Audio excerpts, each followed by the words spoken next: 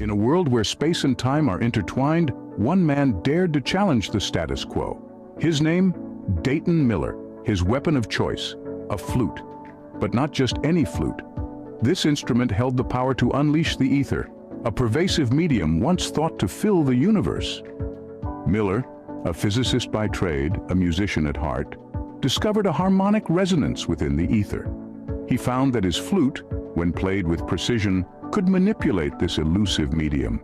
His melodies, a symphony of science, had the potential to shift the very fabric of reality. However, a sinister force lurked in the shadows.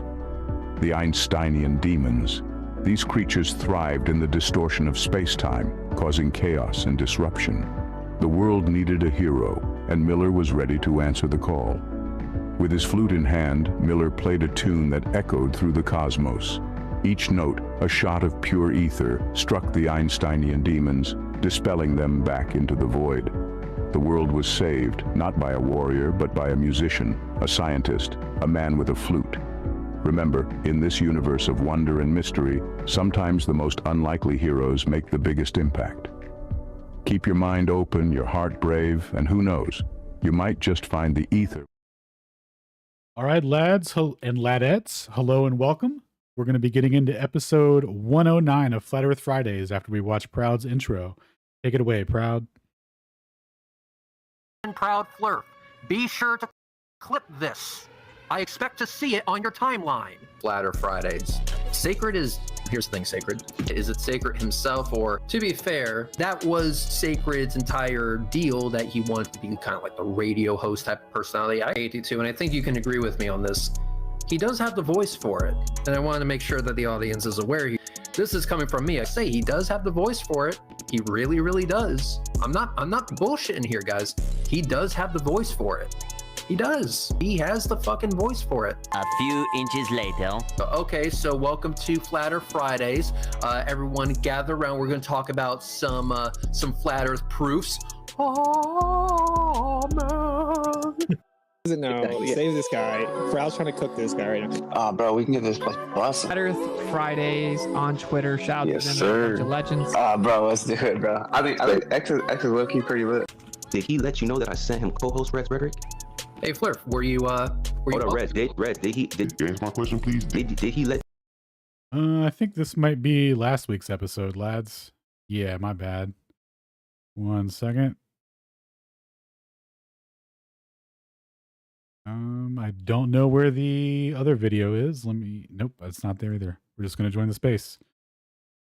On hide for the research. You rely upon priest and pirate like a bird. With your lying blood, preach religion like a church. How should they die? How should they die? Why would they lie? Why would they lie?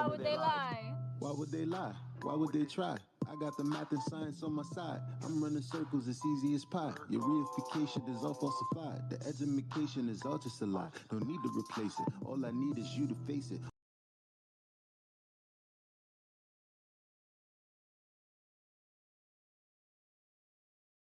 I had a fact of life, a choice of wrong and right that I would never run from. State the truth, defend the youth, and stop the coup. It's just a job that got to get done.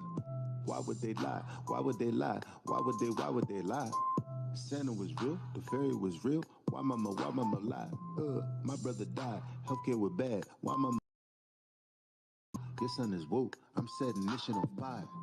Why would they lie? Why would they lie? Why would they lie? Why would they lie? Why would they lie? Why would they lie? Why would they lie? Why would they lie? Why would they lie? Why would they lie? Why would they not? They're plotting to arrive by watching the sky and they know it's a clock. They picking both sides and listed with lies. The people pretend that they pick who they got. The people divide and then they disguise and now they devising a plot. You ask why they lying from behind closed eyelids. You disguising an iris that's lifeless. You're denialist, but this lie is why you're a nihilist. Guess you're lying for the pride then. They enticing the brightest to get deprived in contrived confinement. Lie about what the meaning of life is. Get a degree in a 9-to-5 shift. Only way that you'll survive this. What's that mean? They have to bribe them. Yeah, it's tragic. Their only tactic when the model under attack is asking where a map is. If they lied about the earth, what you even asking? Weaving past them, leaving blasting. Everything you believe is backwards. Occult belief is practice. That's what they achieve in masses. Yeah, it matters. You believe what masses. Massive incoherent magnets have a weak attraction. That's electrostatics. They always invert it backwards. Wonder what's the verdict, pastors? Religious zealots preaching, talking past us. Since a blitz right up the middle. Falsified the radius, you cannot walk right past it. Yeah, they truly think they got the masses, but God's got the backing, so they can't stop what happens. Why would they lie? Why would they lie? Why would they lie? Why would they lie? Why would they lie? Why would they lie? Why would they lie? Why would they lie? Why would they lie? Why would they lie? Why would they lie? Why would they lie? Oh gee. Why would they lie? I'll tell you why. They don't want to see you survive. They don't want to see you get live. Love on your queen till you have you some kids and provide. They don't want to see you revive. Take an L, then come back harder than ever besides. Packing that hammer on side. How can I help it, bro? Second Amendment on mine. They won't label you a felon. That way you can't get your hands on protection. That way they come in and fake an election. If they want Caesar assets, you can't stop or arrest them. That way the hood is simply a reflection of the design that they predestined. If you don't like it, they pop off your top like your last name was Kennedy in Dallas, Texas.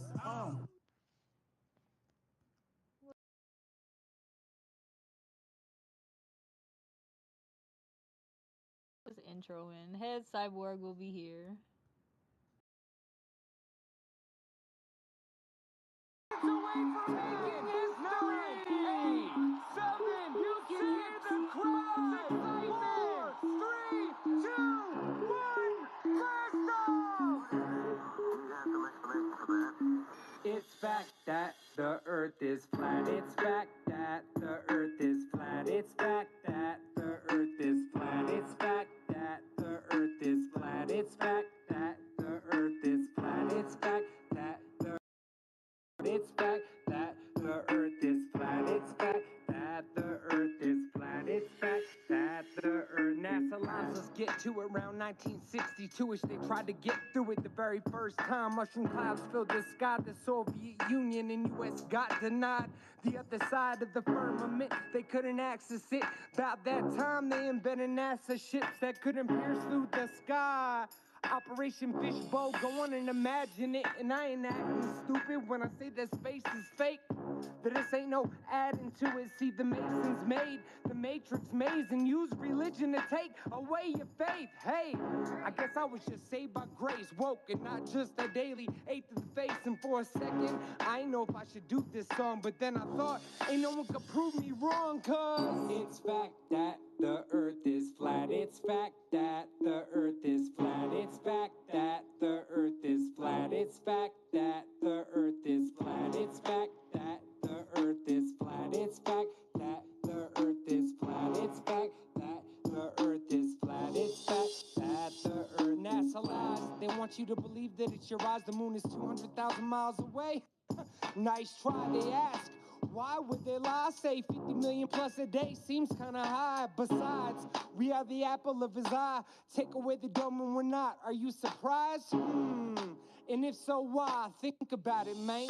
Really a big bang? Then evolution? How could we be stardust? That's as nuts as Isaac Newton. All the research that I've been doing, you could even do if you're blind and stupid. Get a book on tape or YouTube and view it. It all makes sense. They don't want you to see the truth or to believe the truth, cause they believe you don't even need the truth. It's all made up. The elite, they're all in a club, and it's all gonna get worse. They signed it in blood, but in Yah's name, hold faith and trust. So I'm just chilling, trying to tell y'all what's up. Repent.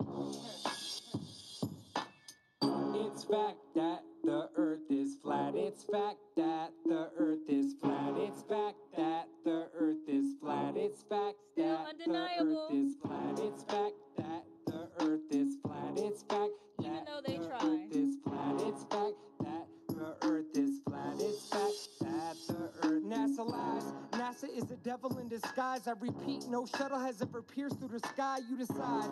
Look at any launch, how they fly sideways, never straight up. Yeah, that would work if the glove wasn't made up. NASA every day gets paid chunks of money for what? Some kids don't even get to eat lunch, disgusting. Some people don't even get to eat nothing. And we're trusting this buildings ain't crumbling as we hurl through space doing 60,000 and something.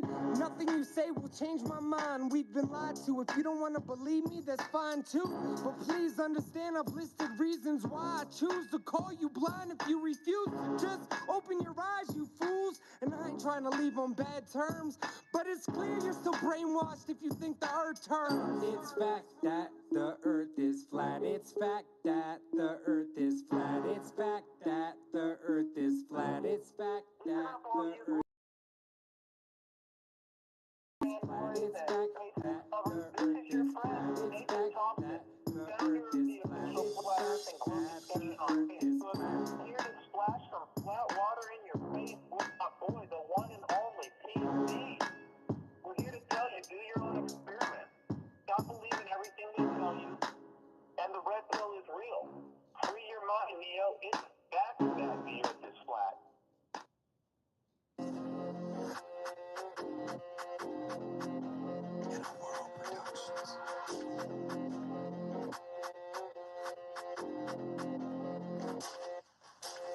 Like the Suburbans, they watching. Back always swerving and stocking. Background the merchants are plotting. They map out the earth like a curtain, we locked in. Like the Suburbans, they watching. Back always swerving and stocking. Background the merchants are plotting. They map out the earth like a curtain, we locked in. 18, 23. Revelation read, nation get a seed. Medicated mean, generate disease. 18, 23. Pharmacy decree, patient get deceived, elimination leaves, taken by the beach, running around with your head chopped off, won't shut it down for the feds, the cops won't dumb it down for the people lost, so sorry, that's your ego, sorry, fun around cause the sky's a clock, won't shut it down unless I get off. To y'all, we can't be stopped. Like the Suburbans, they watching. Back always swerving and stocking. Background the merchants are plotting. They map out the earth like a curtain, we locked in. Like the Suburbans, they watching. Back always swerving and stocking. Background the merchants are plotting. They map out the earth like a curtain, we locked in. 19, 84. Knocking at the door. Should've read George. Food supply absorbed. 19, 84. Fighting to explore what's beyond the shore. Censorship is war. Better bring your sword. Better than veteran. Don't wanna let him in. Ain't got a choice but to let him in. I feel it in the ethers. Coming through the speakers. You're talking to see me speak, but you're not about it. Type of legal confounded. Without so profound. To who do they drown? And I wonder what sound is the perturbation, reverberation. I heard the hate and I swear to fake and absurd debate when people still in the matrix station, waiting for station to say it. Take a debate it, regurgitate it. Like the Suburbans, they watching. Back always swerving and stocking. Background the merchants are plotting. They map out the earth like a curtain, we locked in. Like the Suburbans, they watching. Back always swerving and stocking. Background the merchants are plotting. They map out the earth like a curtain, we locked in.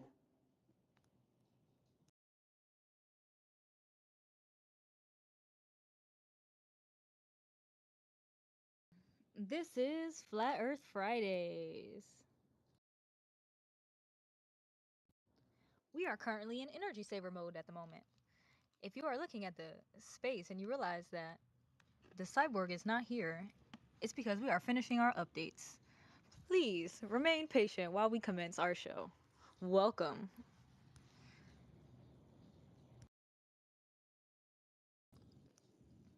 Shout out to the level heads. Shout out to the level heads. I see the gang in here. Y'all deep. Y'all was chilling. Y'all was chilling waiting for us. What's up? What's up? So as you heard, Nane Cyborg is still updating. But that's okay. We can get the games rolling. Shout out to Alan. He's looking bear-tastic. I see Shane in the house. Ban, TM, Ken. Liliana, welcome, welcome. Xavier. I see Chris. I see Ron Boston. He runs circles around the Globers. You guys get it? Circles? Globers? Yeah. Stone, The Secret, Bill. I see Justin. I see Crash Can. Inversion. Rye 79. Welcome. Non-Rev. Zion Lion. Flat Earth Friend.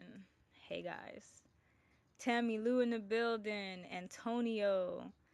Mr. X. Rusty Griggs. I am. Matt, Eric, Keon. Barbara, Dan, Sam, Chris, Flatlads, AI Flooring, Brian Cash, Globe Skeptic, Chris, Trap, Amphibious, Grouper King, Coffee. Oh, hold on, Coffee. Cause I was supposed to. I might have to press you on behalf of the Cyborg. You might actually like me pressing you better than the Cyborg. But yeah, we was wondering who you be bullying on Twitter, and why you decided to change your name to Fe Bully after you came over here. Take that to Clubhouse, man. Come correct.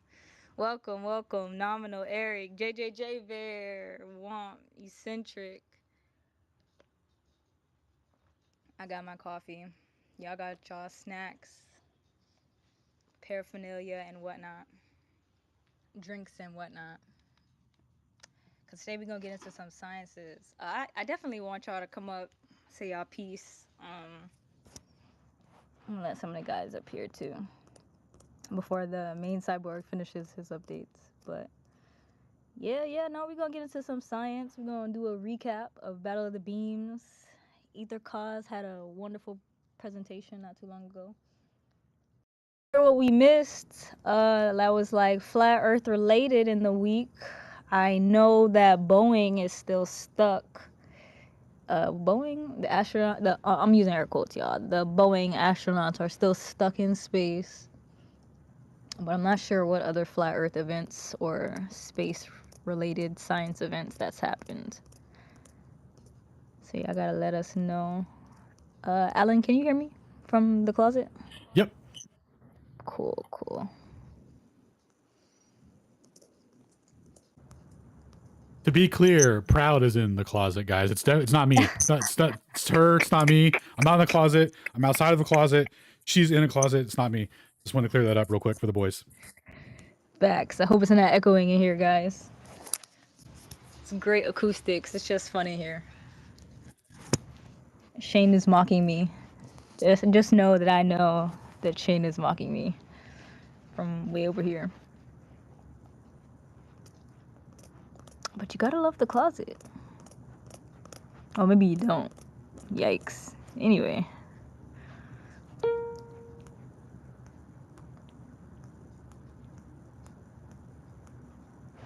gonna have to get my notes.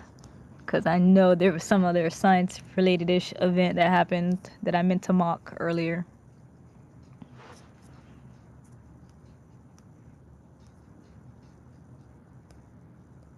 Hey, Ken.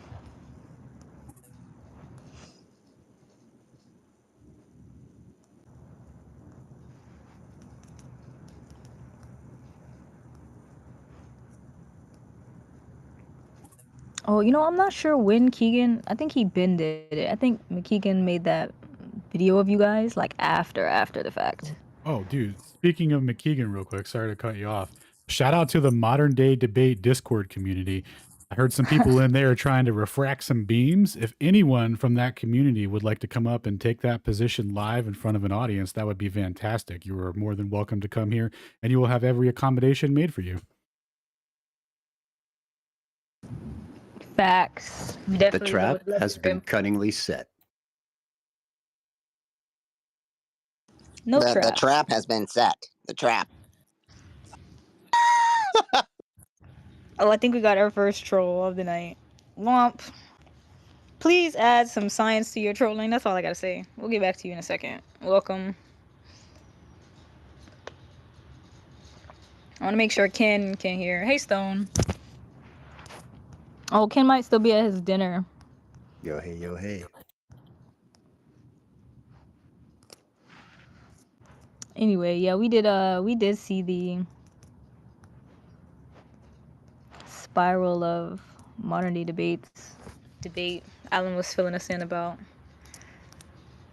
the chat utterly losing their minds about Battle of the Beams. So first it was diffraction, then it's refraction, then it's refraction plus Dave's right, even though all the corrections that were made still prove that it doesn't work on a globe, and it's definitely now solidified as refraction, because how else could it possibly have worked?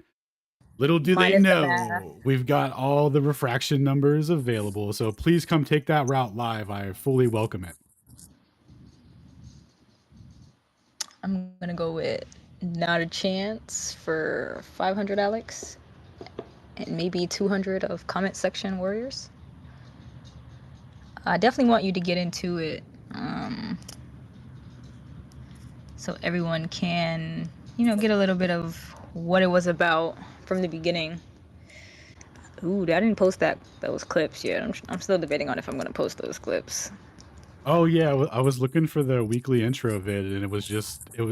I mistakenly clicked last week's, and it was just Reds complimenting Sacred, trying to ask him out on a date or something. And then I realized, oh, that was last week. But I did let it play out a little bit. Then I got tired of hearing Reds talk, so closed it. But I'm still waiting for Head Cyborg. I'm gonna let Head Cyborg post it, and then nice.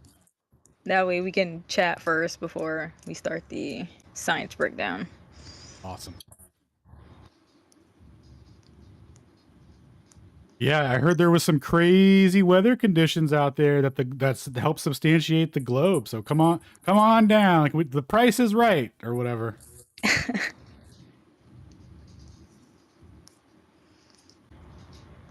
I heard looking at the sky proves the ground.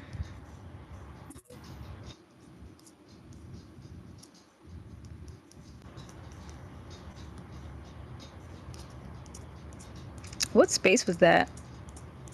You guys were yelling at somebody. I think Shinku was in that space. And he was like trying to gaslight you guys to be like, oh, I'm smarter than I appear.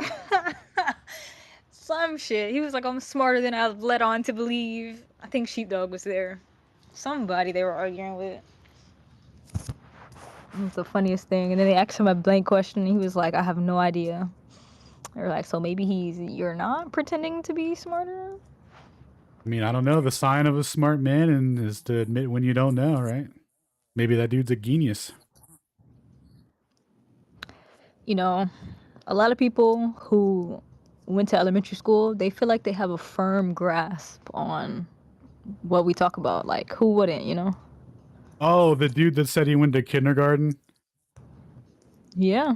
Yeah, that was That's one in of his bio. That's in his bio. So anybody in there with that in their bio, I went to kindergarten.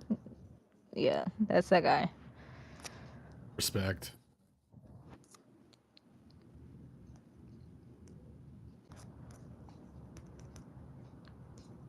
We like an honest, delusional one.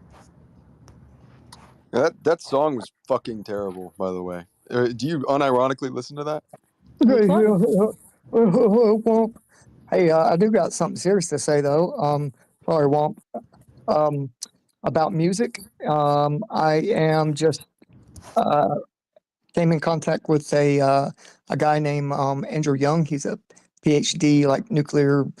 He's got a lot of titles, put it that way, and he does music instrumentals alchemically with the solfeggios and all the good stuff and the whales and the real dope shit, right? So I had really got inspired by one of his tracks right away, and was it that made you? me. Was that your song? And that you sorry, played? sir. Excuse me, sir. I'm not talking to you. I'll talk to you in a second, though. Dang, my throat. Sorry. I'm a little hoarse. But anyway, I wrote a verse rather passionately about abortion, and anybody that wants to add to that or take my lyrics and do something with them, I would love it if we could impact. If a woman is thinking about having an abortion and she's on the fence and she don't have the money or something, or like, I would love to just be like that inspiration through a song or something that would inspire her to make the right choice, right?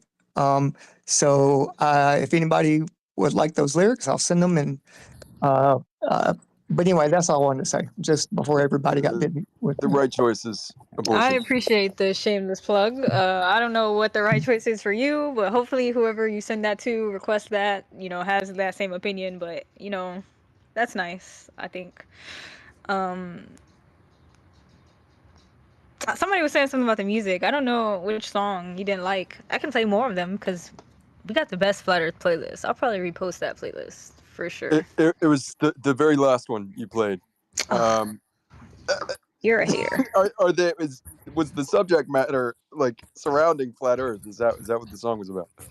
I mean, I think the last one I played was a Witsit I couldn't song. understand a word, so. Okay, so how do you not like something you didn't understand? Is that why you didn't like Because it sounded like shit. That's why. Okay, so biased with no substantiation. Yeah, I'll post a Did you playlist. just tell me I have no substantiation for a subjective opinion on music? What? Hey man, you like it? I love it. I like multiple different like flat Earth songs. It's a whole bunch of them that actually are really good. But that's Witsit songs. Like you could just hate it because you hate Witsit, to be honest with you. But hey, that's your opinion. I'm gonna give it to you.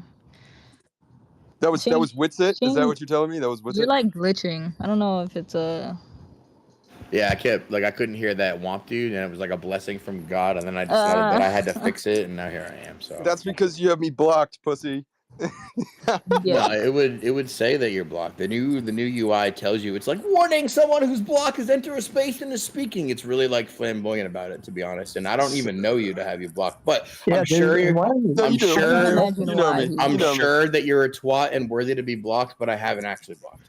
So Nothing you say Hey, can hurt literally anybody. You Hey, know what Womp. you look like, dude, and so do Bro, I. why do you Hey, talk Womp. like that with a Pipe little down. girl profile picture? Why do you Hey, have a little girl Womp. profile picture? Yo, Womp. Before you created this new account today, what's your old account that you lost? I've had this account for a little while. Hello, yeah, but good 20 minutes, I guess. No, Yeah, you can sure. go look at it. You can go look at it. But Oh, we're gonna take time to look at your account. You can be sure of that for sure, buddy. Yeah, right. So yeah, why don't you be honest? Why don't you come up with a little bit of honesty there, guy? What was your account that you lost? Because you obviously just created this one today. I still have my other account. Yeah, and, what's that? Who's that? You gonna be honest? What does it matter? It's Are you gonna be honest about who you are or not? He actually does sound Anti-theist familiar. with a Z It's a instead of what? an S.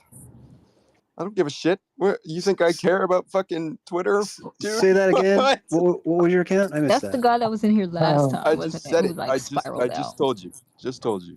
I hope that's your daughter on your profile picture, bro. That's I don't. a little weird.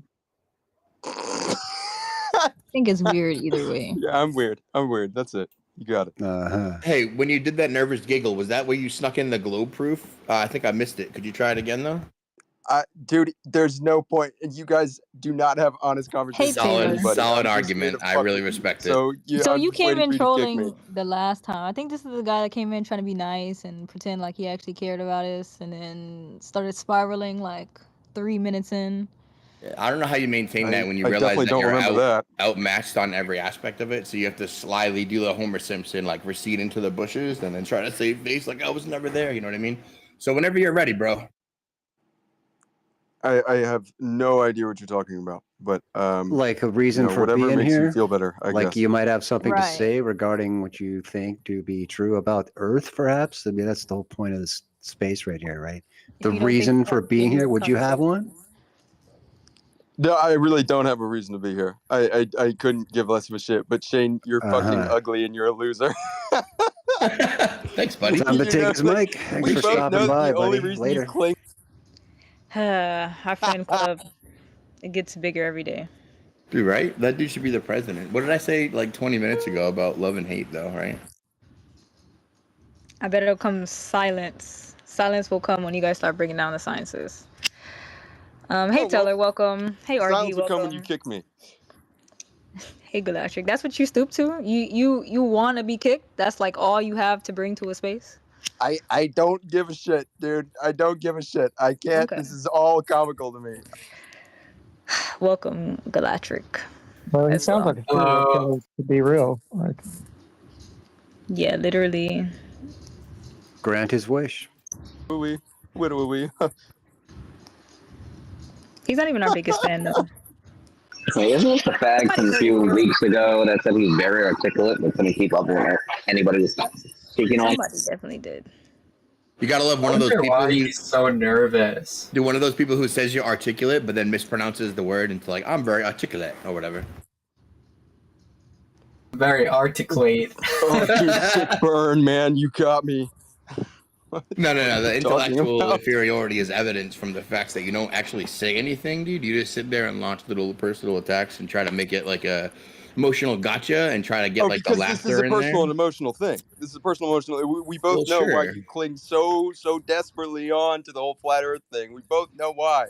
Ooh, is You there an don't have a argument life. You hidden in don't there? have any Enlighten friends. me. You're ugly. Teach me You're something fat. new. You're a loser. You don't have a good job. Your family I'm probably is literally ashamed AI. of you. So There's are you nothing else still in better high to Yeah, these school? two do. came in I'm here to literally You don't have AI. any apologize. Hard hobbies. body. You sit on Twitter all goddamn day. Like you are It's right now. just like I'm gonna sit here and laugh at you. Dude, that's the You best sound globe like evidence such a hurt that I've person. ever Like heard. 9 o'clock on a Friday night. He could be anywhere else, but he's trolling us right now. Are you still in I'm high leaving school, in 30 dude? minutes, but this came up on my Oh, feed. now Are he you has in somewhere to be the? Are in you 30 still minutes, in the guys. 11th grade? Is that the problem here? I thought he was waiting to Nope. get kicked. Cute. Just can't seem to pass that exam, hey guy. Oh, He's so thorough with that his hurts so argument too. bad. You got me, man. He's so thorough. Oh my Fuck. goodness, I'm so impressed, y'all. Like this guy is so awesome. Like I just want to talk great about him. Like his compliments about everybody is just so well addressed. Oh, Like you he, removed like he the knows all of us. Shane that I Like put in the like he's fucking got us all jumbotron. pegged. Why'd you do that? He just knows everybody so well. But anyway, what was his name again? Does he have a name? Womp womp, like womp womp womp. Was that Yeah, it? he's irrelevant. Okay, okay. That's He exactly has it. no He couldn't rebuttal figure out or how to spell science it or 3 nothing. times. Was that RG? That was RG. I just let up dog. Hey, so I was talking with the guy in a space earlier. Peter, I guess the guy, everybody knows him well. It's the first time I really got to talk with him. And the guy you mentioned, Proud, you mentioned his name. He's a Glober, I think. But they were having a real hard time with accepting the observation of like a very tall whale in an ocean. And Okay, that's obscene. yeah, man, that's a little too far. I think Proud Flurf is the person hosting the space he was speaking of yesterday. So I was trying to get him to understand about trying to do the observation in reverse, like instead of being so far away and watching everything kind of compress and it gets real wonky at the bottom first because of the densest part of the atmosphere, right? And so I think I got through to him a little bit about just imagine being right up on the whale and it's everything being in focus and he looks straight forward or down and sees the bottom, looks straight up and sees the top. That's how big it would be right when you're right up on it. And just like every 1,000, 2,000 feet, just take a picture, take a picture, take a picture. And then over that progression of 10 miles or so, instead of asking for another in-depth it was just the same questions basically and the same rebuttal. Of course, I was trying to get him to understand it in reverse, and I think he kind of understood it a little bit there, but he wants to know if he's here right now. I think he was going to ask something like, why does it get so wonky and wobbly at the bottom in the ocean? And I hope I answered it right by saying, you lose the information because the atmosphere gets thicker and thicker as it compresses. That's why it looks so much different at the bottom first and the top. I mean, is that kind of right? I'm trying to get my arguments right, with these kind of things.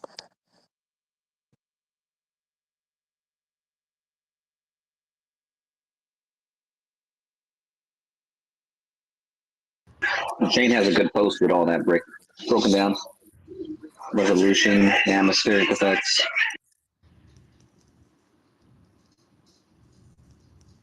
I figured I had it right. He was saying that since Shane wasn't there, that because he was saying that he didn't understand how Shane broke it down.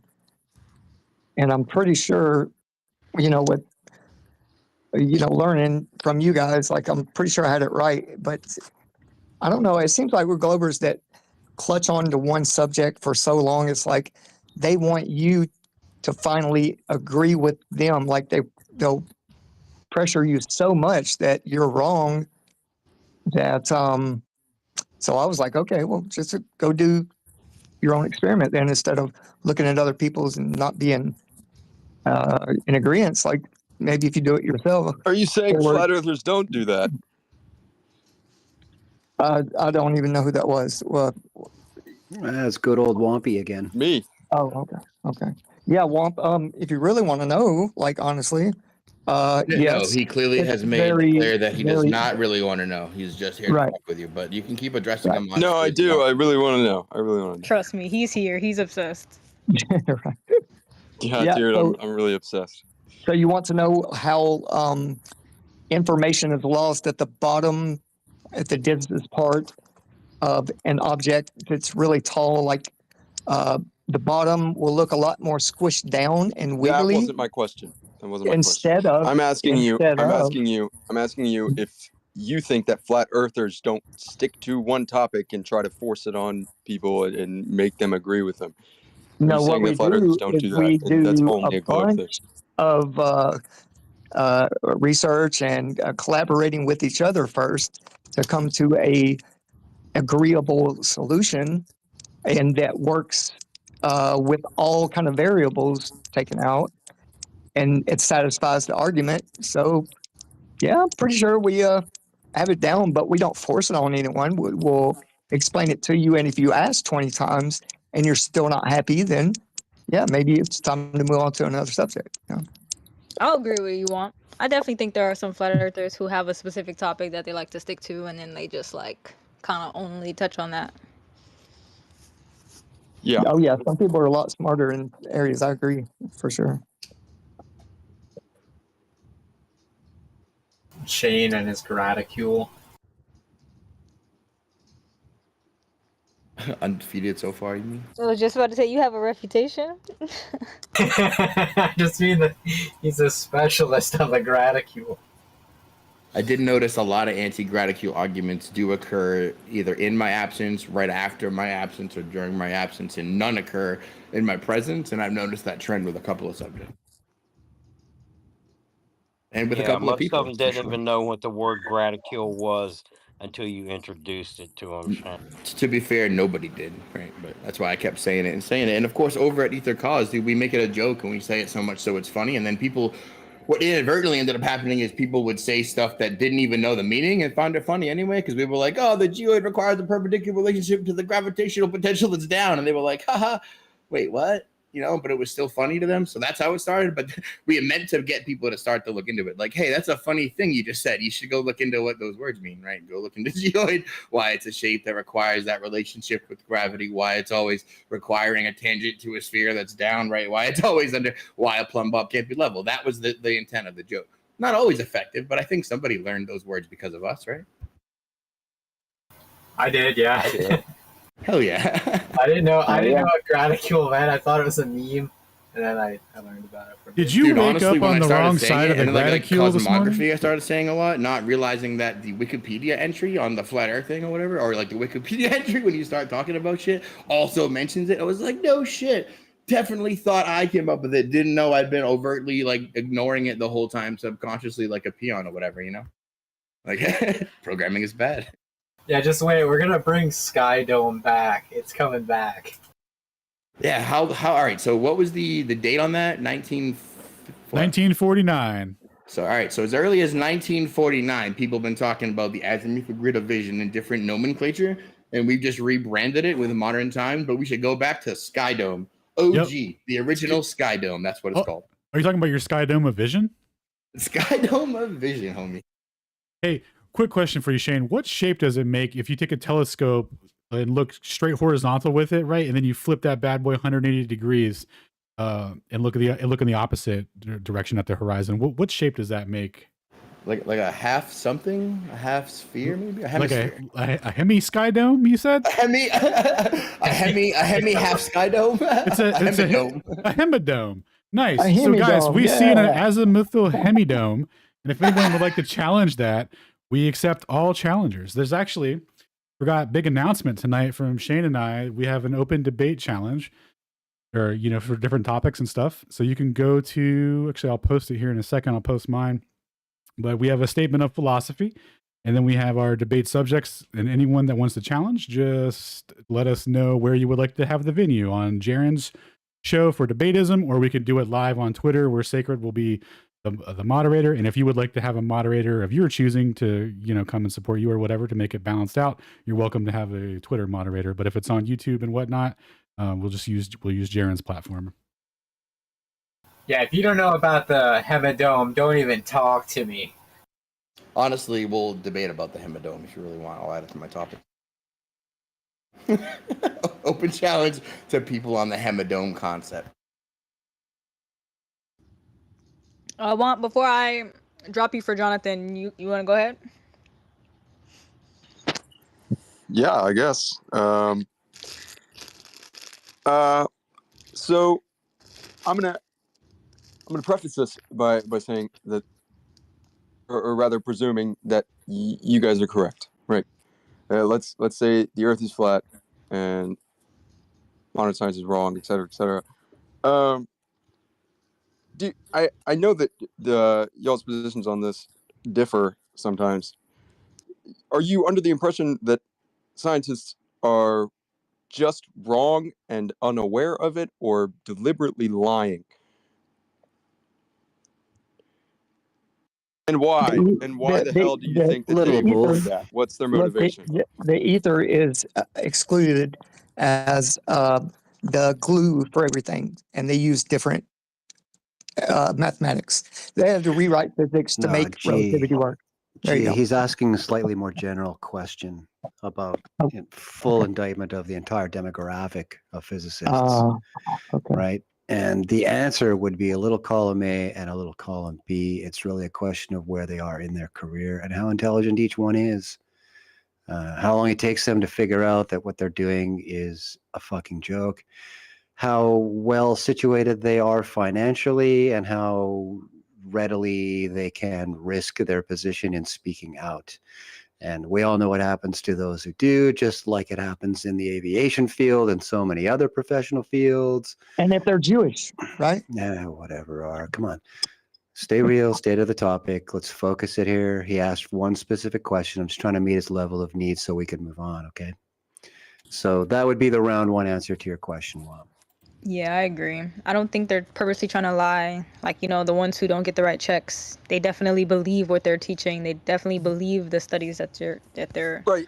I'm more spreading. so speaking about, because I presume that you guys are under the impression that whether it be the government or the quote unquote deep state or whatever you attribute this to, you believe that there's some sort of original lie that's propagated for a purpose. And that's where my qualm is. I'm a little confused as to what I think your analysis your analysis is a little bit on the glib side, that it's not just one lie. It is a massive, intricate web of lies, which is pantopical, the pandiscipline. I've even got one of the people you describe in my family, my immediate family. My sister is a cytogeneticist and has been confronted once or twice in her professional career about just what she actually realizes about her situation and may not have said, and is she working under pretense, etc. And it's amazing watching the emotional desperation come out in her responses. It's all too telling. So, again, you can't be so glib and assume that this is just one lie we're trying to protect here. There are endless numbers of them. Can I reframe this? Because this is not, you're sort of misunderstanding. Just real quick. You have Okay. siblings or kids or anything like that? Younger siblings or anything like that? No. No, there's okay. Only child. So just think of it this way: like when your parents lied to you about Santa Claus, like did they make the conscious decision to just lie about Santa Claus, or did they also lie about the Easter Bunny and monsters under your bed and fairy tales and stuff like that? Like it's not just one lie to deceive you right there in that moment. It's like a gradual thing of ways that they had to steer history to get a certain outcome, if that makes better sense. Yeah, Fairy, that's Ichabod, that Crane, doesn't. I don't everybody. think that's really comparable. And what exactly is the certain outcome that you suppose that? Because here, I'm going to reframe this. You guys believe that we pump billions of dollars into NASA every year, and you guys believe that everything that they're doing is a lie. That they're faking. Everything in space. There's nothing in space. There's a firmament, et cetera, et cetera. Why? What do you think that their goal is there? Because it's not Money comparable to laundering. fairy tales and the tooth fairy, because that's not that's not exactly that. Those two things wouldn't have even remotely the same goal in mind. I mean, to Okay, let me answer your question. appeal to children's imagination Let me versus. answer your question. And the answer is Go ahead. there is untold numbers of people, quote at the top, who don't give a shit about you or me or anybody else or any other plebe, and all they want is what they have. They want to take everything that we have and leave us out of the equation of the life cycle of Earth. I refer to them. I refer to many of them as the death merchants. These are people who would subdue you for their own personal benefit. Okay, who exactly are you speaking about, and what does that really have? Like, how does lying about space? Okay, incredulity. Coincide That with was the sound that made whatsoever? as it went right past his headstone. In case you were, No, it has nothing to do with going right past my head. That has Okay. nothing to do with anything. Come on, buddy. You just Slow it down. argued in favor Slow of it the down. existence of some sort of deep state with evil lizard Calm. people. Well, you didn't say lizard Grab people. your I'm inner not gonna be- calmness. But Embrace the Zen. Become your own Sabaha. galactic Oh my center. God. Whatever it fucking takes. Can you shut up for a sec, Mr. Incredulity? Because it's not getting you anywhere. Okay? It's really you just insulted me and then expected because me to you sit there just because you you're keep asking the misunderstanding. You're either question with no misunderstanding the intent for question hearing or about you're an answer. answering dishonestly. It doesn't make any sense what you're saying. Dishonestly? What the hell are you talking about? I'm Because just talking about I what I said know. either you're misunderstanding or you're being dishonest because you don't really have an answer. Yes, that's what we call Part of incredulity. this quote unquote deep state, what would be their motivation to lie about space and to pump all this money into NASA? What do you mean they just want what they have? What do you mean they'll fuck you over? to launder money. What does Right. lying about So flat Earth have sad. to do with fucking us over? I How don't many get times are you that. gonna ask What it? what would change? Are you done asking it? Well, because I'm Are you trying to done asking give it? you Can like give you a hint. it from a number I of understand your angles. question. Well, I understood your Articulate. question 5 Articulate. minutes ago. You're Articulation. done asking it. You got to be done in order to hear an answer, guy. Now you busy up another orifice on your Right, head but other you than your just mouth, talked okay? through everything I said, so you Because you've been didn't hear a talking the damn same thing. question for 5 straight minutes. I don't need to hear it again. I understand the question. You just need to let me Evidently not, because you gave me an irrelevant answer. answer it. Bro, relax. Bro, relax. Wow. I think it's time to take his mic because incredulity has no value in this. I just want to make There's no sure value in that this we answer forum. his questions to the best of. Thank you. Bro, I'm trying to let you get your questions answered to the best of our abilities, bro. Nobody's saying we know everything, but like you're asking the why would they lie? Who's the deep state type questions? Like, come on, yo. Like, we can give you answers. You're just gonna have to either accept them or don't. Like, this was fun. Welcome Taylor. Welcome Ken. I want to let Ken jump in, then Taylor go ahead, and then I want to hear from Dog. And yeah, I want to keep it rolling. It's 9:30, so after we let everybody chat, maybe we could unlock the Battle of the Beams. Oh, I'm gonna have to check on Head Cyborg. Yeah, we got to see how the head cyborg's doing with the upgrades. Heard Elon's got a new chip coming in. Sacred's gonna have some new processing power available to him. I was just gonna make a quick comment that like there's a coping process, right? And so we cannot get mad at people for like lashing out in a way. That's a really nice take. I'm He gonna was try and here. apply that. He was here, I think it was last week. And he kind of did the same thing. He came in like he was all cool and all friendly. He even complimented us. And then like somebody said something. He just, he just spiraled out like in that same voice, that same tone. And it was just like, okay, bro.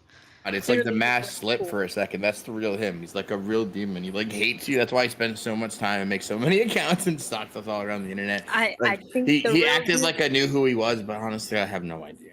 No, he knows exactly who we are. That's why he thinks like we remember talking to him. But no, those type of people, guys, you gotta remember, those type of people, they can't help themselves. Like, the anger, the hate, the frustration, the passion has to come out in some form, way or another. Like, that just shows that they want to be here. Like, keep telling them that they're obsessed and that they want to have the conversation, because they do. The sooner they accept it, the sooner the rage starts to fall away. I like what Taylor said. You wouldn't be mad at somebody who has Stockholm syndrome, right? There's there's a clear issue going on, and you got to be sympathetic to that and empathetic to it. We were on Speaker's Corner last night, and that was a sweet old guy that called and was talking with Jaron. He was saying that he scored movies for a living, and like some really high end movies. He didn't really name any, but he was warning Jaron about, that they were going to get teleported into like a set. That's what they were going to do, and you could teleport 12 people at a time if they're close enough together, like in a plane. And the only way to get out is to walk backwards. So practice walking backwards until you run into the wall of the studio that you're transported to, because you won't be able to tell you're in the studio. There's going to be fake suns and moons. I believed him until I realized at the end, like, there was something seriously off. Like, but man, he had me drawn into it. I thought I was like in a movie score. I'm like, man, this is so interesting. But yeah, as Hey, well. What's up, TM, Ken, Jonathan? How are you guys tonight? What's up, bros? Chilling. What up? What up? Go ahead, Ken. You were next, I think. Yeah. Oh yeah, but womp womp womp took a walk. So I hate that. Why would they lie? And I understand. That's natural for people to say. It's. I'm not saying you're wrong for asking it. I just think it's the wrong question, right? Well, the answer Because is for why? tens of millions of dollars per day, I would lie too. Exactly. So you look at anything. They lied about the Gulf of Tonkin. Why? To get us into the Vietnam War. Why? Because it's a big cash cow. The American public's paying for the war, and they're dropping lots of bombs and doing all kind of. It's big money for big industries, and even into the modern era. Weapons of mass destruction in Iraq. That weren't there. Everything about that war was a lie. The whole idea was to get into that war. And we spent billions upon billions upon billions of dollars fighting that war for years and years. And, they lied to you about everything. Muammar Gaddafi, oh, he's this big terrorist guy. He was actually one of the best people in the world at the time, looking out for Africa and, actually doing really good things for Africa. And, but what was his crime? That he was a terrorist? No. It was because he was going to go with the gold backed dinar over the petrodollar. Well, we can't have that. The powers that be use the petrodollar to make their fortunes while they're, ripping off other countries. So we had to kill him. And so why would they lie? Well, money, greed, power. They're not going to give it up. But why do I have to have a motive? I don't need to know someone's motive to know that they're lying. If you know they're lying, they're lying. Just it bothered me, but he's gone anyway. I personally love that question. I love explaining it. I'll explain it forever. It just makes so much sense. There's so many reasons why they would deceive us, perpetuate a lie, like create a narrative. There's so many ways that they have already. It just makes no sense to be so against it. Like, I get it. The mass population seems like a lot, but like, if not us, then who? Why you open my mic? Yeah, that's a I good do not have the question. power to open your mic, Cly. If you are on a PC, then I sent you a probably message. can't mute. Yeah, I sent you a message. Yes, for just how how you how you feel that and what you will do. Yes, Oh my I god. sent to you. This is gonna be terrible. I have a premonition. If you, I second can I that. can I Go speak? ahead. Yeah, go Can I, ahead. Try again. can I speak? Yeah, Can I I can vote speak. no? Can I vote no for anyone? Is anyone gonna? All right, cool. My friend, can I You speak? you might have to type it to me, Clyde, but you can try. Yeah. So can I speak because this guy always cut me. Who? So can I speak? Send it, Yeah, big take your dog. time, man. Okay. Okay. My name is Thomas. I'm not Clyde Barrow. My name is Thomas. Okay. I sent a message to um, the Pride woman, and I said this exactly. Yeah, exactly. Huh? But it was experience. Yes. Hey, don't cut me. I want to finish what I said. So I said, oh, I don't remember, but I say like, okay, if you don't give it to me, the blah blah blah. I'm French. I'm sorry. I hack you. It's very provocation. Yes. And you know what? This guy or this girl, give it to me. The blah blah blah. I can speak to you. First, for the shut up. RG, just let him Shut talk. up, my friend, please. For the philosophical, So I'm looking at your DM now. It's a little incoherent, but you said there's a language philosophical, barrier. philosophical. If I It was, can't it was a speak code. you, I'll be No, hacked. it was a code. It was a joke. So was that a threat, Clive? Or are Hey, you trying to walk that back now? philosophically, it was. I don't like that.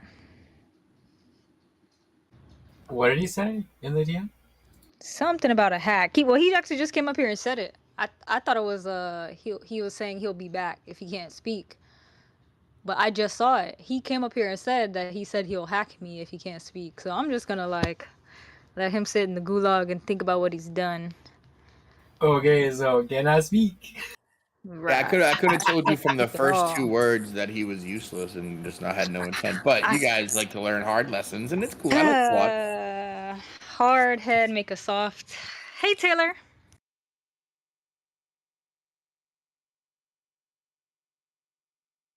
I'm sorry. Oh yeah, I remember what I was gonna say. I was just gonna ask that guy that was talking about everybody being deceived. Like, does he think that they've always been honest about everything? I mean, many people say the election was stolen. Well, that nobody spoke out really, and the people that did speak out got completely silenced. And like think about many other things. Like I don't know if he believes the COVID vaccine was legit or not, but think about that was a worldwide deception in some people's eyes. Like many things, like these wars, these history books. I personally, I believe in the Bible, and I think the giants are legit, and I think that they've been hiding that for a long time, and that takes a worldwide effort to, come together and agree that that just never happened and to never talk about it. So there's many examples that you can give to help these people understand that, like, the government's not always honest, and they all work together because, it's like the same groups that own everything, and there's like I don't know, there you can look into many things about the banking system and just how they silence everybody. So there's a lot of things there to look into if somebody thinks that they're always honest. I think they make it this like massive thing, this massive scale thing. But there was a guy in one of the Discord servers talking about how he was giving out vaccines, and if there was a child, they need parental consent. And his higher ups told him like, "Oh yeah, for those children, we're not going to need parental consent. You can just give them vaccines." And he wouldn't do it because he didn't want to be like held liable. but there's plenty of people who just do it. I mean, the government sprayed people with DDT. You can look up videos on YouTube about this happy, joyous thing of spraying kids in a swimming pool or kids on their front lawn with DDT. Were they in on the poisoning? No, Well, they like, probably weren't. but it's more about that staircase of disbelief thing, right? Like the main thing that separates us from the Globers isn't actually the shape. I say it all the time. It's that one side of us knows that like a specific group of people have seized control of like the education system, manufacturing, media control, broadcasting, you know, and military industrial complex, and are wielding it against the benefit of the many to the financial benefit of the very select few. And one of us, and one side of us thinks that's a whole bunch of bullshit, right? So once you go through that path, like you're more willing to accept the next step. Like once you understand JFK didn't die from a magic bullet from one lone nut who had all the interest against the massive industrial complex from the CIA who actually killed him. And then you go to like, oh, maybe 2 planes didn't take down 3 towers and they, to the best benefit of the government, which launched the next war. It actually had the pre-written Patriot Act from what's called Joe Biden. Okay. Well, then maybe COVID isn't specifically a plague meant to kill mankind. Can't come out of a lab with monkeys, right? Maybe. And then you got to keep stacking them. And that's how incredulity ends up with us knowing a whole bunch of shit that they don't, right? Yeah, and I That's actually read this almost paper. I read this paper the other day about, who is a flat earther. And the paper did a study in a university. I think it was in I can't remember what country it was in, but I can try to find after I finish taking a shower. Sorry. Um, okay, so basically, what the study said was that it's not the lack of intelligence that makes people like flat earthers. It's the distrust in authorities that does. And it said in the study at this university in a different country that like basically 20 to 30% of the students there were skeptical about the shape of the earth. So, and just the conclusion of the study wasn't really that there were a lack of intelligence that believed in this, but a lack of trust in the authorities. Well said. Once the facade drops, that's a huge part of it. for me. I think it's a mixture of my low IQ and distrust in authority. It's a Well, little that's combination I of put both. I put a couple of posts up, I think, of me answering that question of why the lie, right? And like, but it breaks down once you go through it. It's like, oh, well, no globe, no rotation, no motion, no orbit, no gravity, no heliocentrism, back to geocentrism, back to God, no Big Bang, no like Darwinism, no evolution, no missing link, right to intelligent design, right to that unique, or human, divine, and intelligent at the center of everything. God's a creator. Oh my God, God's real. That's it, right? That's why it's important because all those dominoes fall right away. Yeah, I don't agree with thinking you have to be some type of Einstein intelligence to like understand this stuff. I think that's the stigma that they put on you to make you feel like to sway you from not looking into it. Yeah, that's the weight of the state and the majority consensus to tell you that you're too dumb to understand why all the smart people say that it works. Did somebody say Einstein? You're no Einstein, dude. I see it in culture all the time. It's so funny. It's just funny you should mention that, and the timing where I have actually just posted on my own Twitter timeline the link to the video I just produced on Einstein. It's a quick couple of thoughts about Einstein. It's about 7.5 minutes long. Nice. You can find it on BitChute. You can find a nice high-res version of it on my very own channel on Telegram. But I strongly recommend y'all watch that. It's a brainful. And it lays it down. It tells you exactly what relativity is not.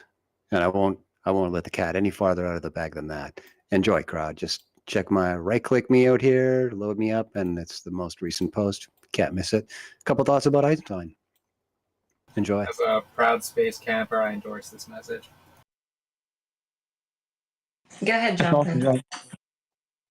Oh, go ahead. Yeah, go ahead. Hey guys, how's it going? Good. I raised my hand because I wanted to give my 2 cents on why some people might be attracted to the flat Earth movement, and I heard a lot of things said that I agree with, and yeah, I can see why someone who hasn't really looked into it a whole lot, either one way or another, would see what a bunch of clowns our politicians are, and just, oh my gosh, everybody all the way up to the top, just the incompetence, just the silliness and the nefarious, it's just disgusting. I mean, the whole scene. and it makes you not so proud to be a part of it all. And so, but anyway, and the Professor Daves out there, they're just such jerks. And I've always had a certain kind of disdain for scientists who say we know. Well, we know that so many millions of years ago. Well, we know that this and that, and it's just they're so smug and they're so yeah, I totally get it. And I don't accept what they say about millions of years. I don't accept what they say about the life and death of stars. I know what my Bible says, and that is that God created the stars. And I do believe stars may die and blow up, or supernova. I mean, anybody can buy a telescope and put long exposure on the sky and see some of these planetary nebula that have been documented to have grown from an actual observed explosion at some point in the past where there was once a star there. So like I believe certain things, but some things I don't. And I feel like, I don't have to just believe what you guys believe. And so to the extent that somebody has not looked into things regarding space is, to me, the extent to which they're open now to other forms of belief, just because of what a bunch of clowns these people in authority are. And so it's really unfortunate because, it is good to have a society where there's trust and we have a fabric that kind of holds us all together. But unfortunately, that fabric is just being lit on fire by the nutcases and frankly, satanic, just liars, God-hating liars that are destroying our institutions from the inside out. And so I'm of the feeling that the things that I investigated from a very early age, from having a dad that was an engineer, and I was a wealth of just knowledge and a way to kind of satisfy my hunger for knowledge. I asked him all kinds of questions as a young kid, and then I wanted to sort of understand it myself. And so, to me, I think there's certain concepts where I'm too far gone in a certain sense. Like I don't want to say it because hold on.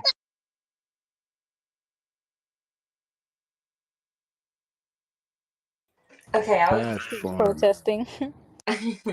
Bad form. I was just gonna add on to that, like the institutions definitely do, obviously lie.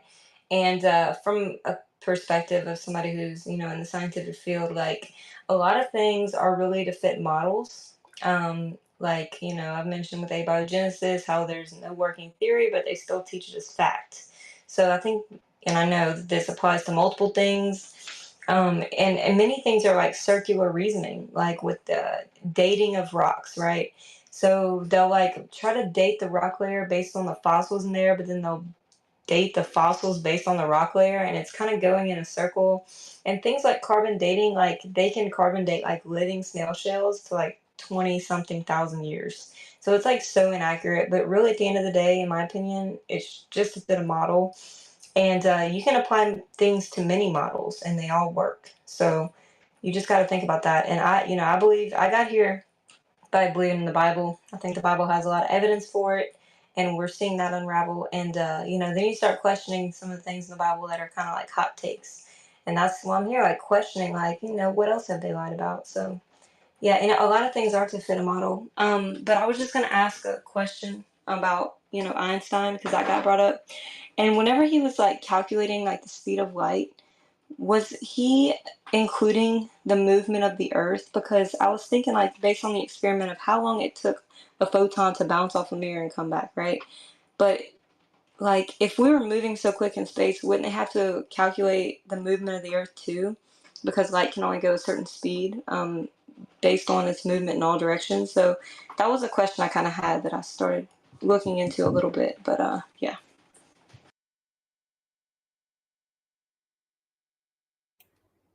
Well, that's what all those interferometric experiments 125 years ago were all about. And it's something the mainstream chose to turn on the blinders regarding and then move towards Mach and Einstein and the rest of the gang from there on out about relativity in trying to devise mathematical ways to, quote, prove to you that the speed of light is being measured as isotropic, and it never was. That's the whole point of Michelson-Morley forward, everybody else after, all the way through Wang and Galev now. What they're doing is they're telling you that not only is light speed anisotropic, there is variability of that speed, and it is somewhat based on a sidereal influence. And all of these facts serve to utterly destroy the mainstream model of current understanding of physics, quote, again, which is why you won't see them embrace it. And they will tell you all kinds of other lies and misrepresent history in order to back up and reify what they're trying to assert.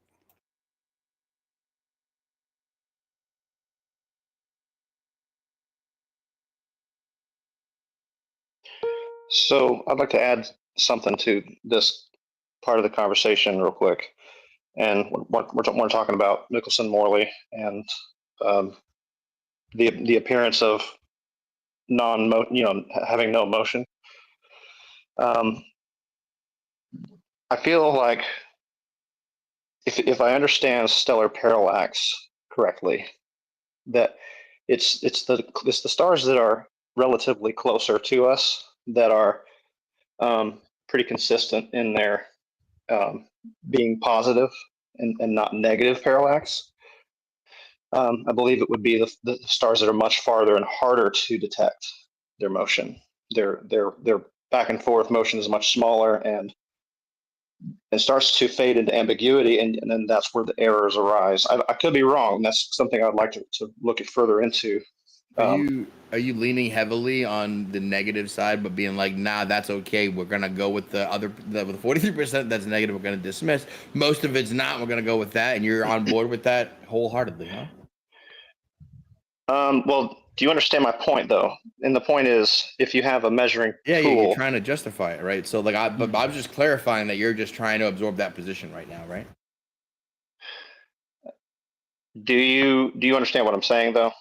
It's if you have a measuring device that goes down to I got many you. tick marks. Yeah.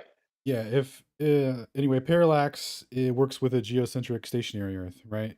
You just invert the triangle to the sky instead of having it be the baseline due to the orbit. It's completely equivalent. It doesn't offer you any explanatory power. That's why the actual good argument for heliocentrism would be stellar aberration, right? That at least has a ratio against the speed of light that's 30, that gives you 30 kilometers a second. And that leads into Airy's failure and Arago and all of that, which is the bit which then led to Michelson-Morley, which puts us right back to square one, because that was the purpose of Airy's failure, to determine if the sky was moving or if we were moving. I really want to understand that more. It's hard to find time to really dedicate and put my face in some literature and really get a grasp of what he was after, what ether drift is, or what how they conceived of it. Something about ether being embedded in matter or partially embedded. We can go through like 10 questions at some point. I was gonna say, I can give you a quick TLDR. I don't know what TLDR means, but yeah, go ahead. Just like a short summary.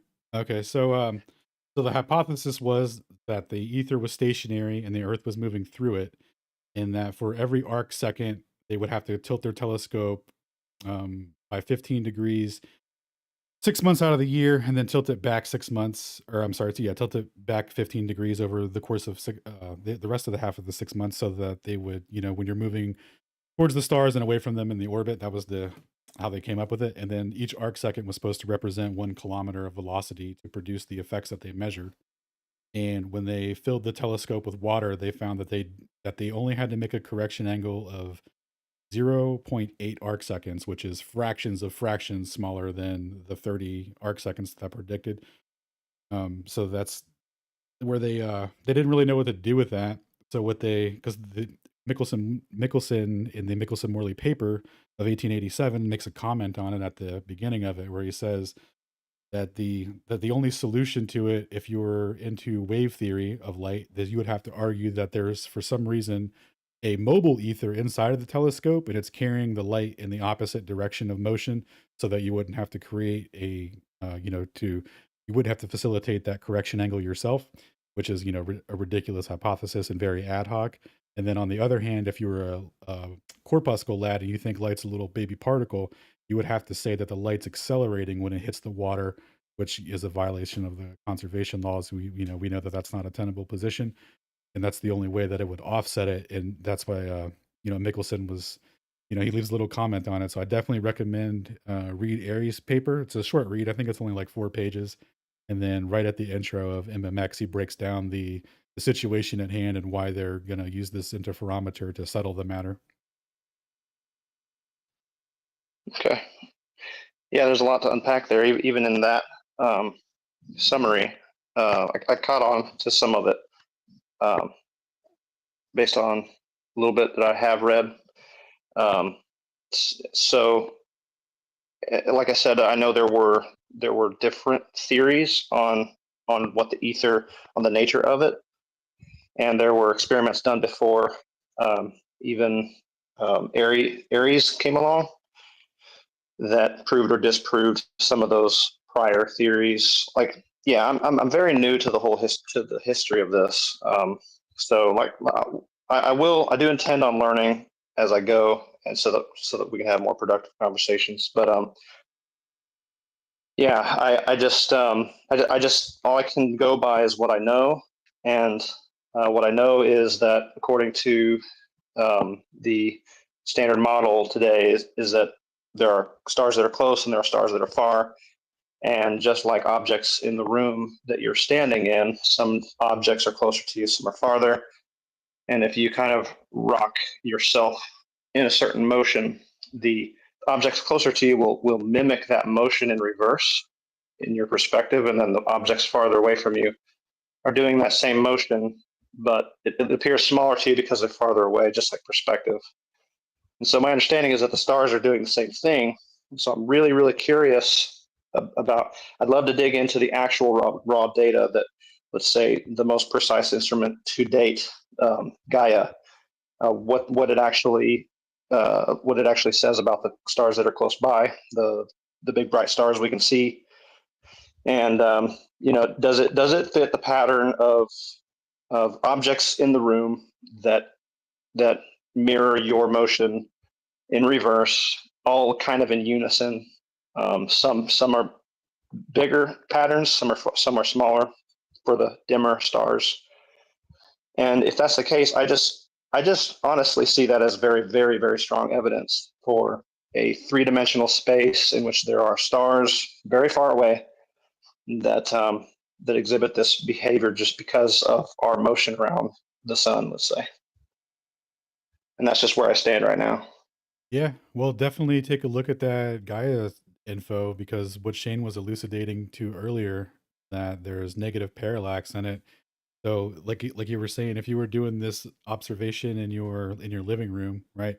If you started taking measurements of the displacement, based off of your direction of motion, and it was actually going in the opposite direction of your prediction, you would be like, your conclusion would have to be that your motion isn't the causal mechanism for it, right? Because that's, it could only be displaced in a certain direction if you were the cause of it. So what they actually found was, what was it, 47% of them or 43%, something like that, in the northern hemi had negative parallax, and also the same for the south. And then this is on the backbone, or the back of a bunch of history of negative parallax and how to deal with it. I can send you some stuff from the Dearborn Observatory from the 30s, I think it was, or the 40s. And it's basically they were like, look, guys, here's how we deal with negative parallax. Our boy, what's his name? The vacuum cleaner guy. Dyson? Dyson, yes, thank you, sir. Frank Dyson Watson, he was their mathematical fixer. He came up with a way to zero that out.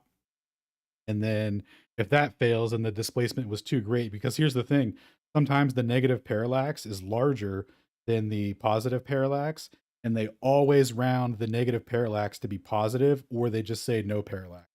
But they'll literally turn a larger, negative, right? So like they argue margin of error and all these kinds of things, but it's like the negative parallax exceeds what you even measure for the positive, and you still flip it. So that like there's no objectivity to it, and I think when you look into that, it'll be pretty eye opening. I'll send you a DM of the resources. Thank you. And yeah, send me the DM. I'll look at it. Definitely, if in the data there's a star or number of stars out there that are well within the resolution of the instrument, that are just swinging back and forth in a nice big pattern, and it's straight up negative parallax. That'll be very, very, very interesting to me.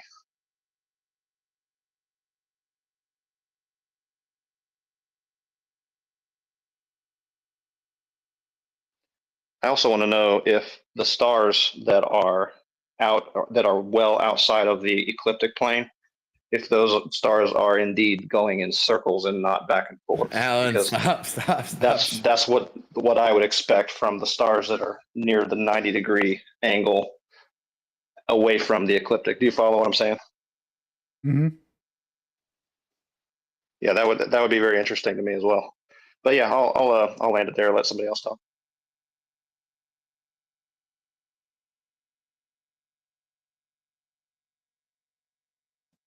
Hey guys, I got a quick question. Sorry, let me clear my throat. I just drank all my berry juice that I juiced earlier. Strawberries, blueberries. Hey, when you're blackberries. done, would you mind dropping down so we can give Pizio a mic? Sure. Yeah, absolutely. Much appreciated. Oh, you're welcome. This is just kind of a general question. It's kind of asking what he was asking, but let's pretend that, say, everything's a lot closer, a lot denser, a lot more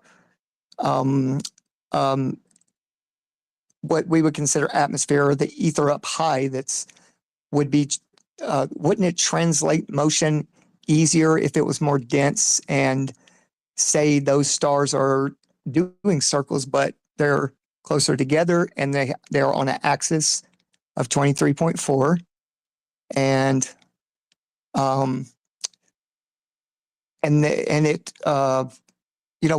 what ratio would we need it to be to work for what we see? I guess you would say, like, kind of how you mapped out the things, Shane, in that aspect of like how close would things need to be to get that drift and it gets stronger as you go up in elevation. It's more noticeable in the telescope, or you wouldn't have to tip it so much. Just things like that. Could you help me understand a little better? That way I can argue it better if, or talk to people more about it in public, and stuff. I'm trying to learn a little bit more. But thank you, man. Yo, good evening. Reporting live from the Globey headquarters. Hold on, King Louie. Give me a second. RG, that question was for Shane. Just anybody really that can add to it and help newer people that come along that I would need to kind of have this info readily available, because I wouldn't know. I know we would still have to be making assumptions or just approximate kind of answers, but the closer we get, the more over time we can add to these new models and stuff. But yeah, that was kind of a long question, but yeah, appreciate it. I'm gonna step down. RG, can you hear me? God, is that you? I'm joking. Yeah. Okay, I'm glad you can hear me. So think of it like this, all right? Light travels at a certain speed. We will call it c, okay? Now, every fluid, every material that light travels through will slow it down by a certain amount. Now, air Air barely slows light down at all. It still travels like 99.9% of its speed in air. But something like water will slow down light quite a bit because water is very thick. So if you got a telescope, let's imagine that you are pointing your telescope straight up at a star, okay? Now, when you look at that star, you're not looking at an object, you're looking at the light that's traveling into your telescope, right? Tracking so far?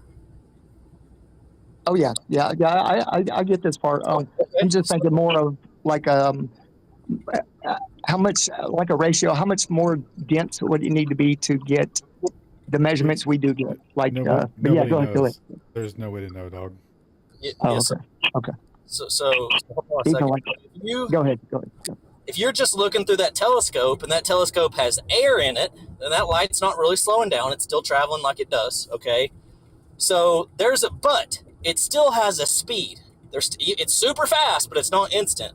So it will take a certain amount of time for that light to go from the far end of your telescope all the way through it to reach your eyepiece. It'll be like a fraction of a second, but it'll take a little bit of time. Now, if I put water in that telescope, it will take a little bit longer than it did before for the light to go through the far end all the way through it and reach the eyepiece. So here's the idea. If Earth is moving through the universe at 1,000,000 miles an hour, 66,000 around the sun and 500,000 with the sun, and then the galaxy's traveling at, 1,000,000 or whatever. If it's traveling through the universe at 1,000,000 miles an hour, then that means that during the time that the light is inside the telescope will move horizontally because it's riding on the back of the Earth through the universe. So that will cause you to have to tilt the telescope just a tiny, tiny hair to see the star. But if we put water in the telescope, then the light has slowed down. It will take an even longer amount of time. That means that's that much further that the telescope moves horizontally while it rides on the back of the Earth. So if you put water on the telescope, if the Earth is moving 1,000,000 miles an hour through space, then because of the water, you will have to tilt the telescope ahead of the star just a little bit so that you will still see it centered in your telescope. If the Earth is not moving, however, then the light will still come in at approximately the same angle. This is why they proposed Airy's failure as a test for proving the motion of the Earth and the amount that you would need to tilt, among other things. They had a prediction based on the proposed velocity. They knew the refractive index of water, and they thought the velocity the Earth was moving. And so by using these numbers, they used the velocity around the sun, but by using this number, they could plug it in and say, okay, this will be the time difference because of the water, and based on that time difference, this is how much more we would have to tilt it. And when they actually performed the test, it failed because they found they didn't have to actually tilt it. Does that make sense? Proving that because they didn't have to tilt it, it implied the Earth was not moving after all. Yeah, you did a great job explaining it, bro. I didn't have the heart to stop you because, I know all this. I just I guess my question was phrased wrong, maybe. I'm just gonna yeah. Thank you for explaining that though. I appreciate it, buddy. You said PZO. All right. Yeah, piezo. Sorry if I didn't answer your question. I thought that you were. No, you did. No. I knew about that part. I was just wondering, like, if we have like any kind of math that would, could we get the denseness of like the most upper layer of our atmosphere where I think it's, things are in a superposition, like like locked, like just locked in place there, and they do their circles. And I didn't know if we could, they know their model, like this huge universe, but I think it's a lot smaller, more dense. And I was wondering if we had a better way to calculate or ratio the fluids and stuff that maybe we could tell better if we just approximately, like if the stars are turning at a certain speed or rate in this type of fluid, say it's like an ether fluid. Yeah, and that Ooh, slight somebody got negative feedback. Yeah. So Pizio, just stop. Just stop. Sorry. Try that again.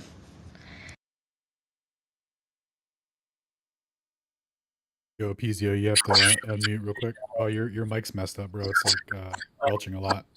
can you hear me now? Is it any better now? Perfect. Okay. So what I was saying was about measurements and like knowing.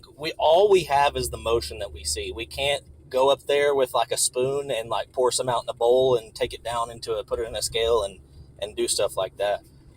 That's kind of like actually our main position is that it's nearly impossible. We don't know if it's truly impossible. We just know to our current technical limitations that we have publicly available to us, it's not possible to know the dynamic constituents of what's up there. That's why everything is just based on observations of motion, based on light, angular size, and periodicity, and things like that.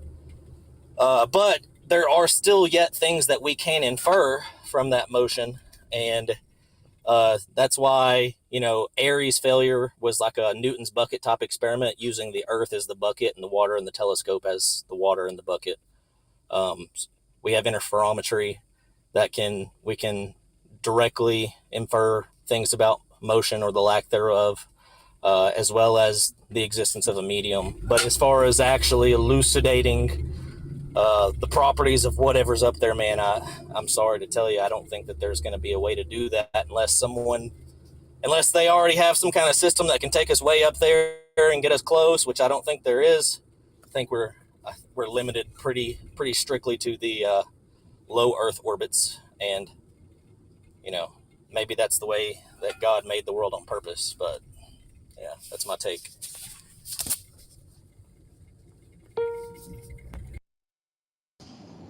I'm gonna let you guys chime in, but then I want to get to Liliana and I want to let King jump in, and then we're gonna let the breakdown commence.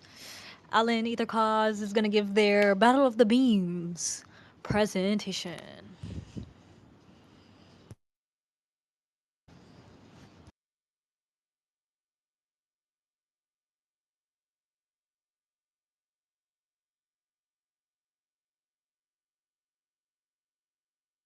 You know what they say about beams that cross?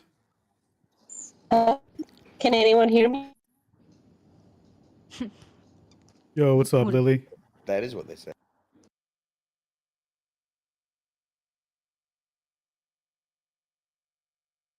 Oh yeah, let me set that joke up again real quick. You know what they say about crossing beams?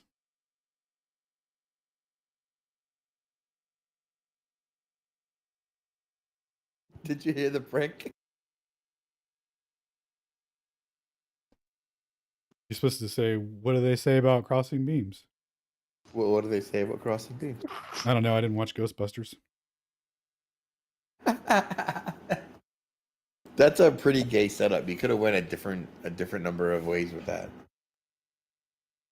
I know, Yeah, but I chose this one specifically. We're working on it, guys. Yeah, that was pretty open ended. You had many options, yet you went with Ghostbusters. It's the only reference of where they gave guidance on beam crossing. That's not true.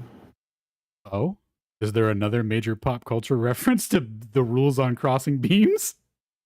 There is, but we can pass and go to the next thing. Well, hold on. This is all right. Okay, sidebar. All right, what's up, Lily? Lily, do you know anything about beam crossing? Let's get an objective third party into this. It sounds gay. Ken called it. Sorry. Honestly, I don't know. Okay. How about some World My War turn to speak? II? It's not slander beams crossing. There's nothing wrong with that. If your beams touch, hey, more power to you. I'm sorry, we keep interrupting Lily. Go ahead. So, I don't know anything about You are not Lily. the touching of. Oh, Lily. I thought you said Louis. My bad, love. Oh. Oh, that's pretty close though. Yeah, he's right. He's right. Okay, sorry. Sorry, I lost sound for a bit, so I hope I'm not interrupting anything. Anyways, yeah, actually, I kind of wanted to go back to that guy who asked why would they lie, because that's a really great question, you know. And honestly, like I think most of my life I used to like I've always been aware that the big pharma is just all bunk and you know the politicians are all liars. I mean, I knew the basics, right? And so I always used to think that, oh, they're just doing it for the money, or maybe they just want power. But honestly, like I think since becoming a flat earther and getting red pilled all around and all that, I have understood that there is way more evil than I even ever suspected before. Like I think I was very naive into thinking in thinking that you know there's just some evil people and that was it. But I didn't realize the extent of the evil. And I think what I have understood in the last couple of years is that there's literal demons who want to upset everything beautiful that God has created. Like that is their goal. And so they want to upset the plant world, you know, the animal world. They want to upset the human world. They want to lie as much as they can. I mean, they're bound. They just are like determined to just destroy as much beauty and balance and harmony as possible and just make this whole world just everything opposite of what God designed it to be, you know. And I feel that, you know, God designed this world and desired that there would be a lot of beauty and harmony and everything wonderful.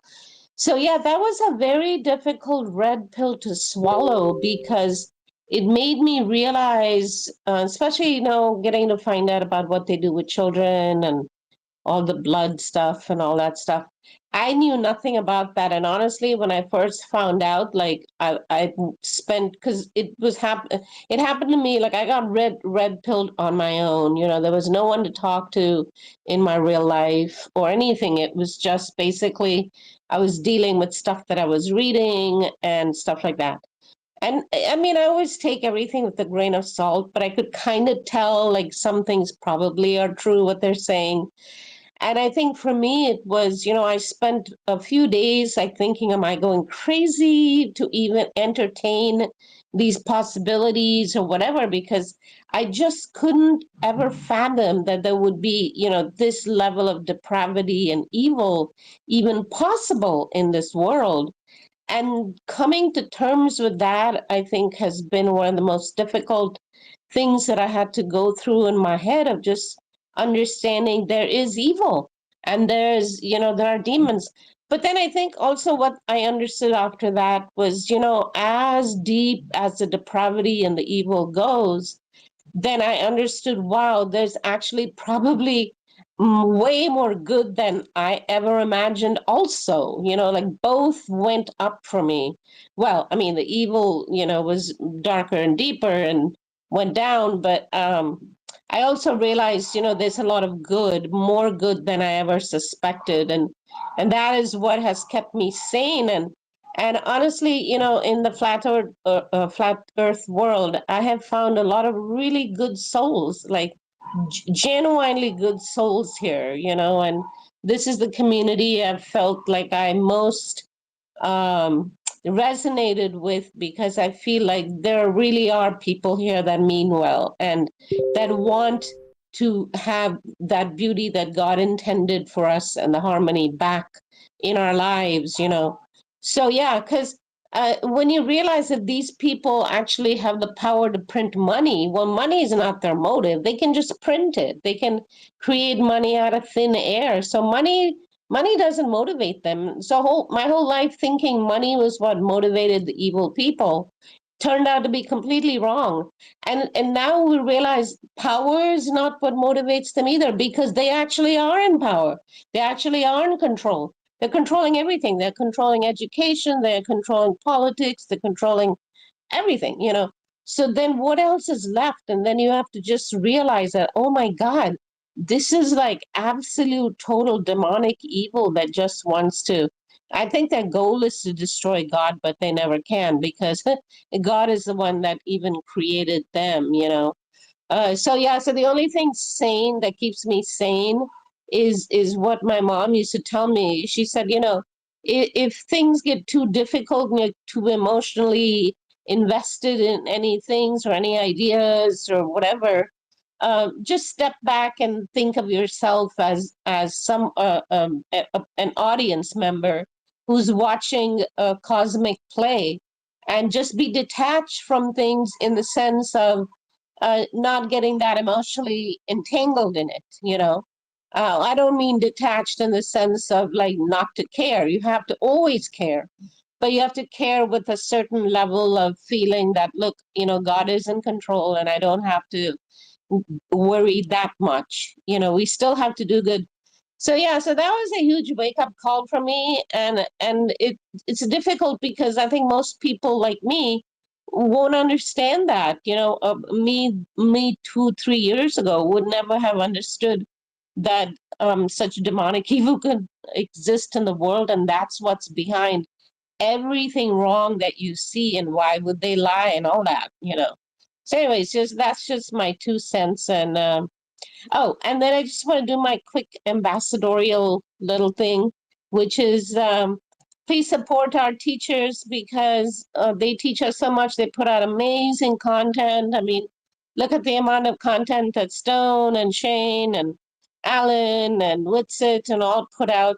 So for anyone that's new or might listen to it later who's not aware of it, we have the 5 teachers. I'll post their links, their account names in the purple pill in a few minutes. But they are Shane, Alan, Stone, Whitsit, and Toby.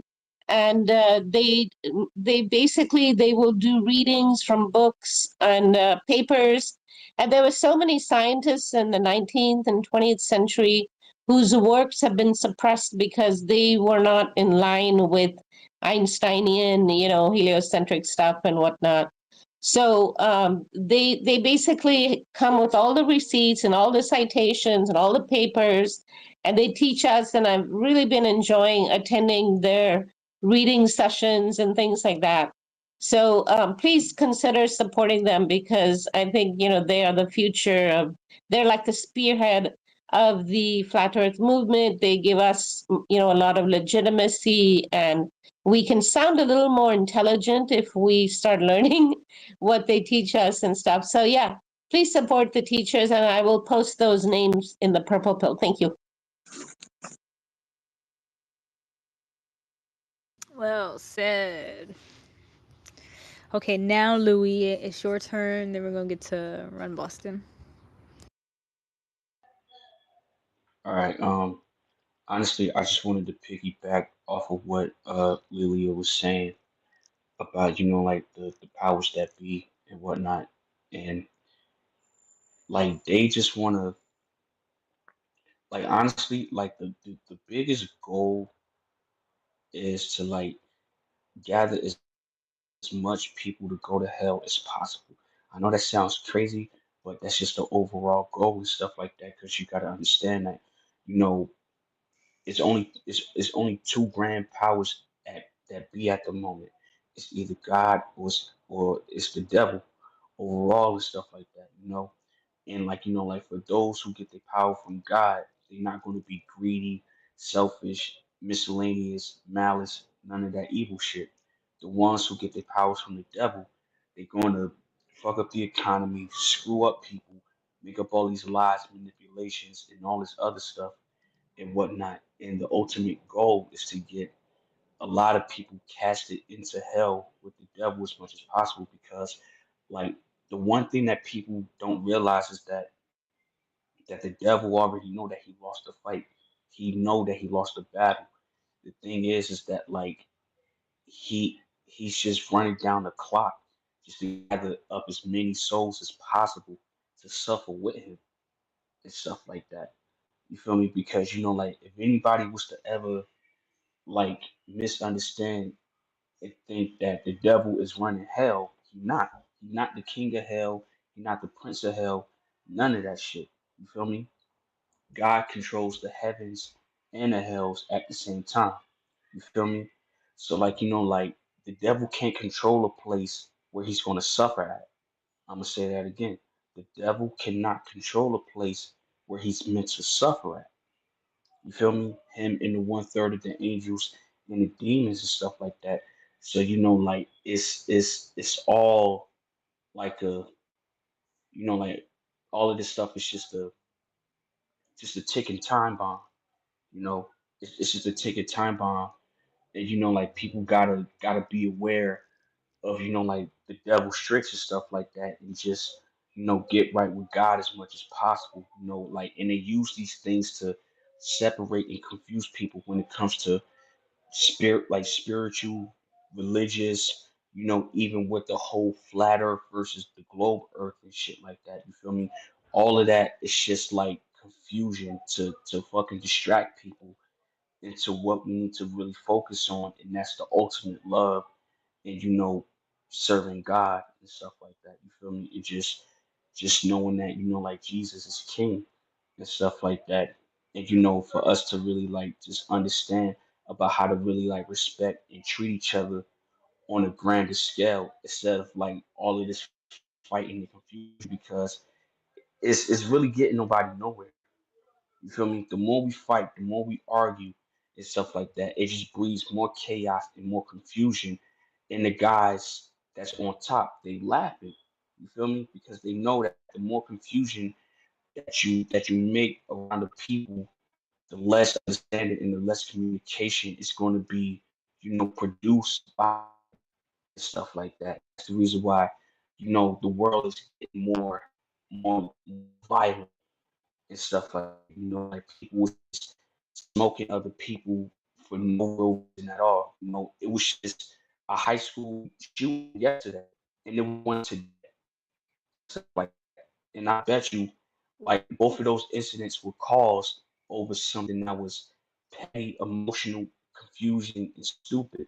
You feel me? And all of that is it's the work. It's the work of the devil. And that's all I gotta say.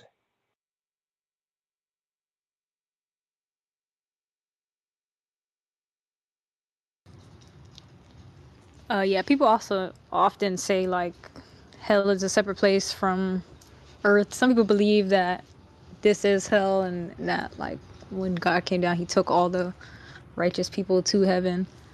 There's a lot of interpretations about where hell actually None of is, that. but yeah, I totally agree. I don't think the devil is like in a worse position here on earth, roaming the streets, corrupting everybody. They also say like, he's handsome, he's not ugly. Like it would just make sense that there are powers that be who are corrupting a larger mass. That they're targeting the children. They're trying to get you in the music. Like facts. They need the souls. hmm And like people just need to like truly understand that. Like it's not about hating your fellow man because y'all got a disagreement and stuff like that. Like we're supposed to just like get over our disagreements and just focus on loving each other as a whole. That's what's truly important. Love is the ultimate answer. It's not a drug. It's not a this. It's not a that. It's none of that shit. If we love each other the proper way, the godly way, the agape way, then like a lot of this stuff is going like a lot of answers are going to get a lot of questions are going to get answered. You feel me? A lot of questions are going to get answered. That's like putting century-long arguments to the side. That's like basically asking humanity to stop arguing about what made humanity humanity. Like, I agree. I think some of the petty arguments we have, some of the disagreements we have as humans in general, is part of what they want from us to be separated. They want us to argue. They want us to be focused over here while they wave the shiny thing over here. It's like But that's asking people to put their differences aside and truly like open up. I think that'll be our collective consciousness. Like we all have to do something collectively as a whole in order to progress, quote unquote. And because we argue about little things, we'll never get there. That's what they want. Hear that, Globers? The faster you agree with Flat Earth, the faster we could get out of here.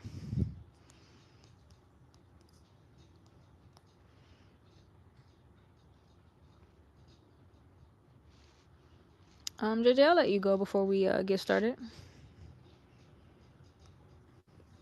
Sweet. You said you wanted me to go?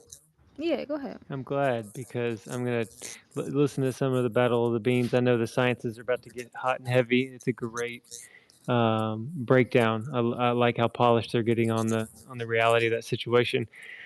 Yeah, I was gonna with Liliana and then King. I mean, they're ladling gravy, and they're just bringing what they feel about good versus evil, light versus dark, and that's kind of what I was going to speak on too, because we had somebody come in earlier that was just slinging insults. I mean, I guess that's what he felt he was going to use his mic for, and I know a lot of people in here have differing beliefs about God and who is God or what is God. And, really it's going to boil down to what is good and what is evil, what is right, what is wrong.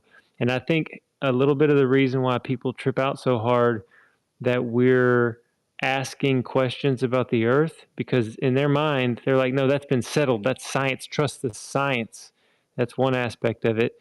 Another, they're in a camp where everything to them is material, and it's almost like we're talking about boogeymen and they think it's fairy tales. But I think every man and woman knows that there's darkness and there's light. And now whoever you tie to, light and dark, that's a journey for each man. But if I was to take it with what I think, just to share, I think that the angels were created before the seventh day was up, before creation was finished, maybe before creation even got started. They were there, and we know quite a few of them fell. I mean, if that's a story you want to believe in, but the way I look at it is, imagine being the king of the air, Satan, the devil, or just the dark forces, the prince of evil, however you want to see this dark person, stuck and trapped under the firmament and below heaven, but not yet able to go to his torment. Like, he saw how the stars were made. He understands this model, like whatever this system is that we're living in, how it functions, the ether. He's got all that down. Thousands of years of experience with the luminaries, and he just loves to see people arguing. I mean, I I know it's crazy that so many people are waking up to flat Earth right now, but what I like most about it is it's not just the shape of the Earth. It's not just where do we live. Dropping the globe is great because that is just a fairy tale. There's nothing to substantiate it, only stories and math. And the things we've been talking about week after week about, like, what does it mean to truly be healthy? Like, and I'm talking physically for your cells and your body, but also mental health and spiritual well-being. Like, overall, totally, how do you become healthy? And I think that's why we come here every week to meet, to hear people talk back and forth on what is the shape of the earth, or how does this work. It's fascinating to hear educated people sharing information and knowledge. And then what's super great is how many of us think different things about the things I've already said, yet we don't fight. Like, right now, there's not a troll with a mic, or they would have already interrupted me. You guys are gracious and kind, and you listen. And like I've said many weeks, I love each one of you like you're my actual brothers and sisters. And that's what's going to win. I mean, because that guy that came in the first, I mean, that's some childish stuff. It's silly. And hopefully, I honestly pray for that guy, Moop or Boop or whatever that name was. Yep, it was Because Moop. So anyway, because he's a very undeveloped person at this moment, if he can come into the space and just do that. And so I honestly hope that in 5 years, homie is totally free from that, because I believe massive changes can happen to people who are lost. But anyway, yeah, I can't wait to hear some of the Battle of the Beams. Thank you for all the hard work each one of you are putting in, and just being alive and not being scared of the craziness out there, and waking up fresh every day, just to do it again and keep pushing forward for light and friendship and connection. That's what they don't want us doing, is connecting, and we're doing it. So yeah, I love y'all. That's all I got tonight. Thank you, Mr. President. Appreciate that. I totally think the ones that are obsessed and angry like that, like I said, they can't help themselves. They just physically have to get it out some way or another to be around us. Anything will go. But everybody grab your snacks and stretch and get comfortable. Slow down, sir. Stop running in the hall, sir. Anthony, get to class. You're never gonna become a college student at that rate. Got it. Fucking science. Yeah, fucking science, bro. Lab coat, check. Goggles, check. Nodules, check. Fucking science, bro. Hiya, lads. Welcome to science class. Bob, quit writing raps in your log sheet. No one's gonna sign your ass. Okay, let's get scientific. Fossil fuels come from years and years of biodecomposition. It's really just scientific. Why didn't all the fossils turn to oil? Some did, some didn't. Anyway. Didn't Rockefeller pay a scientist off the year Geneva Convention? Wait, what was that? You wanna come up here in front of class? What, you wanna teach? You really think you're smarter than me? No, sir. Sit down. Here's your homework on the atom bomb and the World War, how it affected us then and now. Well, I've seen the footage and I really just want some answers. How does someone film an atomic bomb and it doesn't destroy the camera? I mean, I was just... Bro, I'm just saying. I mean, I don't know. Fucking science, bro. Lab coat, okay. Check. Goggles, science. All right. Nodules, check. Fucking science, bro. Welcome to history. We evolved from Neanderthals. That is no mystery. Well, why are there no monkey fossils? What, anywhere? Are you kidding me? I'm just saying. I just should have learned that way back in elementary. Man, this nigga don't know what the fuck he's talking about. I have a diploma. Do you have a diploma? Or we're learning this order. My wife is a lawyer. We both have a daughter. She's doing fine with the things that we taught her. I'm just using the scientific method. Did we evolve from Electronica Boy or Homo erectus? And all of the fossilized footprints in the fossil records don't show a line of thrust. That's not consistent with compression. What the fuck did he just say? Yeah, okay, smartass. This is real knowledge. Save all that hippie shit for art class. It's really starting to bug me on this one. Gonna have to trust me on this one. I've done the studies on this one. Real little rusty on this one. I mean, why can't you just answer my question on the subject? It's not in the fucking book. It's not up for discussion. Science. I fucking love science. I fucking love science. I love science. Lab coat, check. Goggles, check. Nodules, check. Fucking science, bro. Damn, must have been the hell of them Stegosaurus. It's over century burning fossil fuel. Still ain't no shortages. I ain't saying I'm Neo, but I'm nothing short of a Morpheus. Fuck, thought this was a globe. I gotta check my coordinates. You could blame my disorderly conduct on my subordinates. If it ain't no Coriolis, who's to blame for New Orleans? Why the poorest people always get extorted by corporate giants? We don't boycott, we buy in, and I find it unfortunate, yeah. Me plus you plus her, that's four. Bring your worst and I'm gonna bring much more. Yeah. Leave your nerves, your skirt both at the door. Add it up. In case you didn't know. Fucking science, bro. Well, Earthshine is much brighter than moonshine. Fucking science, bro. Lab coat, Moonshine. goggles, Moonshine. nodules, Moonshine. fucking moonshine. How many fingers am I holding up? Come back competing if you bold enough. No Bobby Ray don't give no ounce of fuck. Your team is weak, you beat your bouncer up. Screwy lines await you all. Oh God, I hate my life. Hey you, hey stop making out. I know your mother, Susan. I'm gonna tell Susan about this.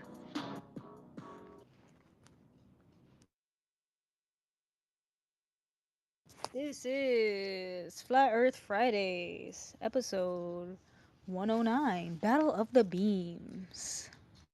Let's go. Recently, Shane and Alan and those at Ether Cause did a presentation on these German fighter missile trajectory planes he's gonna do a better job, I promise.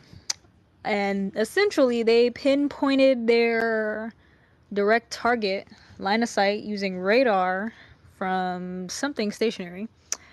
And I'm gonna let Alan take it away, but Well, did we want to thank our wonderful author first, who wrote the book, who was featured on the cover, who has taken an interest in the case and has reposted our video with a sarcastic tone, which I think we can overlook because what he said is true and valid. oh, we're gonna clap it up for him and his contribution in Alan's comment section. We appreciate you, guy, Dude, lad shout out to guy. our boy.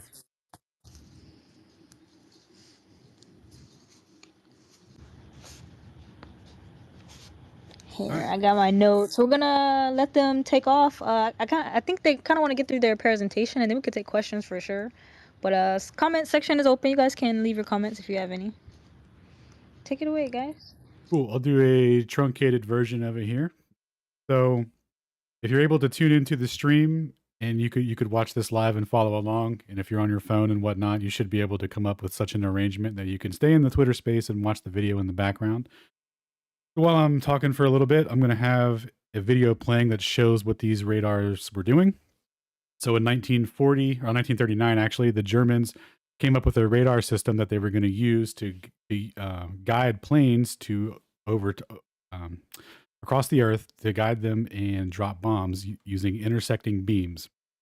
So the first thing about this radar system is that it was developed in the 1930s using what's called a Lorenz beam.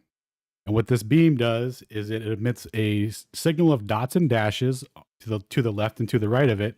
And where they intersect in the middle, it creates a coherent tone. So what they were doing was they were using this radar system to do what they call a blind landing at night. So it could land a plane in the dark. What you do is you're coming into the runway, you hear beep, beep, beep, beep, beep. You know you need to go to the left a little bit, and then you hear beep. You know you're good to go. If you start to hear beep, beep, beep, beep, beep, beep, then you went too far to the right. You needed to go back to the left a little bit. So it's pretty simple and straightforward. And what the Germans found is if they just projected that system out further, and instead of using it to land a plane, they could use it to guide a plane by using another beam at another location that intersects with it over the target. So they would use these two towers, and they would have one plane fly through the beam, and it would hear beep while it was en route. In the equisignal of the beam, they call it. And then when they heard a second pulse tone that's of a lower frequency, that meant that they were at their target. They were intersected over their target. Now, the important part to note is that these bombers flew at 19,000 feet. So we're going to be looking. So I'll give a brief history of the story that they tell, and then we'll get into the technical aspects of it. We'll get into the tech specs and all that.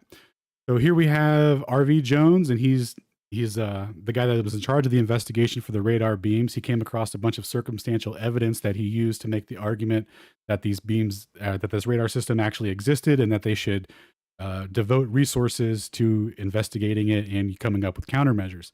Now, to get authorization for this, he had to get the approval of Winston Churchill.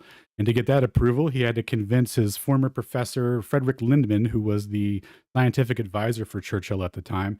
So our boy, Jones, gathers up his circumstantial evidence, which was gathered from actually a crazy amount of happenstance happened in favor of the British. So they intercepted a transmission from the Enigma cipher system, and they decoded it. And what it decoded was the locations of the two radar beams that were being developed and their target. So the target was over Derby, England, and the locations of the beams were Cleve in Germany and Stolberg Hill up in, I think it's near Denmark, or in the Denmark region, around the border or something like that. So once we know how far away they are, where they were located, where they were built, their heights, elevation, and all that. And we know the technical specs of the system, right? So the system starts out at 30 megahertz up to 33.1 megahertz. So it starts with a beam that's a length of 10 meters.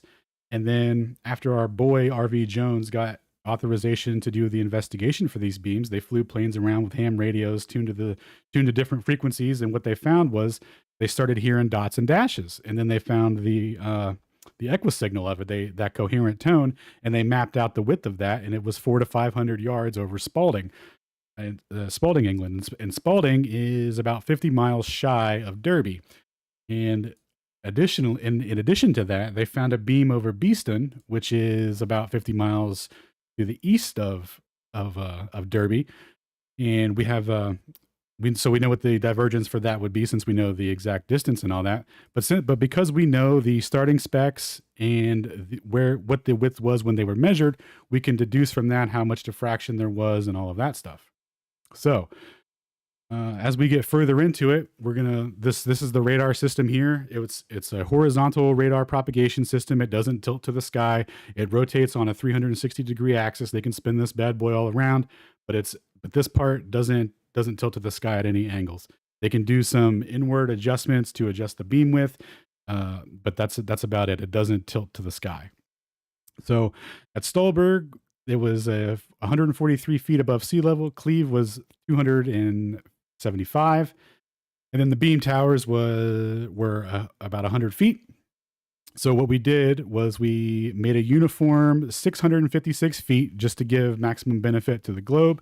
And then we started plotting the distances from Cleve to Spalding and Stolberg to Beeston to Derby and Cleve to Spalding to Derby. So we have all those distances and where they were measured. And then from the specs, we can project out what the beam divergence would be over Derby, over any target, actually. The effective range of the system was 745 miles. So we could plot all of that out. I think I have it at the end here, and I'll go over the maximum beam width for their effective range of their system. But here we're going to look at the issue here, right? So we have a radar tower at Cleve that's at a height of 656 feet. It's emitting a signal horizontally, and it's going to hit Earth curvature at 31 miles. If it hits Earth curvature at 31 miles, then you draw a tangent from that, projecting out to the sky to where it would be over target. And with that angle, it's going to put it at 38,000 feet above Spalding. So imagine you're a bomber, right? And your plane only goes up to 25,000 feet, and you're doing bombing operations based off of 20,000 feet. And you need to be inside of a beam that has a maximum width at 270 some miles of 400 to 500 yards. But that beam is 38,000 feet above your flying altitude. Well, the Globers will say, and what was put forward by Dave McKeegan is that it's just a fraction. It just works out, but he didn't show any math as to why it would or how that would possibly work. And the reason he didn't show it is because if you math that out, there's to close that discrepancy, that the equisignal of that beam so that plane can fly in it needs to be extended to 18,000 feet. That's going to make the equisignal go from 400 to 500 yards at Spalding to 3.4 miles. That makes it completely unusable. It would not function at all if that were the case. So that can't be the answer. The second proposal was that there was, maybe some sky propagation was involved. And that's not even the case either, because again, this is a line of sight radar system that's creating a coherent beam that its maximum widths measured at 270 miles away from its starting area was only 400 to 500 yards. So if the only way that could be created, right, is if it tracks all the way back in a line of sight manner, right? And then we also have the flight or the training manuals, I guess you could say, for the pilots, and they were saying, don't fly in the beam on the way, intercept the beam when you get close to the shore. And it's like, why, you couldn't intercept something that's not there, right? You couldn't follow the beam in there if it wasn't there. To start with, right? So the idea that this is like sky bouncing and all that would create skip zones. It would make it unusable. It would completely defeat the purpose of it. Because remember, the whole purpose is to have this intersection point of these two beams that creates that equisignal for them to target, or for them to use for targeting. All right, so we have the distances from Cleve to Derby. So to follow out their distance, right? There would be a 41,000 foot gap between the equisignal of the beam and the bomber flying at 19,000 feet, which would extend the equisignal to 7.8 miles, which makes it unusable. And then again, it gets even worse when you do Stolberg to Beeston. So this is the further distance of the two. This isn't the one that the plane flew through, but this is the other beam that had to intersect over Derby in order for this whole thing to come together and be something that's useful. So when you math out the divergence that they would have measured at Beeston, because I don't recall, but I don't think they gave the actual measurement. They just said where they picked it up at. But the divergence would be, what was it? It was like 600 something yards, I think it was 650. So that's not possible on a globe, right? Because you would have to add 92,000 feet to that, which would extend it to 17 miles. So I got an image here of how the radar system would work on a flat Earth, and this is in line with the projections of how they distributed the power using the antenna array. So what you can tell from this is that they targeted the signal strength, the bulk of it, to just go out horizontally, not aimed at the sky, not aimed at an angle, etc., just going out horizontally, and that creates with its natural divergence and all that puts it at 19,000 feet, and it works. It quote unquote, like our boy from Apple used to say, peace be upon him. It just works. Or whatever, right? So when we look at the chronology for the bombing attacks that started when they started using this system, the Germans started bombing in August of 1940. They had this radar system set up in June, and that was when the British came up with all this circumstantial evidence of its existence and started coming up with countermeasures, etc. So they first used this system in 1940 to try and hit Derby, and they missed, and the bombers kept dropping their bombs on the missed target because they saw the explosion and the fire and all that. So they were like, oh, that must be where the target is. Well, they all whiffed pretty hard on that one. But this system was used for an entire year, 360 days consecutively, except for November 2nd, 1941 and November 23rd, 1941, were the only two nights in over the course of 360 days where there was no bombings, where at least not one, or every night there was at least one bombing, except for those two. So they use this system to carry out a series of attacks on other targets as well. And we know that based on the beam width and all that, it's how useful it would be to have that kind of accuracy at night. Now, the British tried to argue that, hey, we're us using stellar navigation and dropping bombs, like we're doing a great job, right? Well, there was a report called the Butt Report where they took, what do they call it? Aerial photographs of their targets during the day that they were supposed to be hitting at night, and they were off by miles. It wasn't even close. So the Germans had the superior system here, especially when it came to night. Cell navigation for bombing was not a reliable way to do it. The only way that you could smash targets consistently and go after things, right, is if you have some sort of radar system that gives you about 700 yards of like, this is where the target's at, right? And this is exactly how it would function on a flat Earth. And I think that's about it. So there was throughout the history of it, there's a couple of different books mentioned, and shout out to our boy Tom Whipple, who published a book about the same subject, but they all kind of say the same things in regards to the portion of the story when it gets to how our boy RV Jones articulated how this would work on a globe, because they just kind of say, they're very vague about it. So he mentions in his book, The Secret War, RV Jones, he says, I was armed with Eckersley's computations, and I used that to make my scientific argument. And then when they get into the meeting and all that, it turns out that, it was a real, it was basically like the modern day debate Discord. It was just a bunch of people arguing over and over again about how it couldn't work on a globe, or, because of globe, the curvature would protect them, because they all knew that a very high frequency radio system had a lifespan of about, of a distance of about 50 miles at max. So they were super against it. And actually, a couple of years before the war, this exact system was proposed by the British, and they denied it based off of Earth curvature. They shot it down conceptually. There was no way that it would work. And what ended up turning the tides for Churchill was he asked Jones, he said, lay out all the circumstantial evidence for me.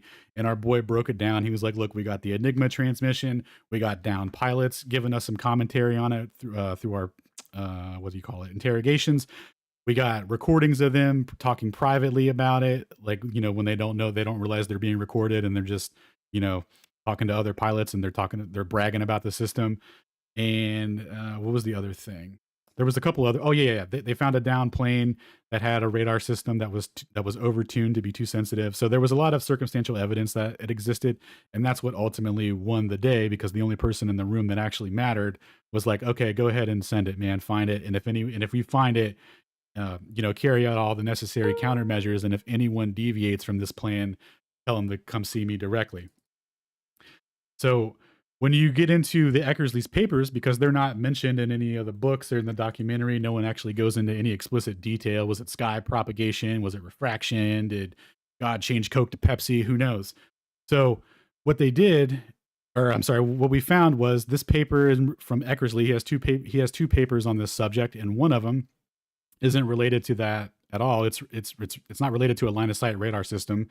It's related to omnidirectional burst transmissions, just seeing how far they could reach things, right? And then the other paper was trying to explain how you could send propagation from England to America, and they were like, okay, well, it must be bouncing off the sky, hitting the ocean, bouncing back up, and this is the introduction to them explaining it through that mechanism.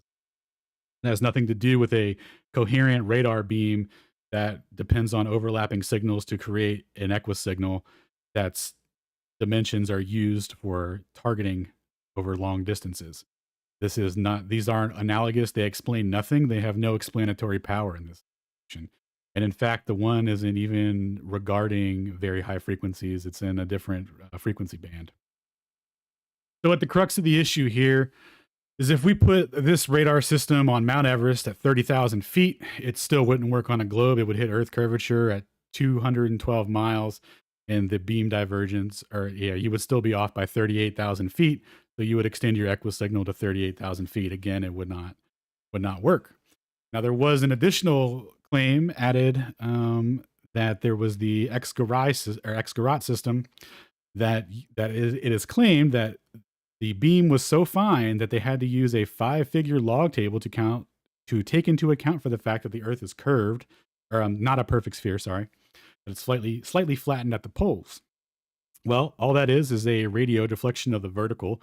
What they're saying there with that argument is that the beam was so accurate and fine, positioning-wise, they had to turn it to the left a little bit or turn it to the right a little bit, because when you get into geodetic surveying and how everything is mapped out and where they build things based off of that, the graticule, what they're going to, or what they did when they took the measurements, they compared them to the positions of the stars where they expected them to be.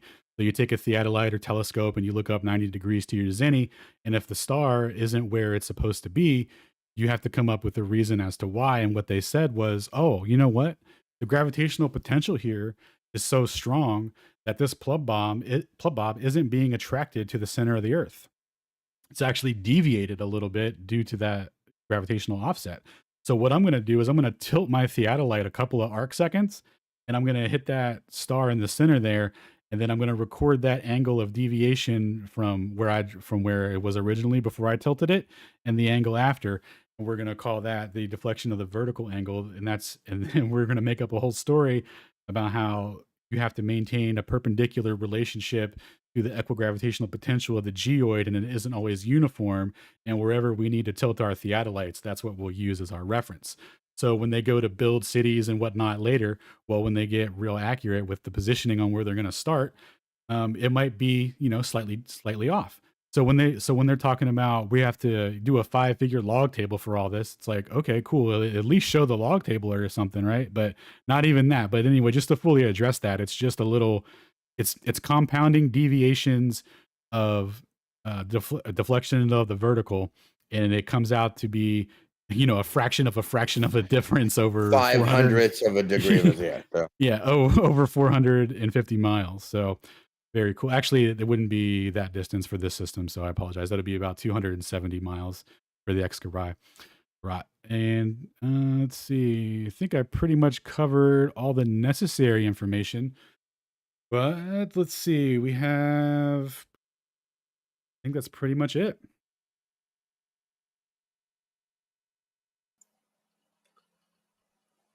Yeah, I think the X Crot was like the 200, right? Because Cleve on Kanikabon was 270. That was a Cleve to the one with an S. Cleve to Spalding was 270, where they measured the beam. Yeah. Yeah.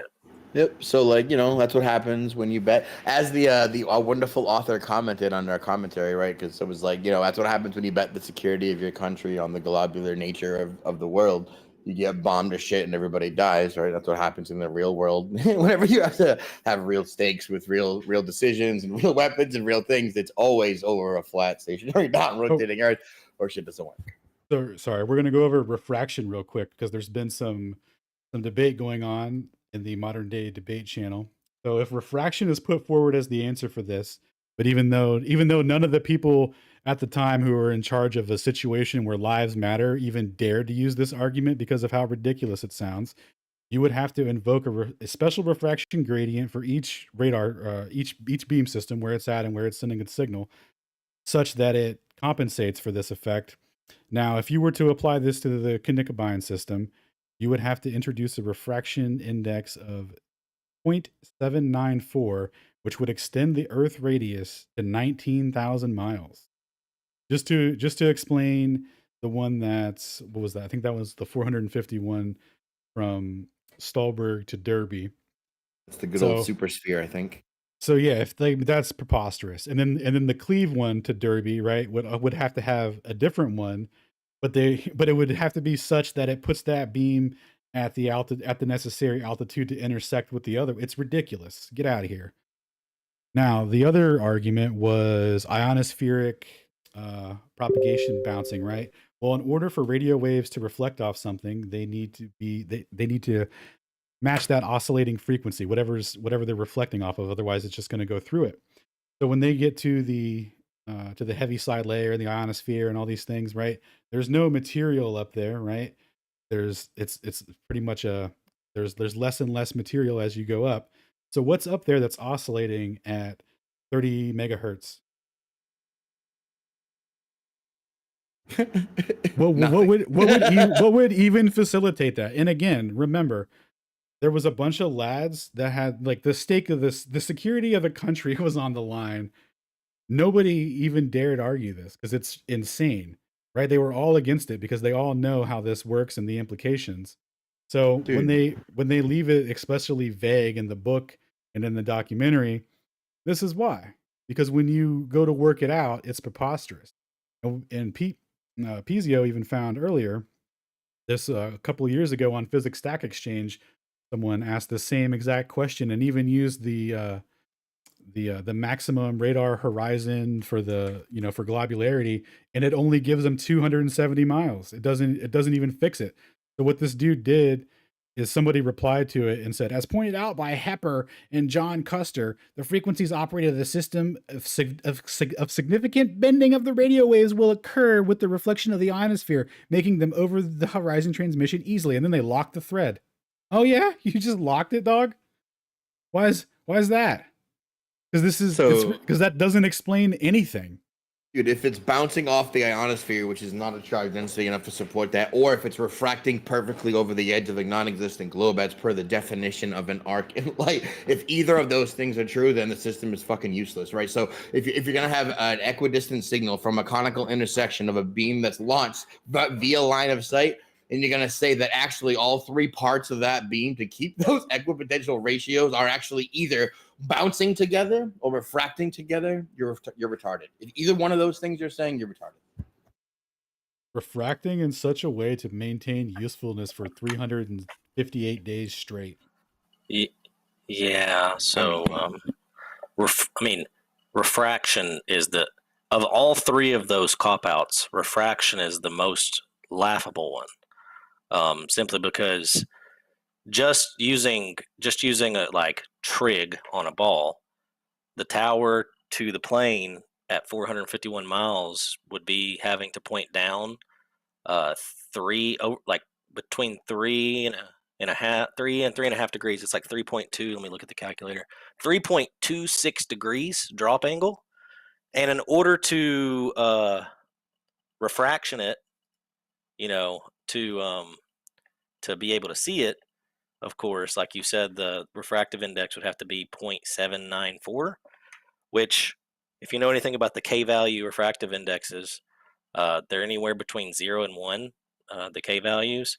0 being none and 1 being so much refraction that the radius becomes infinity. So literally, like, it would bend all the way around the universe at 1, which, impossible. It's not a real value. 0.794 is not a real value either. That's almost like, shooting light into like a mirror tube and wrapping it around to come back. But either way, refraction is laughable. And, the other problem with it is, like Alan said, it worked consistently under all conditions, all temperatures, all times of all seasons, all, months of the year, different weather patterns, different, winter and summer. Didn't have any problems with that, which there would be all kinds of different refractive index changes for that, which would completely change the geometry. And you have 2 different towers at 2 different distances. So they would have to have, 2 different refractive indexes to reach a target of the same height at 2 different distances away. And then those just perfectly align and automatically change their refractive indexes to be what they need to on that particular day in those particular conditions. It's so beyond a fantasy, it's ridiculous. And the other two, of course, skywave propagation, as Alan pointed out, doesn't work at all because the plane flies inside the beam from Germany to the target in England. They're continuously receiving a guide signal because, remember, that beam starts out at about 10 meters wide. That's its wavelength. And by the time they reach there, it has spread out because it has a divergence angle. By the time it reaches Spalding, at 270 miles away, it has expanded from 10 meters to about 400 to 500 yards. So the entire time, that's a very, very, very narrow beam that this plane is flying in, blind, at night, with no navigation equipment other than the radio and perhaps I don't even know if a basic compass like works in a plane like that back then, but they're just going to have eyeball bearings and the radio signal. If you were to not have that signal flying far above cloud cover, you would easily be able to get off by 10 or 20 or 50 or 100 or 400 or 500 yards, as the number increases as you get further away. You would have to have the signal the whole time. And so pointing it at the sky to bounce it off the sky and then come back down at a distance way off in front of you, and then bounce off the ground and bounce up to the sky again, and then another distance off in front of you, just simply would not work for a guidance system at all. Because once it came back down to the ground, you've got another 50 to 500 yard wide beam again. Oh, we got it for 500 yards again. Oh, there it's gone again. It bounced away. Okay, we'll see you again in however many miles from now. It wouldn't work. And it factually isn't how it worked. I mean, at this point, we're just doing thought experiments that don't even have a bearing in reality. Factually, the way it worked was line of sight because the planes flew inside the beams the entire time. So, refraction's dead. Sky waves are dead. The only thing they have left at that point is diffraction after the beam passes the horizon and has to bend around it.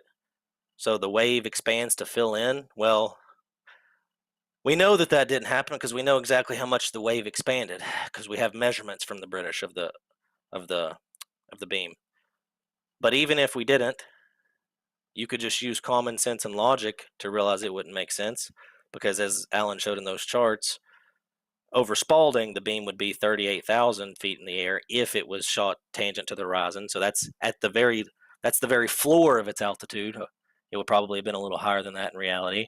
So that's an extra, 20,000 feet that the beam has to spread out. So, that's an extra 3.5 miles the beam has to spread out. And then from Spalding, it's like 7.5 miles, or sorry, from Stolberg, it's like 7.5 miles the beam would have to spread out. I'm here to tell you, they didn't make this radio beam system in order to be able to target their targets for within 7.5 miles. They didn't need an accuracy of plus or minus 7.5 miles. That's ridiculous. That would be completely useless. And then besides all that, we know it wasn't because, like I said, the British measured the beams 400 to 500 yards wide. So they knew the accuracy. So diffraction is also dead. I mean, it's 0 for 3. geometrically impossible, dude. Geometrically impossible for the globe. No matter how you slice it, no matter how many things we grant them, no matter how hard we play devil's advocate, no matter how many globers we bring up, including our resident Bull Knight radio frequency wave propagation enthusiast expert, right? There is no counter argument yet that makes sense, right? You can't bounce or diffract or refract a thing that is literally gauging an echoed signal in the middle for life and death situations for bombs that has never been wrong, was consistent for that long. It wouldn't happen. All right. Imagine that it was a skip zone and you're about to drop a bomb and you're in the beam, you hear boop, boop, and then it goes away. And you're, do I drop? Do I keep going? Do I think that I'm in the signal? Did it just go away for it? Like, it's retarded. Like, come on. That lives were lost. It was consistent. It was accurate. The evidence is that it worked, right? That's not how it worked. That's not how it could work. That's not what happened. Now that being said, great job, Alan, on the prez. Is Proud got her hand up? I think so. Oh wow, you guys can see my hand? What? Yeah. That's funny. Yeah, I was gonna let you guys continue. I wanted to ask Alan about well, basically when they first presented this, they presented it to Globebusters, and that's what McKeegan made the video about. So I was wondering if that was even all the information before McKeegan jumped out the window and kind of made his post. I didn't think so.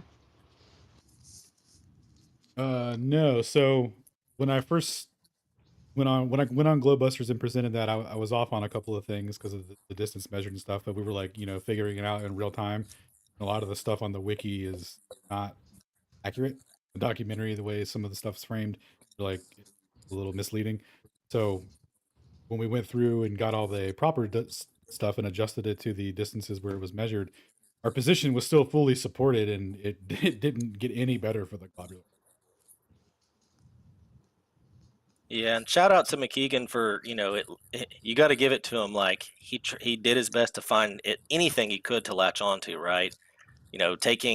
Taking that original, because that was like what, day 2, day 3 into our like dive into it, because we topically touched it when we were talking about it, and then Alan dived into it, and it was like, what was it, day 2 or 3, Alan, where you made that presentation of after digging? Yeah. And then he's like, oh, well, Alan said it was 330 miles, but actually, I admit that would be a problem for the globe. But that's not where they measured it. They actually measured it at 270 miles, because it says right here in this book that they picked it up over Spalding. And by the time he made that presentation, we already knew that. Like, we already had incorporated that into the information, and Alan had already put that in his presentation, was getting ready to lay it out for everybody. But Alan, knowing that McKeegan doesn't always show all the facts, McKeegan laid that out as if Alan just didn't know what he was talking about. And in reality, the 270 mile number is just as bad for them, which that's what Alan incorporated into his presentation tonight on that one slide from Keegan even said that himself as well. He said that the 270 would still be a problem, or he said, quote, possibly, or whatever. But he even said that would be a problem. Like, yeah. So it's super important, right? We have all the beam specs. Everything's been made available, right? Keegan and his staff could figure out the globular explanation and show you guys how it would work, right? But nobody will ever do it, lads. It will not be done. Our boy Tom Whipple claimed earlier that he had seen some calculations and he cited some that were given in another reference. And when I went to go track that reference down, it's paid wall. It's not publicly accessible at all. You have to give them 8.7 pounds just to look and see if they have it, and then you get charged for every page you're copying and all this stuff. It's like, so that's not going to be tenable. So unless he's able to add some more information to it, like there's no one is going to ever present how this works on a globe using ionospheric using the ionosphere or using refraction or diffraction or anything. They're just going to broadly say, oh, it just works because, we know that it's a globe and radar system works. So if we merge those two ideas and say it confidently, then we know that it worked on a globe. Nailed it. That's it. Just like your friend Bull Knight was like, well, I believe it must have been ionospheric propagation. Like, why? Well, that it had to have been, because that's it. What would it would have needed to have been, right? Logical conclusion. Yeah, I'm with right. you, He's Gilbert, like, he's like a priori reasoning, right? He knows in his mind that it's a ball. So if it is a ball, line of sight wouldn't work. So if line of sight wouldn't work, maybe diffraction. Oh wait, we measured the beam width. Oh, well, diffraction's out. Well, all I have left is ionospheric propagation. So that's what it must have been. And so now he's just contradicting the historical record and the actual functional operational mechanisms of the device, of the technology itself. Like, these pilots flew in the beam dog. You can watch the documentary. I mean, the dude gets up in an airplane and turns his receiver on. He's like, yep, you hear that? Beep. This is what the pilots heard as they were flying towards their targets. It's just like, if you do ionospheric propagation, you draw a big triangle and the entire base of the triangle is just one giant skip zone, and it doesn't make any sense. So yeah, it's really bad for them. But hear me out. What if the skip zone lined up with just where they dropped the bombs 263 days in a row, like by chance? Mm-hmm. On all the different targets, right? Because yeah.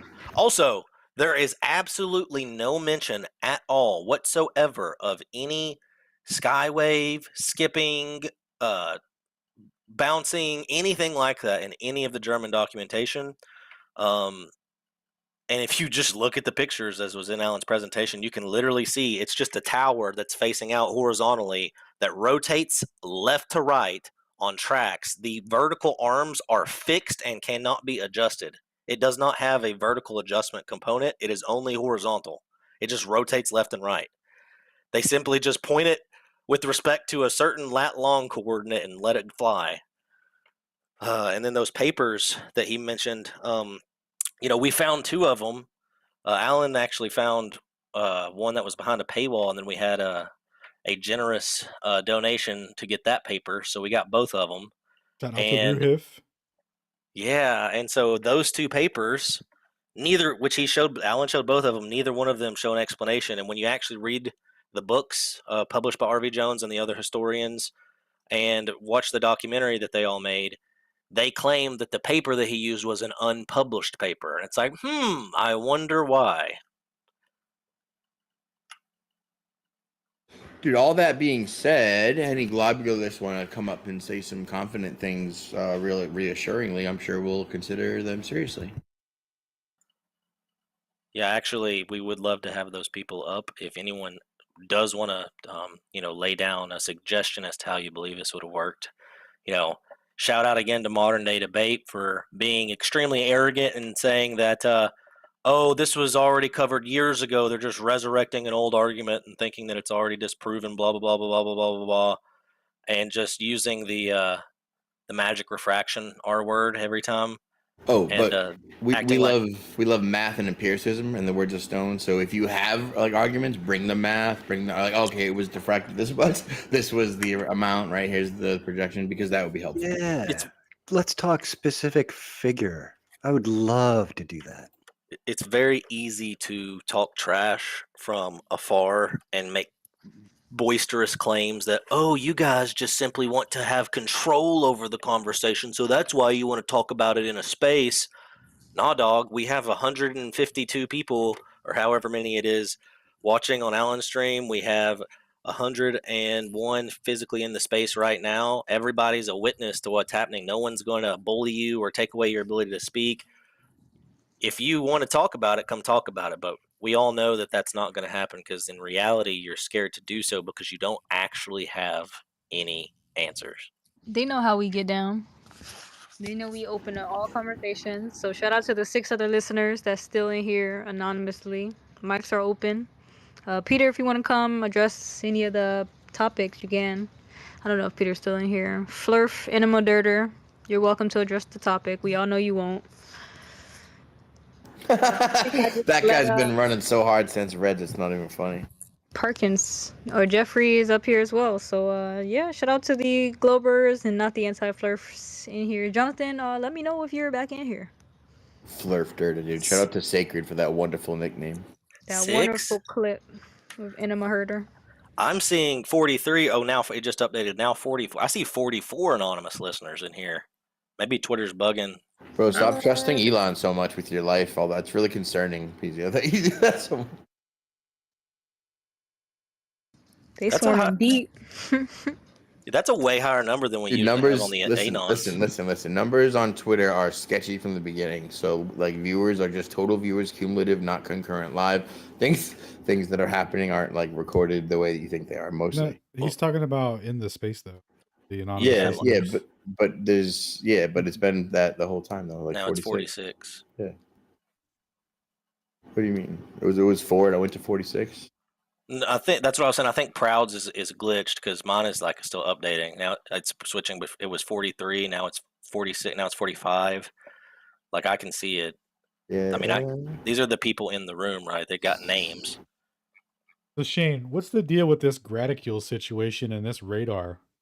Right? So you said they dialed in the coordinates with lat long.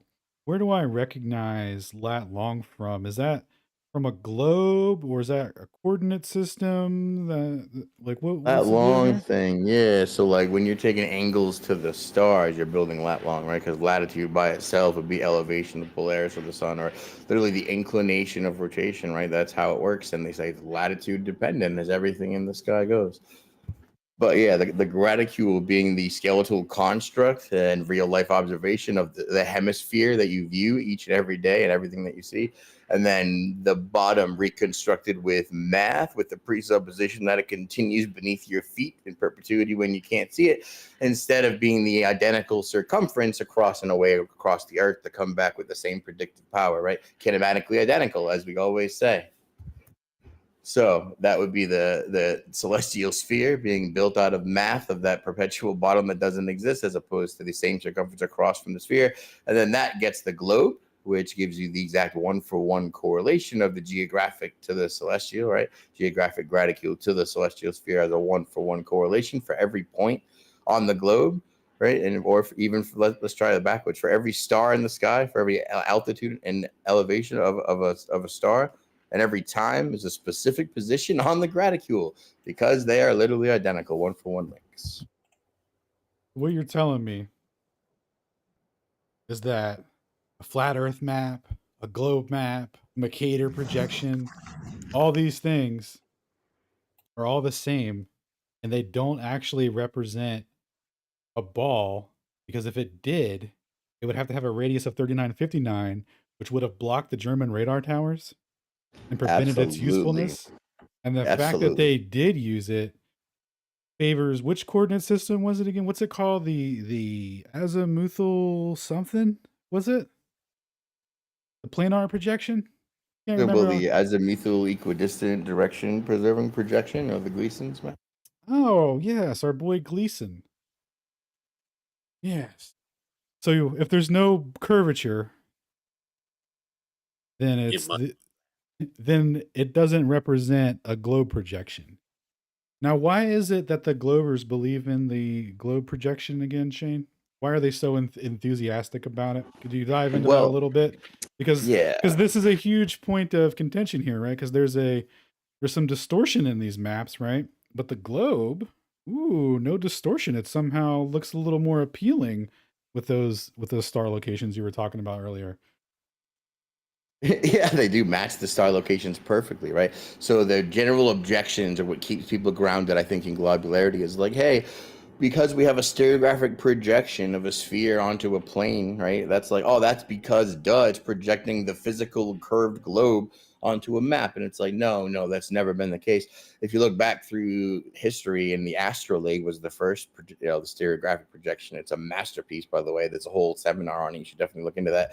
But that was the projection of the celestial sphere onto a flat plane. It was well known. That was the goal. That was the intent. That is for sure the product, right? It's elegant, beautiful, gorgeous, efficient, does 1,000 different things, right? So stereographic projection of the sphere onto the plane is the celestial sphere. The trick, the big switcheroo, I think I would call it, is that they made this 1-for-1 copy of the celestial sphere called the globe, right? They made a model by constructing the second half of what you see called the celestial sphere. It's a model, doesn't really exist. And then from that model, they made another model called the globe, another thing, doesn't really exist.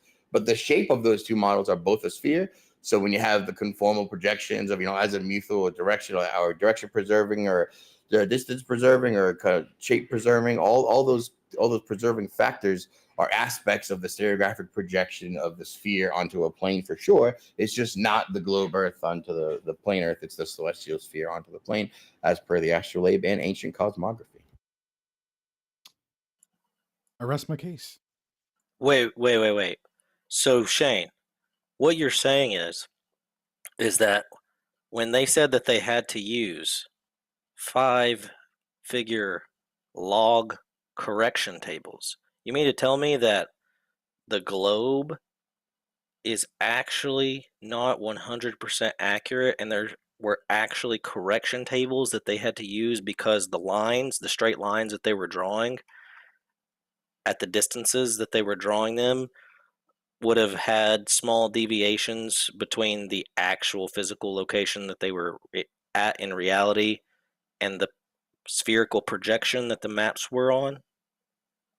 Right? This is familiar with geodesic surveying, the deflections of the vertical. There's frequent connections hiding in those distances, right? Especially when there were longer distances. So, like, again, when lives are on the line and when shit matters and when stakes are real, once again, they have to act like it's a flat, stationary, non-rotating Earth. And the corrections that you have to make to pretend that it's still a sphere beyond a certain distance and that spherical excess has like an actual real-world meaning, or that, you have to pretend that those things are real.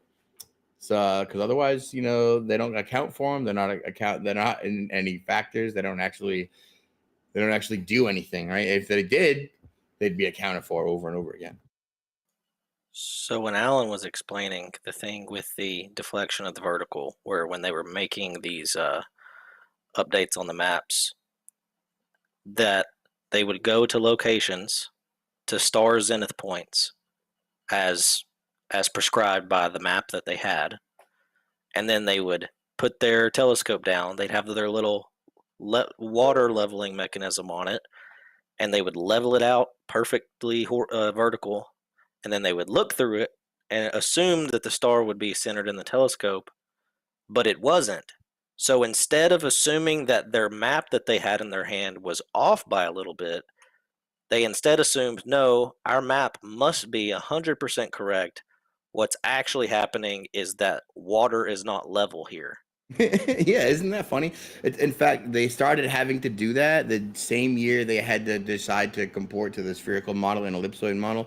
The American arc of the parallel is specifically known for it. But just to go over real quick what it is, like they have vertical deflection, also known as deflection of the plumb line, which is the astrogeodetic deflection. And if you think about it like on a number line in 3D space, or like on a positive and negative scale, it's like represents difference and angular difference from like the true curve of the plumb line, right? Because they're saying that they can't really curve it in the normal vector to the surface of whatever their reference ellipsoid thing is. And it seems to vary with what they say subterranean features, but no, what it really varies with is the further south it goes, and the further off is the gravitational potential. That's why it's a well-known thing in Australia, but they have this really well-known. There's like 30 papers written about the well-off geo-echo potential of Australia. That's why the surveying is notoriously tricky because of that. No deflection of the vertical doesn't affect satellites at the same level with the micron precision, but it definitely affects the ground plumb line when you're making satellite measurements. And then there's a north-south component to the vertical, which is just the difference between the astronomic latitude and the geodetic latitude, which is that process I said earlier about them combining the geographic reticule to the celestial sphere. It's done by this process actually on the back end by literally combining astronomic latitude and geodetic latitude. They do like north latitude's a positive, south a negative, and they do that number line to do the adjustment, and they do the same thing for the horizontal. They did a lot of that adjusting in the mountains too, man. In the mountains, like when they were doing that survey. What's up, Beaky? What's going on, brother? I had one other comment, man. I was muted, and when they do, which to touch on what you were saying a minute ago, like even the math doesn't even work from a sphere to a sphere.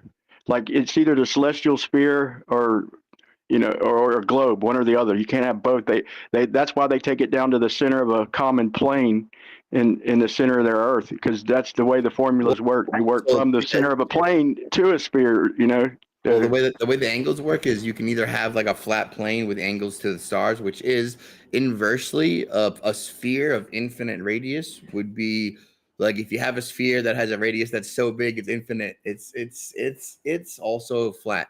So you have two different ways to represent a flat baseline with taking angles to the stars. So if you're a celestial sphere fan, and by the way, there's a celestial sphere presentation coming up, not this week, but next week probably. That's going to go into how this is done and how the math behind it. But if you're a celestial sphere like fan, then you're a fan of crap. I forgot what I was going to say. Someone over me. Yeah, if you remember, cut me off. But so McToon, I just watched a stream as much as I could stomach where he's sitting there ragging the AE map like crazy. But I got him to admit on that Jaredism debate where he won't let us use in the challenge, he won't let us use the AE map, and it's like, which is it? So he wouldn't let us use that map. So then the whole thing's a trap. Yeah, so then Ruhip says, well, I'll give you 10,000, if you could do circles of equal altitude. So I go to the AE map generator, do circles of equal altitude, and then he says I'm using a globe. I'm like, bro, like he finally caught up with the argument, and he's like, oh, I see what Toon's saying. And No. We're using a globe. It's literally an AE map generator. Ruhif has realized the Graticule argument, and he will employ it in good company. And when the screens are off, he'll be like, yeah, I understand. And then when it's like other globers are around, he'll be like, yeah, and it's a stupid flat Earth map too. And I think that most globers are going to employ the same tactic, even if they were to come to the realization that what we're saying is correct and leveling the playing field. They will choose to just not say that and pretend it's not real. Like they'll just continue to argue against the flat earth, because what fun is it to give up the straw man? We were beating the shit out of this straw man over here. Why would you take it away? That's crazy, but it's like pick one. So which is it? Is the AE map, is that the same as using a sphere? So they're telling me that I'm literally using a sphere if I use the AE map, and then say how pitiful it is and it doesn't work. Which is it? Yes, Take one and stick with it. So we are using a sphere, right? Because it's a spherical coordinate system. Long lat is definitely a spherical coordinate system. Right.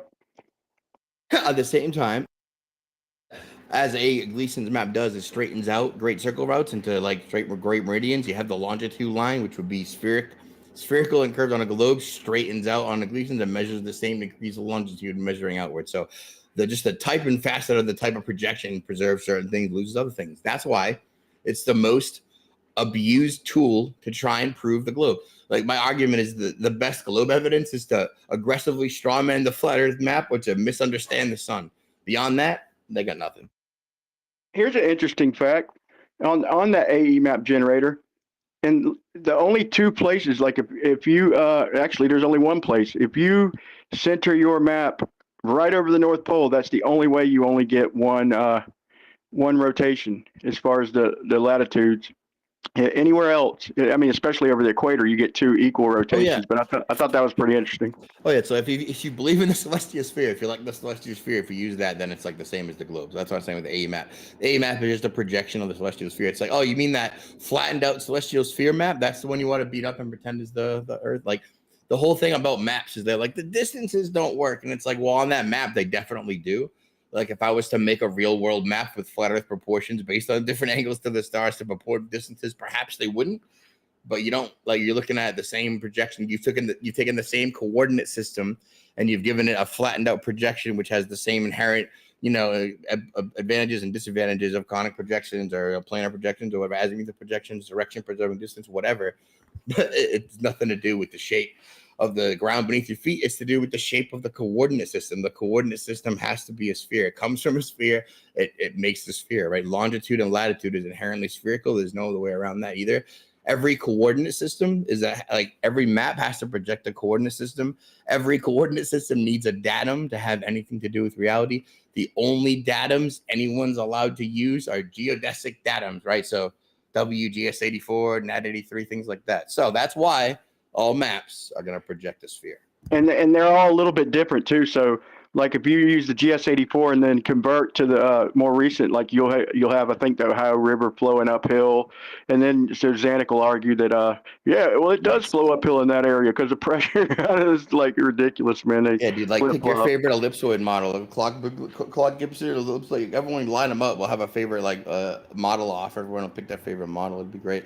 If you read the American Arc of the Parallel, sometimes their measurements don't fit, and they're like, "Oh, midway, you know what we got to do? You realize the Earth's no. We're going to change our ellipsoid model so it more comports to these ones. Ooh, and these measurements that don't line up with 8 inches per musket, throw those out. Develop a threshold. If it doesn't match up with this new radius for the model that we just chose, we're going to throw the measurement out and adjust our threshold.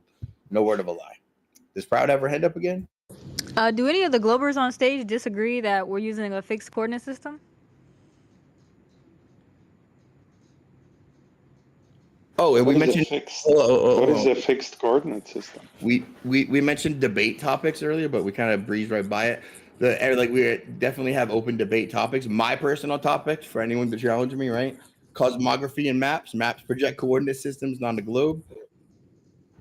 Eclipses compatible with geocentric model. I'll take on anyone there. Earth curvature and optics. Definitely optics, not physical. Come at me. You know what I mean?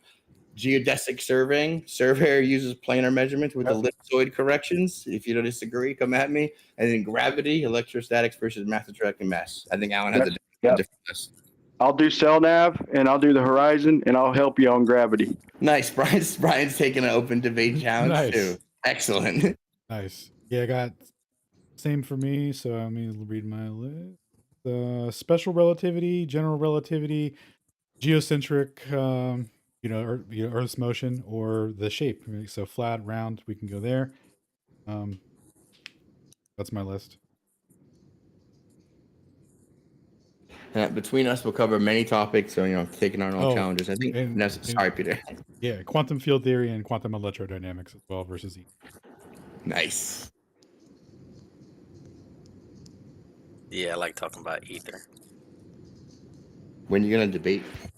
Nope. Don't stop talking about it. Subject change. Where are you calling from, bud?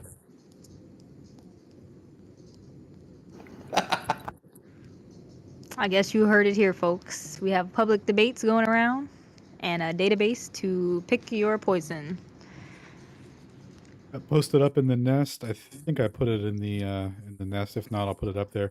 Yeah, you can click on that link, and then my contact information is in there, and the possible debate. What would you call it? Like the format for it. So there's a couple different options we could go with.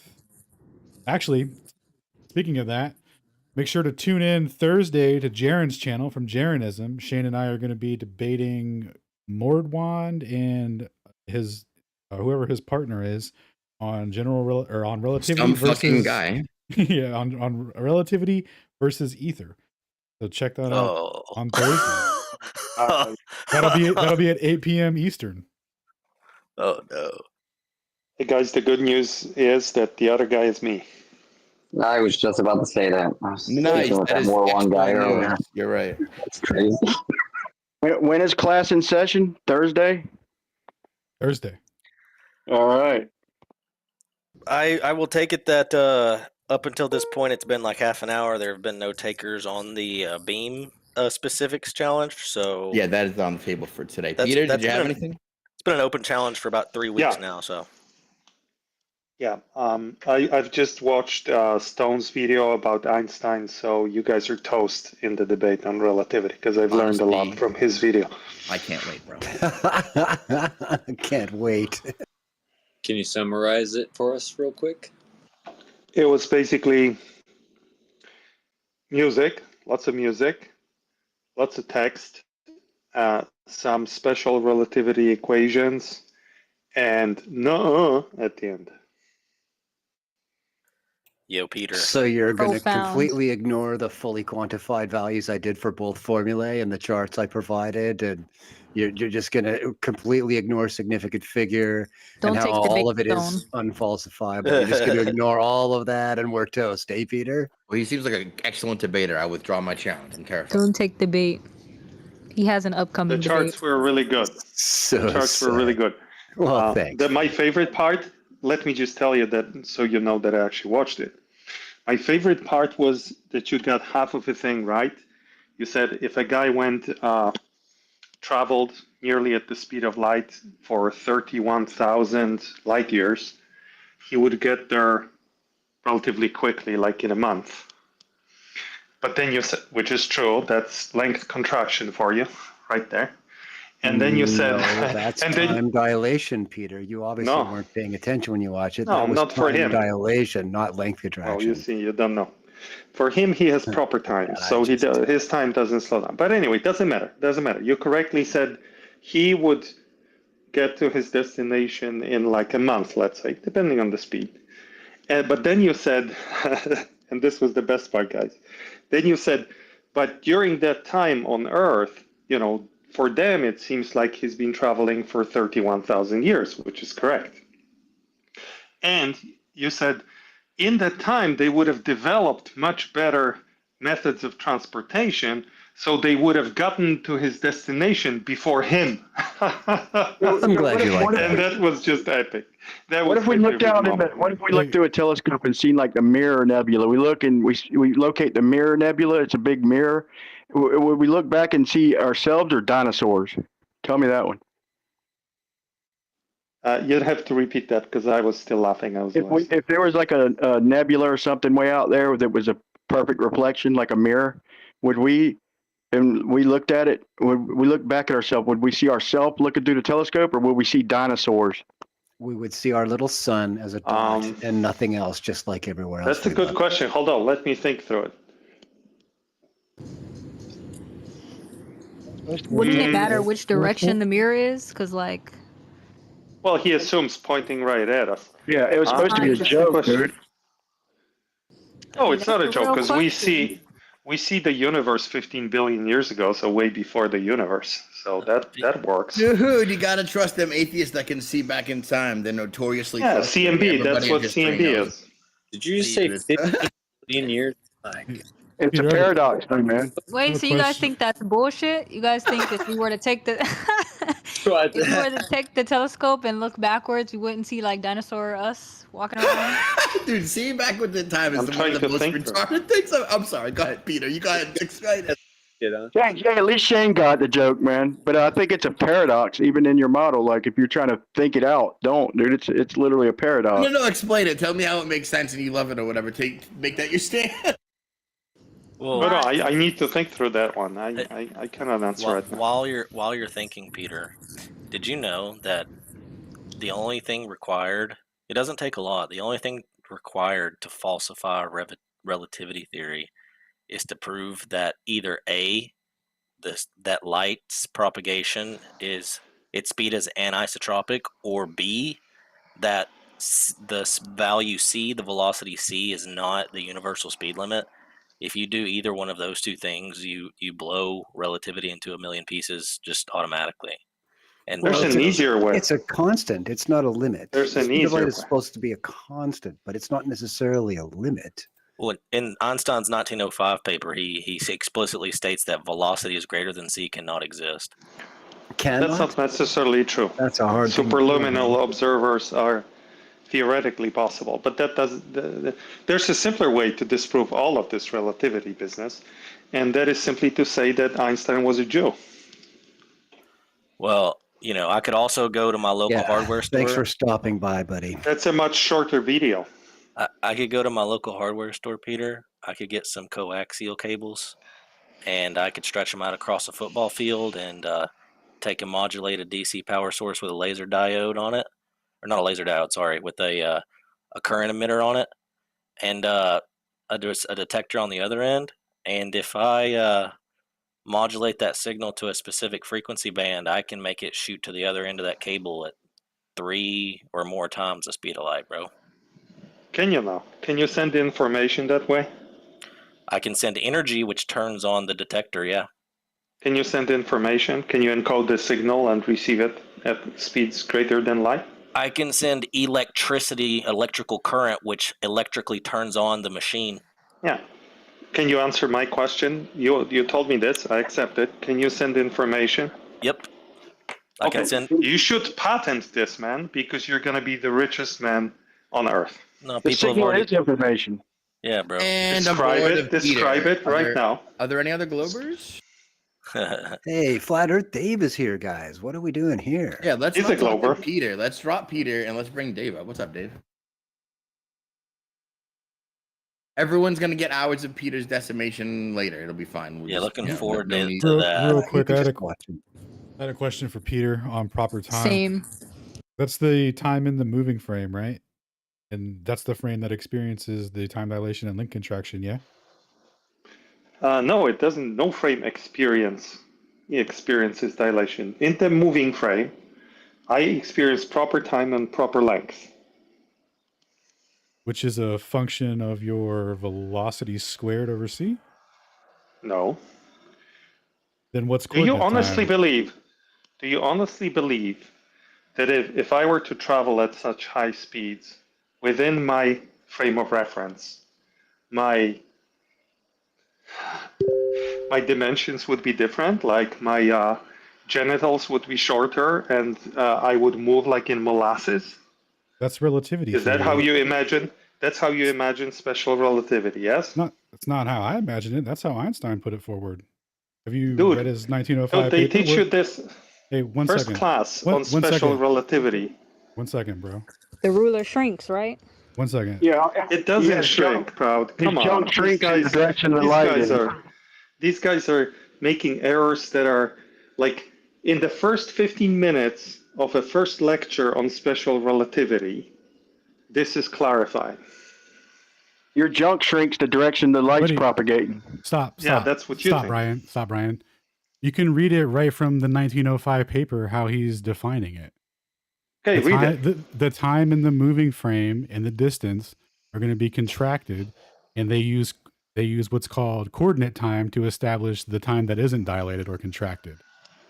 So whatever you've been taught is completely backwards, dog. The whole purpose of what he that means, hey, dog. distinction. 1 second, dog. Don't talk over me. The whole purpose of it, of defining proper time in the moving frame, was to add ambiguity to the fact that there's an absolute time, right? So he's just like, oh, we'll call the absolute time, the stationary frame, coordinate time, and we'll call the moving frame proper time, because that's the frame that's going to be experiencing link contraction and time dilation. So I don't, like, go ahead and break down whatever you were taught, please. Okay, dog. So the way you're misunderstanding it is as follows.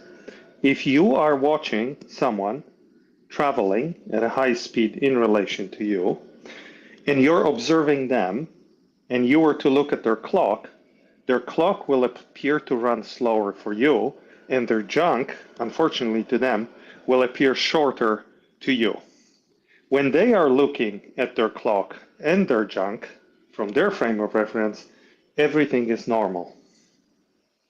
That's special relativity. You looking at them, that equation that you like, the L equals L0 times Lorentz factor. That's correct. The one you're looking at. Stop. It tells you That's how correct. your okay, can I finish? Just let him go. Thank you. That equation tells you the length you are going to perceive. Are you When looking at someone, and when he's looking back at you, guess what? And that's bad news to you, buddy. When he's looking at you, he sees your time going slower and your junk being shorter. So nobody wins as far as junk measurements go. Are you aware of how Michelson-Morley is explained? They explain it through link contraction in our frame. That's why they say we can't measure it, because length is contracted and time is dilated. From the reference frame of the sun, you would see the full predicted fringe, they say. You got it backwards. You got it backwards, home dog. If you spend less time on flat GPT and more time reading lectures on physics about special relativity, you will understand this within the first 10 pages. So you're going against the explanation of Michelson-Morley, and you're saying that there should be a fringe shift pattern. Like, why are you changing the subject? Well, go ahead and cite your paper that you read. Contraction and time dilation. Yeah, listen. Because we're in the quote unquote moving frame, right? They explain that they couldn't measure it because it physically contracted and dilated. Did they also write special relativity? Michelson and Morley? No, that's what was Are put they the for- authors? Okay. buddy. Was that before special relativity? What? No. Well, listen. Hence, it's Genesis. Listen, this is what was put forward to answer it, dog. The moving frame, the proper time is the contracted frame, dog. You're so backwards in this. Listen, Peter, I know that I'm not. listen, I know you've been to lectures and whatnot, but read the 1905 paper before this debate, please. Dude, Otherwise, you're going to this is get shown smoked. in one diagram. You Peter, could see this. Peter, can I ask you a question? So Yes. basically, you believe that time slows down relative to the observer. That's your stance. In special relativity, both frames have the proper time and proper length. The question is, what do they observe in relation to one another? And because it is relativity, nobody's moving. You see, here's how I can explain this, Alan. That's general relativity, dude. Alan, Stop, Brian. in Don't do relativity, special relativity, when let's say I'm moving and you're not moving, am I really moving? Sorry, what was that? I was looking something up. If there are two frames, right? Let's say Alan if they're in is uniform looking, transitory motion, you wouldn't be able to tell if that was your question. right? So that proves to you that I cannot be physically shrinking, because then you would also be physically shrinking. Because you're moving in relation to me and I'm moving in relation to you. So how can we be both shrinking? Welcome to So the there is no selected, wait a second, there's no selected frame where time is slowing and where length is being reduced. There is no selected frame. That's the whole point. That's why it's called relativity. When you look from one frame at the other, you rotate space-time. This is easily shown in like a two-dimensional diagram for simplicity. Your coordinate system is rotated, and the spaces between space dimensions and time dimension are rotated. That's why you see my clock going slower, and you see my junk being shorter. Now, I have a few inches to spare, but when I look back at you, I see your clock going slower, and your junk is barely visible. Because you are moving in relation to me. No, you've completely misunderstood relativity. I see why this is hard for you. I look forward It to is the called debate. relativity, bro. I vote It's we let called him relativity. Motion is relative. Listen, Motion is relative. just a heads up. I highly recommend you look up coordinate time. Stop giving him heads up, dude. Let's just crush him. Come on. I don't. I mean, dude, that's too easy. If he literally doesn't know, like that's gonna be. Mortal One will pick up this black. I have an idea. Alan. We're gonna solve this sometime else. I'm gonna talk to Mordwin. I'm gonna talk to Mordwin. I'm gonna ask Peter, dude. you guys to change the subject to special relativity for Thursday. Okay? Let's do special relativity. Dude, General is too difficult. General relativity is too difficult. Let's do special first. I'll cook you on special, and then we're gonna shake hands, and we won't do another debate. Okay? I look forward to it. I look forward to it. All right. Thank you. No, we should do. I'm gonna text him. I'm gonna DM him right now. Special relativity, super simple, guys. It's gonna be good content for everybody. Okay. Well, welcome to the ether side, bro. Welcome to the ether side. The way you just described it, bro, I gotta welcome you. Yeah, it's good to be here. Yeah. So, any other Globers, like I said before, or like let's exchange them for Flat Earth Dave. Objections? Second. No, I agree. Really Dave to come up here. So moved. He's probably cuddling in bed right now. Well, yeah, I second. Like, I also put pressure on Dave to come speak, as well as get rid of it. Like No, Dave, I if said you don't come bully speak, him. we're gonna be stuck with Peter for a longer time. Like, you're actually inflicting Peter upon us the longer you. Dude, he literally took away. Hey, he literally took away the only thing special about relativity. He literally just spoke it away in his own little mind. Hey, me and Brian had an awful lot of Peter today too. So I'm just saying, Peter, it just is what it is, man. It's been a long day of Peter. I wish you good luck in the battle, sir. I'll see you next. Phrasing. Oh, I must have missed Peter's beam refutation. He had nothing. For the first question Thursday, I'd say, what's special about special relativity? That it only considers inertial frame of reference. Which is?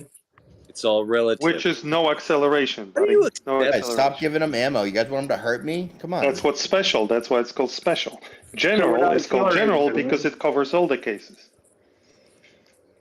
How do you believe that? Stop strengthening my enemy, Brian. Special doesn't mean good. It means reduced, limited. Understand it as limited theory of relativity, and then it's superseded by general Look, he's so theory good of now, relativity. guys. That's your fault. You just learned a whole bunch. Let's keep that same energy and go somewhere else. Yeah, Yeah, I know. It's Ron's gonna embarrassing. do It's that. embarrassing, buddy.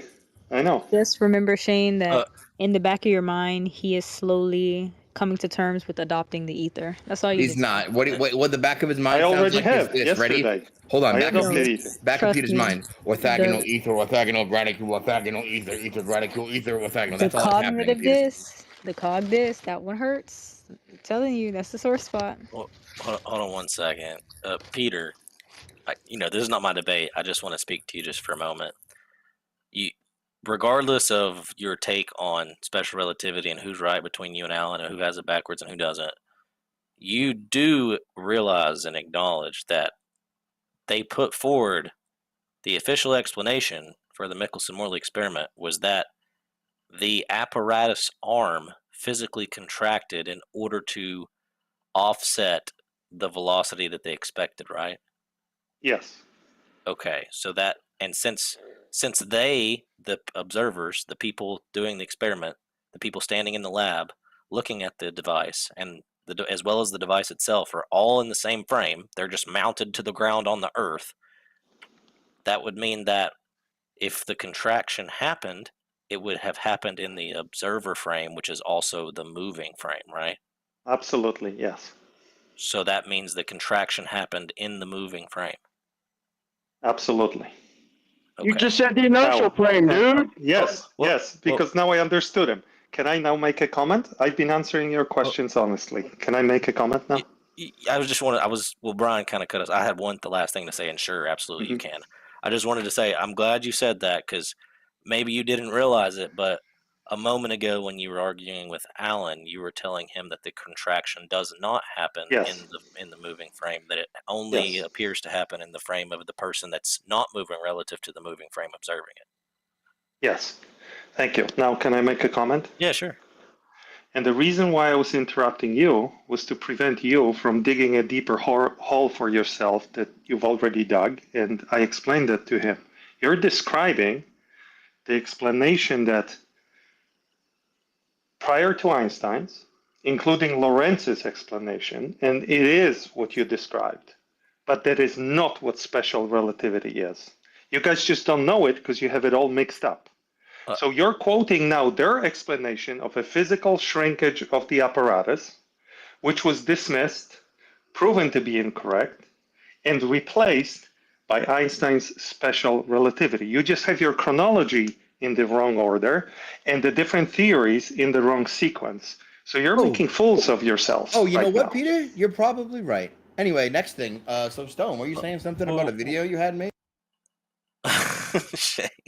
Actually, yeah, I was going to deal with the point he's trying to make about length contraction and saying, oh, it's contracting for the stationary observer, that when someone goes by. Well, let's follow that through, because this is part of the video, I guess, that Peter chose to ignore as well.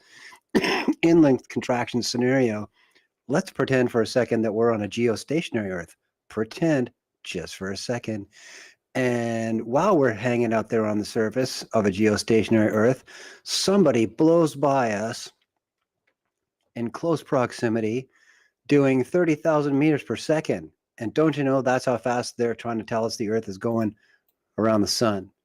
And as they're whipping by, length contraction formula tells us that if that thing going by us is supposed to be, according to them, 1,000 meters long precisely, from our perspective at the stationary side of things, it will be 1,000 meters long minus a 200th of a single millimeter for the entire 1,000 meters of length of this thing going by us at 30,000 meters per second. That is how much time, or actually rather how much length contraction you could expect to be able to hopefully somehow visually measure because you're the stationary observer and you have no physical contact with the thing going by you at 30,000 meters per second? How could you possibly dream of measuring something, much less that precisely, as it goes by you 30,000 meters per second relative to where you happen to be? I mean, this is how totally ridiculously unfalsifiable length contraction and frankly time dilation both are. And that's why I made that video. So I guess, Peter, watch it a couple more times and you might understand the actual theme and purpose of the video itself, instead of just laughing at the cool time travel joke I put in the middle. I remember that part of there's the a little video. more substance there that you need to embrace. Yeah, I And remember you will that part. understand, you will made me laugh. understand how absolutely ludicrous your entire assumption about relativity and that it's a thing really is. Can I ask you two questions and then answer your question that you snuck into your monologue? Is that okay? I didn't ask you a question. I just said, hey, Yeah, you did. why don't you take the You time can to say, how quantify can it we and what you measure these things? You did say his name. Go ahead, I guess. Go ahead and ask. Let me ask you two questions. The first question is, in the scenario you described just now and in your great video, if you were to look at the Earth from the frame of reference of the moving object, the one that's 1,000 meters long, would you also observe this minute contraction? Yes, you would. Okay. That 1,000-meter long object on Earth, as you blow Yes. by it at 30 meters per second, would appear to be contracted by a fraction of a single millimeter doing 30,000 meters per second. Yeah. And the point is that the trend is very much like that for impossibly so much faster velocities than that before any hope of measurement or imagining of tangible length contraction could be expected to be measured, even if you could measure it. That is how unfalsifiable the entire concept is. And that is why relativity is pure fantasy. Yes, thank you. Thank you for answering honestly, and you just debunked Alan accidentally, so thank you for that. There's no accident about it. It's just a question of what is. Hey, is Taylor have her hand up? I thought she put her hand up like that. right when you were speaking. But now I have a second question. In your video, you didn't explain why that such a minute contraction is occurring. I think you have just explained it now, but would you mind clarifying for the audience? Formula itself. The so the formula speed was itself, very when you slow. The speed was Peter, very I'm slow, speaking. right?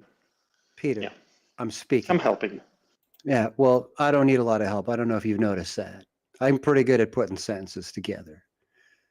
And it's the formula itself which dictates that. You put real figure into it, and those are the quantities that come out. And I have found consistently that when I take mainstream formulae and plug in, quote, real world figures, this is the insanity that comes out.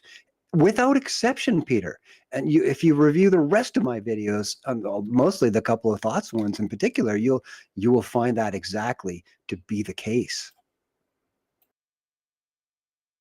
Thank you. So in short words, the velocity that you quoted is very slow compared to the speed of light. That's why the contraction is small. Now I'm going to answer your question. What kind of evidence for measurement of time dilation have you seen? I'm not saying if you accept them, but like, have you seen from mainstream science? You have a choice not to answer. I just want you to know that we can all continue. It's up to you. Same as length contraction. Well, I'm not really sure what he's asking me, but I can tell you where I'm not seeing the evidence, and that would be something like really obvious, like the ISS as a particular choice of vehicle, where you would want to set up a pair of atomic clocks, one left on the landing pad, or the launch pad rather, and one sent up to the ISS where it's allegedly moving around at 17,000. And yeah, you would hope that, again, if you check my time dilation figures at 30,000, after a year, you're only going to be finding around 158 milliseconds of actual dilation over an entire year's time. Now, I don't know how many people actually even own a clock that is that precise and You does just not named it. require- Atomic clocks are orders of and- magnitude No, more no, no. and precise. does not require Guys. that amount of actual correction Is this Peter's over practice? a year's time. I mean, like, my Okay. tone Thank before you. Stone was I was Thank you. angry at you for addressing Peter. I wasn't like, Peter gets to speak now. I was like, you did say his name, right? In the tone that I meant to everyone to stop so we can. One last thing, dude. Well, once you contract the length, you've got to dilate the time, What and are then you, you've got to Columbo, contract the Brian? mass. There's no getting around it. Dude, is it because Sheepdog's not here? You gotta be that guy. One more thing. I'm sure, Stone, you've seen experiments performed on Earth without leaving the Earth, where time dilation is measured within a building using precise clocks. So, like the No. ground floor of a building. Well, you should look into it, but that's not the and point. that is absolutely preposterous. I'll give you one considering example the real of- figures I just gave you. I'll give you one example of length contraction measurements, and you're correct. We have not measured length contraction by moving an object sufficiently fast to register its perceived shrinkage, so to speak. So you're correct about that. We're not capable of achieving such velocities for very massive objects like a ruler. However, you may have heard about muons, which are produced in the atmosphere due to collisions with cosmic particles. Peter, Yeah. come on. Look at the quantities I just gave you. Those I particles told you about a have a dimensional lifetime relation. of Peter, 2 please, microseconds. just stop it, man. Look at the I tried. dimensionals. Look at the dimensionals I just gave you in the scenario.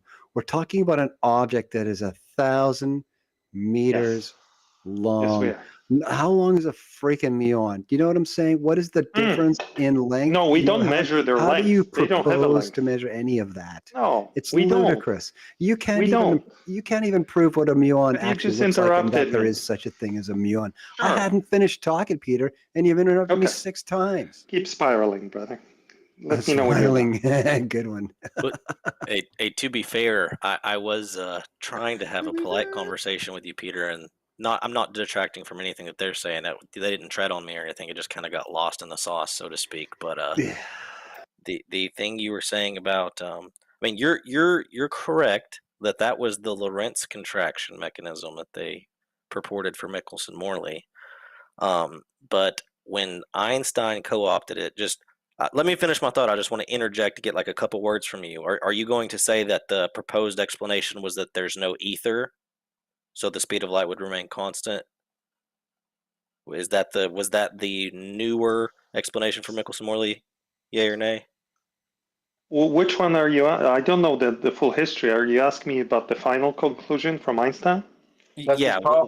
What was the Okay. conclusion as to why they didn't see an interference pattern? Just in short, because I'm Right. still trying to continue the So- thing. I just wanted to get the answer, the update. Okay, I'll keep it short. I'll jump all the way to the end. In around 1924, Einstein concluded that ether exists. It is non-changing through time. That's the end of my answer. Oh, well, I meant, okay, 1905, please. I mean, 1905, I don't think Einstein was too ready to conclude on ether, and so I don't remember what he said. But he replaced the need for ether, but he didn't finish his theory. After he did, he concluded ether existed. It was just non-varying in time. oh, okay. So, how He does wrote a that? whole article about it. Yeah, well, that's the mainstream doesn't believe in the ether, and they say that Einstein deleted it. So, you hold a very it's fringe still there. position. But Yeah, but I'm I not love gonna- it. That's why I like to talk to you guys, because I don't care about the mainstream. I just Oh, bridged is that little relativity with ether cosmology. They're one now. They're unified. Okay, well, The grand unification theory on Twitter. what is Just the happened. reason that William made an emoji. Hold on. what's the reason that the Michelson-Morley interferometer did not, according to them, did not register a French shift? The final stated reason is that ether does not change over time. How does that okay, but wouldn't that imply then that interferometers just wouldn't work? No, it wouldn't, because they do work. Yeah, but I'm saying if you took an interferometer and set it into motion, it wouldn't produce a fringe if what you're saying is true. They will. So then why didn't the interferometer in motion of Michelson and Morley produce a fringe?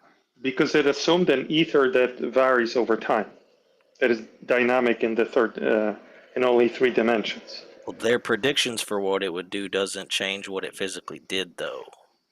Exactly. That's why their understanding of ether was wrong, and Einstein's final understanding of ether was right. That's exactly the right answer. PZO, why don't you let us explain that to him later, right? And we'll have a good time anyway. They don't want to get cooked more because their whole ether cosmology is based on this stuff. I'm actually terrified that you're learning so much that I want to just put it aside so we can do other stuff. You know what I mean? You've created a monster, huh? You got it backwards, bro. It's because of this stuff is why we have in cosmology, bro. You literally got it backwards. Hey, you got to at least throw him okay, Shane. No offense, but I agree with Alan. If he goes into this completely blind, it's almost better to kind of, because you guys debates, don't know Peter. That's okay, but I see what you're saying. If you informal debates, you prepare like 3 topics or however many they give you, and both parties know about them beforehand exactly what they're going to talk about, so they both have equal opportunity to prepare a discussion about those things. So, I mean, it's not like there's nothing unfair about this, but I mean, Peter, are you prepared to talk about the Sagnac effect when you have this debate? Oh no, I'm going to keep it all to length contraction and time dilation concepts in special relativity. No, that's retarded. You know that the Sagnac effect Yo, especially Pizio, pertains to, right? I'm not going to go into it. My God, dude. If this is where we're at with it, dude, just Thursday will be awesome. Everyone, be sure to tune in. Yeah, I'm looking Guaranteed. forward to it. Please, you got to tell him to stop trying to save him. He wants to jump off the cliff. He's gonna fucking kill himself. There's nothing that you can say that'll stop him, Pizio. Okay, stop trying to save his life, bro. He's gonna do it. Let him do it. Peter, link the photo you want me to use for your flyer. Okay, fair enough. In the comment section. I make very fair flyers, ask McToon. I don't know. I'm going to let Mordwin run this. It's his gig. That's what I thought would happen in the first place. Let's just roll. It's fine. Something tells me Mordwan don't even agree with half the shit you just said. I did just rescue him. I said, then it's going to be a hilarious debate. Your partner is, you have to go check out the clip. Here's the YouTube. He's like, cool, I'll watch it. So you guys are going to have a chat and a pregame, and you're going to come back. You're going to make some real arguments. Hopefully we're going to have a good time. If not, it'll be fun either way. You know what I'm saying? Yo, Peter, how well does Mord1 know you? Time-wise. Extremely well. Extremely well. Time-wise. A long time? How long? I don't know, a couple of months. Okay, like the best buddies. Dude. I just met him on the internet like 3 weeks ago, but I know everything about him. His kids talk to my kids or whatever. I just got to know you, Shane. I found a YouTube video of your pretty face in it. Nice. And then you followed me here and decided to stutter about graticules, orthographic ether angles, and then became my biggest fan, or what? Yeah, that video is from 2 years ago. I think that's before you honed your craft and came up with the graticule. It's definitely $1 million concept. Oh, against B-Ball, Earth is Life. Yeah, that's like my 3rd or 4th debate ever. That's right after McToon found me for my first video with 2 views, and after FTFE took 3 times with like 6 videos. But that was B-Ball, dude. You should ask him what specular reflections are and how sunsets work, because his theodolite got destroyed. That was me before I had the optics argument, right? I still smashed him anyway. I like the way you preach. I like the way you speak in tongues. I like the shirt that I wore for that debate. It says, "I'm not a conspiracy theorist. You're a fucking idiot." I thought that was the best shirt ever, dude. I wore that to every debate. It looks good on you. I'll take one. It's very flattering. I'm gonna need one of those too. And then they're like, "Why does he have a grin on his face? Why is he always smirking?" It's like, well, it's part that, right? Part of the dumb shit that you guys believe. But people smirk when they bullshit on live television. Yeah, people also smirk when I have to recite the dumb shit that you believe better than the people who believe it. It's just a thing that happens. I can't help it. Yeah, like that the apparatus physically shrinks due to its velocity.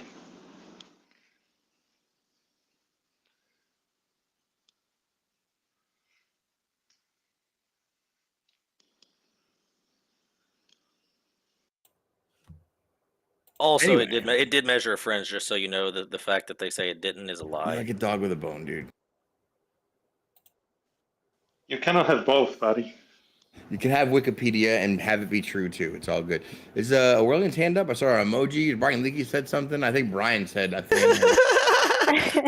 Just I read the never paper, dog. knew. Just read the paper. I never knew Peter was a no lab framer. But yeah, I do want to get to Brian. I want to get to Aurelian. I want to hear from the non-speakers, and then if anyone's I not want to hear speaking, from you can drop Dave. down so we can rotate some mics. Yeah, I can Yeah, drop I would down like for to you hear guys. from Dave too. He is curled up under the covers with us pressed against his ear. If he's anything like JT, you can increase the FOMO in a squared over distance ratio that would actually get him out of bed from the force of the mass attracting mass, I heard. I don't believe him. That checks out. I've seen it done with JT a couple of times. The math is real. It's tangible.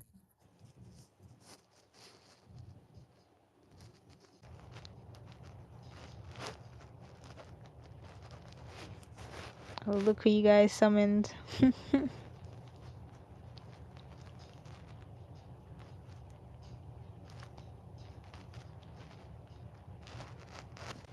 Hold on, guys. There was a summoning? Who did we summon? Yeah, who's here? Flat Earth Dave? That Orwellian pulling up in the Ethermobile? Oh, Aurelian got to tell us what happened to the Ethermobile. Oh, I don't even want to talk about it. It broke my heart. Fucking. Oh, no. Okay. No. I'm Yeah, sorry, so bro. blew up a drive shaft 5 minutes after I left the shop from dropping 1,700 to get that fixed. While I'm 1,300 miles away from the house, I get rear-ended in an insurance trap attempt, right? You know, where people will brake check somebody, you smoke them, and they're like, my neck, my back, my neck, and my back. So I saw it from a mile away, swerved to get out of the way, ended up catching a median, and the dude behind me was in a truck. He tried to do the same thing to avoid this broad, and he just caught like the ass end of my bumper, but it was a truck versus a fucking 5,500-pound car. And yeah, so that ended up happening. As soon as it happened, like this chick took off, right? Because desired result didn't happen. And so, yeah, it kind of fucked my day up, but I'm still on vacation and I'm not going to let it fuck with me. I don't know. Brian saw it. It didn't look too fucked up. It's pretty much cosmetic. A little bit of fucking dent in my exhaust pipe and shit. But the kid that hit me, so New Mexico is an at-fault state. Minnesota is a no-fault state. So if two people get into an accident, it's just exchange insurance and that's a wrap. Here they want you to call the cops, and whoever's last in line gets the citation on top of having to deal with an insurance. So we worked it out amongst ourselves, and it's whatever. But yeah, that shit sucked. Otherwise, she still rips, man. I've been tearing through the mountains. Floated out to Arizona today. About a 3-hour rip there, 3-hour rip back. Linked up with Brian. We had a lot of technical difficulties with where we decided to meet up because it was just quittable for both of us. But yeah, all in all, it was pretty dope, and this trip's been good. But yeah, Lucy's okay. The Ethermobile's fine. Ash is a little banged up, but she still rips. All right, so I'm glad you're okay, man. I'm glad the Ethermobile survived as well. Nice. It doesn't look too bad. Hey, Proud, I'm going to restart my browser real quick if you want to take co-host so it doesn't glitch out, and then I'll be right back in a few. Roger. Yeah, that's too bad. All right, lads, just a second. Dude, this debate on Friday is going to be fire. Or Thursday.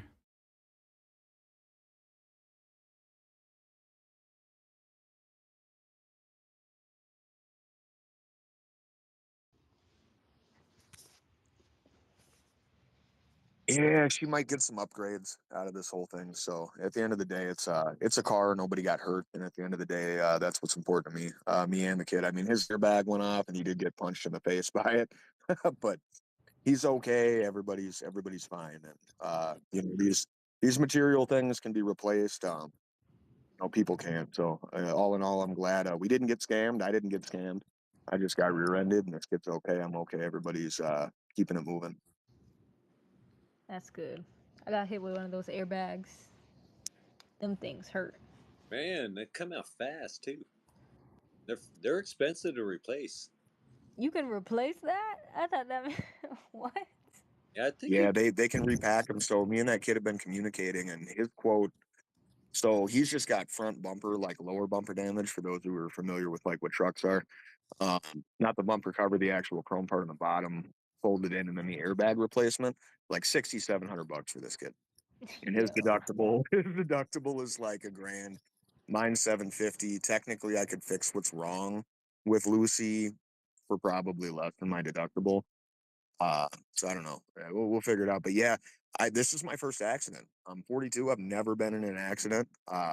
Pretty good at avoiding those things, even though I drive the way that I drive. But yeah, he was shined up. He told me it hurt like hell.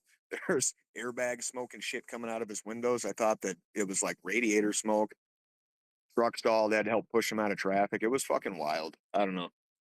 And it was hot. I'm in New Mexico. Fucking rush hour in Las Cruces. It was like 100 degrees. It was fucking retarded. Whatever that shit is that comes out the airbag will burn your skin. So, fair warning to anyone else in the audience listening. And this is not financial advice, but I do not recommend, me personally, putting your airbag back in after it deploys. I'm sorry. No, you gotta. I think you can replace it, and you should have a professional do it. I agree with Proud. Do not do it yourself. I do not recommend that either. Highly suspect. Yeah, we're glad Orwellian's okay, and the Orwellian family, cause Just duct tape a couch cushion on your steering wheel. You'll be all right. Yeah, he'd be fine. No, Proud. I appreciate that. And yeah, everybody was kind of, the community again being what it is, man. I got a lot of, obviously I was busy, so I couldn't be really active on Twitter, but I just kind of threw it out there like, fuck, dude, this is my luck. And everybody was like, you okay? What's up? So I appreciate that. Yeah, everybody's good. And, Lucy will live to fucking fight another day. Or just wear some duckies until you get your airbag replaced. Just wear little duckies around your shoulders and your neck and stuff. Well, mine didn't go off. That was the kid that hit me. Yeah, my airbag didn't go off. My car is completely functional. His shit was fucked up, which is crazy. I got hit by a half-ton Texas edition Chevy Silverado in a car that weighs about as much as his truck, and he was more messed up than me. So, yeah. Glad y'all are all right though, man. Damn. Well, look at that. Dave, the man is up out of bed past his bedtime. Oh, I feel bad for the inverse and square ready to law rock coming into some. play. Yeah. Flat Earth Dave up here? I tried to convince their bedtime. Yeah, they try to do it to me, man. Let them get to you, Dave. Dude, it's the best to try to do it to your friends. We try to do it all the time. Well, yeah, that's what makes you stronger, man. That's how you build thick skin. And because we're so hard. Like, if you can do it to your friends, you can do it to anybody, right? We're like the most resistant. And you can resist all the abuse that you get thrown at you in the TL, and then they get hurt because they can't hurt you. It's hilarious. It's like, dude, I think it was Mr. Xavier kind of threw it out there today when we were, kicking in the space in Arizona. He's like, when you came to truth and then came to flat earth and you're used to getting like digital tomatoes thrown at you like you're in medieval times and in stocks and shit, eventually things just start to roll off you. And yeah, that's kind of where we're at. Like you can try to throw stones, but yeah, they have no power here. So keep it moving. Not only that, but when you're part of the crew and you know stuff, you may be called upon at any point for what Alan calls a pre-dunk, in which case you'll be put in front and center in the middle in order to explain something that maybe you may have explained once peripherally to him once before in some other setting. And if any time that happens, anyone in the crew can at any point be called up for a pre-dunk, and we may toss you the ball, and you may take a shot or drop it or whatever happens, right? It's part of the crew. If we like you, we're gonna probably give you a free dunk. Could be an alley-oop. You might bounce that shit off the rim. I don't know what that word means, but what I said holds true. I am here. Nice. Thanks, Dave. Rockin'. We just missed you, man. It's not the same. Blink twice if you're being held hostage. Not being held hostage. Can you hear me? Absolutely. Yeah, we got you loud and clear, Sure Dave. can. I'm here. I'm not snuggled in bed. I just don't have a lot to say yet. Yeah. Have you been Battle of the Beeman? Just listening. Dude, the beams. I don't think you can hear me. Can you hear Shane? Globers amaze me. I don't think you can. It's just That's a negative. it's just fascinating how they can be so lost in their religion. I almost feel sorry for the Can, brain. can you hear anyone on stage, Dave? Yeah, Dave, I think No, you're missing hearing just some you. people. Shane and Oh, Orbellion just are me? talking here and Am there. I talking over people? No, Everyone's we're talking listening to to you. you, That's but what's funny. reflecting, Oh, I and you're can't not hear hearing anybody. response. Yeah. Yeah, we figured that out. Should I jump down and come back? Yep. Yeah, Yes. that's Yep. just I'll so try. everyone can say hi. I'll try. All right, Elon, knock it off, man. More proof. All had to have it his own soliloquy. We're all having our own personal conversations with him. He's addressing none of us. Couldn't hear not a second of that shit. He's just like, We're okay, so gracefully it's talking been when we're not silent for a talking, minute. so he couldn't really tell. That's why when he was like, I'm here, now it makes sense. Okay. Okay, I'm back. What's It was up, Dave? just you were just gracefully What's up? talking whenever we weren't. We all had our own personal conversations, but you had your own personal soliloquy going to like an aside to everyone that was unpleasantly not interrupting us. So it was the weirdest. It was the weirdest thing. It was a conversation for the audience, not us. Well, now that you can hear us, Dave, welcome. Thanks, man. We just missed you. I'm sorry that we socially shamed you to come up here, but I just I don't. You didn't socially shame me. I'm here. You know, like if you see me and you want me to come up, just mention and I'll come on if I can. Yeah, that's the social. Yeah, I mean, like definitely, we always want to speak to you. So you were talking about the Globers and what's sad about the religion when you discovered that you couldn't hear anybody. So yeah, just gonna kind of throw that out there. That's where you were at. Yeah, I just like who was I listening to today? It was some guy on TikTok, and he's like he just very methodical, and he's like walking. He just all of his points are so disingenuous, like the boats over the horizon. Why a boat disappears over the horizon? These guys can't figure out that besides the sky appearing to come down and the ground appearing to come up and the left and right appearing to come inwards, you have to understand that the back comes forward, right? When you're looking, if you're standing in front of the water, let's say you have 20 miles of water in front of you, right? The first quarter mile covers 95% of your visual space, and the rest 19 and 3/4 miles fit into that little 5%. So that's all compressed. So a quarter mile away, if you have a 3-foot wave, it could hide a cruise ship, because that cruise ship isn't going to get any farther in your visual field. It's just going to get smaller and smaller and smaller. Just like if I was standing at the foot of a building and I held my finger out at arm's length, I can't block the building. But if I went 25 miles away, my finger can block the entire city. Just like that little wave can block the bottom half of a ship. And none of these guys will ever address that. Drives me nuts. Right. Remember What the night about- I remember the night you laid it out for Ruhif. It was so I simple. was just gonna say that. And I he- remember and the he- Ruhifing of it. and he just dipped. Yeah. These guys, I mean, how many times have you heard McLooney Tunes say, "Go flat earther can't even describe a sunset or ship over the horizon." I mean, they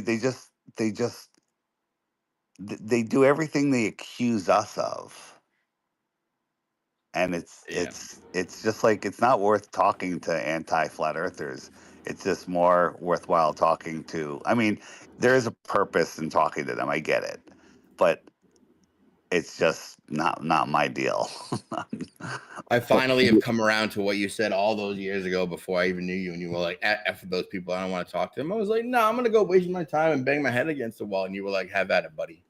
Occasionally, they kind of remind me of. Hey, I just wanted to throw this out there because what Dave was saying, they behave like politicians, not Globers in general, but the anti-flat earthers, the people that just won't address anything. Like they really do behave like fucking politicians. Like this is what I'm gonna do. I'm not saying it's a grip. Some of it is.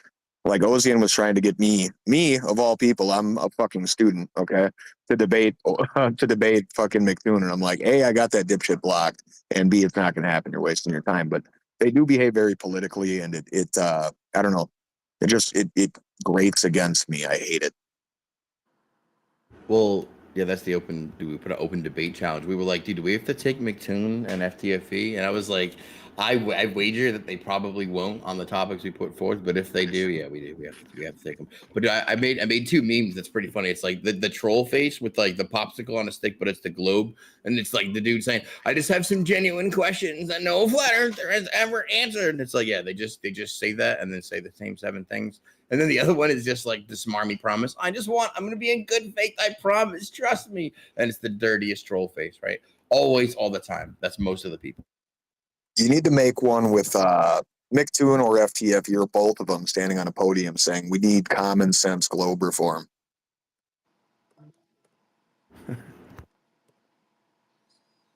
I do find that like the memes are pretty powerful. It makes them really angry, and also they're really bad at memes themselves. So like they get angry and then they try to meme, and then they like fall like fantastically on their face, and then you get to make fun of them for that too, and then that becomes a meme, and then it just like endlessly memes itself until they give up. It's wonderful.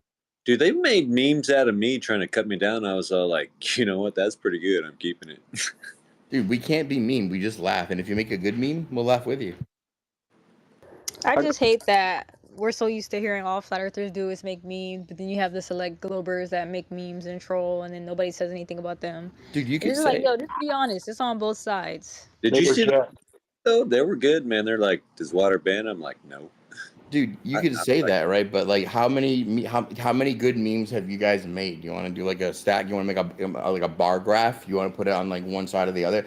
Because like I can count them on one hand. I've liked them all. Every single one. It's 4 likes, right? So like when you say, but like you could say, oh, we just make memes. But making memes, first of all, is a talent, a skill, and a condensed form of communication perfected in the art of war, and pamphlets and communication monetized by media, put forth by marketing, perfected, and all sorts of stuff. So you can smirk at it, right? But we're damn good at it. So.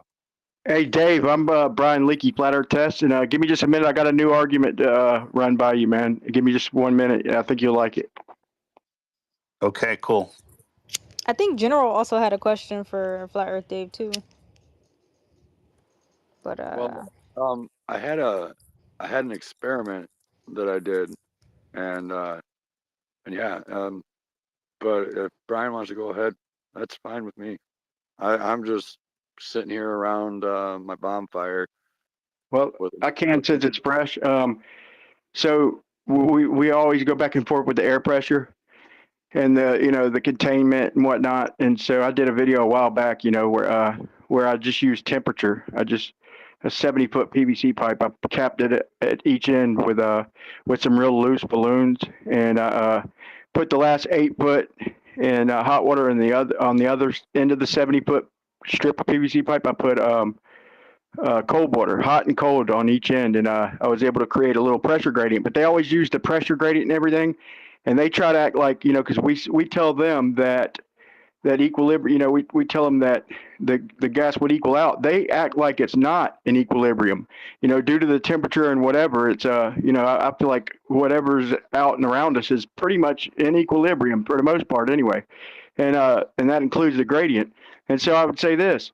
So they try and say the air would, I would say, tell them to imagine, let's say a 10-mile, or let's just say a 5-mile pipe, like a 1 foot diameter pipe that's just going straight up in the air. Okay. So we'll ask them what would happen if we put a cap on the end of it. It's not uncapped, and it's just a hollow 1 foot pipe sticking 5 miles in the air. And we put a cap on the end of it. we're still going to have a little gradient inside that PVC contained, right? Now ask them what would happen if we took that same pipe and put a vacuum like 10 to the negative 17 torr at the end of it instead of a cap. So them trying to use gravity and all this nonsense is crazy. So I've never heard that before. I thought maybe you might like it. You do a lot of podcasts and whatnot. So I figured I'd run that by you, Dave. I'm sorry, but I didn't quite understand it. You have a PVC pipe vertical? Yeah, vertical. Just it's a thought experiment. So 5 miles high, it's just a 5-mile pipe that's standing up straight. It's capped at the bottom, right, and it's uncapped at the top. So what we do, we put a cap on the top of it, and it's going to match ambient air pressure all around it from bottom to top. It's going to match ambient air pressure. So in other words, containing it, we get exactly what we got around us. Now, if we put a vacuum at the top of that thing, 10 to the negative 17 torr, instead of just capping it off, then all the air would be gone. So their gravity argument's out the door. You see where I'm coming from? Right. So you're saying the air density would be heavier at the bottom and thinner at the top. Yeah. And why the top is open, then you put a cap on it, it's just going to remain like that. Then if you put a vacuum tube on it, put it to a low pressure system, it'll just suck all the air out. Right, because they try to claim the gradient, and it's like we could do the same. I could just say walk outside. They're like, they always say when we ask them for evidence, they say walk outside.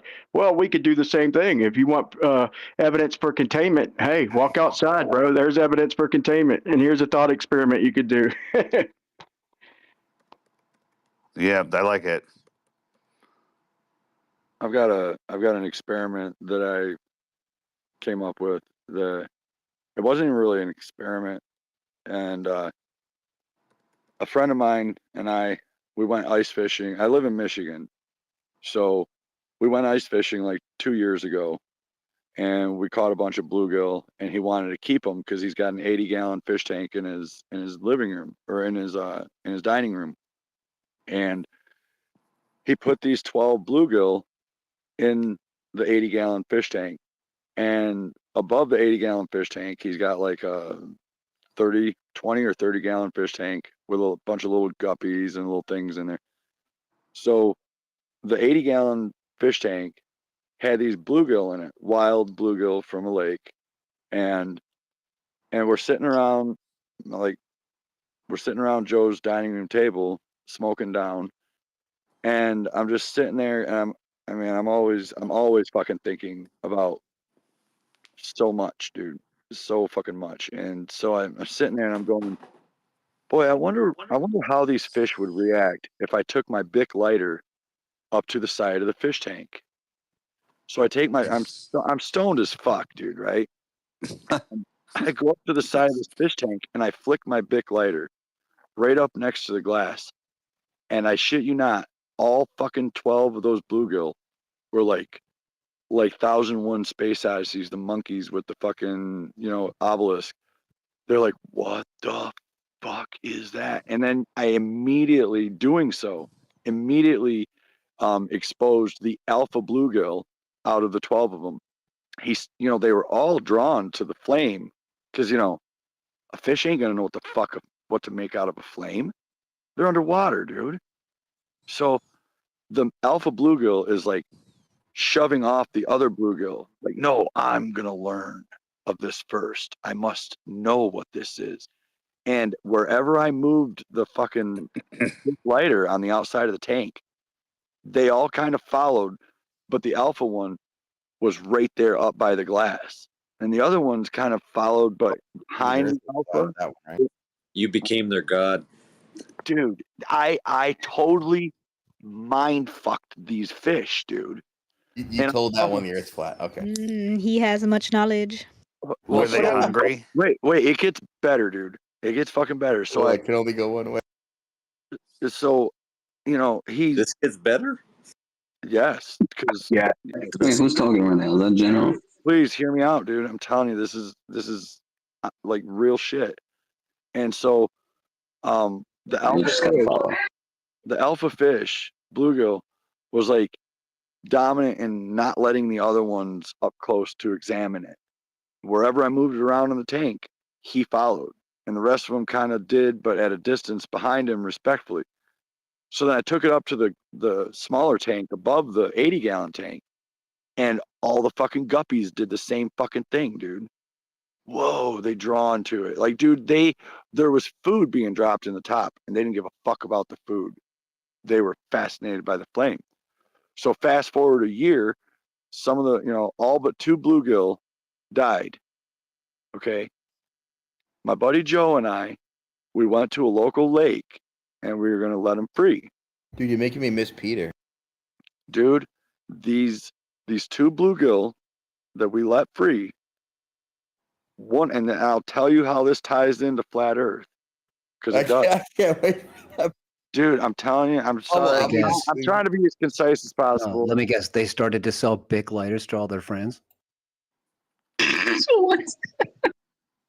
Evolution. Dude, I got to hear the end of this. Like, no, dude, I'm not a prideful person. I'm a very humble person, dude. No, keep going. This is good. I like it.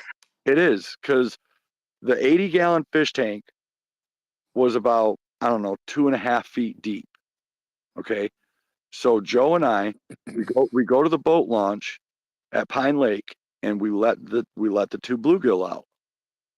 1 bluegill stayed within the shallows of the boat launch and would not go any deeper than what the fish tank was, that it was, acclimated to over the last year. The second bluegill fucking bolted right out into the deep. Like Flat Earth bluegill. So the reason that I mentioned that is because the world is flat. We live on a plane of existence. I believe we live on instead of like outer space looking up. That's what they want us to do. They want us to look up, look up, look up. Don't. You're comparing that to that? Don't think, laterally, because right now we live on an infinite plane of existence. Just like how they want us to believe that there's an infinite outer space. That's not true. There's an infinite plane of existence that we live on. So the metaphor is we're in the aquarium, right?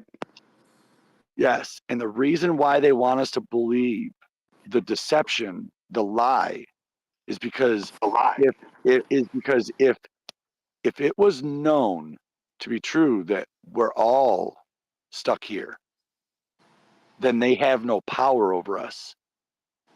But they want us to be powerless in comparison to them. Oh, like the first little fishy. But exactly. In fact, once you see, because when we are products of our environment. No, listen, seriously. And It's Dave, a horrible I'm metaphor. trying to speak to Dave directly, because Dave, I've been following you for a long time. Did you get all that, Dave? I'm listening. Okay, so they tell us that we can only use 8 to 12% of our brain capacity.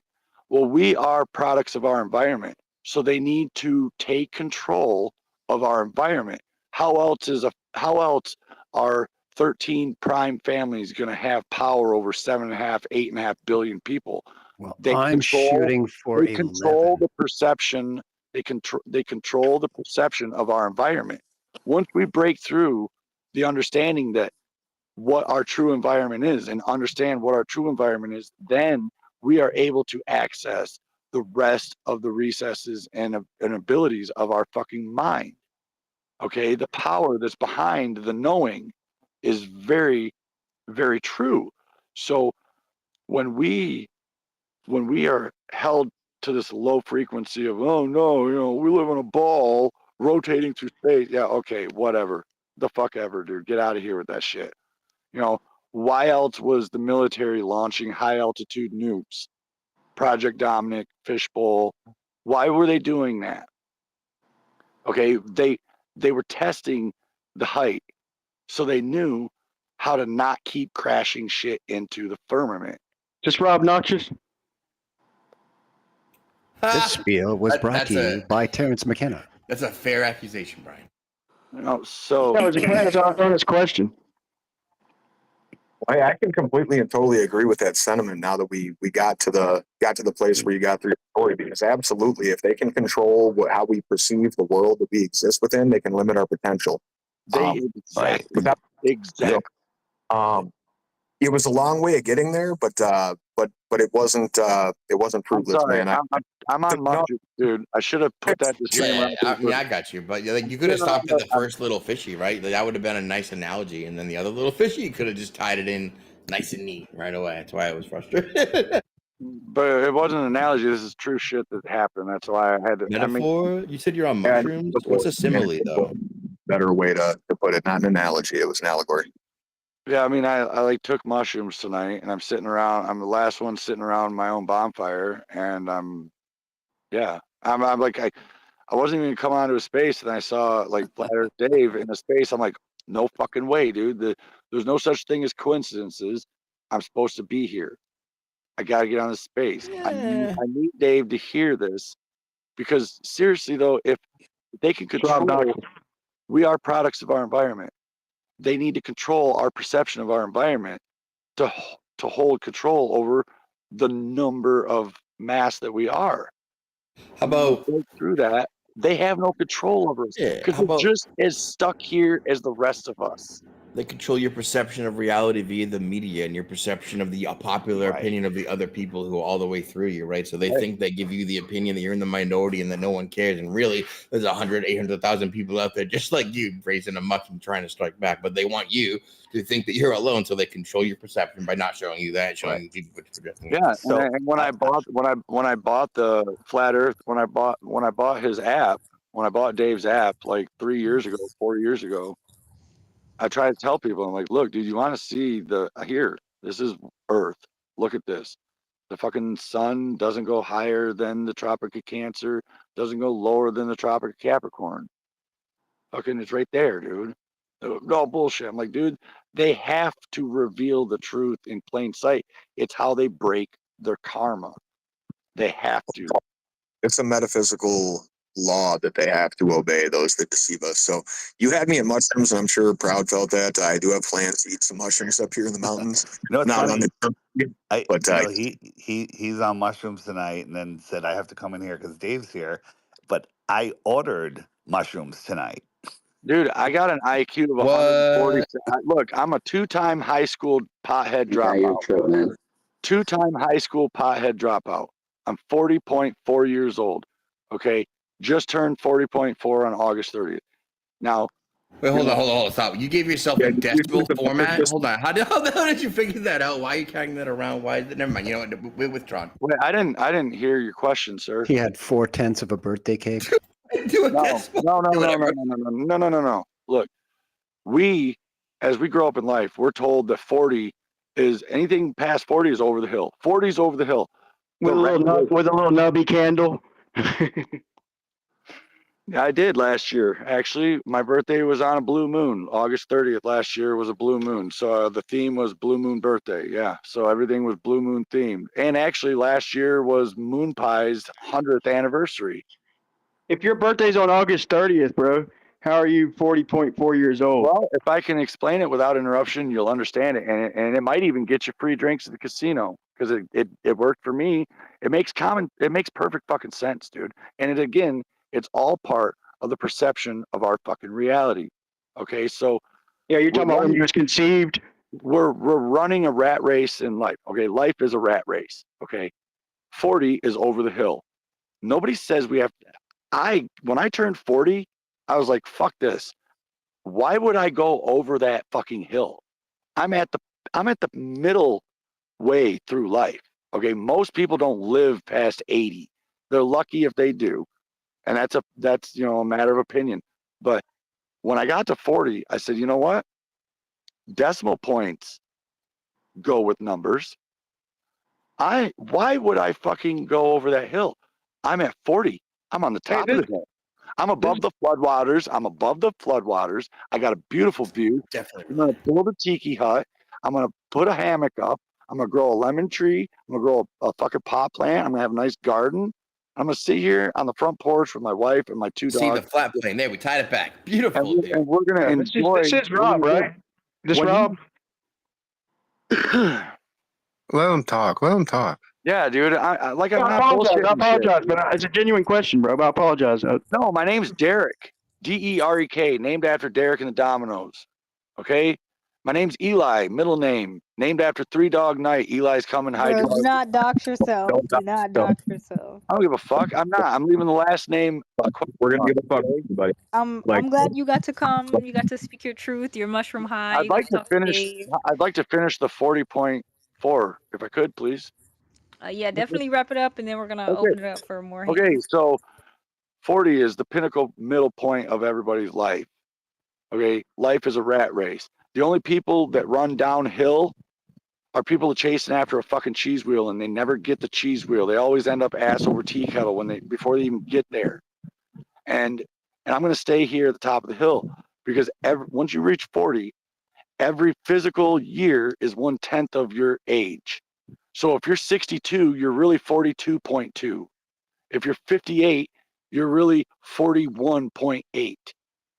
And by that comparison, by adding the decimal point theory to your age, you slow down your aging process because age is just a construct that the mind creates. And so if you don't do that, eventually while you're sitting there at the top of the hill above floodwaters, enjoying the fucking beautiful view and watching everybody run, eventually you might get someone to stop and go, hey, what's this? Hey, dude, it's a refreshment table. Have some lemonade. There's some fucking doobies rolled up. Pull up a hammock. Enjoy 40 point whatever comes next. And if you use a decimal point, you never even get to 50. You'd be like well over 100 by the time. That's fascinating, dude. Okay, so there, I'm done. I'll land my. Are we there yet? Yeah, we're No. there. Let me give him a little insight here. I'm gonna wrap it up. B. I'm a 2-time high school pothead dropout. Okay. Shoot for 3. I got an IQ of Next. 104. I got an IQ of 147. I was born at 1:47 a.m. on August 30th. My first day in first grade, when I was beat by my fucking first grade teacher for daydreaming outside, looking outside. Fantastic. I vote nobody addresses what he said and we say something else. What do you guys think? Okay. Yeah. Unanimous. Here. Okay. Thanks again, General. I want vibrating to chime in though, because I believe that you're only as old as you feel. You shouldn't have to you shouldn't have to decimal point your age, but I do believe you're only as old as you feel. You know, that's a mindset thing that society pushes onto you. But vibrating, go ahead, jump in, and then if anybody wants to tie it back to flat Earth, we can. I want to say out of Image. Do you guys know the life cycle of an eagle? When they hit 40? Oh, isn't it that they get their color or something? It's like it's when they hit 40, their beaks curl too low when they can't eat. Yeah, they can. Or their claws. So they have two choices when they hit 40. They either just die, or they go through a 150, I think it's 150 days cycle of they have to rip out their own claws to grow them back, and they have to peck at rocks or something to break down their beak. So they have two choices: they either die or go through 150 days cycle of pain and agony so they can have another 40 years to their life. 40. So that's all I'm saying towards what he was just saying. That's all I gotta say. Yeah, go ahead. I was gonna say your backdrop is the Mockingbird media cover, the face cover, the eyeballs thing. Is that what it's related, or did you put it there for something else? Say that again. On your Twitter profile, right behind your backsplash or whatever. Do you know what that picture is, or did you use it for non-Mockingbird media related reasons? No, it's a political thing. Something like your header. Never mind. Purely a coincidence. I did not know eagles have to do all that to like live again. Yikes. Yeah, it's weird, man. It's pretty cool though. That's all I'm saying towards what he was trying to say. Like I see he's on shrooms. He's on his. Dude, that's got nothing to do with it, though. I'm sorry, dude. I'm sorry. I'm being taken like a joke or something. It kind of does. Another hill to get over. Yeah, it is. I'm 41. I'm 41, and I see where he's trying to get from. Like you don't want to get old. You don't want to. You didn't give me the decimal. I don't know how old that I is. don't want to get old. It's like I'm realizing the fact of the matter is this life is what you make of it. Age is what you make of it. Time is what. That's it. I hate that they put age on. Age is. There's right now is Just a nighttime. construct. And then in a couple hours from now, it'll be almost daytime, and then it'll be daytime. And Is a that couple 'cause- days later, it'll be almost nighttime, and guess what? It's nighttime. The globular time zones, right? Yeah. There's 4 times. Period. There's daytime, almost nighttime, nighttime, almost daytime. We almost had it, guys. Yeah, but fuck time. Time isn't a thing. It's just like when they tell you you have cancer and you don't, you die anyway, because your mind creates the world that you're in. So when they say, hey, you're 70 and this is what's going to happen when you're 70, all these things happen because you're programmed into it. So me, I just say I don't identify with chronological age, and I just live my life and everything is great. And I also realize that this world is even more wild than us awake people realize it is, on how our thoughts create our reality, on how have you guys heard the term retro causality? This thing blows the Mandela effect away. Okay, they did an experiment. They got a group of people to pray for a group of people in the hospital. There was 2 Yeah, I groups of heard people. that. You heard this? Was that did you guys talk about it on here? I think it was Duke University who did the what you're Yeah. speaking of. Go ahead. I bet. Yeah. So I had heard a long time ago, but I just heard someone tell it recently. So there was 2 groups of people in the hospital that were all basically with the same illness, and they had this group pray for one of the groups. And then when they checked on the people, they didn't tell them that they were praying for them 10 years ago, because it was 10 years ago when they were in the hospital. But when they found that group of people, they were all doing better than the group that wasn't prayed for. So it's retro causality. It's Mandela effect on steroids.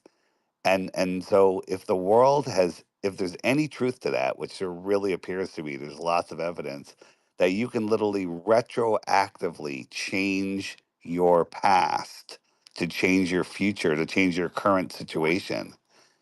And that's the elite want to keep us separated, want to keep us, systemic racism, which doesn't exist. They want it to exist. So all these school shootings, all this nonsense that's going on, they want us afraid of each other. They want us lonely, because when you're lonely and afraid, you're producing that energy that they want. They want that negative, loose energy. Um, and so when we just say, nope, not buying it, I'm unplugging from the system, that's what they're afraid of. I mean, we can literally take this world back overnight if everyone just We're going stops to, Dave. feeding. We're going to, Dave. Yeah. That's a little bit different than the experiment that I thought of, but that reminds me of the parking thing. Like I couldn't believe it, but I tried it anyway. I'm assuming everybody here has heard of or tried the parking spot thing. Like if you're pulling up to a grocery store, where you imagine a spot up front, on your way there. It's never failed me. I've done it probably about, I don't know, 6, 7 times, but it never fails. And so there has to be some truth to what you just said, man. If that's true, anyway. But the one I heard was the yeast thing from I think it was Duke, and they did a bunch, like they did thousands and thousands of different subjects and controls and everything, and they steadily got a remarkable freaking percentage of the ones they prayed for. They did this study for a long time. I don't know exactly how long. They did it for a long time, and they did it with a lot of subjects. And every time, the ones they prayed for had a better success rate. That was Yeah, that's what they're afraid of. They don't want us figuring that out. That's why they deny God. That's why they do everything the opposite of what the truth is. And they don't. Nature is where we really connect with God, and so they don't want us in nature. They want us in compact cities, and they're trying to get us to agree to have all our freedoms taken away when we truly have the power. But everyone's afraid that they don't have the power. Exactly. His power of spoken word is very true. Power to Dave for an excellent response to make that, genuine and awesome. Man. Pretty neat. You sounded a little bit down when you came in. I was going to say, man, if you need cheering up later, Dave, after you leave here, go watch yesterday Austin and McToon's conversation. Oh my God, dude! You talking about hilarious? Is New that on perspective. Austin's channel? It's on. It's. I'll send you a link, Dave. No, I don't think it's on Austin's channel, but it's on New Perspective. Clipped a lot of it out. New Perspective channel, and it's also on Rumble on Earth Awakenings. That's where they had the conversation. I just it's hilarious. despise that guy. Do I need to watch it? I was like, McToon's not gonna cheer him up, bro. Honestly, if you want. By the way, it's 1 o'clock in the morning here. I'm just quiet. That's all. Nobody watches McToon for fun or for cheering, just for the record, in case anyone has other recommendations. Right. Yeah, Brian, I've never been like, oh man, I'm not feeling, good today. I'm gonna cheer up and tune into never not happened once. Never said There's my only boy. one person. Well, hearing McToon apologize, bro, just came as a shock to me. Like, I couldn't believe he literally apologized when Austin brought up an example of him lying. So he tried to come in on Austin, accusing him of being dishonest, and Austin just totally, with example, pulled and turned the table on him and had him apologize. Like, I couldn't even believe it. I was in shock. Yeah, that's not surprising. He can only do that when they're not face to face, right? Obviously, you're gonna have to apologize when you see the man to his face, right? Do you guys remember that planetarium that got the dude that got arrested at that planetarium several years back? Feds raided the planetarium, and the cover story was that he had kitty porn or some shit like that on his computer. You guys remember that? I thought that was a sun observatory or something. Yeah, that's what I mean. Yeah, like a big giant fucking telescope out west, like Arizona. That sounds like a South Park episode. Well, down to the planet. No, but you guys, like, seriously, you guys remember that? I can't recall the name of the actual place, of the actual observatory. Seriously, though. I think the guy got arrested because he took that fucking telescope and put it horizontal and could fucking see the skyline of Japan. And then he took a picture of it. Get real. Yeah, Rob. All right, Rob. You're probably right. Why do you keep calling me Rob? Because you're not of high. What's up? You say you were. How's your mushroom trip going? You chilling? Once you. Dude, mushrooms are not. Look, man. I'm a product of the 1900s. Okay, so that's okay. We're good. We're gonna rotate. We're gonna rotate mics here in a second. So I'll just drop down. Yeah, that'd be great. Thank you. You guys can have my mic. I don't know how I got it. No. You can stay. No, absolutely not. No. Break. I just want to say planetarium rhymes with sanitarium. I don't know if there's a connection there. Yeah. Yo, Dave, if you're listening, can you send me a DM with your YouTube channel in it? I can never remember the link. DM on Twitter? I have to figure out how to do that. Oh, no, sorry. Different Dave. The Dave Airplane. Dave. Yeah, Airplane Dave. You're just assuming he's listening. You're just talking to the ether. Dave will pick it up. Dude, okay, Outer Ponders. And what do you guys think about people from other lands? All right, he'll definitely get it now. But also, Dave should DM people and be able to use DMs. Let's go hands, and then we'll do open mics. Hey, and you guys I'm gonna cut out in a next minute. guest. I'm gonna cut out in a minute. If anyone has any questions before I go, I'm happy to answer. Yeah, hey man, I've got one or maybe two, if that's cool. Yeah, Start with one. Yeah, I was gonna have a fish story for you, but I'll save that for next time. But hey, Flat Earth Dave, like, it's kind of cool. It's a different reality to have somebody that's kind of a face for Flat Earth, right? I don't know if that was something ever you thought would happen, but good on you for being able to toe the line for it. But hey, I got like two things. So like I'm kind of a supporter of NASA. Like I support NASA, man. And then I was just wondering, who What is kind it of a that really person are kind of you, though? kicked you off, into this flat Earth thing. You know, like the unsung heroes, right? The ones that like kind of like put this information out there and maybe triggered, you know, the thinking in you, you know, to actually pursue the idea of a Earth being flat. Do you think But the Earth is flat or a globe? Personally, I don't think that it's either. But the reason why I say I you support, support NASA. Do you think NASA goes to space? yeah, actually I support NASA because they've probably done more for humanity and What actually have they done for showing us. humanity? Yeah, hold on. If you'll let me, yeah, NASA's actually done more for humanity and actually showing us the reality that we live in because they've actually put the pictures out there to show you that it's not what they say it is. Like if you look at the blue marble and I think it's maybe like the 2012 image of it, and then if you look at like the 2000, I think maybe it's 3, like it just basically shows you that the continents are two different sizes in both of those images. So Paintings. yeah.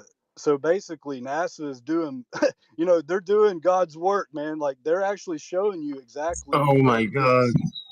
So, you know, and they've also done it well. They've also done really well in actually showing you how fake the moon landing Yo, is, guys, right? relax. Yeah, like if you just got to look at this from a you just got to look at Give this it from up, a different Clyde. perspective. Yeah, I don't know. There's like feedback, but if you'll just take a second and just like see what I'm saying is that Yeah, I got you, bro. That's a good point. Good point, bro. Keep yeah, going. NASA is actually, you know, I know that everybody hates on NASA and you know hates on all these globe people, and that's one way to look at it. But you know, they've revealed their hand, right? I mean, they're showing everybody exactly what it is. I mean, you can argue about it, and that's fine. We can argue all day long, but if you just take what they actually put out and look at it, they show you that it's not what they've taught you your entire life, right? Right. So Without them, we actually, I wouldn't have half support. the comedy, right? Without NASA, we wouldn't have half the evidence we have. Just their own evidence is our evidence. You Yeah, work for yeah, NASA, exactly. don't you? Yeah, I No, mean, I that hate was the a good fact. attempt at an ironic statement.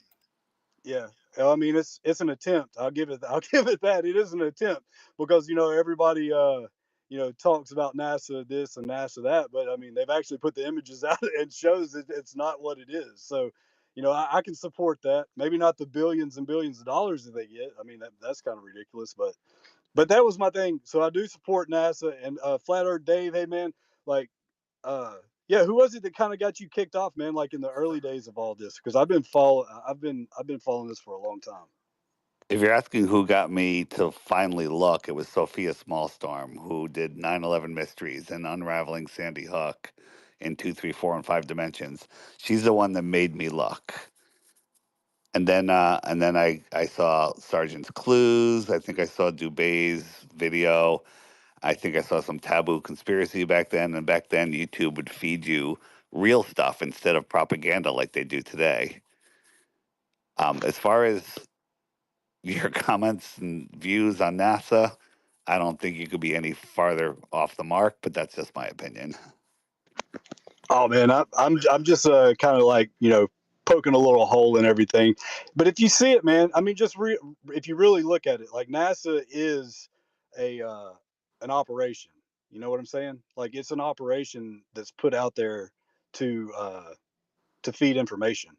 And they've given everyone the concept of you know space and you know all these ideas of you know how we can go to different planets. Like they give us all of that stuff, but at the same time, when they're giving this information, like you can look at it another way, right? Like you can look at it and poke holes in what they're giving you. So I don't necessarily see it as a nefarious thing. I don't think that it's like that. I think it's just they're putting information out there. Yeah, And where if you else we fall gonna for get? Where else yeah, we gonna get Pluto on Pluto? Are you saying that they're like a white hat actor? Because I'm having a really hard time following you. At first, it seemed like what you were saying is like, hey, I support NASA ironically because they're revealing how big of a fucking fraud they are. And then you continued and came in with this, and it kind of seems like maybe you're saying, hey, it's a white hat psyop. I don't, man. I've just you gone too many directions. In my opinion, it's your fault for trying to follow that horse shit. Yeah. All right, Well, Shane. I mean, when you have people on space stations flying around on strings, I mean, they're giving you everything that you need to see that it's fake, right? I mean, it's put in your face.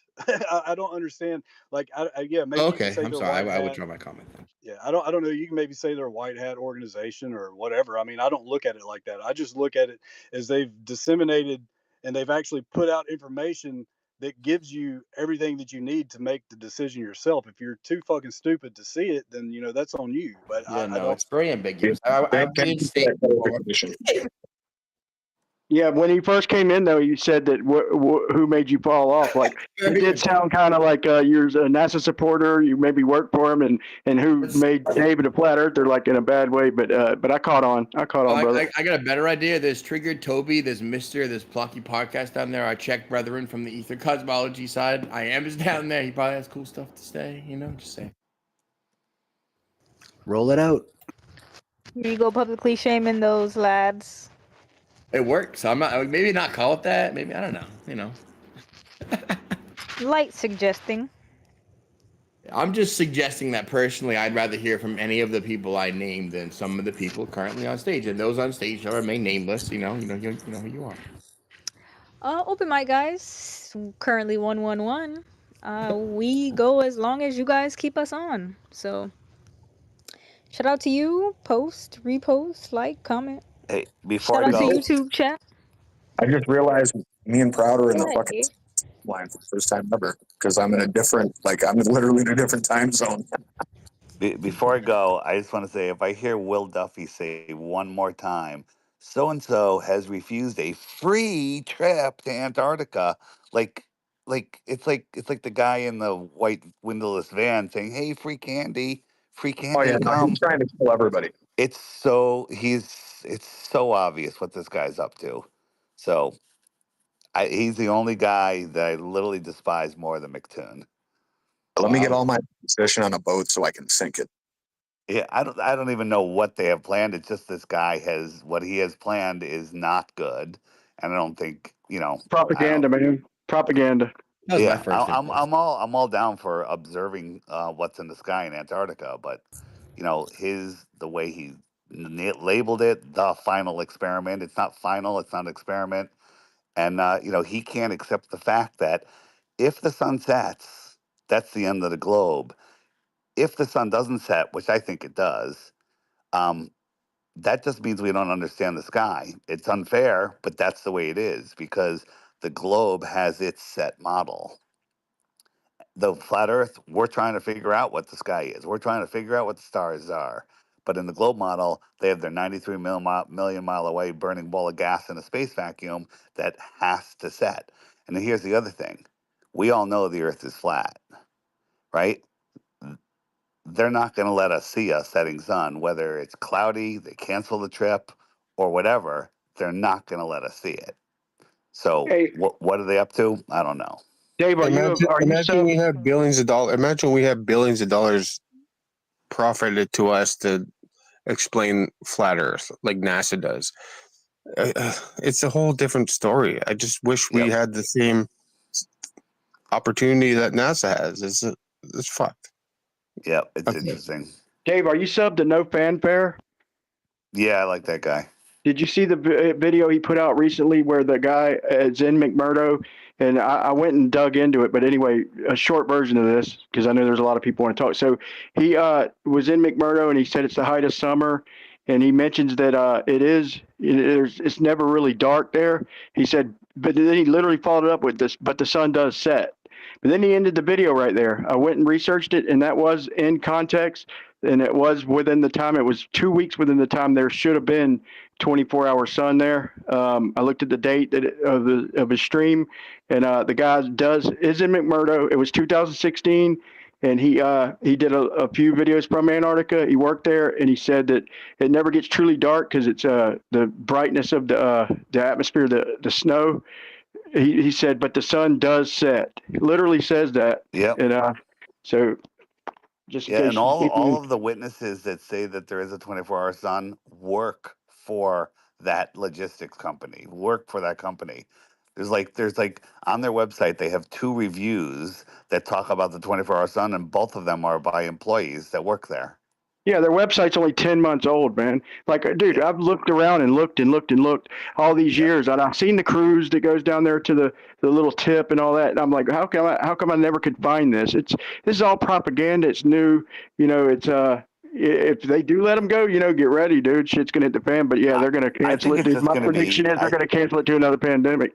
I think it's going to be a bunch of headlines because in December they got the final experiment, and then a couple days later, William Shatner, the guy that they fake shot into space, along with Neil deGrasse Tyson and Bill Nye, they're going to Antarctica. And then Netflix is coming out with a series of flat Earth families that were given $40,000 to prove the Earth is flat. That's going to be a hit piece. And then SpaceX is going to fly over Antarctica in December. So now you got 4 headlines, and that's what the world runs on, headlines. Find any normie out there that thinks that the Tesla car in space is cool, and then ask them if they watched any of the footage. And the answer is no, they didn't. They just love the headlines. So I think that's their plan. I think it's going to backfire. I don't think there's any Yeah, it's catching outcome up to that's not them. going to bring more attention to flat Earth. So I worked up north in Yellowknife for a month. Yeah. And there's 24-hour sunlight for 4 months. Not 4 months, 4 weeks. And how is there? We had to cover our windows, everything, because it's 2 a.m., 3 a.m. It's sunlight the whole fucking time. So if we have that much sunlight up north in Yellowknife, how the fuck is it light? What is the latitude there? I don't know the latitude. It's top of Canada. Top of Canada. What's the latitude? Is it 70 degrees? I don't know the degrees of that. I'm not that onto that shit. But if it's the top of Canada, Yeah, think of there's the no map. symmetry to the Earth from the north to the south, and that would So be it's required if there's a it's ball. right beside Alaska. It's attached to Alaska.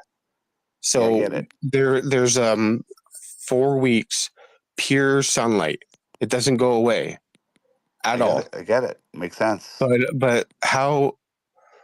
No, so I believe you. So how is there sunlight at the South Pole that time when the North Pole up there is sunlight for 4 weeks? No. Let me ask you a question. Does the snow hold melt on.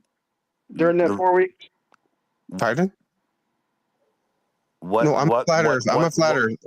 What are the So what 4 weeks was that? What month? 0.45 latitude, just What for month reference. was that? Hold on. So it was like fucking years ago. I don't know What the month month. was It it was though? Summer, winter? it was winter going into spring. So what month was it? August. So that's not winter. That's May, summer. June, May, June. Oh, you don't know the fucking. Hold on. So it's probably June It or was July. June. Yeah, it was June. Sorry. Yeah, that was dumb of me. in That was June really and dumb of me. June and July, there's no sun in Antarctica. Yeah, exactly. So like when I was up there, it was 3 to 4 weeks of just pure sunlight. I get it. So But you said that there was sunlight there and in Antarctica at the same time, which is not the case. There's no sunlight. There's midnight 24 hours a day in Antarctica in June and July. Yeah. There's no lights. There's no sunlight. Yeah, I agree. So it's the opposite of what you just said. Really dumb. Yeah, no, I agree. That was really dumb of me. I been drinking. And that was really dumb of me. In one of the old documentaries, they said that they had to prepare and they had to go ahead and leave, or else they would get trapped in for the long 9 sunless months of the Antarctic winter. They literally said that, quote unquote. It was a Navy documentary, and I also think I heard Bird saying that when he was in that shelter, and that got me thinking. It makes sense having 9 sunless months because if the Earth is the way I picture it, then the further you go out, you'd eventually hit a spot with no sunlight. So you hit spots with 3 months of darkness, then you go a little further out, 6 months, and then you go further than that, 9 months. But I was wondering why in the world did they say that, quote unquote, 9 sunless months? That was a trip. I keep hearing Heads up, guys! I came out the closet. I keep hearing mixed, mixed information about that. On one hand, I hear that the experiment, the final observation, was paid for, and then on the other hand, I hear that you guys are still gonna have to pay for certain things. So like, Duffy's going around, Dave, saying that it's free, or that there will be expenses. Your flight No, is just free. supposedly Duffy is paying for everything, like 100% all expenses for the two people he's bringing or the three people he's bringing, right? And so we have honest Dave McKeegan that on the Globe side, and then we have maybe Jaron and Austin on our side, but he's paying for everything. But here's the thing. I don't think he's paying for crap. I think the guy's broke. I think he's part But of a bigger yesterday, plan. Ristit was talking about a contract where it says that he would be responsible for the No, expenses if anything were to happen. right. If they canceled for anything other than like a death in the family, then then they would have to pay for the trip. And I agree with them. They're like they don't know. Something in life could happen. Like if there's a reason, there's a good reason why they couldn't go. But you know, I think they'll iron that out because Duffy is desperate to have those two come because whatever he has planned, he wants the most two credible flat earthers there as possible because whatever he has planned, it'll work better with two reliable, trusted flat Yeah, but earthers. Dave, this is the fourth time I've seen this though, man. It's kind of propaganda to me. They chirp when Greater Sapien. Earlier I was Oh, gonna sorry. mention about how like the 24-hour like daylight thing in Antarctica. I don't think you could hear everybody. And I watched this thing where basically somebody did a globe simulation, or I'm sorry, a dome simulation model, and they did a light spinning around it, and at all hours of the day, like something about the refraction of the light off of the dome caused it to be like daylight, but the sun still set. You know what I Yeah. mean? Caustic mathematics. Yep. So Yep. it was Yeah. interesting. It was yeah. If you look at Shane's model, on which is on my app, or just go to Shane's model wherever he has that, and you change it to December 21st, right around there, and then put yourself as far south as his model will allow. It shows the circling sun in his model. It shows the This is true. circling sun It does on the in AE the map south. generator too. On the AE map generator, if you put the central point anywhere near the equator, or it shows it too. Well, Or the if you put it reason in Antarctica, it'll show it. That's interesting.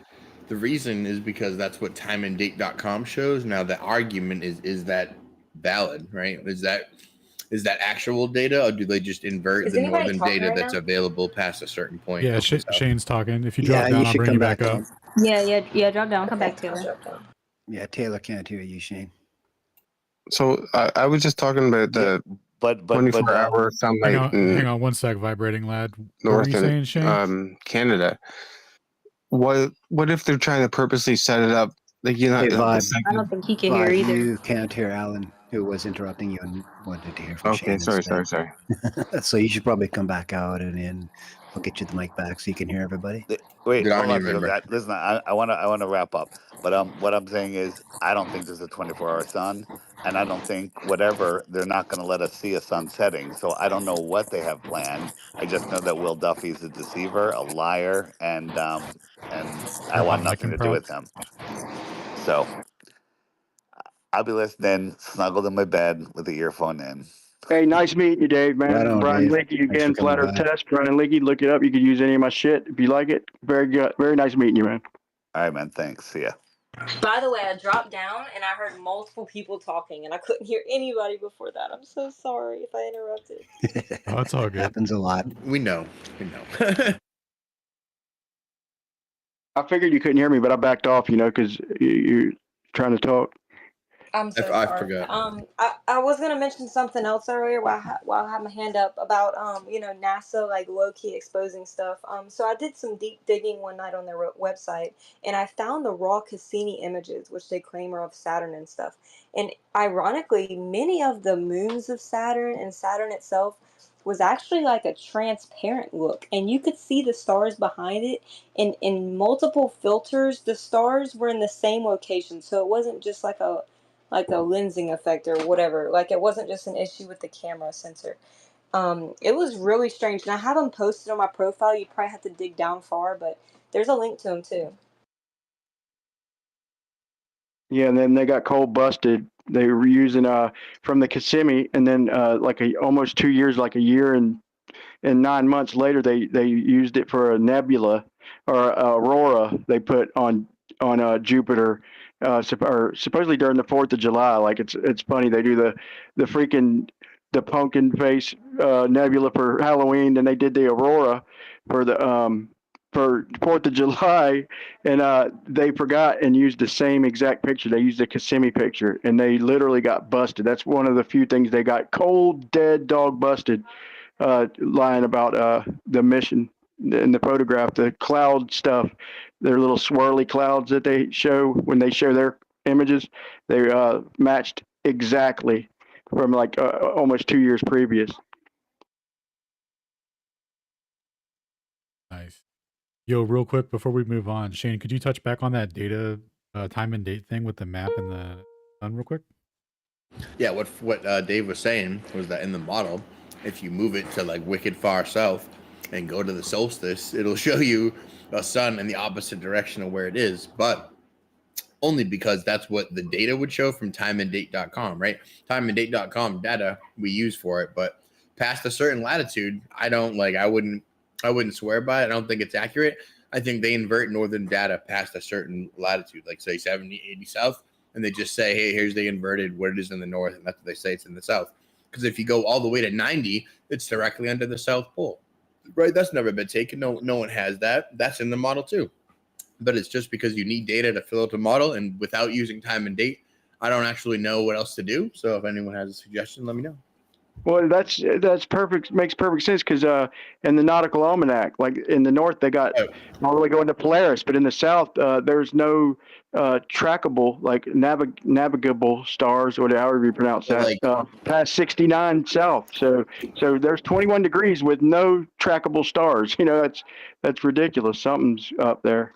But I think people have brought to the attention before that the data is not accurate because the sunset times in the north and the south for the same time at the same latitude at different times look suspect. There's a terminated line issue with like dusk and twilight, right? Remember how dusk and twilight take much longer in the south? They're in the same opposing summer. You find the same city in the north at the same latitude at the same season the next season, like 6 months later. There's not a reciprocal amount of hours in twilight in opposing dusk and dawn. It's a far more greater amount in the south, right? That's what the data shows. However, if you look at timeanddate.com, that's not what the data reflects. That data reflects perfect symmetry. Anyway, the timeanddate.com data is what runs the model, and that's why it'll show you the globe observation, right? Because to them, that's they say that the timeanddate.com data shows them the 24-hour sun in Antarctica, right? So yep, and the time and date, they do all the adjustment without telling us is the deceptive part that I think. But they do all the declination corrections for you in the south. They're already done, and they don't specify that. I literally had to find that out by researching hardcore into it, man. It's like they should let us know that, you know, that they're using declinations and corrections like you're specifying. They make it look like like everything just works hunky-dory perfectly. There are explanations that go into it that they're not forthright about that, in my opinion. yeah, there's evidence of that, I think. Yeah, the whole month of June in the Northwest Territories attached to Alaska is pure sunlight, 24 hours. So Well, I mean, how the fuck is there no sunlight in the Antarctica? If we wanted to just throw out some stupid term, be like, well, if there's 24-hour sunlight in the Northwest Territories in the north, and that means the Earth is flat. Like, we can throw out that term and be right. So maybe they're just trying to time this on their stupid little experiment that if there's 24 hours for a month up here, there possibly could be 24 hours for a month down south. Well, in their model, they have the north leaning toward the sun, and that's when it gets a 24-hour. And then 6 months later, they have the south tilted toward. And on a flat Earth, it's I believe it's the sun's. To me, it makes perfect sense. Sun close, hotter. Winter, sun farther away, colder. But so the sun's too far away to light up the south. Yeah, because I literally worked up there. I literally worked up there for a month, and we had to fucking tape our windows shut and black them out because it's 2 a.m. and it's pure sunlight. And there's and this is before I was like a flat earther. This is way before this. This was like 15, no, not even 15, like 10, 12 years ago. I wouldn't even put that. I wish I had this knowledge back then to think about that. But like now I think of it and I'm just like, no, that makes no fucking sense. Like how, if I'm working way this north, and they claim to have 24-hour sunlight way down there, that makes no sense. Right? Like and the only way they have a basis off that and they want to prove it is if it's like a reversed. Like if there's that much nighttime where I was, which I don't know because I didn't work during that time up there, and it's reversed and they have like a month down there where sun. That's their claim. That's their claim. That's You're a globe. getting it, buddy. It's a necessity. You're good. You're good. You figured it out. But just to touch, and this is probably the last thing I say, but to touch on what I was saying is with time and date and SunCalc, like Mitchell from Australia did a live stream right when the sun came up on equinox and during the winter solstice in Australia, and he was right by Sydney, and he had a really good compass too, and so he wanted to see just to test things, a lot of things we take for granted, and this was one of them. So he pointed, and it wound up being 11 degrees off. So the sun, in reality, well, just compared to the compass, there is some legitimacy to magnetic declination. I'm not saying that it's all a fluke, but still in the south, it's more in question. And so it was 11 degrees further south than what the compass read, but time and date said 90 degrees. So everywhere on Earth, time and date will tell you on the equinox the sun rises 90 and sets 270 south, but there's very few places on Earth where that holds true with the compass because most places are declinated one way or another. I just thought that was interesting. Thank you.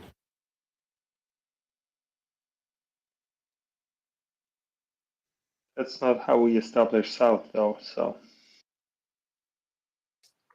How on earth did Peter stumble his way back up? Was there a mistake somewhere? Peter. Through the grace of the host. I had like 9 hours of Peter today. Oh, do we need to learn like what masochists are and how we don't want to be them? Yeah, something it's like 1v20, okay? I thought he came up here to tackle a different part of the beam. It was definitely a tackle. He was looking for a tackle, Proud. I had hope. Wants to be tackled by a bunch of men on live, dude. Or do you want attention, Peter? No, I'm here to help you guys generate some good content after this long commercial break. Okay. General also has a question. Taylor came back. Brian's still up here. It's open mic, guys. All right. Okay. Well, 28 days per month. 28 days for a lunar cycle. We're missing a 13th month to the zodiac. It should be the dragon. The 13th month that's missing is the dragon. That extra month only gains them more money and more everything. That 13th month is factual, but it only gains. If you take the extra days after 28 days of all 12 months, it equals another 28 days, which would fill in the missing 13th month, which is the dragon symbol in the zodiac. Hey, Proud, Alan, I think these two guys can carry you guys for like another 4 hours. Well, I got a Just question for autopilot. you. Peter, I got a question for you, man. Would you agree that if gravity increases, will buoyancy increase, and if gravity decreases, will buoyancy decrease? Would you agree with that? Absolutely. Okay, so now we take Jupiter. It's supposed to have all this gravity. It's supposed to be raining diamonds. So in other words, for something to even fall from the clouds, it has to be as dense as the densest thing on Earth, the densest substance, diamond. So other than that, you're going to float. In other words, when it condenses, it's got to be as hard as a diamond, as dense as a diamond to fall to the ground, or it floats. So if we tried to crash something on Jupiter, wouldn't we have to be denser than a diamond? We'd literally have to thrust to get to the surface if there was one, or we just bounce off. You ever thought of that? Yeah, I have. So did we bounce off Jupiter? Is that what you're saying? Well, if you agree that it's raining diamonds on Jupiter, then you agree that anything less dense than a diamond will float up to the clouds. Would you agree with that, theoretically? I don't know. I didn't think through it. Do you know the equation for buoyancy? Yeah, well, I knew it. That's why I knew what your answer was going to be. Yeah, it's got little g in it, the acceleration. And so the point is, though, is that if it's to get the precipitation, it's got to condense. And so whatever it is, it condenses into diamonds. So anything less dense than diamonds will float up there in the clouds, right? Well, I don't know about the diamonds. You seem to obsess about those, but acceleration on Jupiter is only 2.5 times stronger than on Earth. What physical material can survive through the Van Allen radiation belt to even send to be able to go to anywhere? What do you mean? Do you think the Van Allen belt like disassembles steel or something? It's just we don't have anything physically that can survive going through it, let alone be able It to calls it transmit an anything impermeable back. barrier, NASA. Did you see the lunar lander? It was just made of like cardboard and a few some Yeah, tinfoil, and it survived. crater? Where's the crater for the lunar lander? You know why they say that we don't have the technology to go back to the moon? It's because Stanley Kubrick is dead. Yeah, we ran. Oh, I see. There's the loss of the technology right there to go back to the moon. I see. Do you think it's Well, besides possible, that, like the even moon if we've even Can I ask you a even if question, we've David? never gone, is it possible to go to the moon? Do you think like is there any the moon, physical law of nature? the moon and the sun are localized underneath. Oh, Like, okay. see, Should be easy to get to them. gravity is a theory. Gravity is still a theory. It's not provable. What's more provable is that magnetism is more provable than gravity by far. How is it provable? Well, ground, where we stand, is the ground. The firmament is the positive, and the sun and the moon are what orbit and create the charge that provides the energy to the magnetic ley lines. There are permanent magnetic ley lines on Earth, and there are movable magnetic ley lines on Earth. And magnetism is more provable to what causes things to fall or to rise than gravity, which is still a theory. I mean, Isaac Newton didn't even want his name tied to gravity. He did not want it at all. That's not bad, Mushroom Guy. This guy is like a walking and talking flat GPT. I can issue more prompts if you guys want, but stop me anytime. You know it was off the top of his head and it was accurate. Peter, can I ask you a question? Yeah. Yesterday, you're quoting a lady that was talking about stuff, but Einstein stole her ideas, right? Yeah. So now you quote Einstein today and you believe his facts. So why would you believe somebody that steals somebody else's knowledge and use them as your knowledge and facts? Why would you trust that? Good point. So I've learned from Witsit that pretty much everything that Einstein wrote was really written by his cousin who became his wife. So when I say Einstein, you should just, sometimes I forget myself, but really I should be saying Einstein's cousin. That's It's that simple. Like Also the correct. fact that That's not that she simple. wrote. That's not that simple. That's not simple. Diane Stein.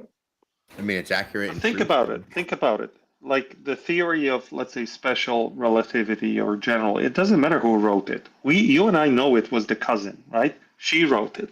So, but sometimes, because I was socially conditioned to think it was Einstein, I Did you guys let it hear slip. that? That was Einstein getting thrown on the bus by Peter over here. Didn't give a shit. As long as we can keep relativity, I don't care. Yeah, it doesn't matter who wrote it, right? It's either correctly approximates reality or it doesn't. It could have been Toby who wrote it. Maybe that's why he's not here, because he's busy writing the next technically theory. you should never quote Einstein. You should never ever. Okay, I Why apologize. would you believe? Why would you quote and believe somebody that's stealing something from somebody else? Because he Because stole his cousin's deceived. writing. He's already deceived that person. So why would you believe he's not deceiving you? That's a fair point. no, But what he's I saying- have to admit that, everything I've read, it had his name on it. I know he stole it from his cousin wife.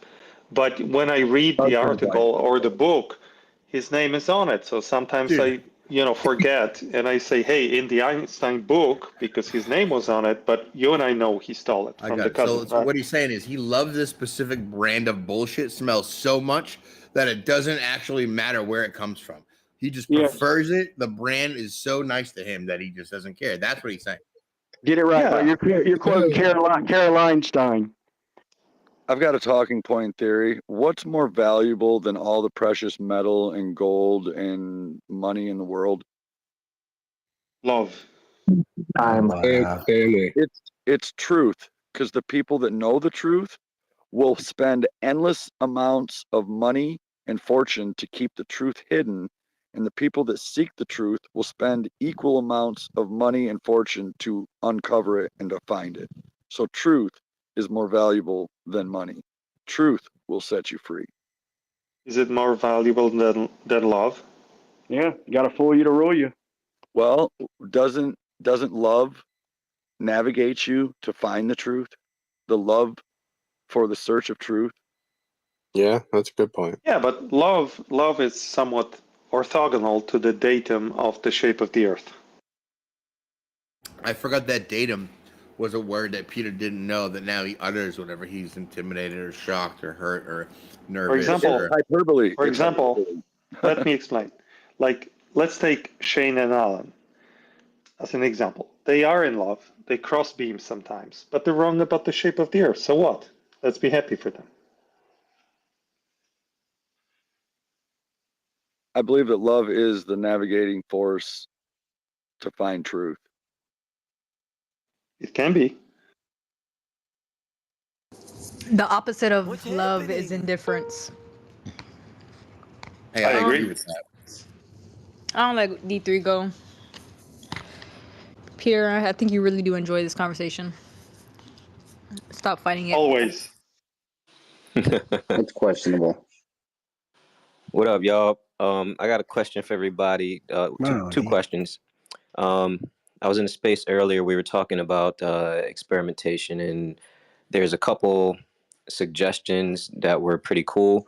I want to know if we can start something like a poll that we can get out to a lot of people and kind of crowdsource the idea for a particular experiment, and then crowdsource the funding for that particular experiment. What do you guys think? Do you got one in mind? Well, me, I like the long range measurement using plane surveys. That's what I would vote for. But other people have suggested other things that would be a lot more, cost effective, I guess, and some that are less cost effective. Like somebody said, north to south navigation, which, that's getting a plane and pilots and fucking going through jurisdictions and all of that. That's probably a headache. Somebody recommended like doing this balloon experiment, having balloons tied to little objects that float in the ocean there and sending them out. and doing like an optical experiment that way over a long distance. Another idea we had was drones, like, you know, the little drones that you can program together to like go out over the ocean and over land in like a cross pattern that's a giant X, and so you begin at like the shore. They go from the shore and they kind of rotate out over the ocean to an extended distance, you know, 100 miles or so, just remaining the same height over the ocean, and tracking that with, you know, I don't know what you track that with, but tracking that over the distance and then just seeing what the result is, and if it drops as much as it should have dropped. You know, going from the original position. And you know, there's I'm sure people have a ton of ideas, you know, so I think we could crowdsource the right idea and then vote on it and then fund it. That's You an know, interesting idea, man. With the X Costly. thing. I'm sorry, people were talking at the same I time. was What's up? just mentioning that those were just all such costly options. My God. Yeah, I'm going to LIGO, man. I'm going to LIGO, but I'm 2 weeks behind schedule. I don't want to talk too much smack about it, but that's the best thing I could think of to do that's not going to cost much. And it's hard to crowdsource. I tried it once before with a couple mile fishing line, and I got a little bit, but I did see one experiment. The guy had to cancel it, but he did fence and stuff. He was going to conduct like a 2.5 mile some fence, and he raised like 20 grand, but something happened personal and he had to quit. I think he was refunding people's money who wanted it back. But man, it's the best crowd fund I've seen in Flat Earth. In just a week or so, he had like 20 grand accumulated. Yeah. Shame he couldn't do it. Yeah, see, I think it's feasible. I think we can get the right idea. Just, you know, just have a international vote on it, send it out to all the Earthers, and you know, put like the ones that get the most votes, put the top 3 into another thing, and for crowdfunding, and then see you know, which one gets the crowdfunding for it, or if all 3 do. I mean, I recommended some really cheap and easy ones to do. Why all this 20 grand stuff is just crazy. Whatever happened to buying a couple of simple photometers and then shipping them to people around Earth? Yeah, and getting this the is length perfectly of fine. Get Twilight recorded in terms of, you know, hard figure. There's so many of these things that are just so cheap to do. It's just a couple extra bucks. Someone has to lift a finger and get organized. I don't think we need 20 grand. That's what I'm trying to lift the finger and organize this shit. Like, Awesome, let's man. do it. I think the first step is picking what kind of experiment we conduct. That's why I want to crowdsource the idea. I agree with poll. Poll is just kind of hard because unless we get like crazy reach, the poll won't reach everybody who needs to be a part of the conversation. Yeah, they got us segregated. They got us really, really segregated, this community, man. Gee, but Stone, that's a good point, Stone. But I was thinking like a little while ago, we should have a meeting. Like we should really have a flat Earth meeting. So maybe we could talk in the back chat about that, y'all, and discuss how we make that happen. But yeah, we definitely can use Twitter to organize for any experiment upcoming. Yo, this is the biggest. Hey, remember Matthew Rife offered up some funds for whatever The guy, experiment we wanted to do. Tristan Tate, Cobra Tate's brothers did the same thing. I reposted that like a week ago. He was like, "Yo, we can end this debate. I'll fund it." I was like, "What?" If anyone's going to organize a flat Earth anything, it could be you through this community. Is the biggest conglomerate gathering in like a convergent place of all different flat Earth communities that I've ever seen. So. To me, this is a sensitive topic, guys. I got people in my mentions calling me a grifter now because we had Dave up here for 5 minutes talking. Like, we want to make sure it's done right. So even though there are people, I know the Globers are in the comment section like, grifters. Yeah. Like, even though we have people, you know, offering to give money, we want to make sure, like, we have a legitimate setup plan before we start taking any type of donations or anything like that. Right. I'm giving you the experiment for Exactly. free. I gave you the experiment or measurement, sorry. I apologize. The measurement for free. All you need is like $500, maybe $1,000 to buy a theodolite, and you're golden. Just do that. No, it's not. Nothing optical is going to work. You can man, add that to the list. Oh, it cannot be optical. I forgot. It's optics because I mean, just Skunk Bay. That All should be your all I optics say. belong to us, is what we meant to say. So. Yeah. So no one shall ever invoke any evidence that's based on optics. Got it. Peter, we're not going to trust your fucking optics. We've What all about been told, Mickelson-Morley? we've all been told throughout What life. about Aries failure? They're optics. We've all been Aries told through life, failure? seeing is Pure believing, optics. but that's not the true fact of the matter. The fact of the matter is you got to believe it, and then you'll see it. Through the No, power I get of it. I belief, get you it. will then see it. No, you Yeah, don't. I know. But what I'm saying is, think about Aries failure or Mickelson-Morley, or even the beams, crossing beams, like Alan and Shane do, right? They're optics. They're electromagnetic waves. We can't use those Yeah, you said a anymore. theodolite, dude. You said a theodolite. That's why I said. Proud, Yeah, go to it's the next optics. hands up. Proud, go to the next hands up. Aurelian's hand was up, but I don't know if he's waiting or if he wanted to chime in about what they're talking about or what So D3 mentioned. when we were talking about this, people own the most expensive and least feasible option. The only reason that I suggested it is it would be the final coffin nail, and it is literally north to south or south to north. I don't care where you start. Circumnavigation with in-flight refueling and cameras. We have the technology to do it. Nobody would do it, but if that was done, right, it would definitively answer the question for both sides. So I'm not saying that that's an option. Stone and D3 are definitely onto something. There are much more viable, cheap options available. But I throw the Hail Mary out there because, well, it's doable based on the technology we have, and it's never been done. And that's a chin scratcher for me. So I'll land it there. I just wanted to own what D3 was referencing. And yeah, that was my Hail Mary. It could be done with the technology we have. We actually spoke to some pilots that have experience in bombing runs and being refueled mid-flight in the amount of time they spent in the air. So it's not that it couldn't be done. It definitely could be. It won't be. It'd be difficult to fund, but if it were, yeah, it'd be the deciding factor for both sides. So I'm not saying that would be a win for us or a win for the other side. I'm saying that it could solve the problem. I'll land there. Copy. One more thing I wanted to ask was, maybe Shane, you might have an idea on this one. Are there any kind of tools that I could kind of work on for like you're doing a GPT tool that's pretty fire.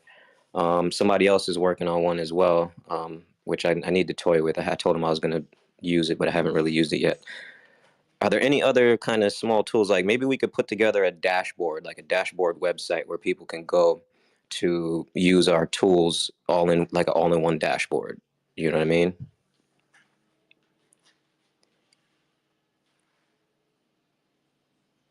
Yeah. So anyway, if anybody has an idea for like a little web app or something, maybe we could whip it up. Is there I a like your flat addition, Earth bro. curvature calculator? I don't think so. Well, they have they have the flat Earth curve calculators, but is there like you have a specific type that you're thinking of that's different? Shane's on a speaker right now. It would be nice if it told you the reverse. If you put a location in and it told you how much curvature would be missing from that location. Okay. But interesting.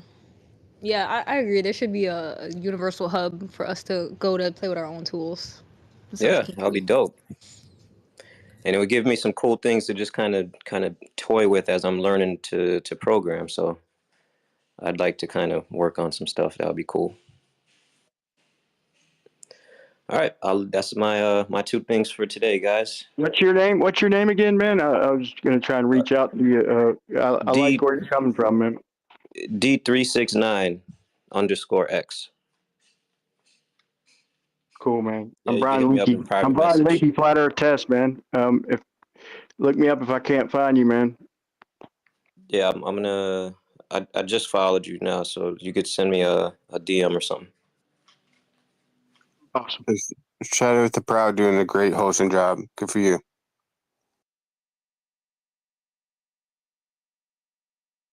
Flat Earth. head robot is probably upset. It's okay.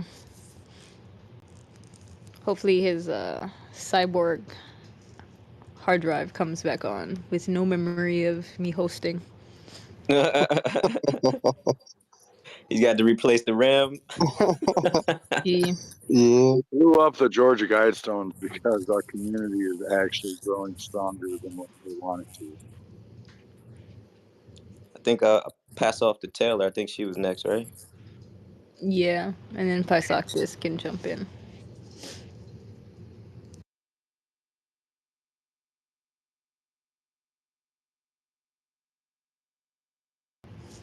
Hey, Taylor, you still got your hand up there? Taylor do be in the shower during Flat Earth Fridays.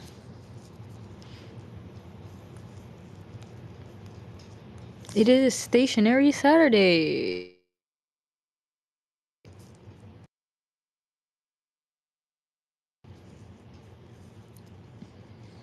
We could come back to Taylor.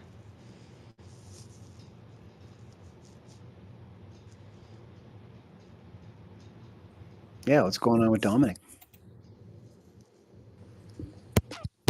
Hello, guys. Good morning. Good 1 a.m. I've been listening to about we have a similar idea in with my friends. We want to build I don't know. I would say like something like Shane's model, but like more in like 3D. I have one great programmer from Ukraine. He's like really great, and he was participating on a hockey game, so he has like skill with 3D modeling. So if is anybody here who's like to has some skill that he would be like able to add up to our work, we would be like really grateful if there was anyone else who could like help us, because like it's not easy, and we would definitely need any help available, because I think it would be great if we had something like 3D that we would be able to show. That would be insane. I think it would be like a level up again. Добрый день.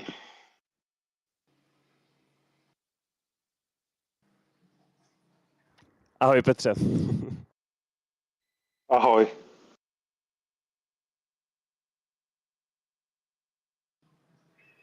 Looks Yeah, like a couple of the Clocky, boys are I AFK just here. followed you too. You can send me a message.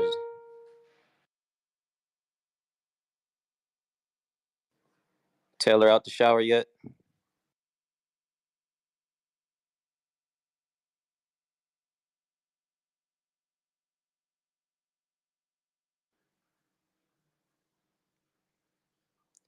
I think Taylor's in the jacuzzi today.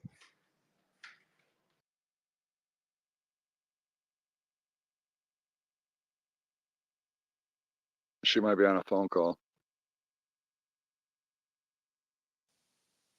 Lol, since I talk, I was already tagged by Piper Australis. Hey, Plochy podcast, Shane plagiarized his model. That is hilariously desperate.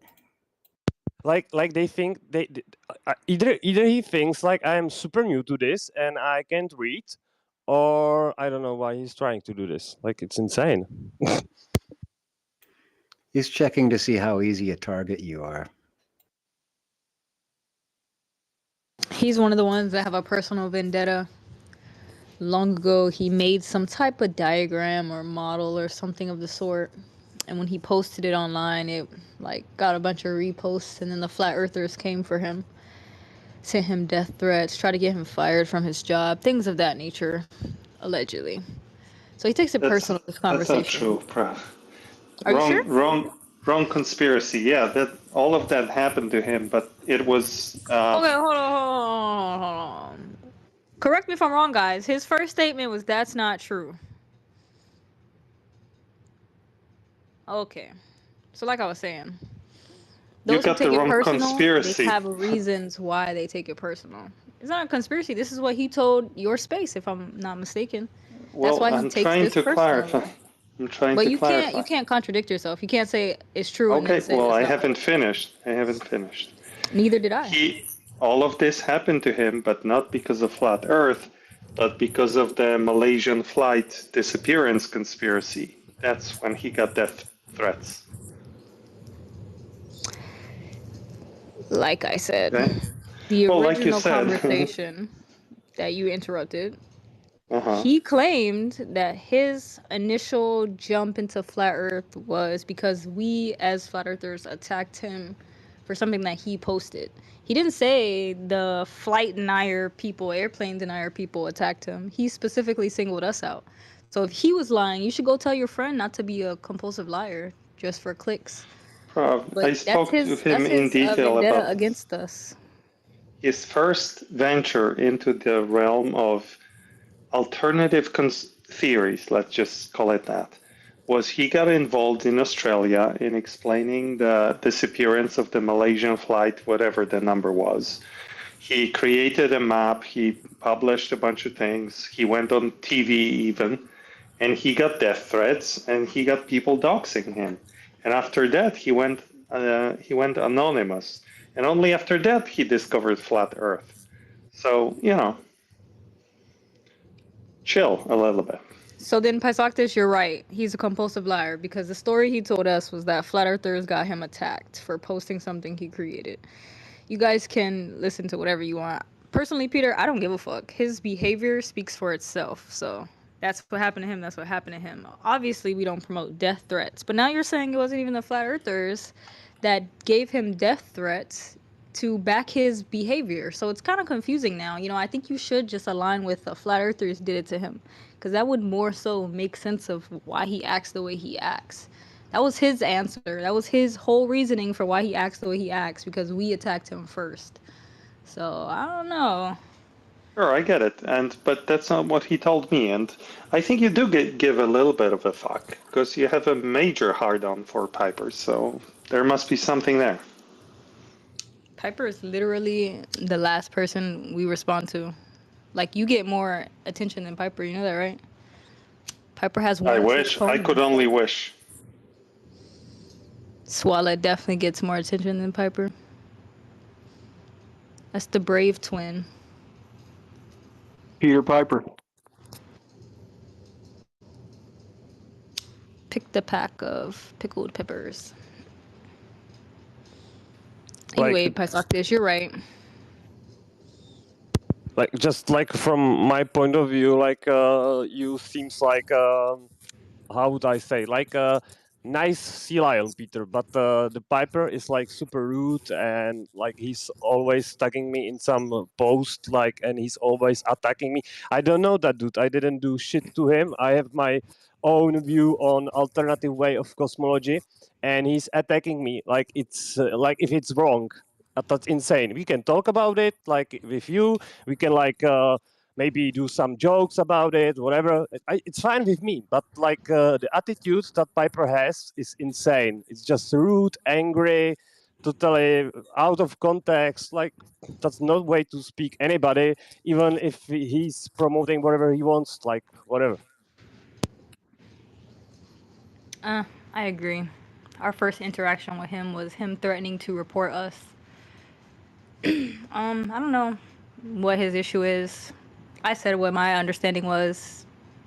Peter disagrees, so who knows? Maybe he's just a jerk, and this is his outlet. Maybe he was bullied in high school.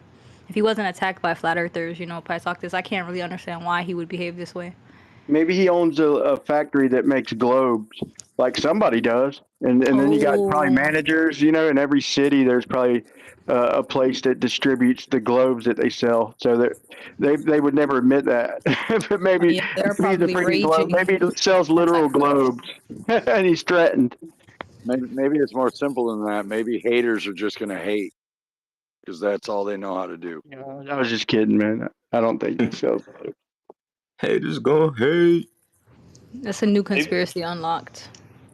Maybe he works at the Globe Distribution Center. He just packages globes in boxes, and business has been slow. Yeah, he's gonna get laid off. He got laid off. It probably tears him up inside to have to put for decoration on the bottom of each globe. Yeah, my globe doesn't have that. Not for Though. educational purposes. Yeah, there you go. See. Yeah, they forgot to put the sticker on the globe that I own, but that must have been an omission. You could sue them. I should for like damages. Yeah, just make up some story, man. Because when it comes Peter, to life and death, they're usually honest. When it comes to your life in their hands, that's usually when you get complete honesty. So they protect themselves by saying for educational purposes only. Because if you were down south or something and come ashore to some rocks or something, I don't know. Just throwing that out there. Right. Or planning a great circle route, right, to fly, and then I ended up in a completely wrong place. I could sue them. Yeah. Peter's got the only globe that's real, while all the other ones are fake. The Royal Society's after him. I have the OG globe made by the Jesuits in 1600s. Maybe somebody intercepted a signal, man, that should have never went that far. If this globe is accurate, my signal with proprietary information would have never went that far if there's a globe, so I'm suing them. You know who made my globe? It says on the sticker. It was Copernicus himself. Mine says China. Wait, Copernicus had it manufactured in China. Yeah. Marticus. I personally like the emergency plane landings from Dave's app that I bought myself. Do you use the app a lot? Yeah. What's up, Proud? What's your opinion on why Duffy lied about having any affiliation with the final experiment? Why do you think he did that? I don't know the details on that. I'm not aware. What's the problem? You don't know any of the details? I mean, Well, here's what I know. There's some guy who says he will pay a lot of money to take a few flat earthers and a few globbers to the south to watch the sun. That's all I know. I think you got caught off none guard. of the anti-flat earthers talk to you about this. I find it real hard to believe that you don't know anything about it. I don't know the drama. I know the principle. I think it's silly. I already showed, if you want, I'll give it to you for free, like how Witsit can explain the 24-hour sun if it's observed. So you guys are good. I don't think this is the final experiment. This is a waste of time. Well, if you go by the guy who's from McMurdo, and he said that it's light, there's no true darkness in the height of summer at McMurdo, but the sun does set. And it wasn't part of the flat earth globe earth argument. And that was his literal word. Yeah, I've heard mixed information, man. I have heard mixed information. So to me, I'm excited that they're going to see what they're going to do to cancel it. It's got to be a good excuse. I think it's going to be something serious, like another outbreak or some BS. Yeah, this is a silly experiment. That's not the one I would pick. Observation. But it's convenient that you don't care about it. No. You guys are creative enough to explain it away, so. It's not gonna do squat. Here, I just posted 2 explanations in the Jumbo that you are welcome to use. You have my permission to use these explanations after the 24-hour sun is observed. Alan, you can incorporate this into your body of literature that you cite for free. Hey, I'll see you on Thursday, buddy. I know. I hope so. I hope so. It's going to be epic. Read up on the proper time and proper length, okay? So I don't have to embarrass. I already did. You can go to Wikipedia. I was right. You were wrong. Yeah, of course. We're going to debate on Thursday, Should we all right? do a watch party? I feel like we should do a watch party. You are having debate on Thursday? For real? Yeah. Yeah, I'm going to be cooking Alan.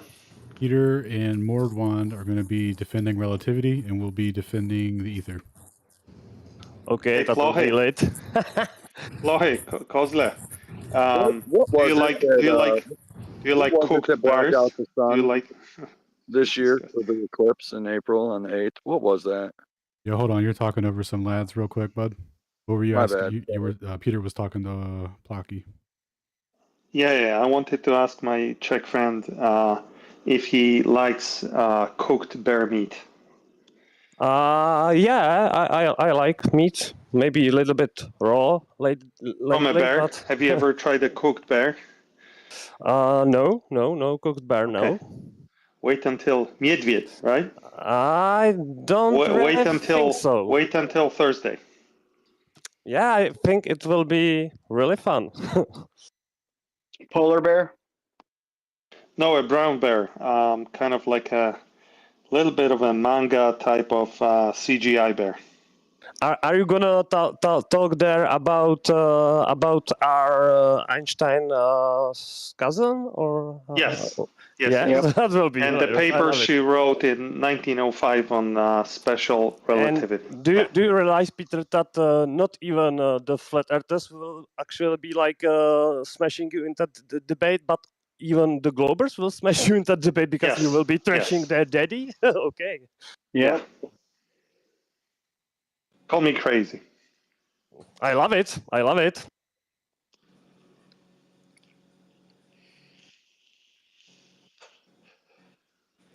Hey guys, what's that alternative curvature metric that I've heard tossed out there? I asked somebody earlier today, but I didn't really get an answer. They say it's not the 8 inches per mile squared, some of the globies, and they say it's like something else with like 66. You guys know what I'm talking about? 6.6 or 0.66 feet per mile squared, same as 8 inches. Just to make it look satanic, you got to use the right unit, you know. Don't use meters. Like whichever unit approximates the number of the beast, you got to use that one. Well, you got to admit the globe is riddled with that amount. Well, like Plohe, I'm more of a metric guy, so when I do science, so you know, it rarely shows up there. You mean like when we talk about the axis of evil and the spin of 1066 or something like that? Yeah, but that's not in kilometers. That's like in miles. So 2/3 is 2/3, man. It's 0.6. yeah, I'm just saying. If you don't want to be a Satanist, Glover, just switch to metric, and you're all good. So 2/3 ain't 0.666 in metric. Not if you use a different unit. It's 0.621 actually. You said that I thought you wanted to switch the metric from miles to our metric, and our metric is kilometers or meters, and then the spin of the Earth is 16066. That's interesting what Stone just said though, because that's how I convert my miles to kilometer or kilometer to miles is 1.61. Is that right, Stone? Because I quoted that the other day. It is. Check me again on that. I was just reading something. So to convert kilometers to miles and vice versa, you either multiply or divide by 1.61. Yeah, or That's the right. reciprocal 0.621. Yeah. Cool.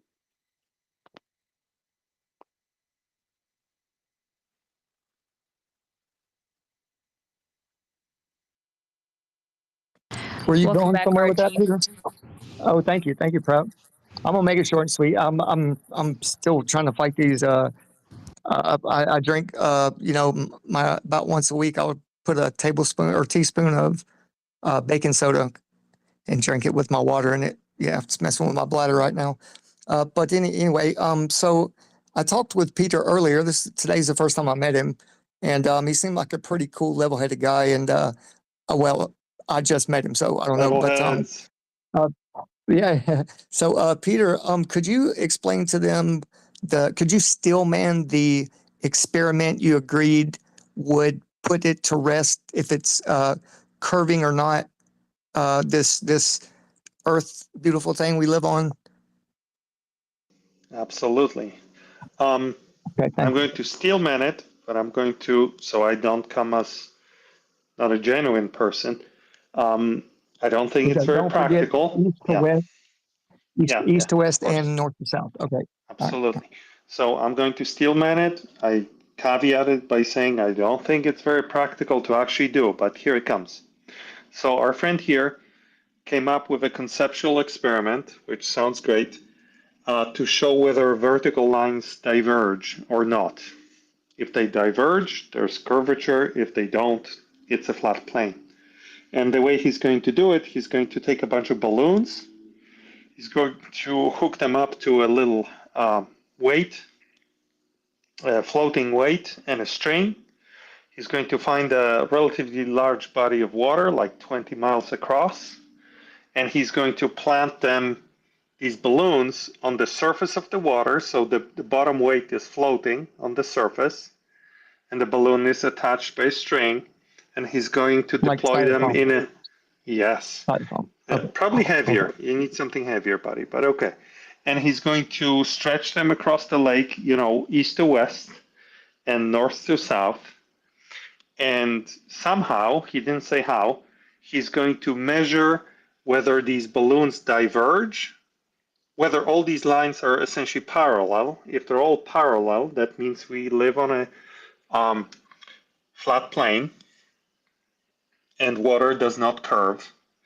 And if these lines are not parallel, there must be curvature. Now, what he's going to find out is that the balloons go left and right and up and down and in all directions due to wind, and the lines will certainly not be parallel because of this. So I'm afraid you may accidentally prove the globe due to the noise in your experiment, but just giving you a heads up, that might be a technical issue for you there. Well, you did. That was close. That was a good, decent still, man. So the lake would have to be very calm for the most part. The length of every rope would have to be the same. And the balloons would be fairly high enough at the midpoint where they would cross, would have to be the highest point, which means that would be at the point where northwest, east, and south, would all be dropping down and would be lower than your middle point because they're all the same length. And the middle point, the middle balloon would have to be far enough away at the vanishing point, right, to where they would be level with your horizon. And then from every point away from that would be dropping down. You see, if all the balloons are the same exact height, the string is the same exact, the waters are calm, and not just 20 miles, you could do 20, 40, and 60s. So you're looking at 3 different points, right? As your center point. And then, of course, there have to be big balloons, and the string will have to be at least 100 foot tall each, just to get a baseline, and then you can adjust from there. But if water is definitely curving, you would see it because there would be a discrepancy at the highest point. Let me ask you 2 questions. Conceptually, this is a fantastic experiment. Conceptually, I love it. Let me ask you 2 questions regarding the practical execution of the experiment. Okay. How are you going to keep these balloons in alignment? And how are you going to measure the divergence between the verticals or lack of divergence? Walk us through it. How do you envision keeping them still for a non-trivial amount of time, perfectly aligned, and performing the measurement of what you just described? Walk us through it. Okay, so let's just say styrofoam at least 2 foot thick and at least 2 foot wide, with a weight like a brick tied, holding it in its place, right? Okay, so that's the way you would keep the weight pulled down, and the rope begins at the very tip of the water going up 100 feet, let's say, every one of them, 100 pieces of styrofoam, 100 pieces of rope, and the balloons, with a lot of helium, obviously. There would have to be tension being pulled up, but the weight being pulled down would be more than what is being pulled up. So how do you prevent the hypothetically, balloons from moving spatially in all the okay, directions due to listen. wind? Slow down. Right, slow down. I didn't say there would be wind. We would do it on a day it would be colder, which refraction would be lower, right? Okay. And they don't have to be perfectly in line. All you have to do is make sure those middle point balloons are higher than any other balloons. How right? are you going to measure that? Well, with a theodolite, more than likely, or just Optical set up measurement your. dismissed. Hold on, slow down. Slow down. You're doing what Globers do. You're interrupting. 1 second. You'll get the vision, right? So, set up a camera, perfectly level. Let's say the 6 foot mark, right? Now, at 6 foot observer height, where does the bottom up obstruction happen? About 3 miles, roughly, right? Does that sound about right? I don't care. Yeah, sure. Okay, so let's say we have people in a couple of boats. That nothing's rocking, nothing's moving. It's a very calm, low refractive day, and you shoot out your laser, and at that center point, it should be the same all the way across, right? And if that happens, if the laser, let's say a laser or the camera were able to have, let's say 50 people come and everybody join the experiment, right? Everybody can be involved. Globers, people that are going to be honest and, record it, do it live, right? And everybody's there looking at the mark, and they can just mark on that rope where the laser hits or where a theodolite would be perfectly level. They could mark their spot. Now, we wouldn't even have to do that. We could just say, if the middle row of balloons going east to west and north to south is higher and every other balloon is lower, then the water's curving. But if it's all level, absolutely, then that's it, right? I repeat It's my easier question. than you think. I listened to your monologue. Okay. How are you going to measure precisely? Because at this sort of range, the globe prediction, 20 miles, calls for a very modest divergence from Yes. vertical. How about Can you nighttime? listen? Can you control your emotion for 1 second? And what I'm saying is, I'm trying to help you. But go ahead. Can you Go ahead. withhold? Okay. So what I'm trying to tell you that conceptually, your experiment is great because I can tell that you're understanding both the flat Earth and the globe. Okay. So conceptually, you're right on. But practically, you'll have to contend with a number of challenges that you're brushing over, and I want you to think about them. So, at this distance of, say, 20 miles, the divergence from vertical will not be very big on the globe. So, your measurements will have to be extremely precise to detect the divergence or lack thereof. I actually fear that you will detect more divergence in random directions than there actually is, thus accidentally disproving flat Earth. Because everything will be moving, these balloons will be moving at 100 feet. There's no such thing as no wind. What, will you be in a helicopter shooting a laser across these balloons trying to see if they're even or not? Like, you gotta think through these things. We have an experimental physicist here, Franco, for a second. He would tell you that precise scientific experiments are very difficult. Like, you have to isolate all the other variables and all the noise in the experiment, and you'll be at mercy of nature, blowing wind left and right, wobbling balloons. Accidentally you may disprove flat Earth. Well, I mean, it would be a lot of minds being put together. That's a great idea. all of us together, Globers, flat earthers, we would all get it right, I think. And it's cheaper than, flying to Mars and, looking back down and, proving that it's a ball or flat. You know what I mean? Like, I really think as a base idea, and you agree it's a good idea. Now, I'm sure there are plenty of places in certain seasons where the wind may not even be blowing but half a mile an hour, and with people there next to the balloons and making sure that the styrofoam is level at the top of the water. It's something to think about. Just don't be negative and shoot it down. I am not negative. I'm trying to help you. So let me ask you, when the wind is blowing half a mile per hour, what will that cause? What will the effect be on a bunch of balloons floating? They will be off their position. They won't be perfectly above the styrofoam.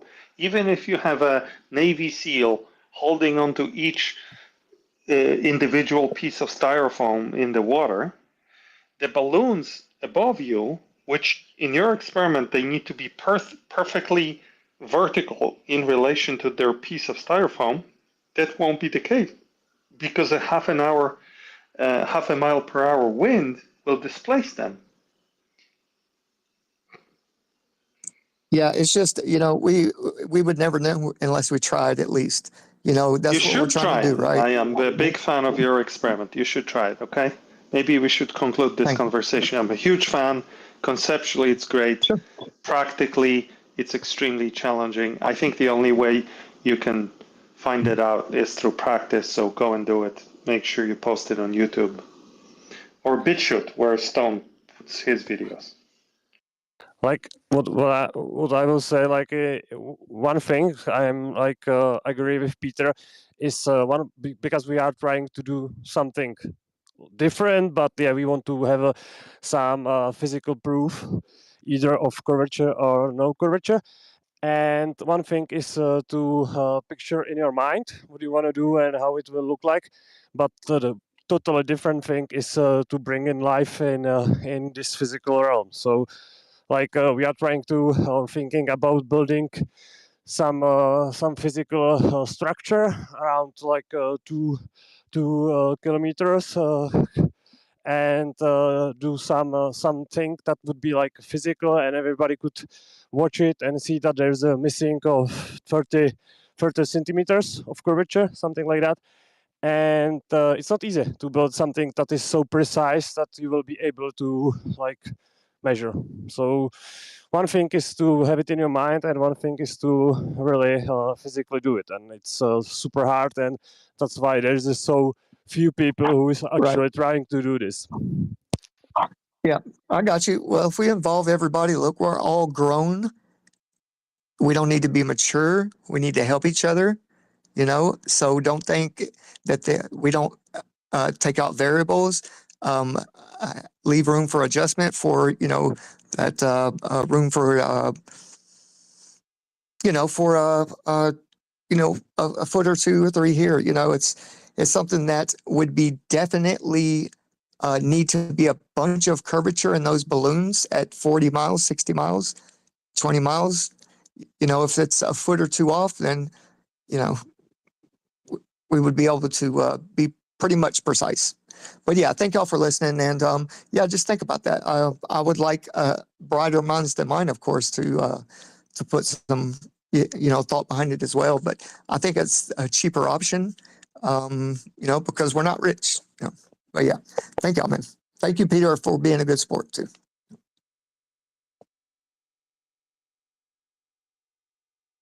You're welcome.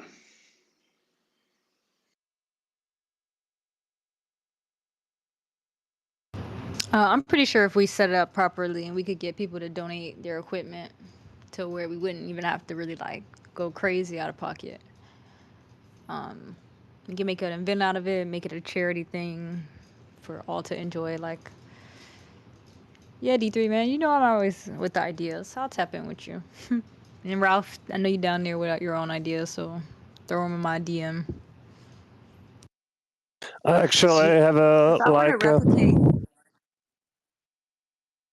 Okay, so just a bit.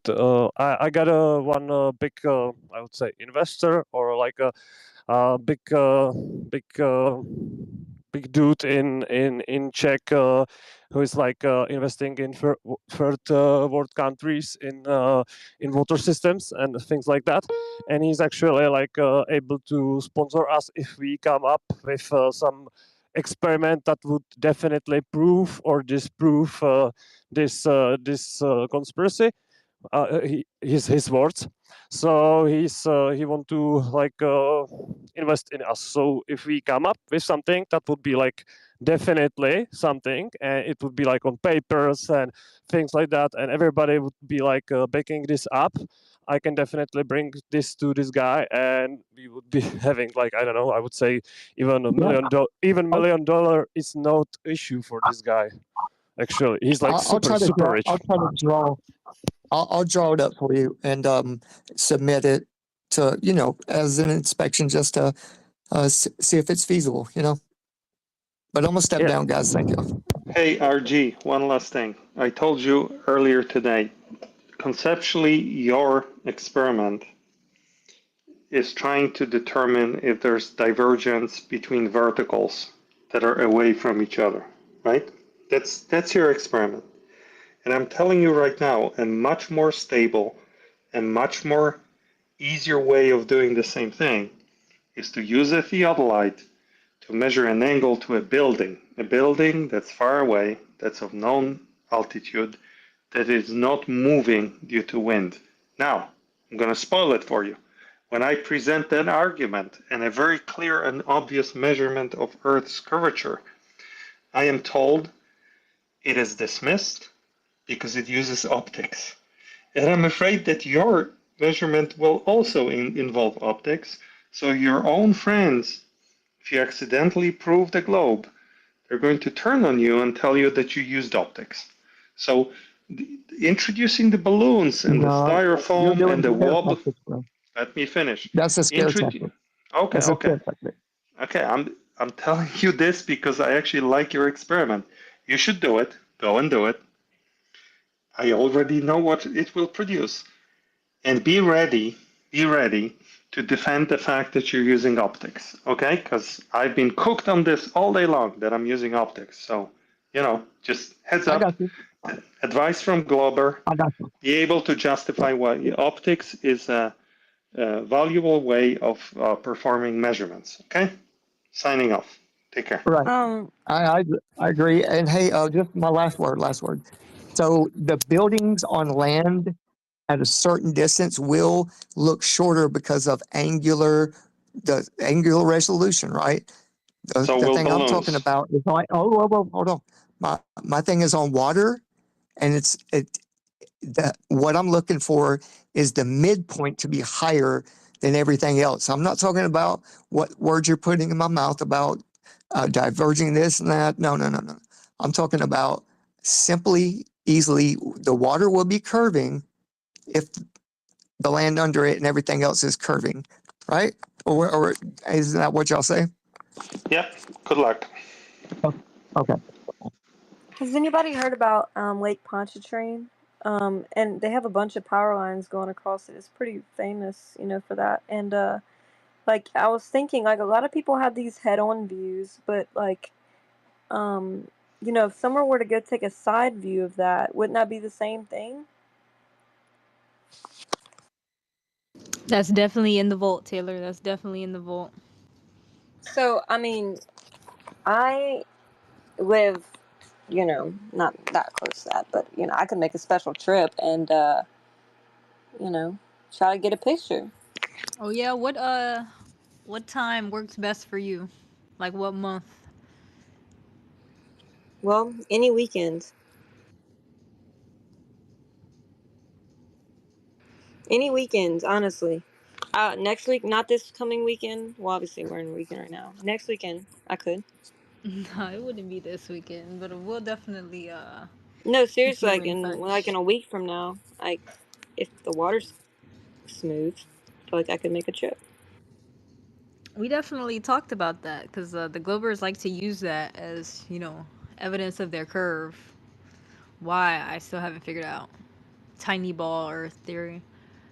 But I mean, we wanted to incorporate that into some type of experiment for sure.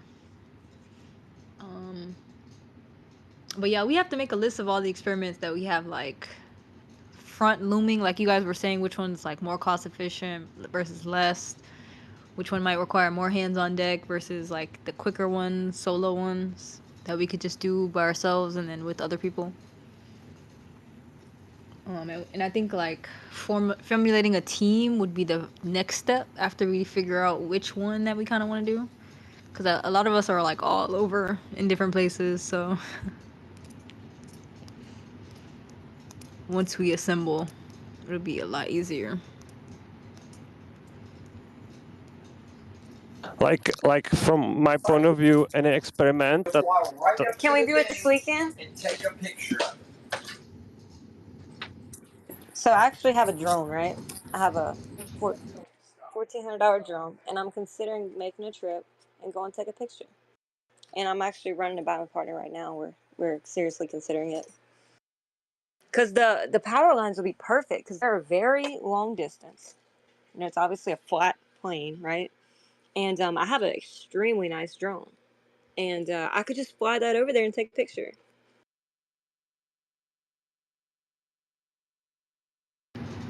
When you say this weekend, you mean like this weekend, like tomorrow, this weekend, or you mean next Okay, week? so actually my drones, I gotta go get it. So next weekend. Next weekend. Taylor, I'm not gonna make I'm you about to waste your cry. gas, I was but really trying to go. I'm not gonna make you waste your gas because we were gonna do like a whole thing out of it. But if you want to go get some footage, some live footage, that'd be fun. Maybe we could find someone that's like Mark in my that area words. too. I will do it. Is there I any other promise. level heads that's in that general area or want to make a weekend trip out of it next week? Definitely DM Taylor. Maybe you guys can get opposing. Yeah, you don't gotta pictures. set up nothing in the water. Lake Pontchartrain is one of the best places to take pictures.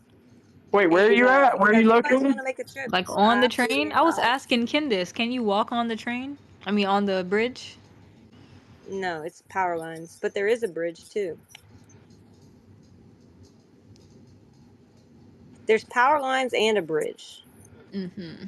But actually, we wouldn't even have to take a boat to go get it because I have a really nice drone that can go like, how far? 20 Yeah, that's gonna miles? come in handy. It I haven't says 20 kilometers on the drone, right? I haven't tested to see how far mine can go. That's gonna come in handy though.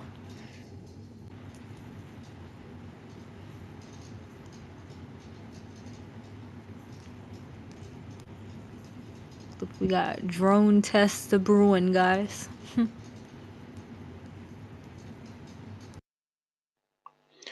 Yo, guys, you hear me? Hey Kevin, welcome. It's Stationary Yeah, Saturdays.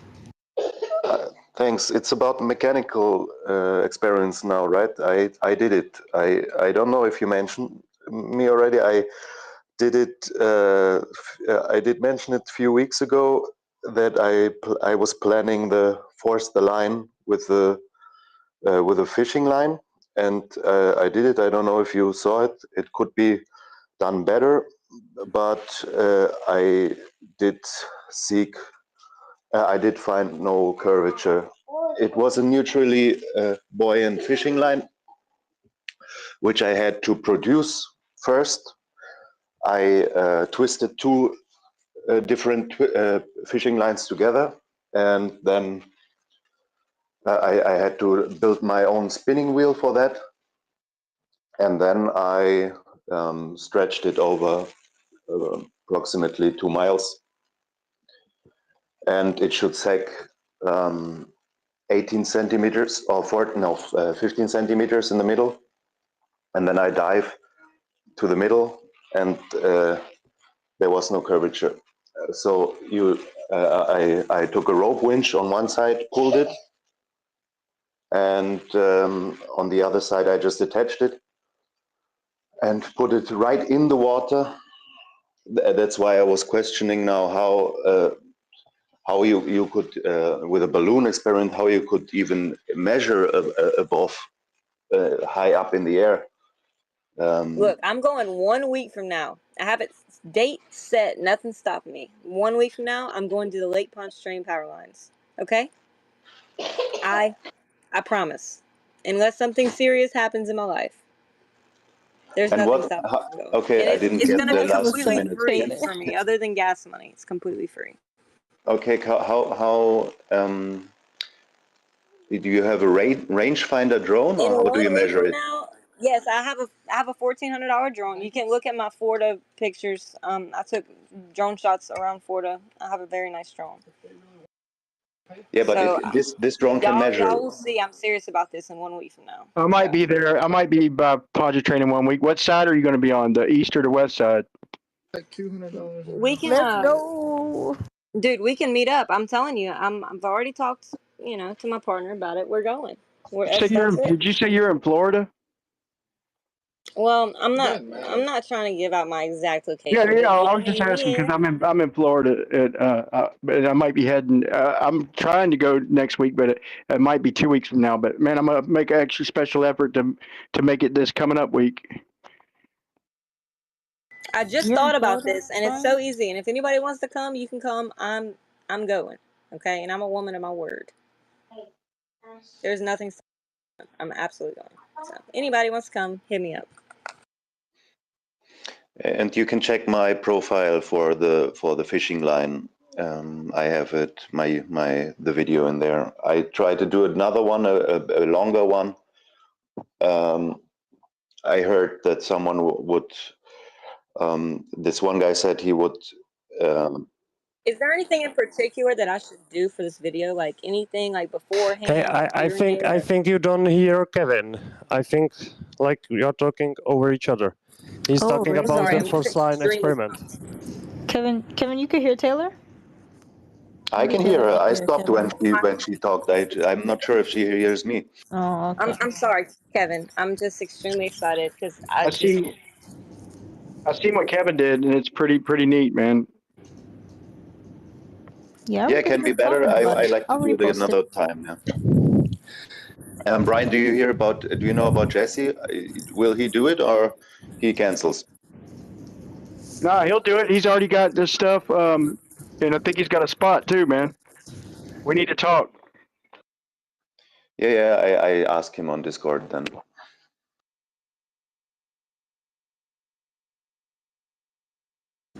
So Taylor, we'll probably make a like an actual list for you, or we'll chop it up with you like later on, so you can actually get an idea of what to photograph. okay.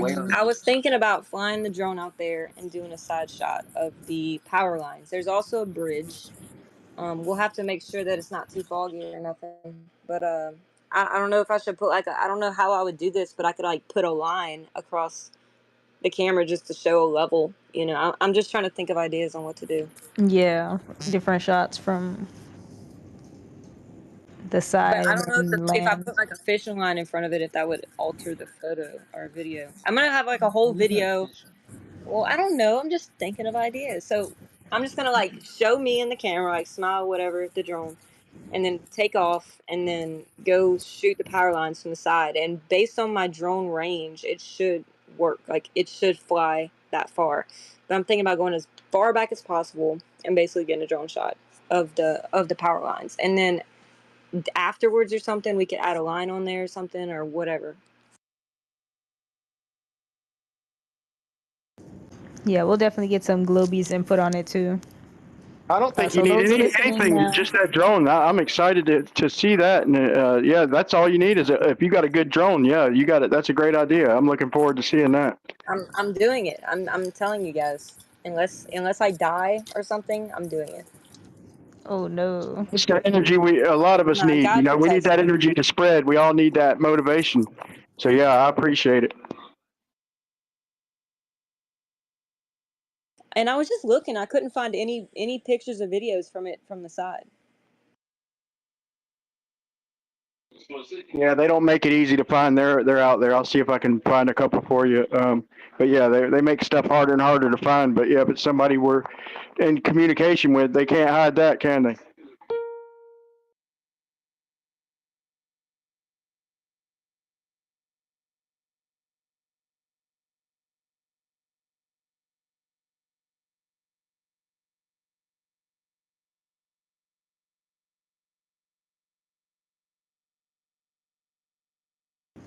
I'm about to put that in my calendar.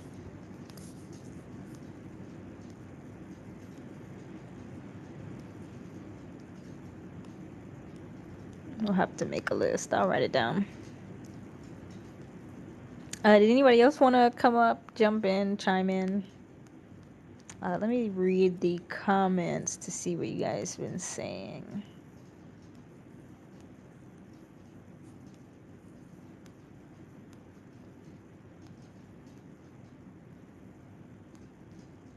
Oh yeah, Alan's open debate challenge and Shane's.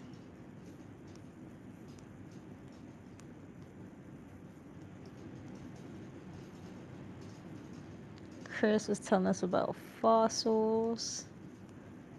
Oh, old Earth theories. I don't know if you guys invited some globe trolls. I don't see them. If you were invited by one of the level heads and you are a globe Earth troll, please do not hide in the comment section or under your burner. Please reveal yourself at once. Public service announcement. Mr. X, you got your hand up? Yeah. So, I was thinking about what Jaren, one of the videos that Jaren is posted on his channel in response to, it might have been Red's Rhetoric or somebody, I forget who, but the long and short of it was he took a picture of a flat countertop, very flat countertop, and he cropped out the picture so it's the most compressed it can be, removing the middle section and showing how a picture uh, on a determined flat surface, on a definitely flat surface, when you compress that picture, it showed a curve. So he was showing how this is a something that's built in within all cameras and your eye curvature, that there's going to be curvature if you compress an image. So I'm just saying that in advance to be prepared for the nuh-uhs, even if you have a sideways description of the very long bridge that has no curvature. That can be one of the things that it looks like it's flat, but hey, look how we compress this picture, and you see the curvature ever so slightly. When in reality, it's what Jaren showed, that any picture, if you compress it, will have curvature due to the camera lens. So just to be have a preemptive, I also put something in the nest that Eric Dubay talked about, where we say, okay, if you guys say that boats are disappearing over the horizon on a vertical axis from where you're standing on the shoreline, what about the horizontal axis? Is it a toilet paper roll that we're on? How come there's no bend from left to right?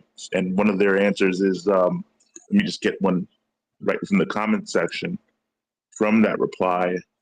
And one of the replies was interesting because, the power of the nuh-uh.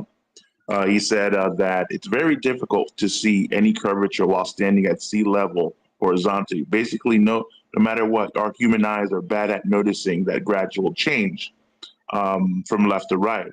But an object moving away towards the horizon from the viewer makes it more apparent. So the nuh-uhs are already baked into the cake. I think that'll be a good observation. But then again, the effect that Jaren has shown when you compress that image into something smaller might be displayed after you post that picture. You can even do it yourself before you even post it on the internet. How that picture, if you compress it, it will show curvature. Or they'll say, well, you can't notice a gradual change from left to right. That's why we say take account from going towards the horizon. So just be prepared for the nuh-uhs ahead of time.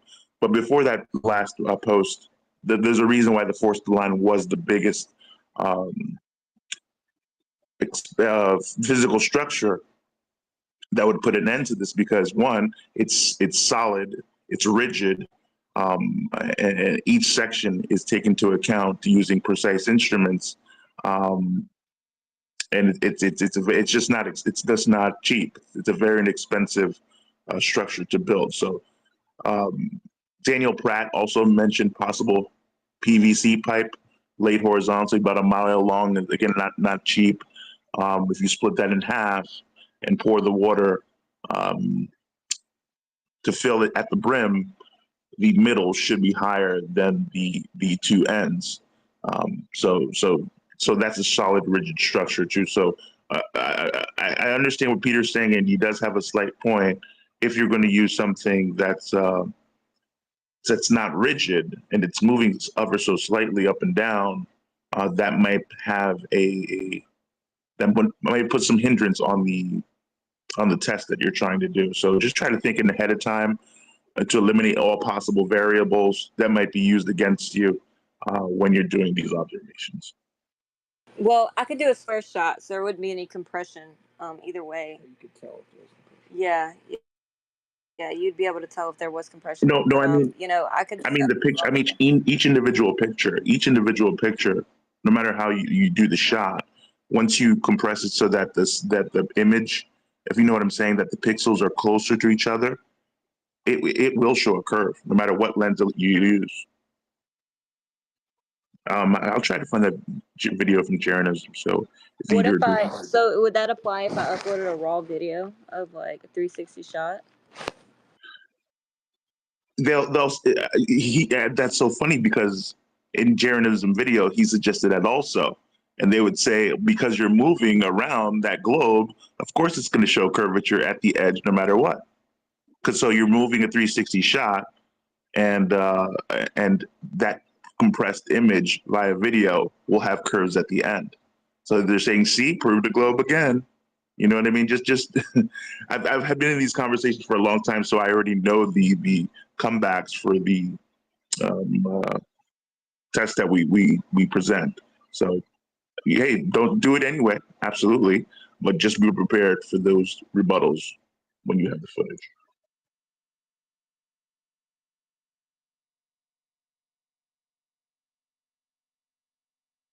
It's about 16 miles long from what I'm reading. Yeah, I hear you. I would want to hear what they want to see before we do it. That way they can't say like, oh, well, you didn't do this, so it's irrelevant.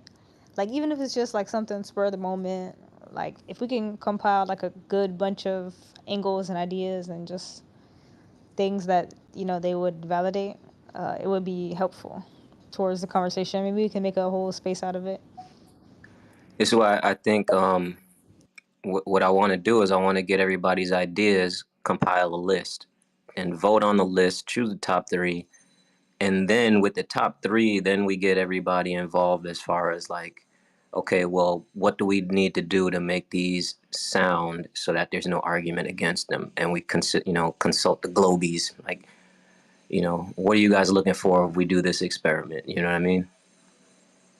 Well, I would be hesitant to ask them first because they'll go straight to optical. They love their theodolites and auto levels, and they never consider optical drop. Remember, you're never going to see optical drop in their vocab because they need to hijack perspective.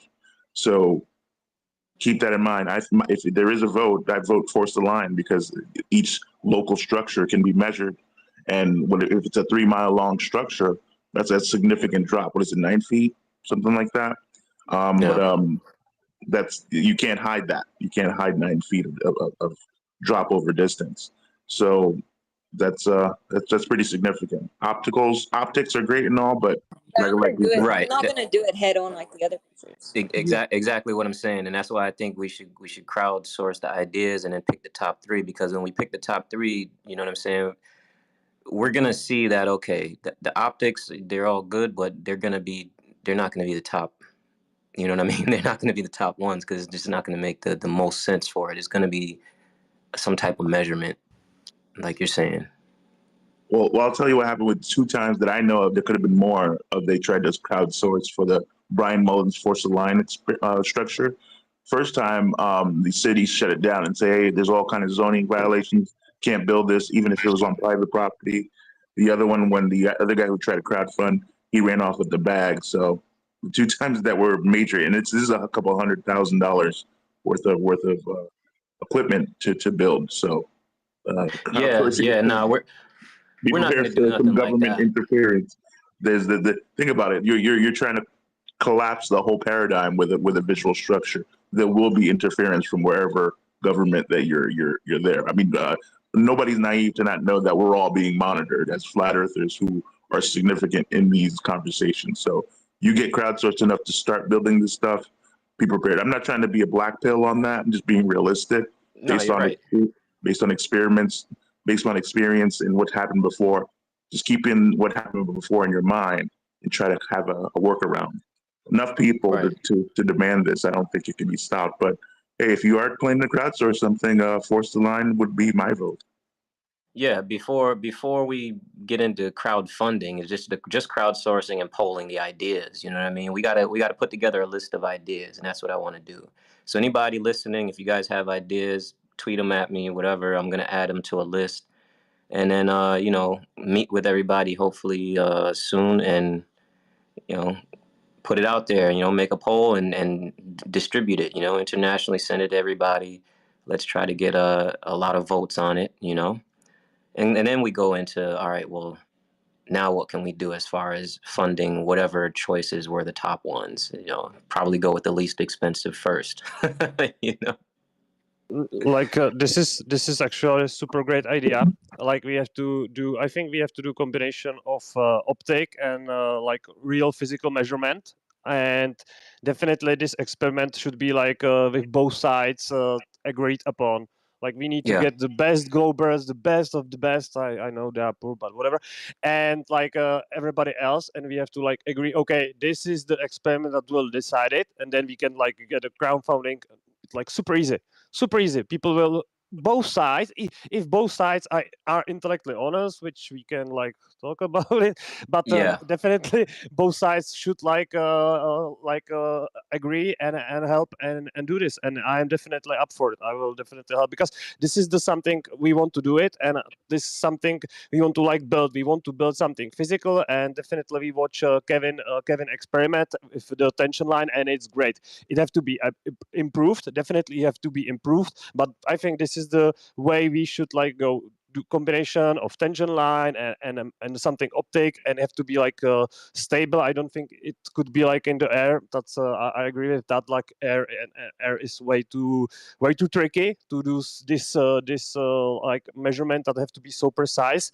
But definitely we have to do something like this, because it will be step up for this game from both sides. And I think like we definitely, you know what, we are definitely maybe even able to, if we all like put our energy on it, we will maybe even be able to at least have like some idea or whatever before 14th of December. Like we can be able to do the final experiment before the final experiment. That would be like nail in the coffin. Like definitely. So guys, Yeah, as a hey, Glober, I'm going to give you a hint. everything. Okay. Hey, RG, I'm going to give you a hint, all right? Do not worry one tiny bit about what Globers think about your experiment. Okay, you don't need their approval. Globers have photographs of Earth from outer space, clearly showing a globe Earth. So don't worry about them. They're not confused. They're not looking for an experiment. You come up with something that works for you, and just run with that. And whatever conclusions you derive, God bless you. Right. No, I agree. I think we need critical sound scared feedback. a little bit. All right. You guys ever seen? Have you guys ever seen those 1800s drawings of the copper, the big balloons they sent out with the copper mesh, and it was tied like had 4 points coming down for weighing it down, stuff like? Do y'all know what I'm talking about? No idea. Where it was almost like how does it relate? Okay. So picture this. Quickly. These because you talk this a is long why time. I messed up. Well, okay, I'm just trying to explain it. Let him finish. Okay. Oh, all right. So imagine like a mesh net, like a fisherman's net, right? Copy. You get some big, heavy duty, decent balloons, put it how many ever pounds of helium. And when I said 100 feet earlier each, I didn't mean like up in the air 100 feet. I'm talking about tying together these big pieces of styrofoam. Rocks come free. You can just go quarry and get rocks or wherever in your backyard to weigh these things down to keep the level water on very still, cold environment, right? Where there's not going to be refraction. And I would say you put up like a 20 square mile piece, but not all the time, like 100 feet, but you're just going to want that square on the water, no land. You take your measurements from a level from each bank on each side, even 3 points if we wanted to, and you level everything. Or you level some theodolites at night with that laser light.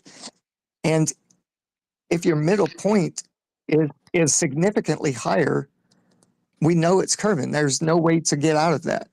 Right. So you've already told us this experiment. This is like the 4th time I've heard it today, which is cool, fine. But write it down, send it to me, and I'm gonna put it on a list. That's what I'm saying.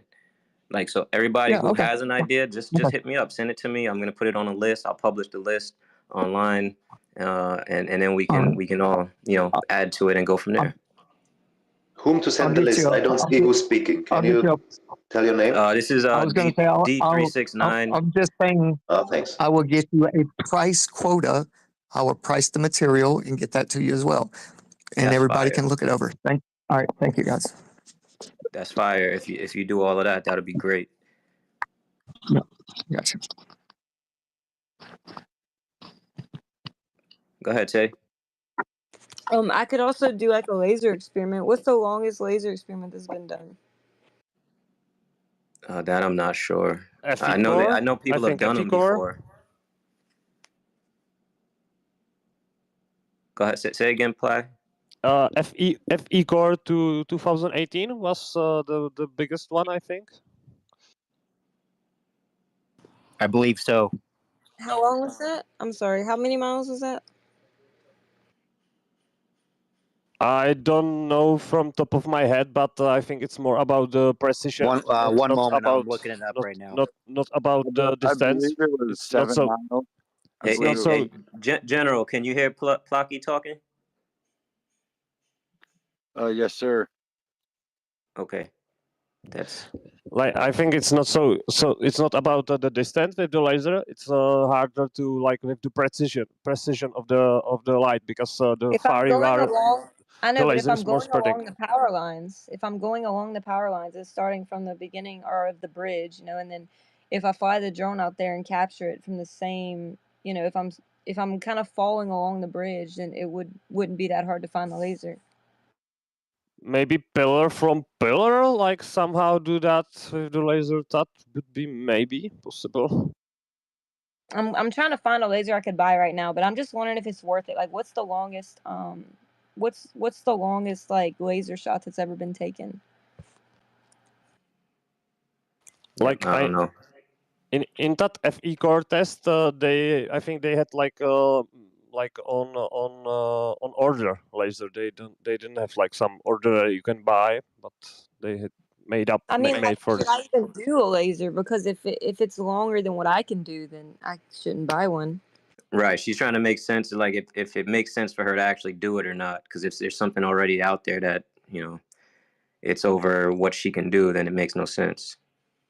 25 kilometers mostly. You see 40 kilometers was FE core, but it was there was some criticism with that. If you manage 40, it would be something.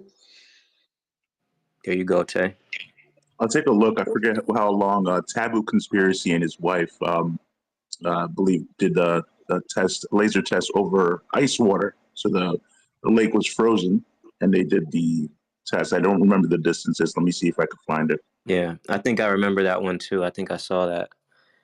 I also don't remember the distances, man. What kind of distance would you be able to do, Tay? Just 20 miles max. 20 miles. I don't think has anybody done it that far. I don't think anybody's done 20 miles, right? That sounds pretty max. Okay, got you. So it looks like we're already gonna get a laser. That's cool. That's cool. How you gonna document? I was thinking about making a whole drone video, right? And it Mm-hmm. shows like how far up I am on the bridge or on the land. Flying the drone straight along the same side of the bridge so you can tell I'm not moving up or down. Turning it around and seeing if I could find the laser. Maybe moving left to right to see if I could find it. I don't know. Yeah. We'll see. Cool. But you can Cool. compare it with the height of the bridge, like if I'm standing like with the reference point. And apparently the power lines are all straight. So I could have that same reference point like a third of the way up the bridge or whatever. And, try to find it on the drone, see if I could find a laser. But I don't know like if that's been done, and I don't know how far a laser could shoot. Yeah, I don't know how far a laser would refract either. Like what the refraction rate on that would be. I guess it It wouldn't depends hurt on the to day. try. It would not hurt Or to the try. scattering. We were Yeah, thinking about the weather. What weather do you think would be best to do that over? Like cold weather, or should we do it in the dry warm? and cold. Yeah. Dry and cold. Hurt to try. Yeah, it's worth a shot. Just test it out. I know that in Dave's Flat Earth app that there was an experiment done Yep. with lasers over a very vast, I can't remember the exact distance. I believe it was like 7 miles, but don't quote me on that. But I know it's in his app. I thought it was Yeah. 8 miles. Just off the top of my head, I thought it was 8 miles. And I could definitely beat that easy. And if I bought a laser, that's the only thing I'd have to buy is a laser.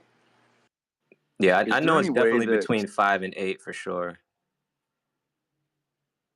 is there any Okay, way well, that how about we shoot for 10? Well, let Mr. X get back to you before you do that. Because he might have that another video or something where somebody's done longer. Just so you don't waste your time. is there any way that sound waves I'm could be definitely wasting used? my time on this. I'm not like I'm gonna do it either way. Is there any way that sound waves could be used in an experiment to prove the Earth being flat? I don't know about sound waves, but like high frequency where we can't claim bouncing off the ionosphere or whatever. High frequency stuff, line of sight can be used, but I don't know how expensive that equipment is and receivers and all of that stuff. So that might be pricey. I'm not sure. I know we have amateur testers who've done like long range stuff, and I don't know how that gets so overlooked, but it is, Because I was just sitting here around the fire thinking about how, like, okay, on a globe model, a sound wave would show a curvature downward as it would like kind of expand outward like a funnel. But on a flat Earth, I believe the sound wave would, remain flat with the surface. And like even over a body of water, I think a sound wave would not show a curvature. I mean, I'm thinking like light is an experiment, and I'm wondering if sound would be used in an experiment. I don't know. I'm just pondering.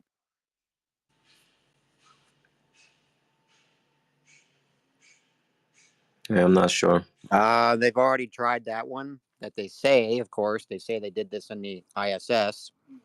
That they did the sound bubble in water, in vacuum, right? And the bubble expanding was spherical, of course, but that's not exactly done on in Earth, nor can we really prove that they actually were in full vacuum since we weren't really there. So, but according to them, they did do something similar. And yes, sound definitely is a good model to use. In terms of the high frequency reply, somebody mentioned that the ionosphere doesn't bounce off certain waves. That is also true. However, long range, high frequency stuff like your Bluetooth, as example, Bluetooth wouldn't bounce off of the ionosphere, it would just go through. The issue is it's very short range. So yeah, Right. equipment that's high frequency and also long range is a little more difficult. You Exactly. could essentially do a radio type of antenna, and possibly do something like that. You'd want to collimate it and basically make a laser out of your radio antenna. Yeah. See, I'm with Mr. X on this, and I just think all this stuff with shooting this, shooting that, going through air, optical observations, I think just measure the damn Earth. Just measure it over a long distance. That's what I think we need to do. So that's going to be my addition to the list. Well, there was that guy that circumnavigated, well, like way back in the day, like ships with sail masses, and he went around the edge of the Antarctic ice ring, and it was way larger than, you know, than what Yeah. yeah. Yeah. That could be, I guess I don't know, man. Like it's weird because like what they say is that in the South, everything it's larger than what it looks like it is on maps and stuff like that, and there's a lot of discrepancies with location and all of that stuff. It's kind of confusing, man. Right. Like okay, not to try and, I mean, I'm not trying to throw anything off because it does tie in, but like when all the news was breaking about the Chinese weather balloon, whatever, crossing over the United States, everybody was freaking out about that. And I was looking at it like, why the hell would China, who is so wealthy, why would they put a multi-million, if not billion-dollar satellite on the bottom of a fucking helium balloon if there's an orbit that things can like maintain? So when I saw the Chinese weather balloon going, that whole, bullshit that was going on, all I saw was, well, this proves to me that Earth is flat and that there is a vault that we can't go up past, like around, I think it's 142,000 kilometers up is what the military experiments of the high altitude nukes found. So why would they put a multi-million-dollar satellite on a weather balloon if they can just put it into orbit? I mean, it makes no sense unless the fact is that we can't go into an orbit. I don't know. I mean, they got even universities put stuff on those types of balloons. So I don't know. It's kind of, it's a lot of speculation with that. We don't know what that thing was, what it was for, how much it cost, any of that stuff. We don't know any of those variables. Yeah, I shared at my university how they had a balloon program for launching satellites, for radio, Yeah. radio satellites. So. Exactly. Yeah. Yeah. So that kind of stuff, it starts like really with the universities. They have access to the helium and stuff like that. Yeah, through could have been. NASA owns like all the fucking helium. Yeah. I don't like to speculate about the sky. Like there's so much that we don't know or understand about the sky, and I think they know a lot more about it than we do, like the scientists who deal with it. However, I just think they might be misinterpreting things based on, how they've learned about it and how they've studied it. But I'm a layman when it comes to that. I mean, it takes like 1% of a lie to dilute 99% of truth.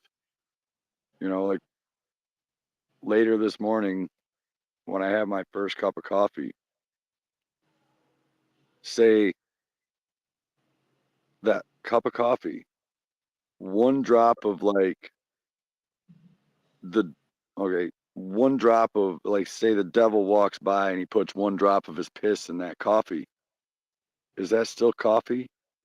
Fuck no. I'm tossing it out because it's ruined. One drop of lie and deception can dilute the truth, and I feel like that's what they're kind of trying to do.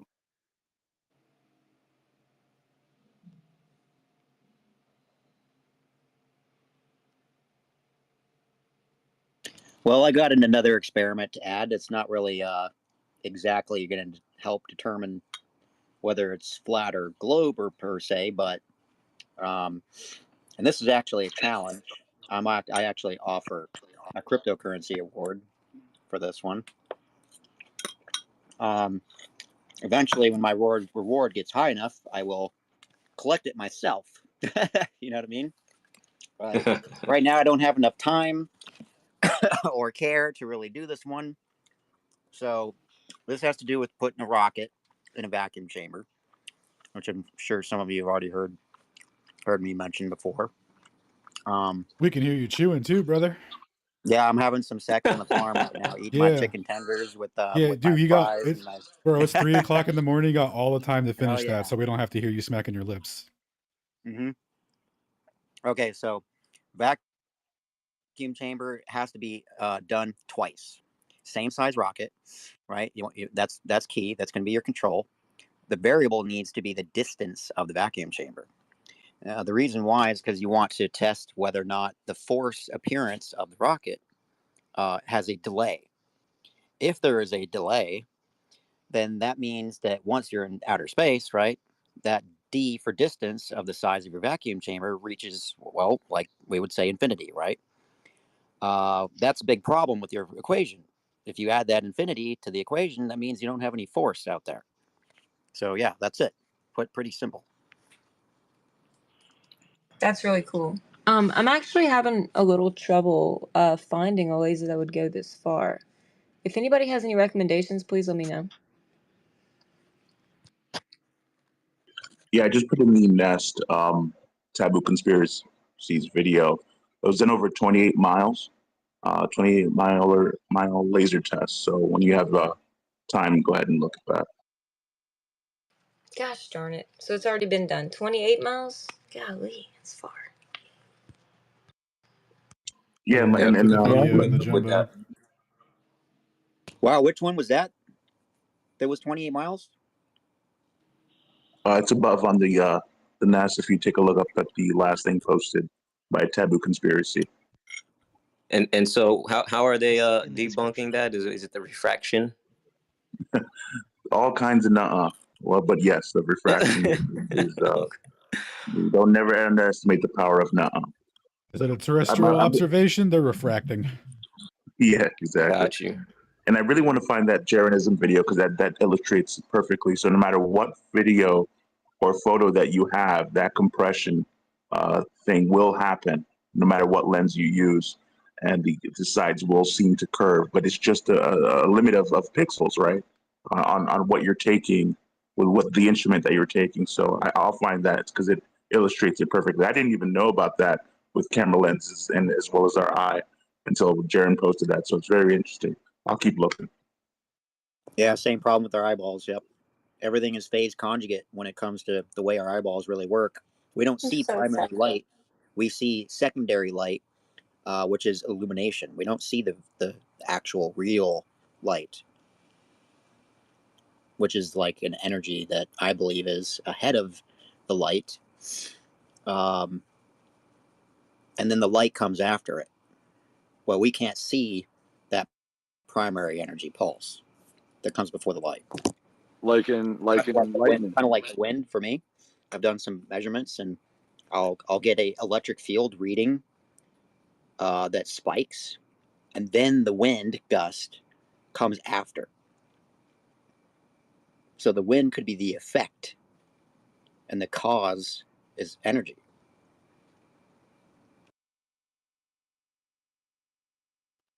I wish I knew. Hey, I did have one other really cool idea. It's a real short one. I won't talk long, but those big search party lights they have out in like Vegas and shine them up in the sky, and you can see them from space. They say, really powerful lights. You can rent them.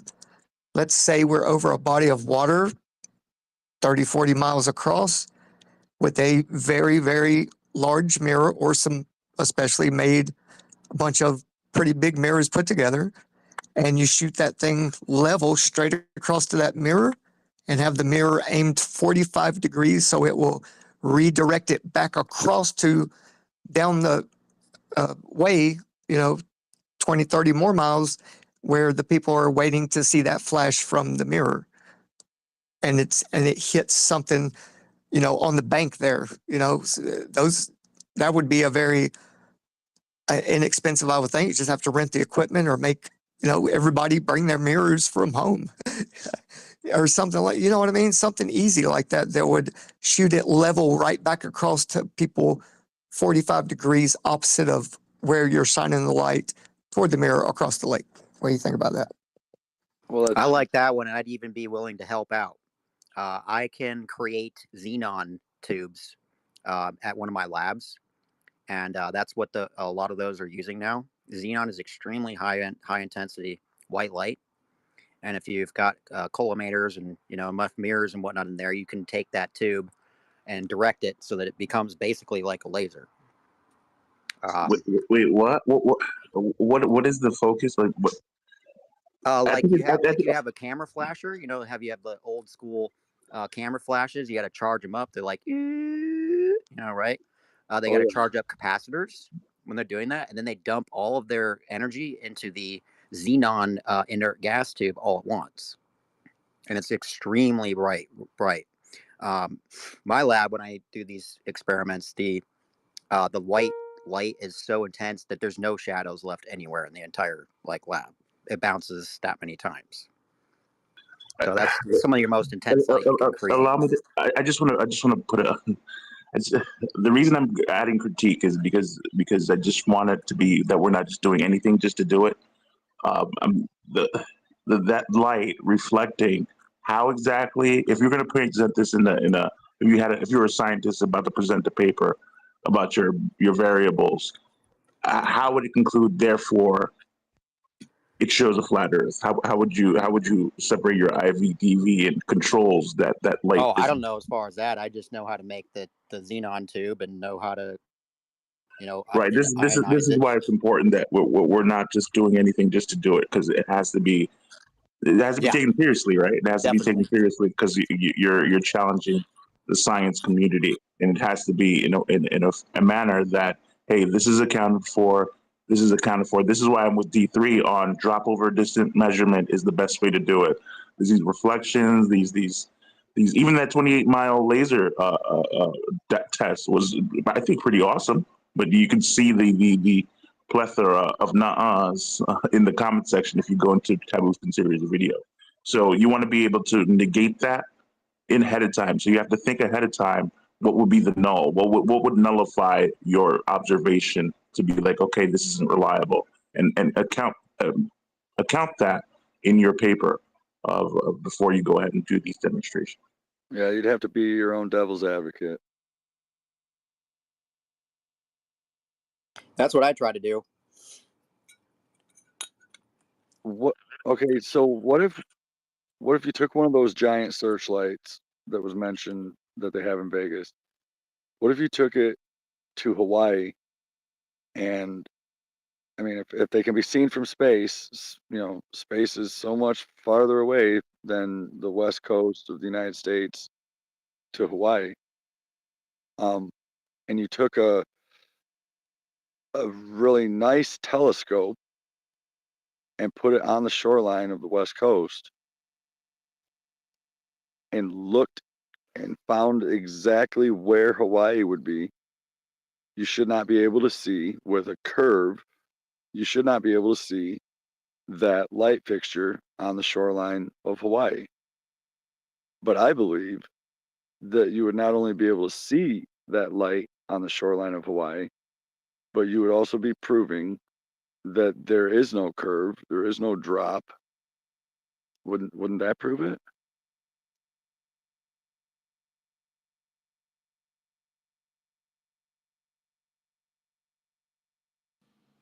So laser is the most focused point of light that you can get from A to B, right? And just think back to the Behind the Curve documentary, where Jaren had to lift.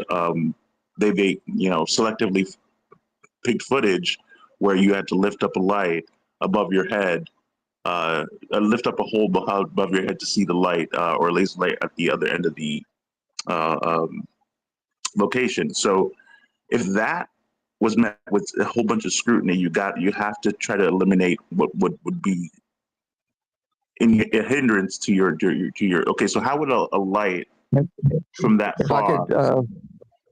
I could tell you my thought.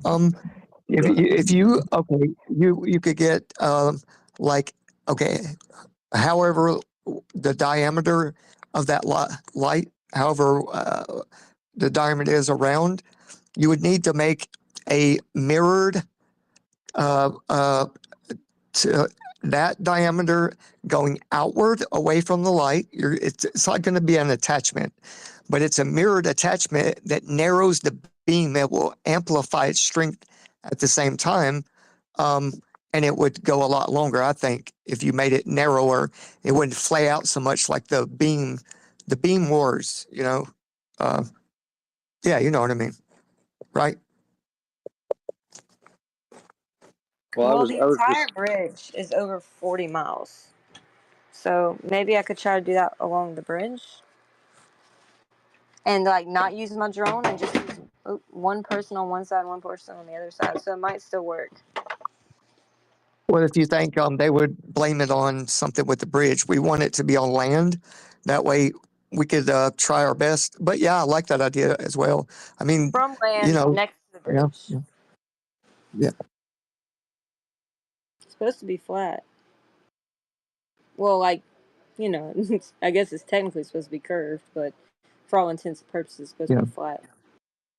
Well, for surely, if we raised that light and that mirror and got it dialed in right, and surely if we took it up 20 foot in the air and we see it 300 miles away, very faint, but we see it, then, I mean, they could throw in all the curvature and refraction they would want, but it wouldn't work because 300 miles, that's a big hump of water you'd have to go around. And it's a light. It's not just like an absence of light, like with the mountain test, I'm gonna stop rambling, but yeah, I was that's just, my no, idea. I was just thinking that like if we could do the laser test experiment again over land or water or whatever, but how high in elevation will be able to take it that the Globers would still accept it. I definitely want to get that too from them. Oh, I could do it low to the water if I'm doing it, on land. Mm-hmm. Hey, and how Without much is it at 100 miles? Isn't it like 6,666 feet of curvature at 100 miles? Something like that. It's a devil number, I know, but anyway. All right, guys, that was my idea, so thanks. I love y'all, man. Almost stepped down. I thought it was like 7.36 inches per mile is what they say that there should be a drop, curve. I thought it was 7.36 inches per every mile. Okay, here's a question to the panel. Aside from the physical measurements that D3 and I talked about, if you're going to do any optical test, how would you control for refraction? How would you eliminate that from the equation where you remove that as a response? How would you do that? Reduce the amount of humidity outside. Yeah, I was about to say how you can do that with "Are You God?" But no. Well, I mean, a very real easy way to do it is you perform this experiment on a salt flat. Salt is, it absorbs moisture. So if we do a test at a salt flat, which is already flat, it should be very easy to, let's say, set up point A and point B 2 miles apart, shine a laser down the direction at, let's say, point B, have a fixed height at both ends. And if the Earth is flat, it should obviously measure the exact same height. If there's any type of deviation, now we have something we can, tug on. I responded to this. 2 miles is not enough. They're gonna immediately not on that. No, I just use 2 miles just as a base point. At 2 miles, we should at least see a little bit over 2.5 feet of deviation, allegedly. So, I mean, even if we see something close to that, that in itself is something. If the Earth is flat and doing this experiment on a salt flat, all for the result should be the exact same height from where the laser was fired. So if the laser was fired, let's say at 15 feet, point B should be receiving that same laser point at 15 feet. I'm sure you've been in these conversations a while, Ralph. Right. What do you say when someone brings up the Bonneville salt flats in Utah, which I believe are about 12 miles of long distance observation, and that gets hand waved or dismissed? If that's not a convincing, what would be different about what you approach with? Well, every time I've seen the salt flats mentioned, in the documentation of the salt flats, they reference the curvature. So I haven't encountered a glober that's in the conversation about the salt flat and is not still, knowing that there's, a curvature. Like I said, I'm proposing a test, and to me it's something that's fairly easy. It doesn't require any specialized equipment, and trying to eliminate as much of the variables as we can. So if we go to a salt environment, that should minimize as much as the ambient moisture that's in the air that would cause refraction. So if we could eliminate as much of the moisture as we can, we will have less refraction. So if I find a taboo conspiracy, I believe it was, I forget who had long distance observation about over 12 miles in the over water. What's walking have to do with No, that? no. I was asking, is the observation that you're referring to, is it over land or is it over water? Over the land of the Bonneville salt flats. I think it's about 12 miles. Would that give you pause? You brought it up as I'd love to see it. Yeah, absolutely. I'd love to see that. And when you do see it, would that be enough evidence for you since you brought it up? It will be the first step on a path. You see what I'm saying? No, I mean, I'm not dismissing it. If anything, you're so quick to hear what I'm going to say to pick it apart instead of hearing what I'm saying. No, but I'm saying it's the first. Hang on, Xavier. It's the first step on the path of discovering the truth, right? So I'm not going to say, oh yeah, I'm dismissing this first step. No, it's the first step, and then there's the second step. Well, my question to you was, what would be earlier? I said, what would be a way to negate refraction altogether that they can't be used as a rebuttal? So if it's going to be, you know what, I missed the altogether. I was just focusing on minimizing as much as we can, and I would figure a salt environment would minimize a decent amount of refraction. Well, no, I want to like I said, if you're a scientist, you're bringing up as a paper, and I want to control for this variable. We know anything that we say out in terms of optics that sees too far, refraction is going to be pulled out. I want to eliminate that from the equation altogether. That's what I said. So if what do you do it over ice? I have an idea just for the optics of it, right? So the salt is a good idea, and then combine that with a legit infrared. That should really help. Those two things combined. However, I still say that they're going to be like, oh yeah, well, you picked a flat place on Earth, right? So yeah, Earth has flat places. That doesn't mean it's a globe. I mean, that doesn't mean it's flat everywhere. It's not flat everywhere. Right. It just has flat places. Disco ball Earth. Disco ball Earth.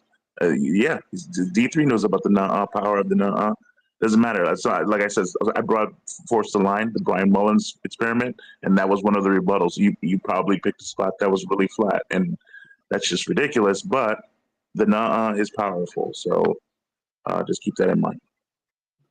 Yeah, that's why I think it's got to be done over a really large distance. Well, I heard someone in the room earlier mention LIGO. I mean, that in itself is a great controlled environment. Yeah, somebody said they're going to be going there soon or something like that. So that'll be interesting to see what they post.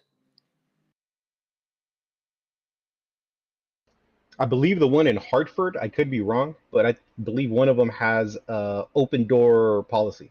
So it's pretty much just make an appointment and walk in type of situation. It's not something that's too, behind closed doors type of situation. I think if you pull them up on Google Maps, they have pictures on site, pictures inside the control room. So, I mean, I would be very interested in seeing at what height the laser is launched inside the interferometer.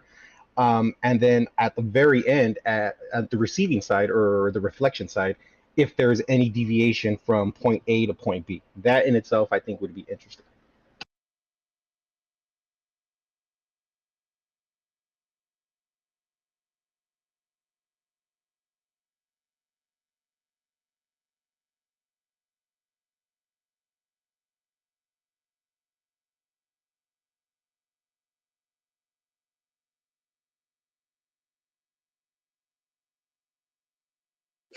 And what about that observation that was made over ice? It was about an 8-mile distance with a camera height of about 12 inches. I'm gonna do my best Ruhif because he's not here. Ha ha. Measuring things in when it's cold, the air is the most dense, so it has the most refraction. Therefore, it's the most globular when you measure in the cold. And then if you were to say, "Well, I measured it, in the heat or whatever," he would say, "Ha ha, dummy. That's when there's humidity. There's the most refraction, and that's when it's the most globular. And that's why you'll never catch me arguing terrestrial obs on the ground, brothers." Wait, but is that even true? Like, when it's colder, isn't that less refraction? How does that work? Couldn't tell you, dog. It'll always be globular, no matter what the gradient. I mean, if I was gonna fucking be making that argument, I wouldn't latch on to the water. I would just latch on more to the amount of moisture in the air. Even if it is over a frozen lake, there's still a fair amount of moisture in the air. What's so I think moisture? that, well, the amount of water in the air. All right, cool. Yeah. So now that we've established that, he just used not you, but like the argument is applied uniformly in both scenarios to substantiate globularity. And like, there's no point in fighting it because it doesn't matter if the observation ends up being too long. That will be the answer, right? It's going to be refraction no matter what. So it doesn't matter if it's true or not. The coefficients will be applied, and everything will end out globular on the end of the day.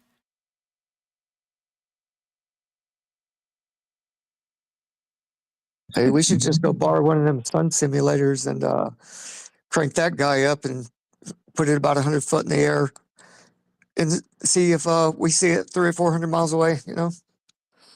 Joking, but yeah, we need enough light and enough focus down to. What would be dope? Oh, go ahead. There was a German radar system shot a line of sight beam 451 miles and 333 miles respectively. With a starting beam width of 10 meters that ended up over at those respective locations for the intersections point, measuring out at, 500 and 650 something yards respectively, indicating that it would only be possible if it continued at a line of sight from its originating point and didn't hit the ground at a tangent of 32 miles extending into the sky 100,000 feet to extend the equisignal of the beam by 8 miles. It would be super dope if there was some. Oh, wait a minute. That actually happened. That was in 1940 to 1941. Battle of the Beams. That's right. When the old Nazis did it. Yeah, I know them. Yeah. And even then, they don't accept this. Like, that's the crazy thing, right? It's like we went from geometric impossibility flying a plane for hundreds of miles to hit a target to, but what if we go to a different area where there's going to be a variable that allows the globe to extend its radius? Like, why would you, Hey, you know what? We should make the biggest bet ever in Las Vegas, and they'll let us use their light for free. But if we win the challenge, everybody on this panel that's a flat earther gets $1 million. They would take that bet all day. They're like, man, we live on a ball. You're crazy, dude. Right? Yeah.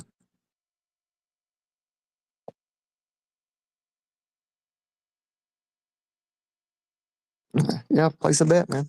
Let's bet it. Let's roulette the wheel, roulette the world. You know.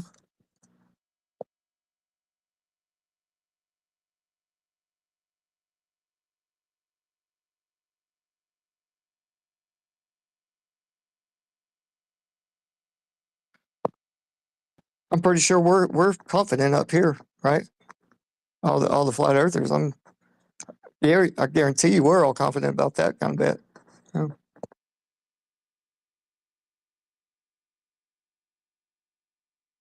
Yo, so I see hands up, but I'm not exactly sure if my UI is bugged. But if the hands are up, Taylor, did you want to chime in? And then we got Flocky, we got Limitless, Xavier, and D3 again, and then RG's hand is up as well. I actually Oh, don't okay. see any hands. Maybe my interface is glitched. I don't. No, Taylor? I have no hand up. Yeah, Okay. nobody does. Gotcha. It's totally Yeah, me. no hands. No hands. Yeah. It's a Word. psyop. I think I see Liliana down there. One. I'm just sad I can't find a laser that goes 40 miles. Proud. Wasn't there a lad that had a 40-mile laser? Yeah, in the vault. In the vault. Okay, gotcha. But now we know we're gonna add Taylor to the group chat for that conversation. So hey. Nice. Does anyone know what Nikola Tesla's opinion was on the topic? Yeah, he believed in the heliocentric framework, no? Yeah, he believed in ball globe and all that. Pretty sure. Damn it.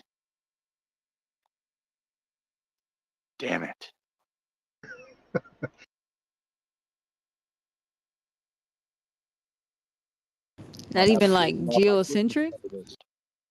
I don't know enough about him, but I know he believed in the ball.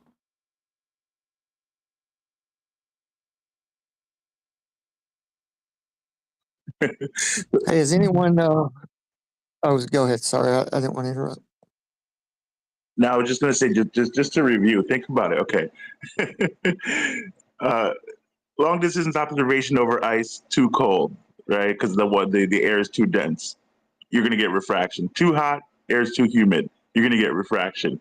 Long distance horizontal observation over a bridge, you can compress the image and it shows curvature. I mean, it's one after the other. D3 is the instruction. You build the force line, hey, you happen to be on the flat place on the Earth. But somehow, a 24-hour daylight, which is different from a 24-hour sun, that's going to destroy all of these conversations. Double standard's crazy. Yeah, going back to Tesla, yeah, I just posted up at the top, some of his quotes. He really thought that radio signals were coming from Mars. Like that was his thing for the longest time, from like 1899, I think, up to 1909. He was really harping about radio signals coming from Mars.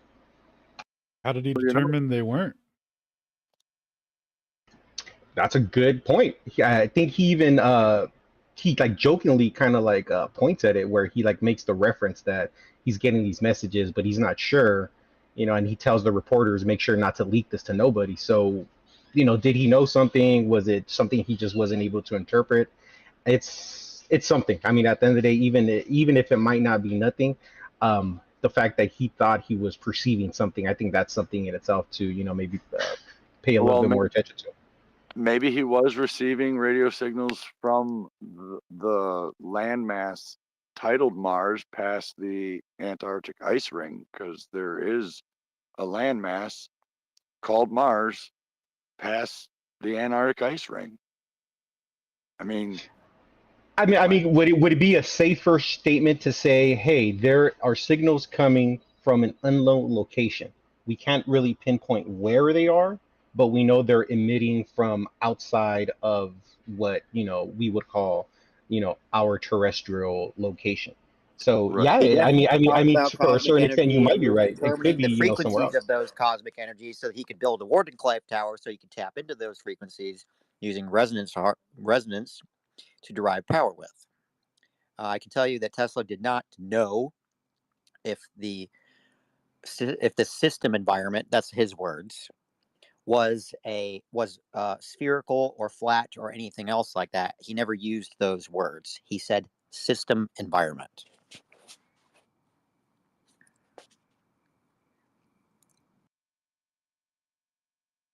Ooh, did he? Nice. Yeah, I was gonna Yeah. say Limitless is a Yeah, in the Tesla lad. He respective probably knows a lot Limitless. about him.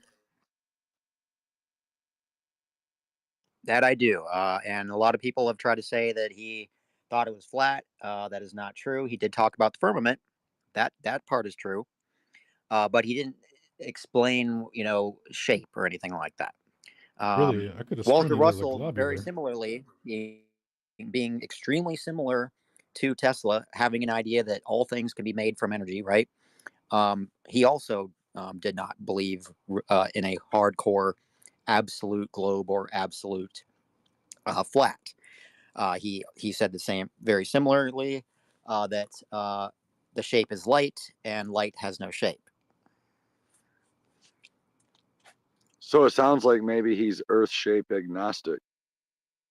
Well, didn't he have Right. what And was that's kind his of how I am. model, the Earth resonance theory? Yeah, in Earth-shaped terms of his curious. Wardenclyffe tower, at least. He definitely believed that we could derive power, from the firmament or from cosmic energy. And his tower was an example of it. And it's one of the reasons why it was taken down.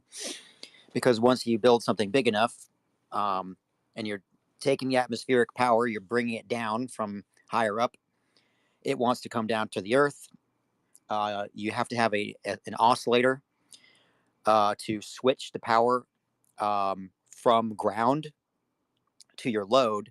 And you have to do this so fast that the energy is basically tricked into still thinking that it's going to the ground, but it's not. Instead, you're like closing the door, so to speak, and the energy has already come through your structure, right? It can't go back up to the sky. It's already in the system now. So if you close that door to the ground, then it has to go to the load, which is your batteries or whatever, right? It's really not that difficult to understand what he was doing when you start understanding that we have all of this voltage just raining down, upon us. Where it comes from, everybody can debate that. It doesn't really matter where it comes from. What's more important is that we derive it and figure out how to tap into it. That's what he mostly cared about. How many people have witnessed ball lightning in their life? I've seen it twice within less than 100 yards.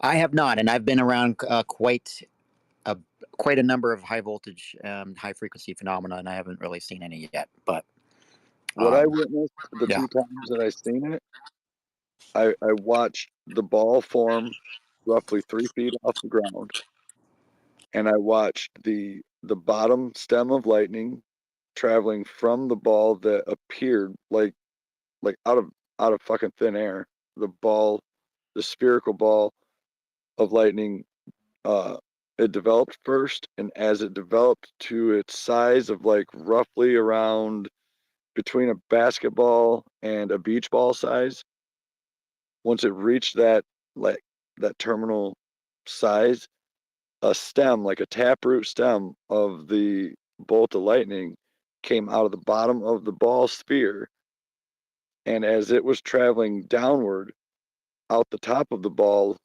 was the top apple stem of the lightning shooting straight upward. Now, the bottom stem, the taproot of that lightning, had only 3 feet to travel till it was grounded out. And as soon as it was grounded, the top stem of the lightning coming out of the top of the ball of lightning shot immediately straight upward into the sky, much farther to travel before it grounded. I'm curious if lightning doesn't, in that scenario, the top lightning bolt didn't ground on the firmament, and the firmament holds an electric charge because sprites fall from the sky downward, and those are witnessed and observed, able to be monitored. almost like it rains lightning. I wish I had been you, man. There, that's not something I've ever seen in person, but I have seen videos. The last time I ever saw something like this was when I was watching the TEPCO Fukushima Daiichi reactor stuff. I was like watching their cameras because I was kind of concerned about what was going on there, and I saw the same thing, like these blue ball lightning kind of things and whatnot manifesting, almost like it was, like nebula and whatnot was kind of going in there. Lots of radiation, lots of smoke, lots of fog, and whatnot. Couldn't really tell what the hell was going on, but I got kind of pulled in there because other people were like worried. So we kind of like went and did like a group manifestation kind of thing. This was like with Global Coherence Initiative, if you've ever heard of them. They have like these things called care rooms and whatnot. And we just went in there and just did what we felt like doing because we didn't know what else to do. A lot of people were worried about that, right? I live streamed everything. Kind of didn't really expect, any kind of like manifestation kind of stuff from us or whatever the hell happened. I don't know if it was us that created those things and they appeared because we asked for it, asked for help, or if they just served themselves, and showed up and wanted to eat all the radiation or whatever, you know what I mean? But yeah, who knows whether something like that is conscious or just, physics, of nature. Don't know. I like to kind of believe in an intelligent plasma of some kind. But it's hard to prove.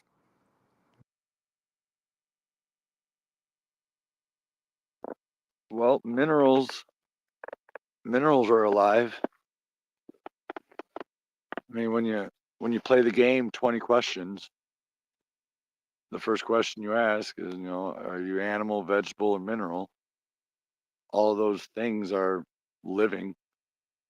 They're finding out that crystals are able to store vast amounts of information in crystals, kind of like, Superman.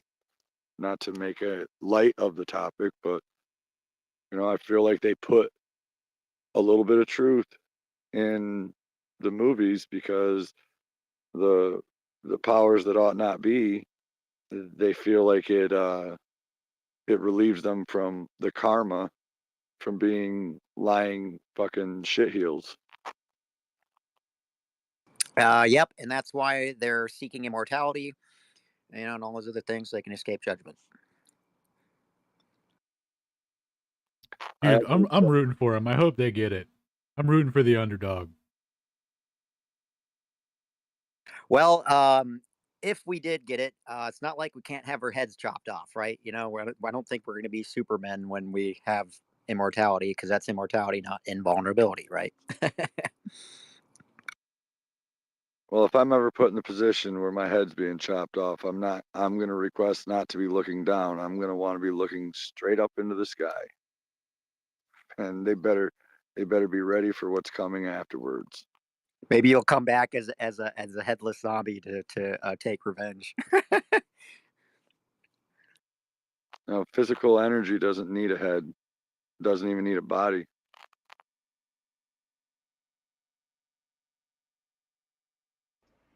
Yeah, like why does everyone assume intelligent life has to take on a humanoid form?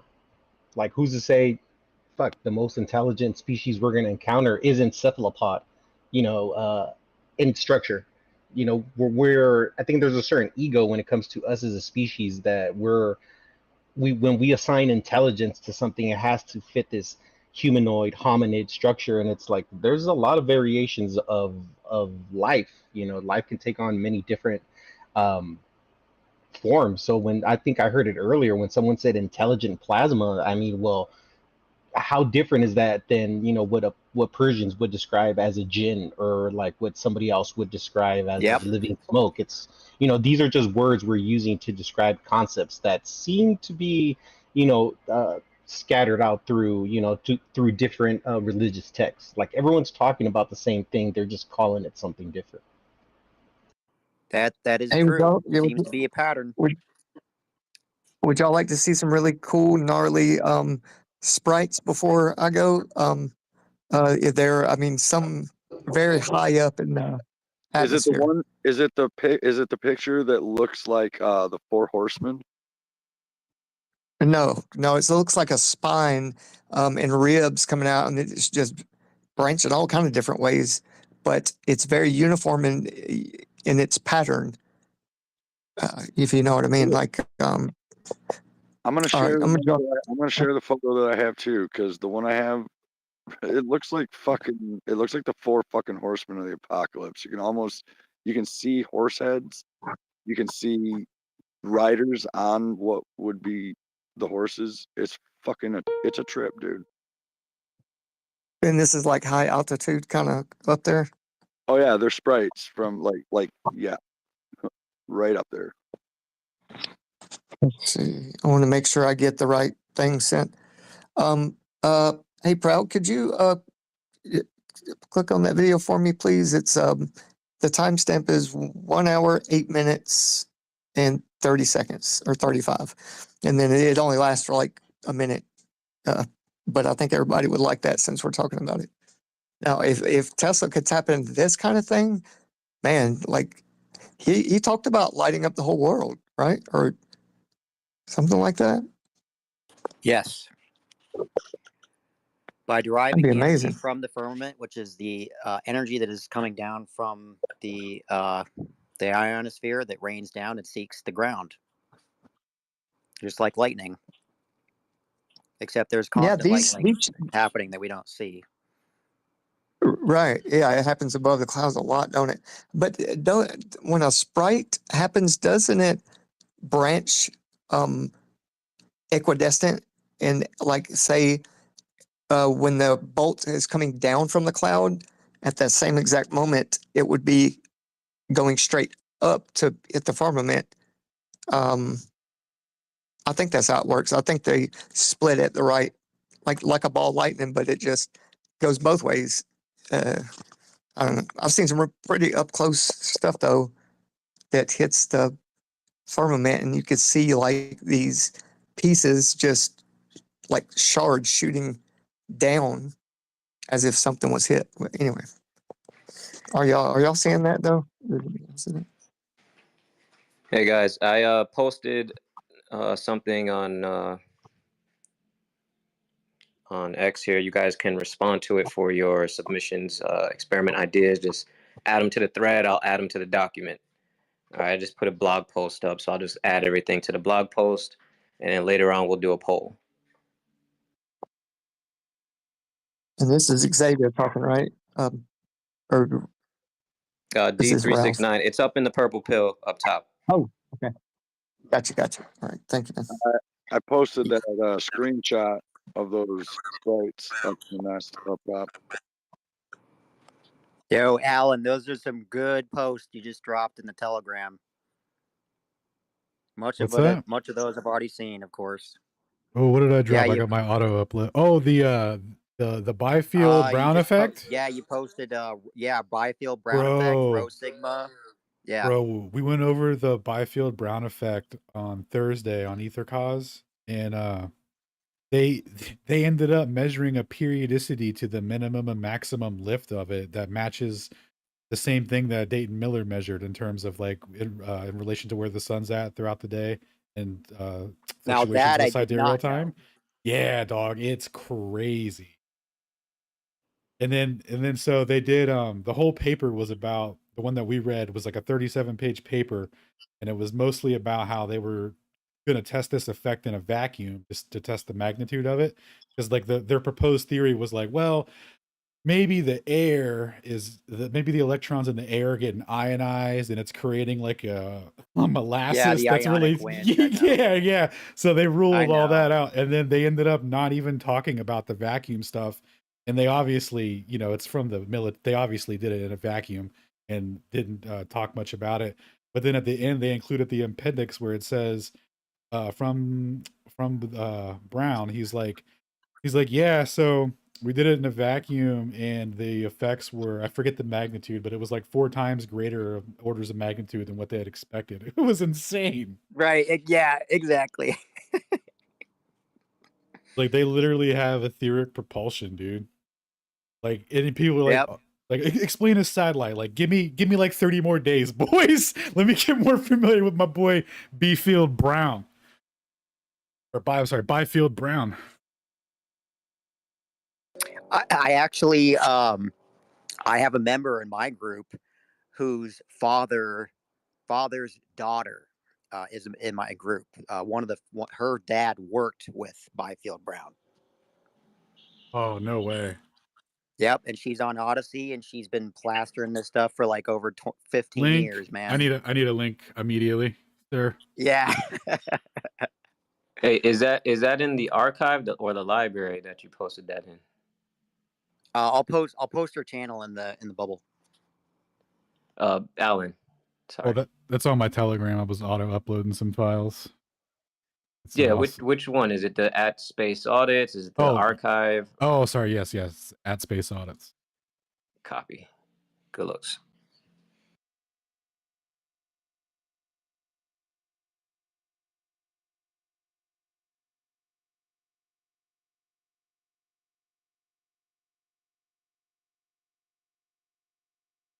Yeah, one sec, dog. Measuring a periodicity in my lifter. Yeah, for some reason the sun's position throughout the day affects how much lift I get.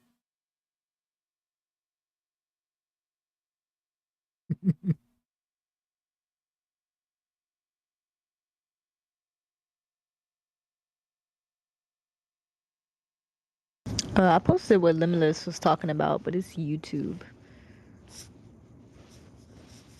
Or RG, I posted it. YouTube's gonna kick me out of the space. But it's in the jumble if anyone wants to look at it. Oh no, don't get kicked out for it. I don't want to. Are you referring to this video? Yeah, I have to watch it on my other device in a minute. Oh, okay. Don't worry about it then. It was just something cool that I seen. With when we were talking about Tesla, and I just knew that this pattern, it almost looks alive, like a big electric worm or some, something like that. But.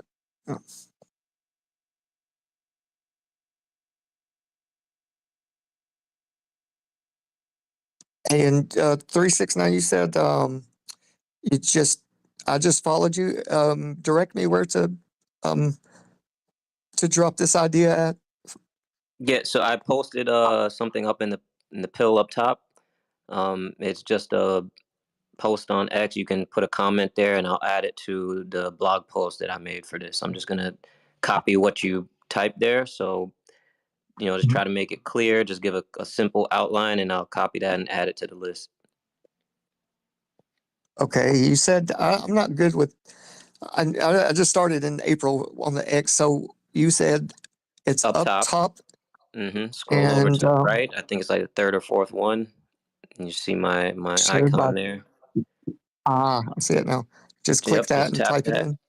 Yeah. Okay.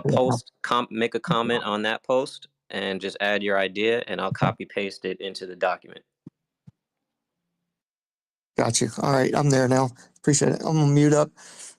I kept having things run through my mind, man. I couldn't go to sleep. So now that I'm thoroughly worn out, I am retiring for good. So God bless everybody. Have a good night, man. And let's get this thing, man. I'm glad that we're discussing this civilly, man, with Globers. I like hearing, people that are willing to, go along with it, just to find the truth, man. So truth, I set you free. Later. Fact solutions. Yes, ma'am. Okay, how do I get out of here now? Go down. Appreciate you for kicking with us. That goes for everyone and listeners, everyone in Anonymous. Appreciate you guys for hanging in there.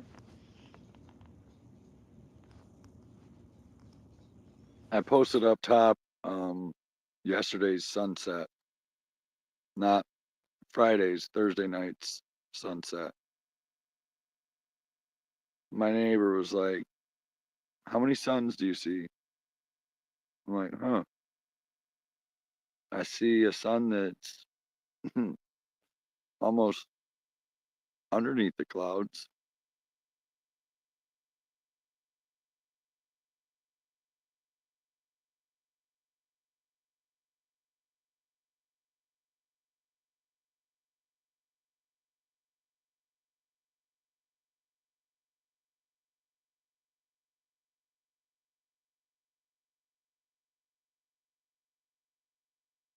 Yo, we got an update on the situation over there at Modern Day Debates. The goalpost they've abandoned the refraction claim, and they're now claiming that the Nicobine was radio waves that radially project outward. But again, we know the maximum beam width over target, so that's literally like I don't know. That's like the most pointless flip flop in the history of flip flops. Swing and a miss, Well, as yeah, they say in like baseball. obviously, Wait, it's no obviously longer they're bouncing off radial, the right? Like, ionosphere, bro? Nope. Nope. The untenable position was swiftly abandoned. So no Now, skip zones. now the very high frequency wave is now comparable to radial dispersion, boys. Rest in piss. radial dispersion. But Yeah, I mean, that's standard. Like, it is, but we know how much radial dispersion there was.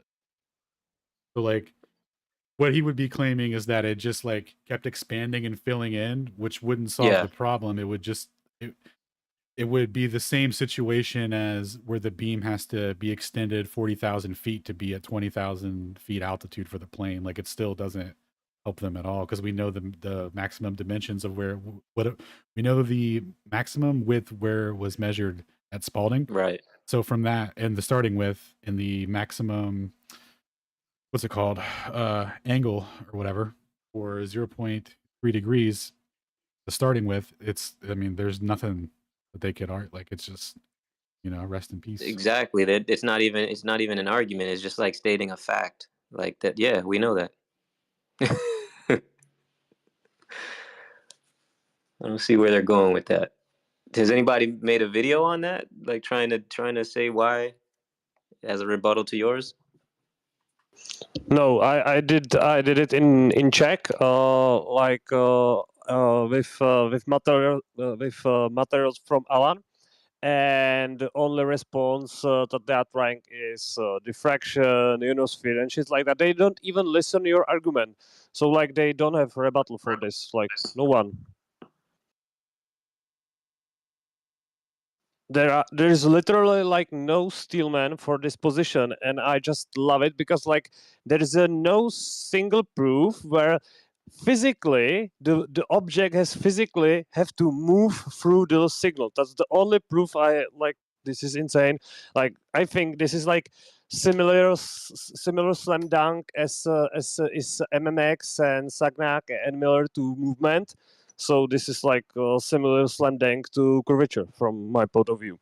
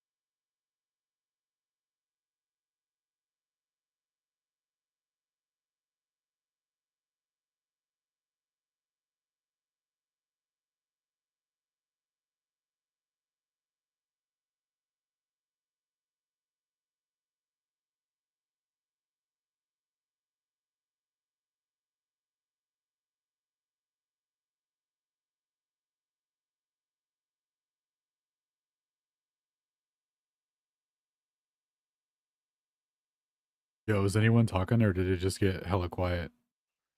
Hella quiet.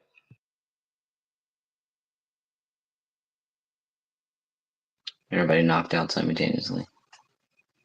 Yeah, I saw a bunch of stuff shuffling around and I was like, is it glitching or?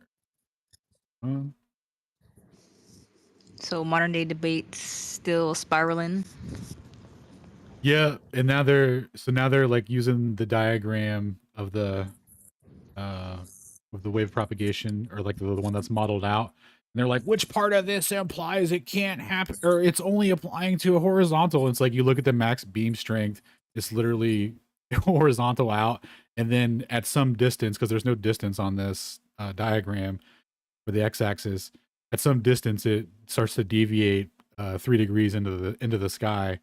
It's like, yeah, dude. What like when? Like We were watching McKeegan's video, and he was talking about the diffraction or how it could. That cut out. Basically, McKeegan was talking about how it could get obstructed from like regular signal blocking, hill blocking, and I was wondering if the Globers were gonna try to use that as like their rebuttal.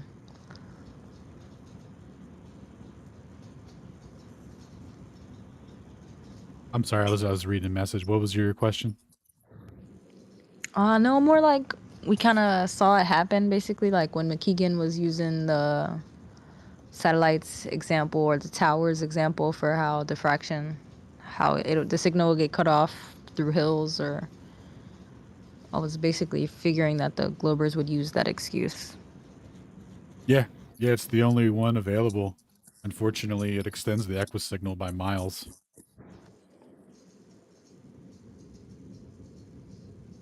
I still feel like most of them would still invoke the ionosphere or like skip zones because they wouldn't really have a choice. Yeah, I mean, they're not left with a lot of possible ways out of it, or they're not left with any way out of it. So, like, you just have to lie about the technology and how it worked, and just assume that it worked due to the ad hoc reasons you're explaining. Like that paper from Eckersley, right? Was them trying to propose a theoretical explanation as to how they could send a broadcast signal from jolly old England to New York. And it's like, well, maybe it bounced up and hit the ocean, and we'll consider the ocean a perfect was it a perfect conductive surface or whatever, and all these, like, it wasn't even about a radar system. Like, it's not even, the only thing they can do is just say the 2 magic words. Well, 3. What did any Globers have to say when they invoked skip zones, but one of the beams was a solid tone? Did they have anything to say about that or no? No. No. Like, what was his name? If you go back and listen to Ether Cause, like, Bull Knight was trying to present that, and it was like, how do you explain they flew through the beam over land for hundreds of miles to hit their target? And then he tried to argue that, well, maybe it just like skipped from the starting zone to where it hits the shoreline or whatever. But then he cited the flight manual that they were training these guys with, and it said, don't fly in the beam on the way there, intercept with it when you're at the shore, implying that it's there the whole time or like it's there close enough over water at that altitude to be there. And they were like, pick it up at the closer to the shoreline, don't do it like midway.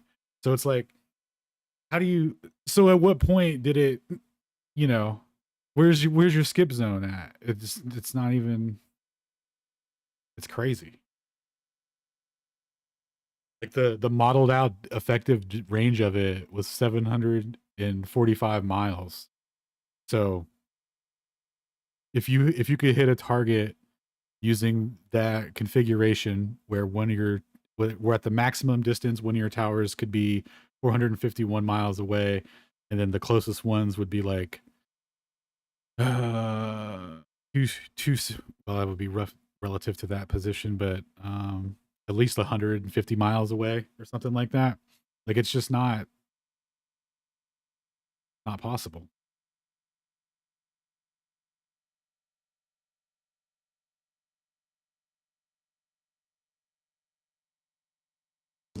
Before plain reality jumps in, it makes a lot of sense that it doesn't work because technically that's not the zone that they would have to fly in. If they were supposed to be on a trajectory on a target, and then they're waiting for the signal to reach back to them from the ionosphere, like how do you know, like you said earlier, how do you know that the next time it hits you, that won't be the exact point where you're supposed to release your bombs? So doesn't seem practical unless they're invoking that the ionosphere is a different height now. But Plane, did you want to jump in before Limitless? Hey, how are you guys? How are you, Brad? Yeah, just I was listening earlier on Space Audits channel, on Alan's channel, and I heard it was a while ago. I'm not sure how long ago it was because I was well behind. But you guys were talking about some of Taboo Conspiracy's laser test, or not his, but the ones that he posted on his channel earlier, or like over the past month or so. And if you actually think about it, what the people did in Canada was they were on one side of the lake where they did tests that were 14 miles and 23 miles away. And then they actually did a test which was on the other side of the lake, which I'm not too sure what the distance is, where there was a mountain in the way, but it looked like it was maybe only 1 or 2 miles. And then that test they did, which was the 28-mile one. So really, they actually just tested 50 miles of lake separated by about 2 miles, and it was flat on 21 or 23 miles of it and 28 miles on the other side. So kind of technically they just did a 50-mile test, if you want to look at it that way. And there was no curvature.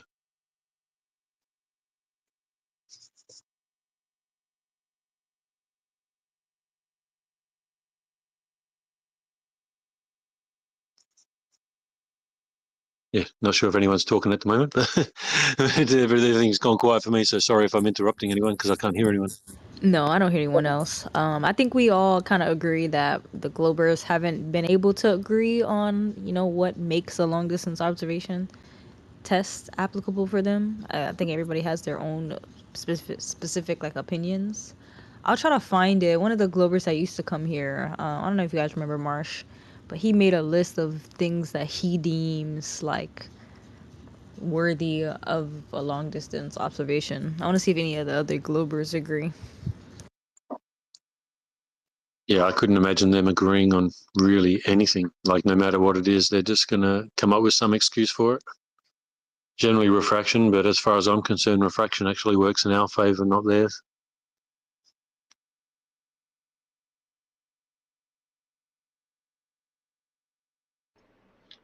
I mean, if I had to give my opinion as a Glober, I would say focusing on construction projects, highlighting any construction project that definitively has to account for curvature, regardless of whatever phase of the construction it is. I think that's something that, isn't going to rely on observations, isn't going to rely on any type of variables as far as how it's going to be perceived. Quote unquote, it's going to be set in stone.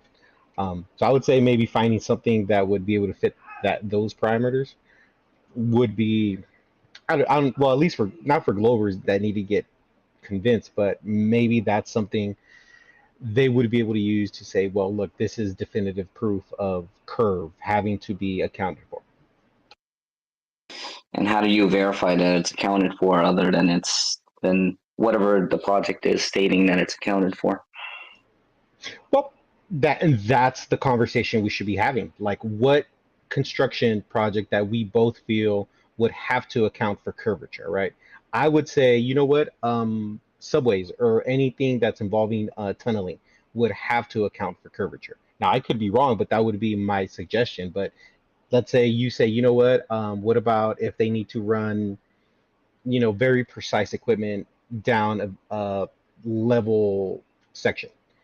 That then I would look at that to say, okay, is that proving or disproving curvature more than, let's say, creating a underground subway system? So as long as we can come to an agreement of what is something that can satisfy both sides, then that's what we could build upon. Yeah, I was looking just before, and oh, sorry. Oh, whoever you're that good. is. You can Yeah, go. yeah. I was gonna say real quick. There was a guy in here. This was like many episodes back, probably in the mid '80s, maybe low '80s. I don't know. But this guy came in and he was like, this construction project in London where they were doing a tunnel had to account for Earth curve. You stupid flurf. And Toby pulled up the construction papers and all that for that whatever project it was. I don't remember the name. But he started reading it. He controlled F curvature like dude did and found what the references were. And it turned out that in this project, they made a custom map where they put the center of the project in its own meridian, right, where it would have the least curvature, least deviation. And then they said specifically to ignore all corrections for curvature because they just would cancel out due to the placement of the meridian line over the project. So that's pretty that's devastating if your argument is that if like that guy was using that as his argument and then it like was the complete opposite in reality, which is like it was pretty profound. But yeah, if you happen to look into some projects and find some where they mention that, send them our way.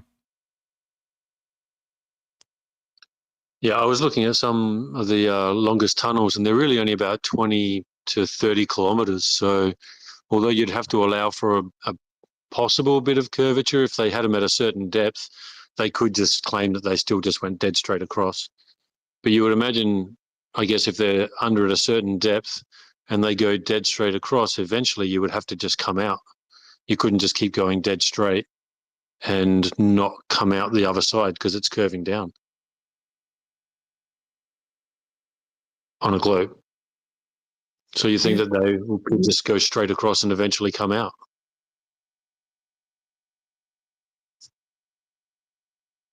Yeah.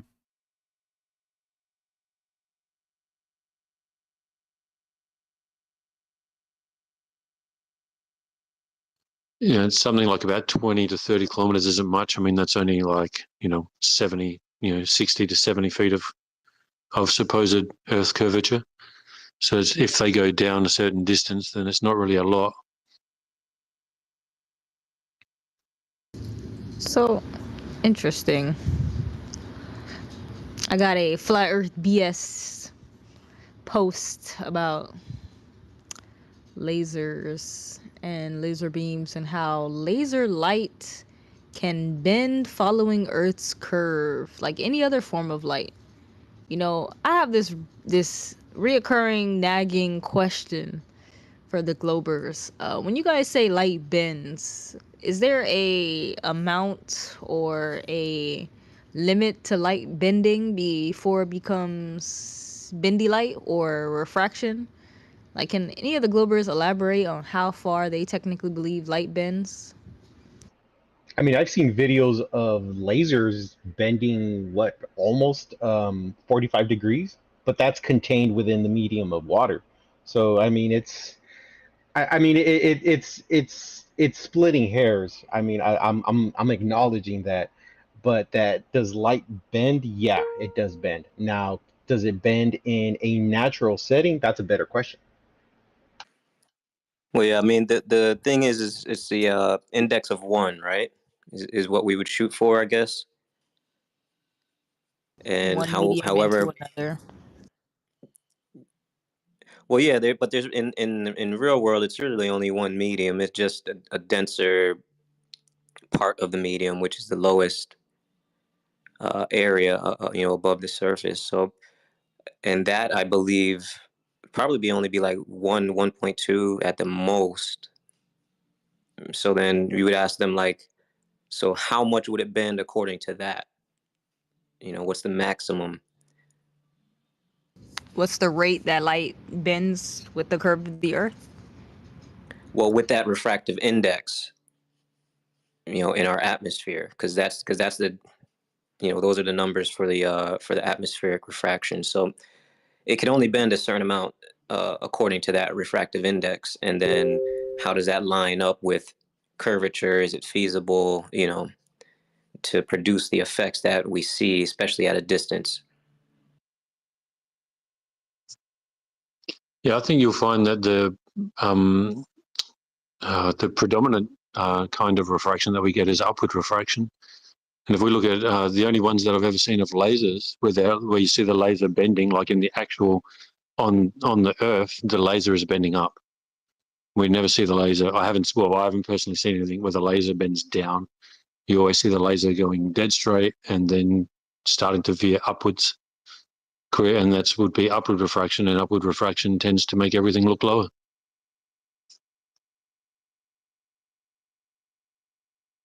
Yeah, I've seen that as well.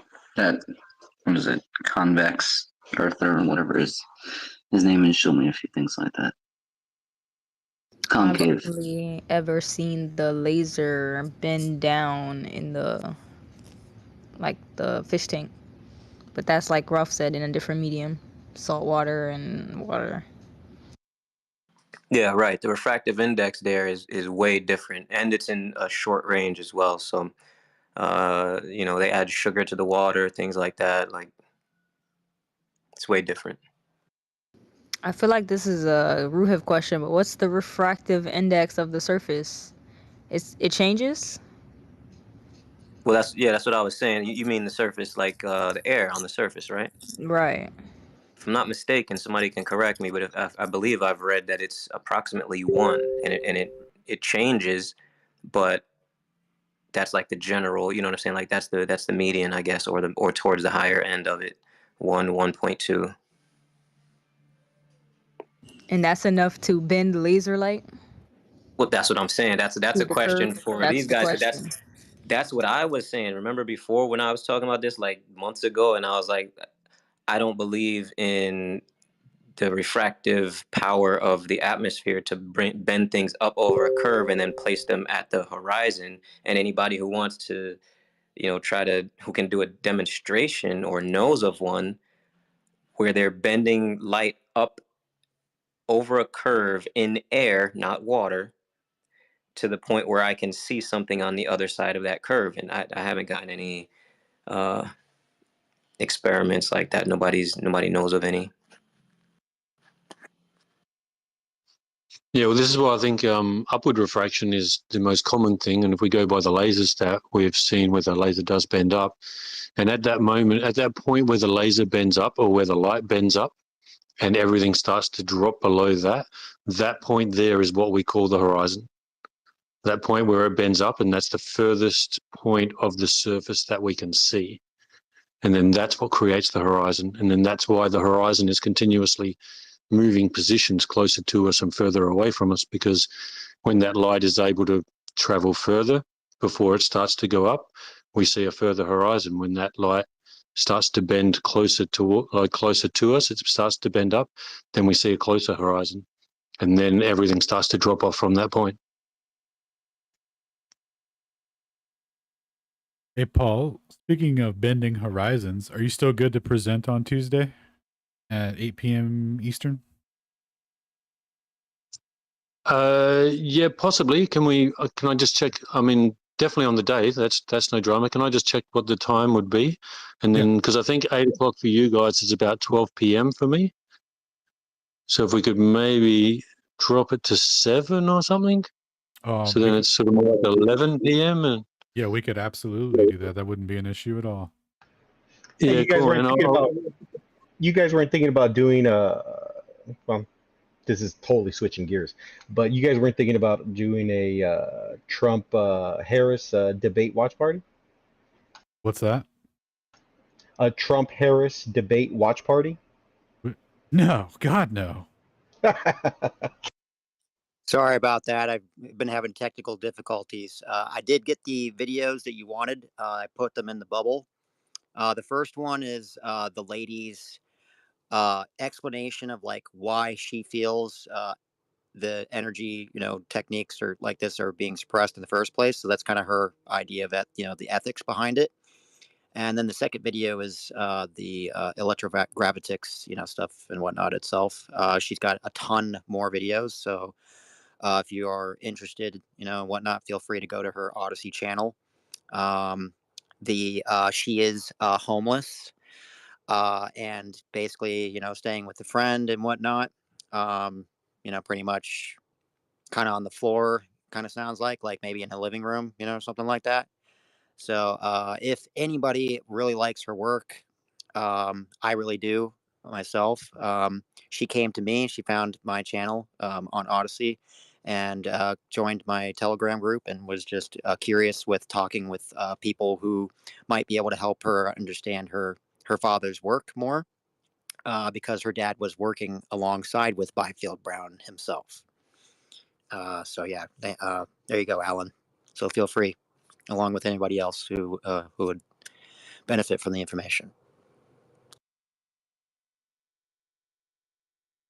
Dude, thank you so much, man. Much appreciated.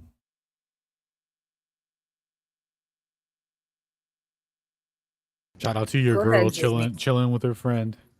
Hope she gets to a better place, man. Yeah, she's at least doing all right. She's in a safe place. Her health's not doing too well, but she is safe.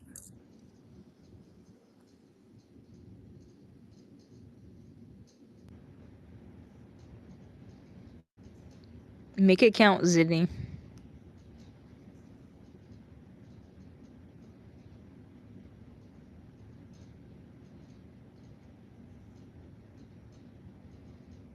It's in here? Oh shit, it is.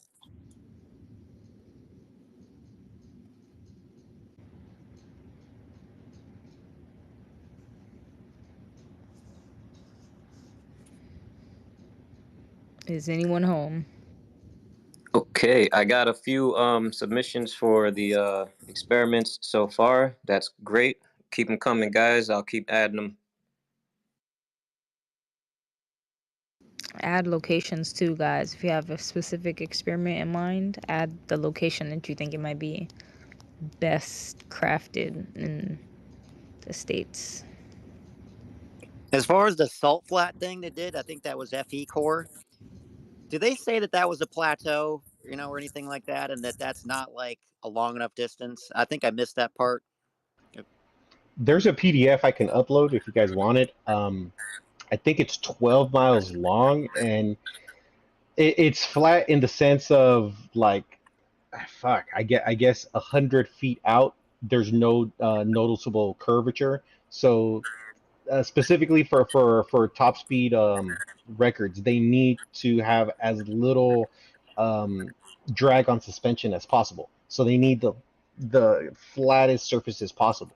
So originally they used to do those land speed records on Daytona Beach, but they needed something that was a little bit longer. So that's when they switched over to Bonneville, and I think they specifically chose that place because it's flat in the sense of it's flat over the surface, but not a plateau the way you would think. I'll upload the Okay, because if it's not a documentation. plateau, then I would think that. I mean, that sounds like plenty of distance to me.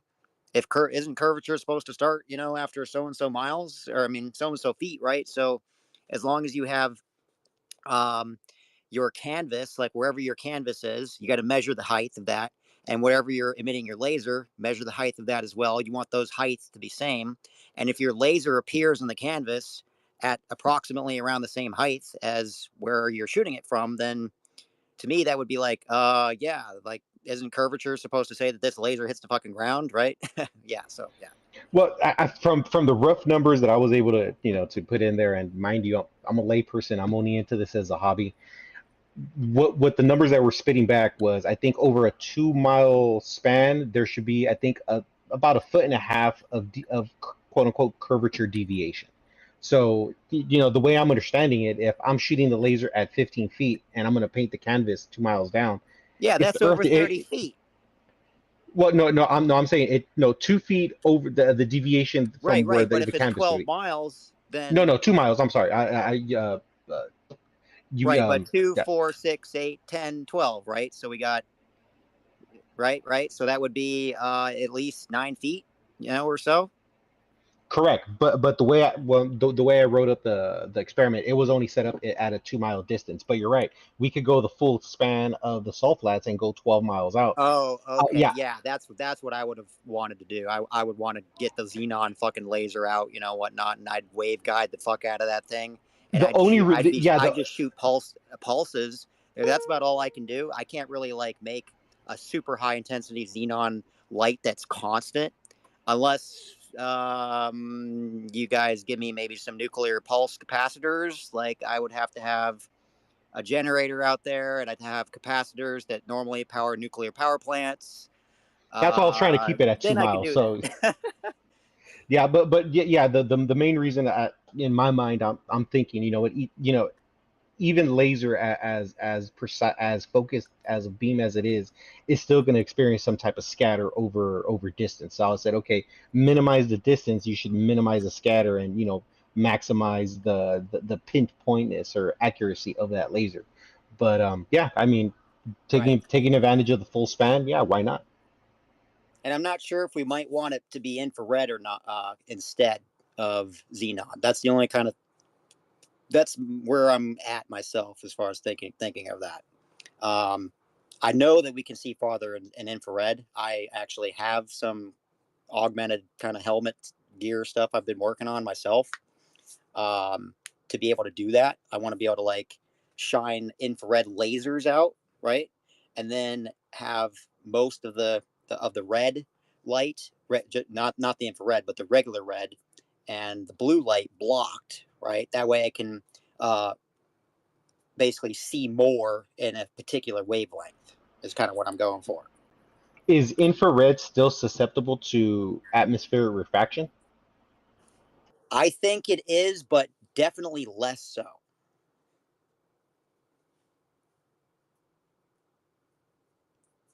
So it would be superior to using normal visible light.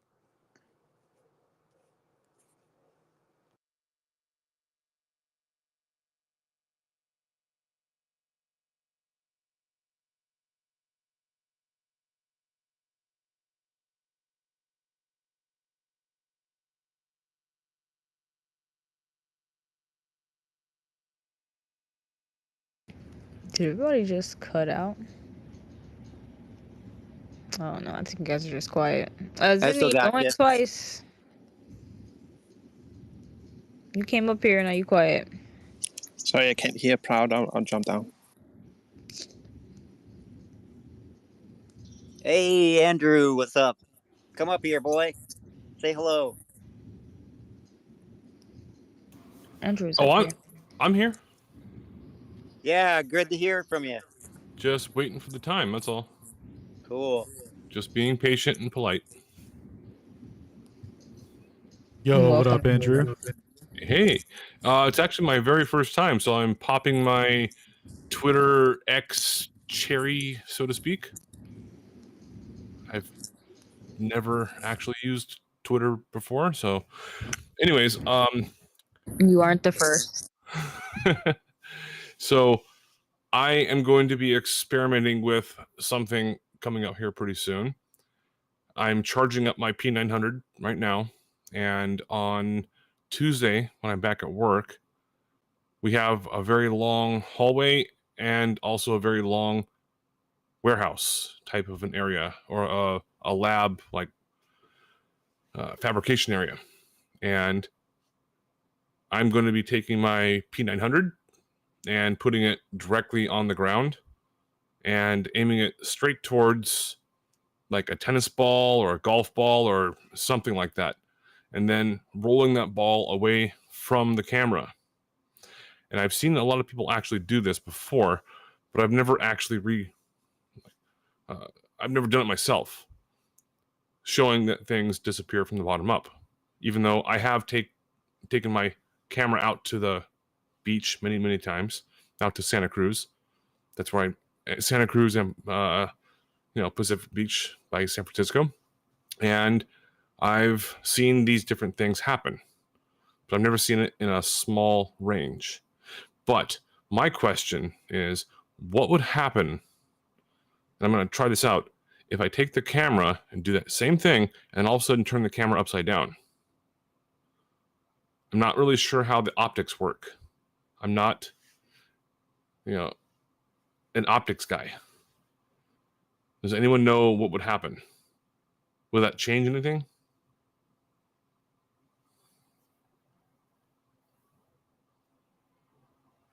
I know it's kind of a weird question. Yeah, I've got no idea what would happen, but I could say just do it and publish and let people analyze it. Let's see what everybody comes up with. Yeah.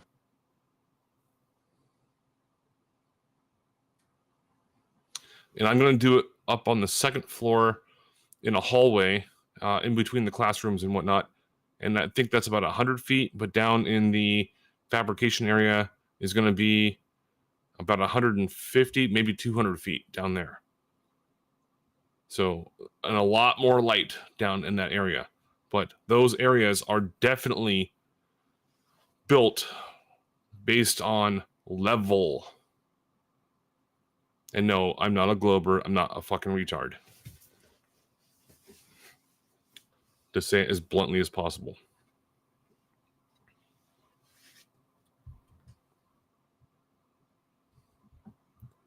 I say document it. Anybody who's thinking about doing an experiment or some type of observation, definitely document it so you can just have it for reference if you want to do it again.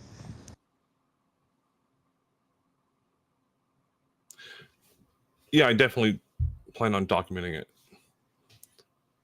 Because I can do anything. Anyone can do anything and say, oh yeah, I did this and that's what happened. Like, oh yeah, where's your proof?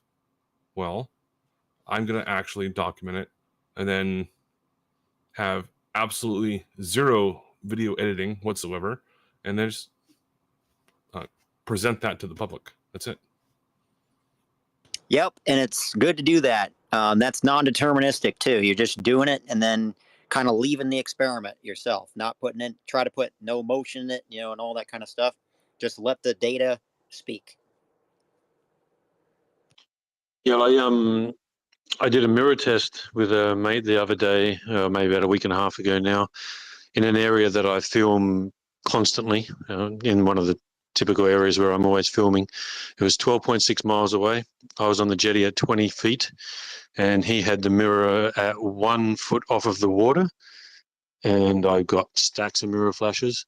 The main thing for me, what that was doing was, like, in the conditions that I saw there in that area, which is called Hallett Cove, I've seen that more than 100 times out of all of my observations.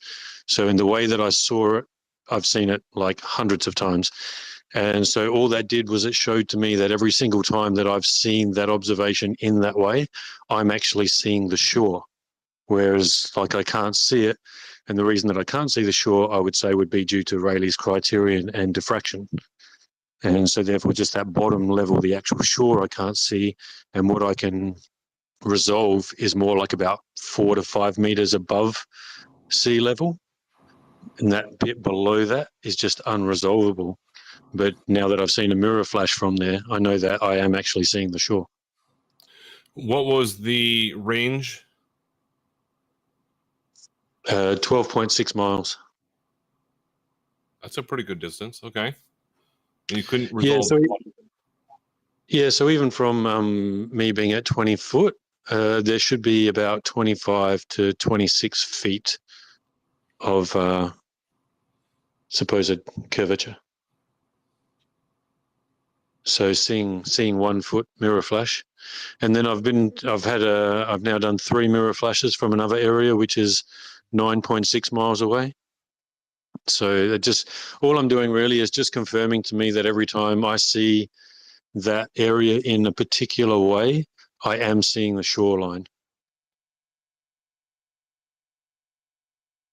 That's what it's sort of mainly sort of doing for me. I mean, obviously, like in the other area, in one area, there should only be, say, about close to 10 feet. But I've had a friend, he had the mirror right on the sand, and we're getting mirror flashes from there. And now I've had the one from 12.5 miles away. And there's another area which is more like about 14.5 miles away. It's a lot harder to get to, though. But I'm going to send one of the guys over there and see if we can get a mirror flash from that area as well. Which, I mean, it's only another almost 2 miles away, but it's not that far. But if we can get a mirror flash from there as well, at least then all I'm doing is getting confirmation on all of the different observations that I've done that I am actually seeing the shoreline. And it's a regular occurrence. It's not a uncommon thing. It's very regular. Yeah, there are lots of different places throughout the world that we can actually see distant locations, such as the Farallon Islands off the coast of San Francisco, which is, I think, 34 miles roughly. It's like a very popular place for like the great white sharks for like their breeding ground. And also off the coast of England, there's the Isle of Man, and then multiple other locations I'm not going to bring up at the moment. But yeah, all these locations are visible according to like just basic optics. Now, people are going to say refraction is like Ruhif, as an example, is going to just bring up refraction. But sometimes they're visible, sometimes they aren't. So I'm not really sure how to engage with people like that. Myself, it's like you can see it because of optics, line of sight. Yeah, beyond that, I'm just going to stay back. Yeah, well, I filmed a ship the other day, and although it was getting quite blurred out, so the resolution wasn't very high. We were getting that, as the Globers have always said to us, oh, well, if you had a flat Earth there with the horizon would be blurry. Well, that's what I had. And I filmed a ship at 31 miles. I filmed it all the way from when it was about 12 miles away out to 31 miles. And all it did was disappear. And I could still see that the black of the hull was there. Right. So that's 31 miles away. There should have been 360 feet of curve from my 20 feet observer height. And the ship is only about 110 feet tall, approximately at the most. So, and you could tell that I could still see the black of it, which meant I was still seeing the hull of the ship. So all that's actually happened, and this is what I'll be going on about when I do the presentation, is that it's just the extension of the horizon. So on that day there, we had a horizon that was more than 30 miles away. Where on other days I can have a horizon that's 3 miles away, and other days it can be 10 miles away, and other days 15 miles away. But what people are saying is that's the objects going up and down over a curve where it's got nothing to do with that. It's literally got to do with the fact that when we have a further horizon, everything just gets extended. And you'll see that on the days when you have those further horizons and everything's really extended, all of the image looks now smaller. And when you have the horizon that's closer, we get the lensing and magnification. So everything kind of looks larger. Is this always in the same direction? Like, this is the same beach, right? Yeah, I'm always pointing from an area where I live from what's called Grange, and on the jetty there, and then looking down towards, looking south towards other areas like what's called Hallett Cove and O'Sullivan's Beach and Kingston Park and Brighton Jetty. So I have maybe close to, I don't know, well over 500 observations of that area now. Okay, is that you looking like with the equator, or like parallel with the equator, or would that be perpendicular?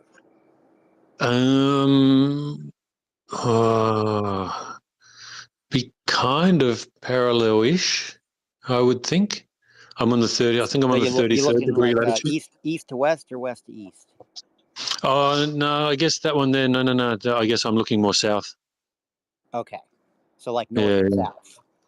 Yeah, that's probably more north to south. Sorry. Okay, that would be important for people to know, I think. Right. I didn't not really thinking yet what the why, but did have that pop in.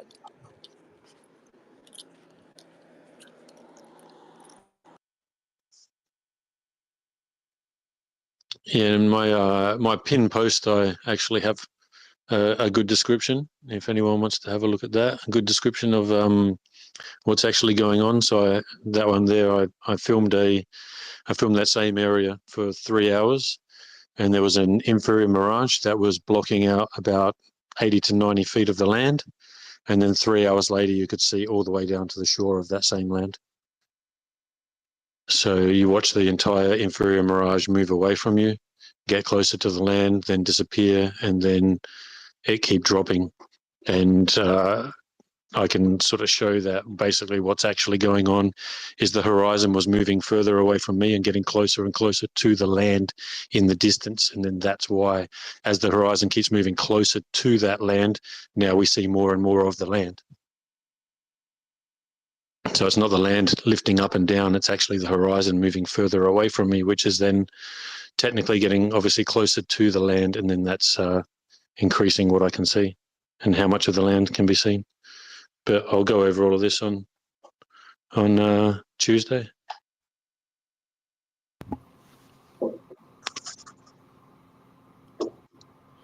I look very much forward to seeing and hearing from that. But who was it earlier that was saying that they had a friend that is a lady friend that is kind of in dire need of some financial help? Who was that? Limitless Energy. He was talking about the daughter of Ifield Brown. Oh, okay. Daughter, actually, daughter of one of the people who worked with him. Oh, sorry. Yeah. To correct you, yes, thank you. Flat Earther, I'm assuming? I don't remember. Actually, I don't think so. I think she's a Glober. Oh. Okay. Or maybe she's neither. I don't know. Well, I was asking that for a very specific reason. Yeah, we'd have to ask her, I think. I don't think she's a flurfer for sure, because she's flurfer is a derogatory term. It's yeah, it's sort of like, you know, you're a derogatory term. Really, flurfer's derogatory? I don't know. It's yeah. I don't feel like it is. Yeah. I'm okay. Trust me, maybe they mean every you people. What do you mean, you people? They mean every single one, Andrew, just so you know. No, that was the greatest scene in Bad Santa. When who was it? Oh, damn it, if you guys have never seen that movie, Bad Santa. What do you mean, you people? Like, yeah. I always go back to the Chappelle skit of the Mad Real World with the white guy in a house of black dudes. And like they were like, you know, fucking with him, and he fucking finally says something. He's like, "You people are so mean." And that lady's just like, "What?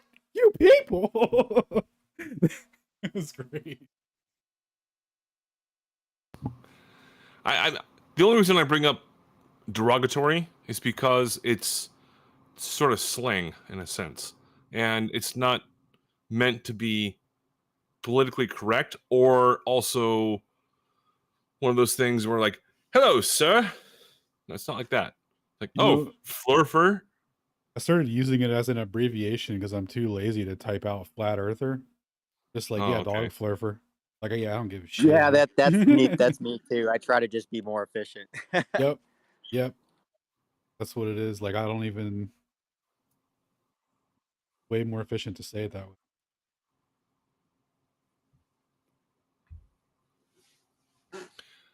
But I never heard the term flurfer come up until Globe zealots were basically just creating it themselves. I'm not really sure who first curated that term, but it was not meant Gleibenstein Globson. He was the first one to say it. Branded us all. Globenstein Globson. He was number one. What the fuck? He was the first to call us. He was number one. He was the first to say it. I don't know if he was. I think it was the clown guy. I think the first time I heard flurfer. I will trust you on that one, Alan. Someone says flurfer just for fun, like because they don't know how to say flat earther as like one syllable. I don't know. Somebody that we've talked to on here. Oh yeah, so I just made up a person called Globy McGlobson Globerson or whatever. So that wasn't like a real person. It was like a proclamation of like a historic record of the first guy to ever insult us or whatever. But it was kind of in my head. I'm really tired, so I'm like delirious at this point, Like lads. Aristophanes. Yeah. It's almost 2 a.m. for me, but it's okay. It's the weekend. I'm good. I'm We are good. pushing 5 a.m., Andrew. All right. Well, yeah, East Coast. Real coast, right? None of that. I've lived on both coasts. You lived on the good coast? What made you go to the wrong time zone? I was born on the West Coast, but I was stationed on the East Coast, and I also was engaged to my lady over on the East Coast, and it didn't work out, so I came back. Damn, you put in a Virginia, by the way. Sacrificed a good time zone over that? It's them East Coast girls, bro. I'm telling you. I met her in the military, and then, things happen. Long story short, that's it. It's better you find out sooner than later. Yeah. They should do a documentary on military relationships. Sidebar. So I never actually knew what a Dear John letter was until I was in the military. And they said, "Oh, have you got a Dear John letter?" I'm like, no, what's that? Oh, because blah blah blah, whoever. Someone just got a Dear John letter, and he's all like pissed off, and he's taken like an entire day of like leave of absence or something like that because he's going crazy. And a Dear John letter is when a spouse says, "By the way, I am not going to be with you anymore, and this is a divorce. I'm breaking up with you," or whatever else. And that's the nicest way I can possibly say it. That's called a Dear John letter. On like a random Tuesday while you're at work. Yeah, it's like, oh, yeah, you get your mail, like a whole bunch of mail comes in. It's like, oh, yeah, you get your Amazon order, a message from your grandma, and all of a sudden, Dear John. It's the pre-internet version of a text breakup. Essentially. Now I understand what it was. I wasn't familiar with this writing letter thing that Andrew was talking about. I was like, what is this primitive caveman dog shit? You're telling me you walked into a cave and saw some paintings and that was What is a pencil all about? Pencil and paper? The before times were wild, my friend. Let me tell you. Damn. We used to go Imagine if your outside breakup with no letter cell got phone. Right? lost in the mail. Dude, remember when that'd be they used to break up with smoke signals?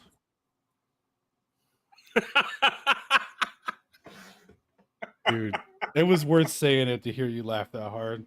I wasn't sure how it was going to land, but I'm glad you enjoyed it as much as I did.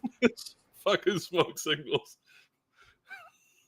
Imagine going a whole week thinking you're in a relationship, and then fucking Friday hits and you just got dumped.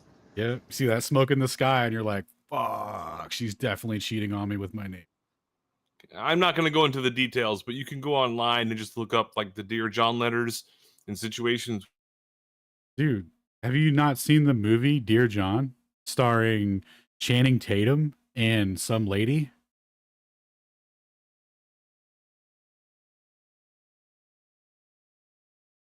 Oh, I think Twitter crashed. Unlucky.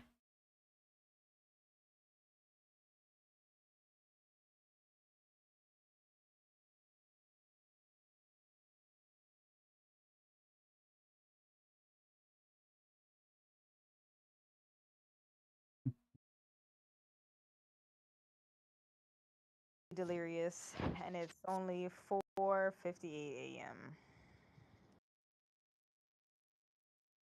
It is Flat Earth Fridays, Stationary Saturdays. Welcome. If you are new here, this is a conversation about the shape of the Earth.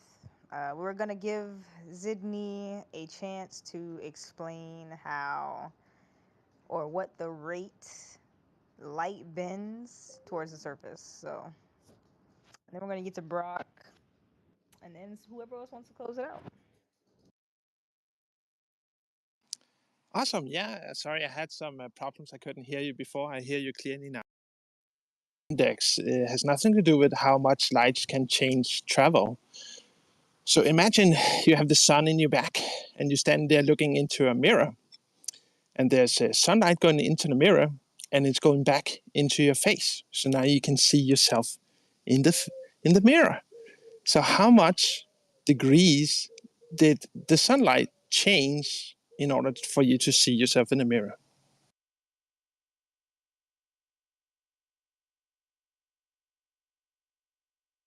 Yo, Andrew, did you hear my Dear John joke?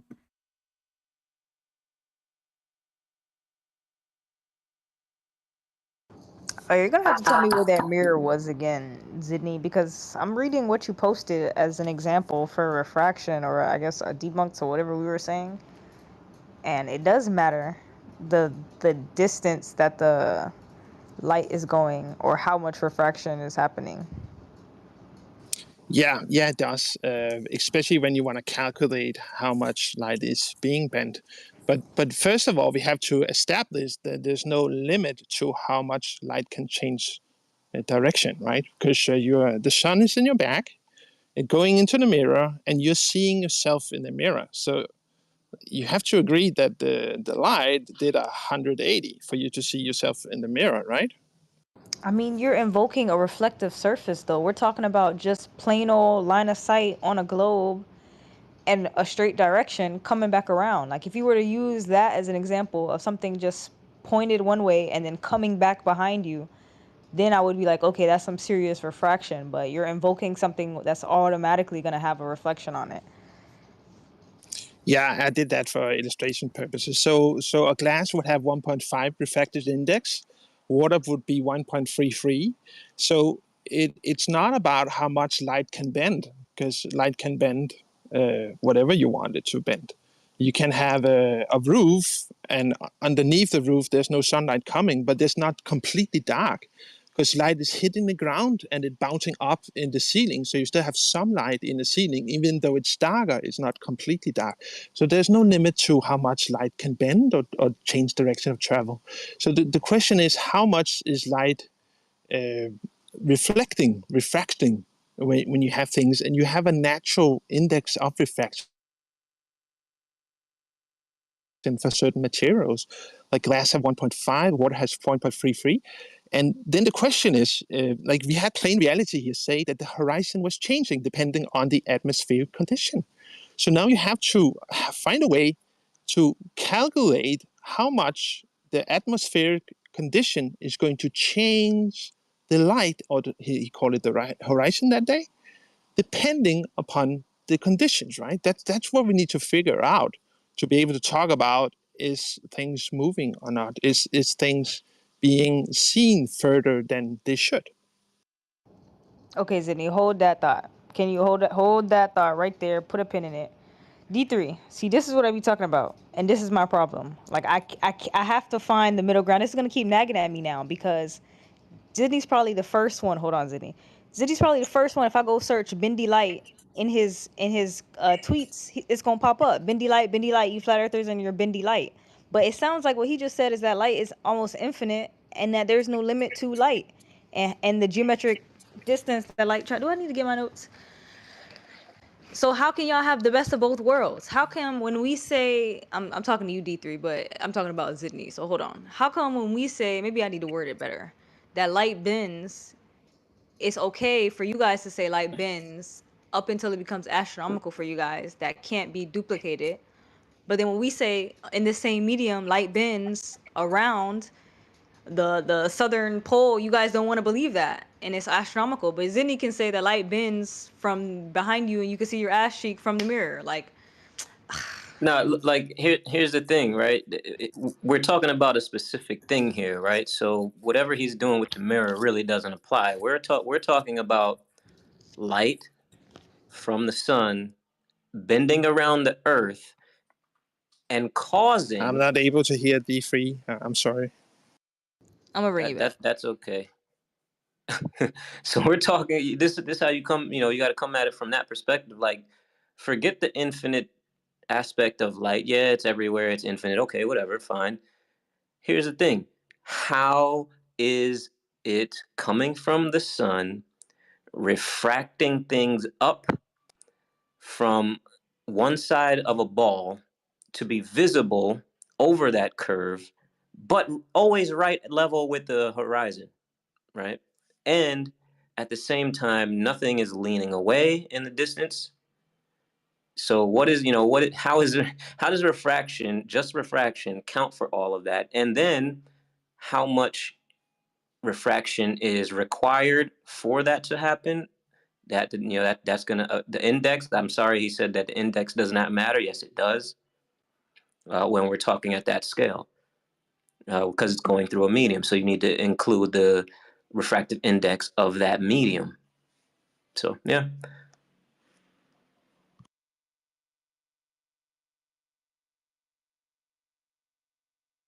The closest thing that I can say that we acknowledge for refracting sunbeams in that manner would be anti-crepuscular rays. So maybe Zinni could fit that into his reasoning if that's what he wants to align with. Other than that, it just sounds like you're saying light bends infinitely. Yes, so if if we did a simple experiment where we're standing in a circle and all of us had a mirror and my light was going into your mirror and your mirror reflected light to another mirror, we could go in circles forever. So light doesn't really have a problem with traveling as long as you have a medium, and that's correct. Like, so the medium would be the atmosphere, and then the question is, what refraction index should we use for that particular day? That's what the thing we have to calculate to sort of say, should we be able to see something or not on that particular day, on that particular distance? Does that make sense? Yep. So really, I think we have many different positions here. Like you talk about getting up your ass. So, but technically, that's what you're doing. If you have two mirrors, right? You're standing. You have a mirror behind you. You have a mirror in front of you. You're seeing infinite mirrors, right? You're seeing. Have you ever noticed that? How you can see infinite mirrors, and it goes through for infinity. It just gets smaller and smaller and smaller, and that's light continuing to get bent 180 degrees around you until it goes to the other mirror and the other mirror. So we have plane reality, which says that. The atmospheric conditions changes with the weather, and the weather changes how much water is in the air, and the amount of water in the air changes how far we can see. So now we have a situation where Canigbu Mountains can only be seen, like, is it 2 or 3 days a year? So now we understand that more than that, you just got to change your position. Yeah, but it is very dependent it has to on do with the sun atmospheric setting behind the conditions, right? mountain. Nope, just the sun setting behind the mountain. So you're saying it can be seen all year round? If the sun is setting behind the mountain. And is it doing that all year round? What'd you say? The issue that we have with the refractive index is that what that's accounting for is that's really accounting for something being lifted up over a curve. But what I've actually sort of more found is that things aren't being lifted up over a curve. We're just getting an extension of the horizon. So the horizon itself is just moving. It's moving further away from us. And as it moves further away from us, then obviously, so, I mean, if you take a thought of like, okay, if the horizon's only 3 miles away and something's 40 miles away, you can't see the shore of that thing 40 miles away. But if the horizon was 29 or 40 miles, let's just say the horizon was 40 miles away, obviously you would see the shore of that area. Right, so then that's why we're actually seeing more as the horizon moves further away. Right, because that's how I interpret it too. Yep. Yeah, well, that's exactly what's happening. That's what's going on, and I mean, I've had some Globers sit there and say, "Oh, why don't you go film somewhere else?" And it's like, well, because I'm collecting data, dude. Like, I mean, I have so much data on that area technically, as far as just observational data, that I don't think it can really be debunked. Like what I'm going to propose about what's going on with the horizon and why things are disappearing, it's going to be pretty hard to debunk it because I have all of the observational data to back it up. And I don't just have like 4 or 5 days. I have hundreds. So yes, yeah, that's really cool what you're doing. I mean, plain vantage, we have been on spaces before and talked, and I've always said that what you're doing is amazing and really cool because you're doing science, you're doing experiments. So you would never hear me say that. Probably other globals would say that, but I think I heard you said that refraction changes something being lifted up. Was that correct? well, no, well, I mean, generally that's what, with the refractive index and all that kind of thing, is technically that's what it's doing. They're saying that, well, those objects are actually below a curve, but because of this refractive index on this particular day, then it's being lifted up. Always being lifted up right to where the horizon is and sort of right there, but it's being lifted up. But that's not what's going on. What's going on is literally the horizon is changing positions and moving further away from us. And then that's what's going. So you'll see, and if you talk to the Plain Truth or any other channel of people who have done a lot of observation, you always get when the horizon is being now refracted into a position that's much further away, you get a compression of the distant objects. They actually change. They are smaller now. They look smaller, which is what you would expect when something is further away, right? It gets a smaller angular size. And then when you have the horizon that's really close, it tends to magnify everything that's just beyond it. Everything that's just beyond or on the horizon gets magnified and actually looks larger and looks clearer. When we get an extended horizon, everything sort of tends to, not always, but it tends to not look as clear. And then when the horizon's closer to you, it does look much clearer, but more magnified. That is because refraction. Yeah, and they're very blurry, right? Because the light is being sort of distorted. Do you agree with that? Yeah, but not always. So, I do have many days where I can see that shore at 10 miles away and the jetty and all that just looks perfect. Like it's just clear. The whole image looks just amazing. And then I have other days where, obviously you do get sort of a bit more blurriness or distortion. And then on some days, you can have it where literally I have the buoy that's 3.6 miles away, and then I have another area that's 5.5 miles away, and then the jetty that's 8 miles away, and you can literally see the depth. Like you can tell, like distinctly that the buoy is definitely in front of the next bit, which is definitely in front of the next bit. You can see that depth of the actual view. Yeah, I agree with that. So we have days where it's completely clear. There's no blurriness. You just have sharp images. And then you have days where it's a bit blurry. So we would have to agree that some days when the light is traveling through the medium or the air, it is sort of being touched, manipulated a bit to become blurry, right? How else would you become the blur? Yeah, well, obviously it's definitely the distortion of whatever's going on in the air there. But the blur, I guess I was going to say the blurriness mainly happens down low, but it doesn't. Like, I actually had one the other day where, I thought something was going on in my eyes. I'm getting older, so I've got to put glasses on when I'm doing things to keep it all in focus. But there was just no way I could get this in focus. It was just blurry. Like the whole image was just blurry. And every camera was like that I had out that day. And there was no correcting it. It just couldn't be corrected. It was just blurry. Yeah, 100%. So what we're talking about is, imagine you're looking down a hot highway, right? And there's asphalt, and you see something moving, shaking a little bit, things being, and sometimes it's like a mirror effect. That's refraction. That's what we call refraction. Yeah, but the interesting thing as well is that because when you get that sort of band of air going through and you get a lot of distortion, so I'll get people when you say I'll post something where I can see too far, all right, and then it'll be like, yeah, but look at all the distortion. So then it's like, yeah, but hold on, here's something where I don't see very far, I see way less, and I've got the same distortion. So the distortion doesn't make me see further or less. That's just distortion. It's just there. It can be on days where you see really far, and it can be on days where you just don't see anywhere near as far as what the globe would say that we can. So the distortion doesn't mean that you see further. That's just that's a fallacy. That's because you're looking up. You're looking up higher up where the ground isn't shaking as much, and then you're saying you can still see the same distance, I guess.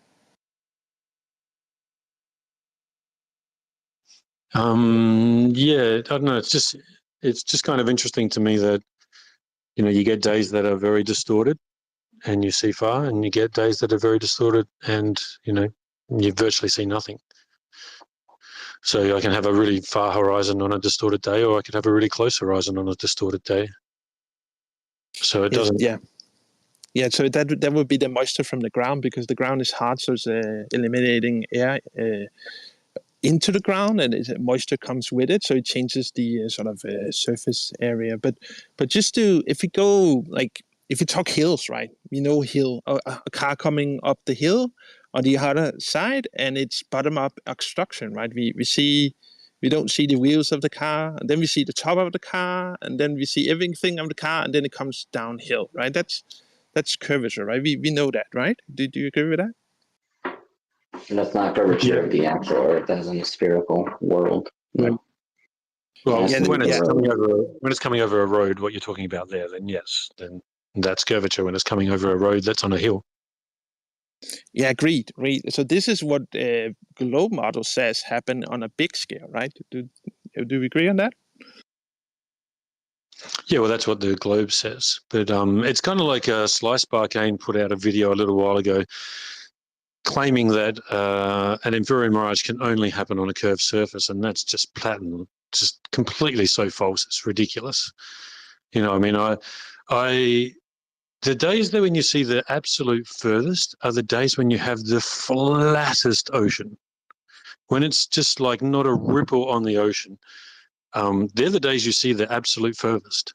And that's why people who are on lakes see so much further, because a lake tends to not have as many waves as the ocean does.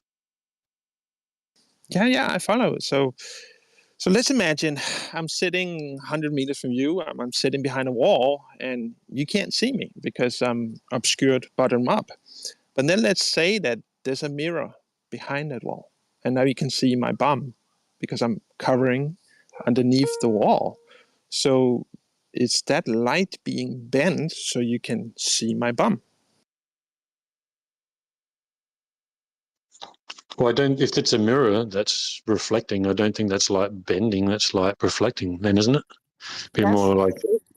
That's why I'm so caught up in this conversation, because there has to be a difference. There has to be a difference between bending light, reflecting light, refracting light. We can't all be right and be wrong at the same time. You guys can't call our bendy light wrong and your bendy light acceptable. Zidney, you just told 60, 70, 100 people that light bends 180 degrees around a ball. But our model, our light bending does not suffice. So like I really want to understand this. Did you say that the atmosphere can't be calculated because it's changes every day? I'm saying it's difficult to calculate it.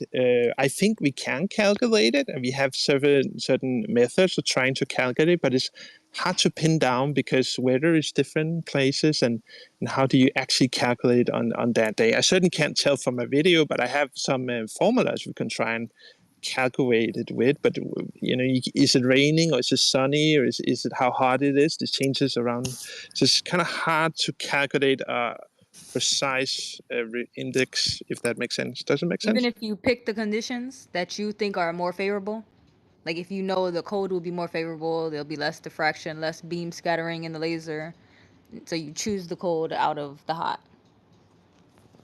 Yeah, so I have to go on record here and say I think it's not an exact science. Just like weather prediction, they get it wrong all the time. I think we have an idea that this is going on, but calculating the precise amount is kind of difficult, I think. Okay, if you're gonna have that same energy towards us trying to do a long distance observation experiment, then you should keep that same energy when you say that that's proof of a globe Earth or anything of the sort, light bending, anything like that, because I gotta tell you, that's like a very weak theory for globe Earth to keep around. And maybe somebody else who's like more articulate with it will hear me try to explain my idea and they'll like latch onto it. But yeah, like globe Earth has to me, have a definitive cutoff for refraction and light traveling, especially if it's all one medium here on the surface. Even if it's not like pinpoint perfect every day. Did I ask you my other question? Yeah, it makes sense. I'm sure there's some globers that will come here and say, "Oh, we can calculate precisely, and it's just this value." But I don't think there is a cutoff point. If I believed in a cutoff point, I couldn't believe in a sun that is very far away. If there's a cutoff point, I couldn't believe in infinite mirrors, where mirrors get reflected into mirrors, smaller, smaller, smaller. Right? I think it is infinite. The question is, do you have something to bend around the globe? If you had mirrors all around the globe, I think you could go around the globe. But that's just it. In your regular everyday light, the laser bending around the globe, the light, like you said, the laser bending along the surface of the Earth. Where's the mirror in that diagram, in that example? You're invoking these reflective surfaces, unless you're talking about the ionosphere or something. Like where are the mirrors in real life that you're invoking? Yeah, that's a very good question. So ionosphere is usually with radio signals, where people say it bounces off the clouds. Or so the idea on the globe is that as we go higher up, the pressure changes, the atmosphere changes, you become colder. So you have like, even though it's not a container, you do have a sort of containment. And so the ionosphere is the idea that you are hitting something up there that bounces it in the other direction with radio waves. And so when we're dealing with light, we would have to believe that the atmosphere is the thing that is bending it, because there's water in the atmosphere that sort of bends how far you can see. And plain reality, seeing things changing light depending on atmospheric condition, is sort of arguing that there is something to be looked at there.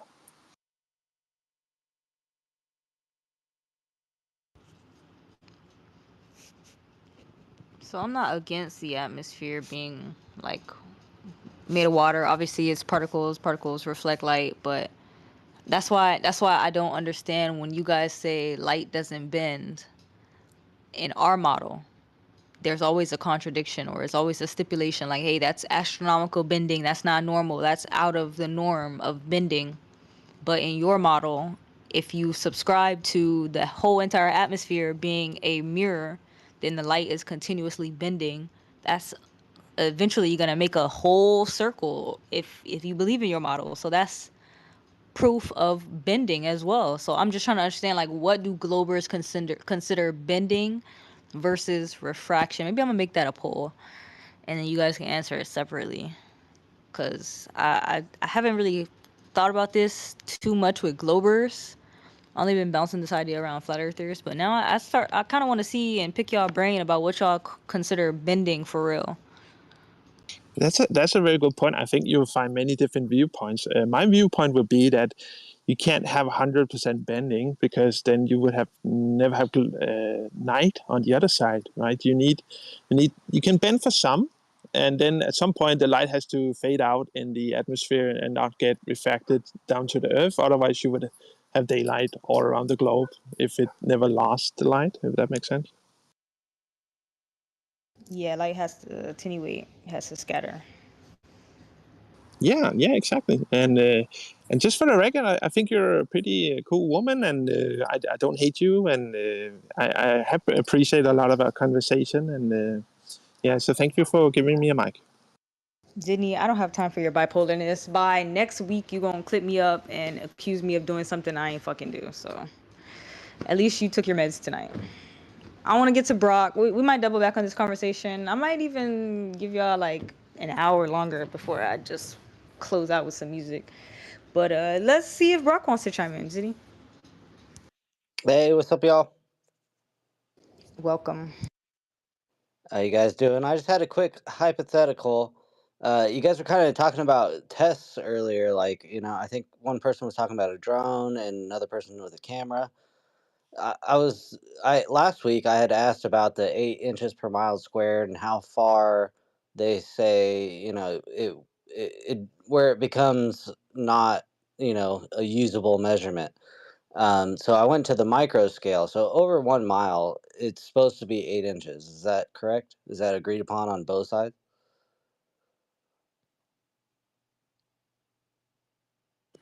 Yeah, that's the standard, 8 inches per mile squared. So like over like a salt flat or you know, an ice over lake would, if you took like a post that's 8 inches high, tied some fishing, line to it, and then went 1 mile away, tied it to that one, made it taut, would the center of that fishing line be touching the center, touching the ice, and the other two would be 8 inches up, or is it straight and not touching the whole time? Yeah, that's a good question, right? If it's supposed to curve about that much, it should be touching or very close, right? But you're gonna have variation even if it is pretty flat, so I'm not sure how well that would work out. Yeah, if it's supposed to be an oblate spheroid, depending on exactly where it's at, they're saying that we don't have the measurements for the oblate spheroid, but they can see it from outer space. You know what I would do for that experiment? I would do it like 10 times. I would set up like 10 lines, all with the same, just all across, you know what I'm saying? Just 10 lines, all the same, all going a mile, and then get the median of, how close they are to the surface. Yeah, I have like a dry lake bed near me. It's about 5 miles long, I think, from like point to point, but you never know exactly with like the elevation where you're at, I think. But if you were on something that someone can agree is flat, like, where the guys go racing, I would say that they go way more than a mile. And, if you tied a fishing line to that car and it ended up at the end and you tied it to something, it'd probably be flat, or it wouldn't have any dip in the center. It's like if Yeah. you tie two boats together and drive them in opposite It's a lot of directions. fishing line, though, I'll tell you that. I was trying to figure it out, and it says like the average reel depends on if you're deep sea fishing or not, but Mm, it's not impossible. At least over a mile, someone can make a mile long fishing line, and yeah. and that's like the minimum micro for 1 mile. If we can say 8 inches, if it's not touching the ground, or we should be able to measure. It depends on wind and this, that, and the other. I'm sure, but Should at least come close, right? Should at least come close to touching the ground. And exactly. I would probably do it in pairs of twos, going setting them up in crosses, so 1 mile this way, 1 mile that way. But I mean, that's a lot. It's a big experiment to do. You need a lot of space. Well, I try to think of like the cheapest way to figure out the answer. Like everyone's like, "Oh, we got to go to Antarctica, see the 24-hour sun, risk our lives." It's like, Hey, so I'm yeah. doing a list, right? So type that out, that experiment idea, type it out.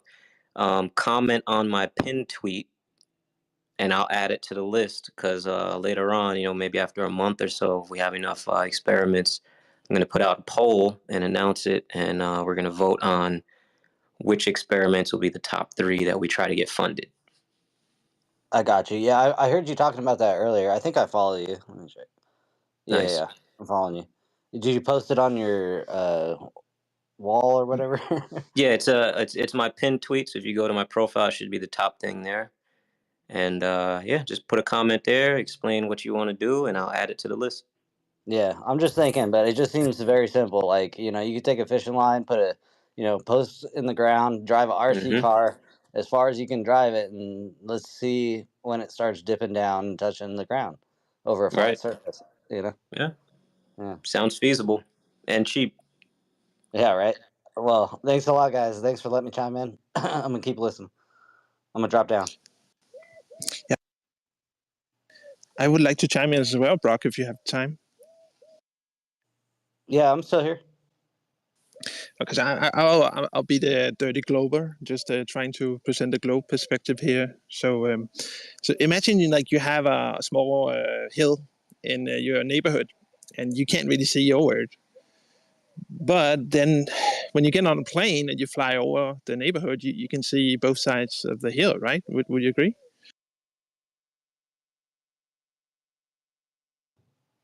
I'm sorry, I missed the reference.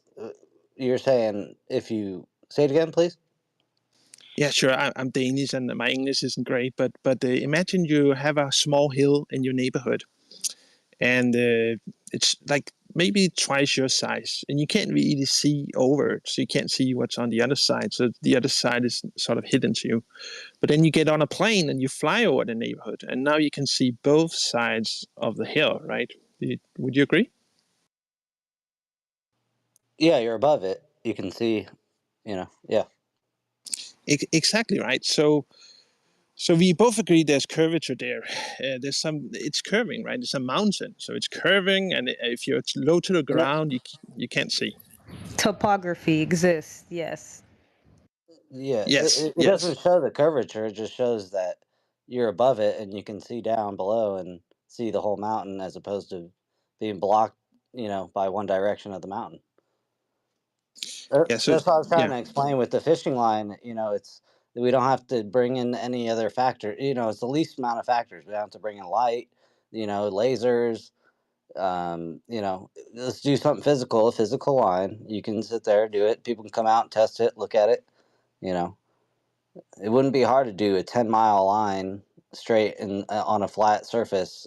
I'm not sure what the largest ice lake is, and if we can all agree that the lake is flat, then you measure it and see the results. yeah. So my point would be that we know there's curvature there, and we know when we're close to the ground we can't see on the other side. When we're up, we can. So just calculating curvature with Earth Curve Calculator is not really the correct approach. What you need to do is actually calculate hidden height, which depend upon observer height. Would you agree with that? Yeah, so that's why I brought up flat surface, 8 inches above 1 mile. It should be 8 inches. If you had a taut line between the two, the center of that line should be touching the ground. Is what I'm asking. No, because that's the drop. That's not the hidden height. Hidden height has to do with observations. He's talking about a string above the surface of the Earth.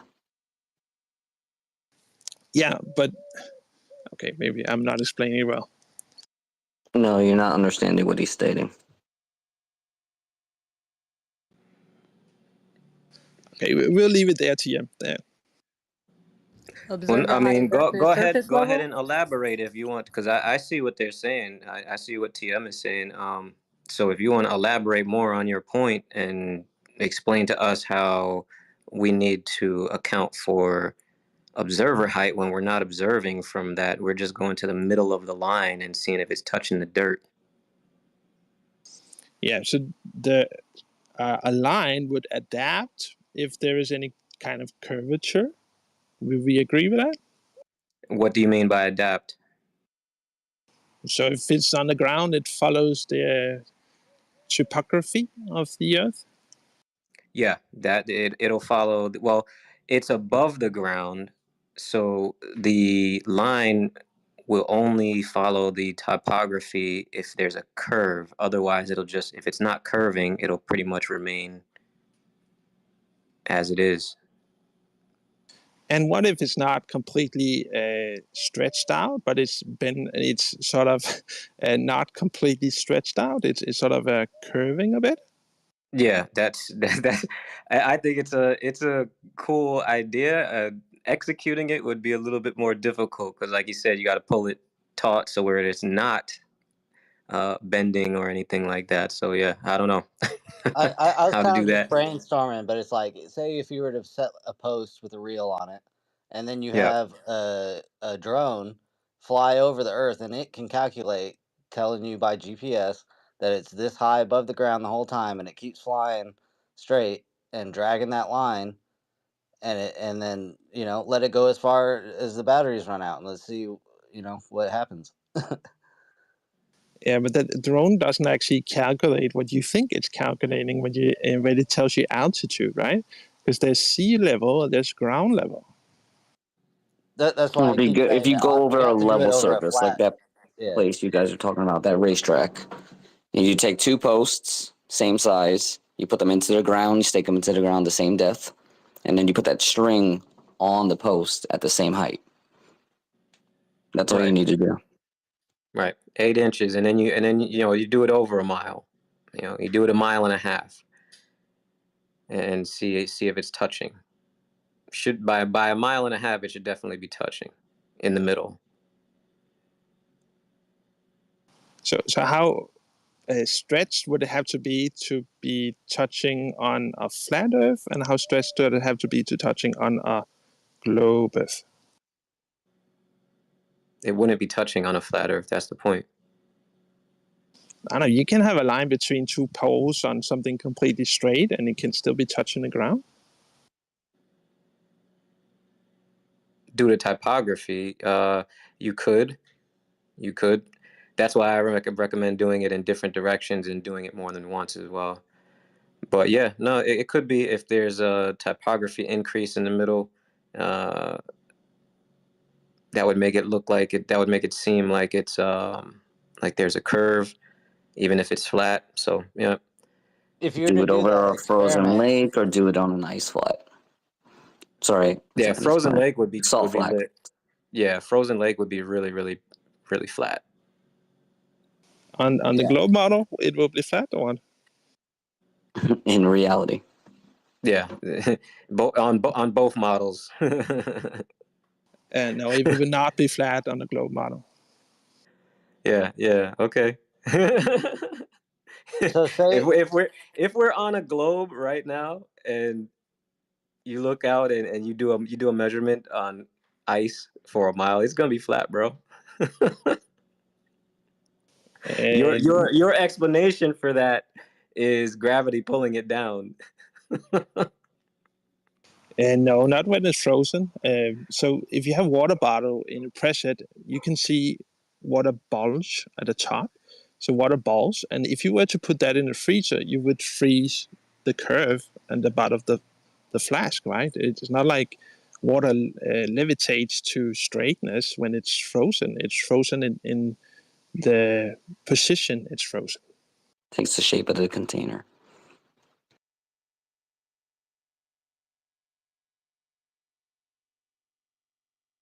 Yeah. Anyway, thank you for the conversation, and I gotta drop out. But have a good day. Take care. See you, bro. But yeah, that's where we have the observation that Dave Weiss always shows from the Grota 1 over the 8 miles across the frozen lake. Everything is rising perspectively as you would expect it to on a flat plane. Yeah, there's the thing. We got a lot of observations, but there are also observations on the other side, and that's why, like, what the guy was talking about, doing something on the Earth that doesn't really require optics. It's just going and looking at the line, testing the line in the middle to see if it's touching anything. It's a cool idea, I think. I think they'll still hand wave dismiss that it. one. I still think they'll be like, that's just that area or whatever. You got to do it again or whatever. They'll come up with something. To do all the tests in Kansas, where its landmass is flatter than a pancake. Do it on multiple lakes. Like have a bunch of different people go on lakes and do the experiment over 1 mile. I could do it in a dry lake bed where I'm at, or the first thought was to do it on a boat, but I feel like that'd be a lot more cost effective. You'd have to pay for 2 boats, have one drive in, opposite direction. You probably have to pay for a permit to have 100 miles of line, but you could do it, and in the water. But even then, with the boats are rocky. Yeah, and there's waves, and there's a lot more factors. But technically, if you were to get to a certain point, the rope should be completely underwater by a very big amount. Over, I'm trying to do the math. I'm not good with math, but just obvious observations with physical objects, I think, is like, it's like absolutely make a mile long, or 100-mile long steel beam, and let's see what it does. Is it going to be trying to balance itself out, or is it going to be sitting there flat? It's very simple.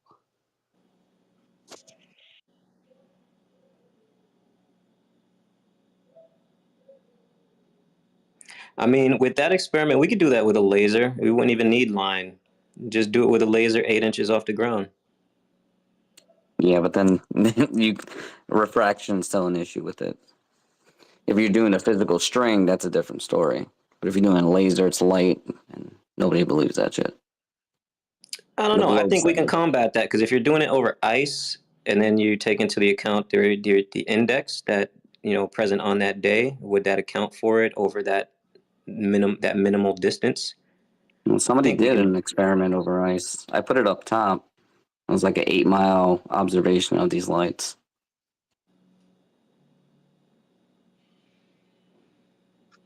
Yeah, I think that's the one that I just mentioned, wasn't it? The one from Groda, excuse me, Groda 1.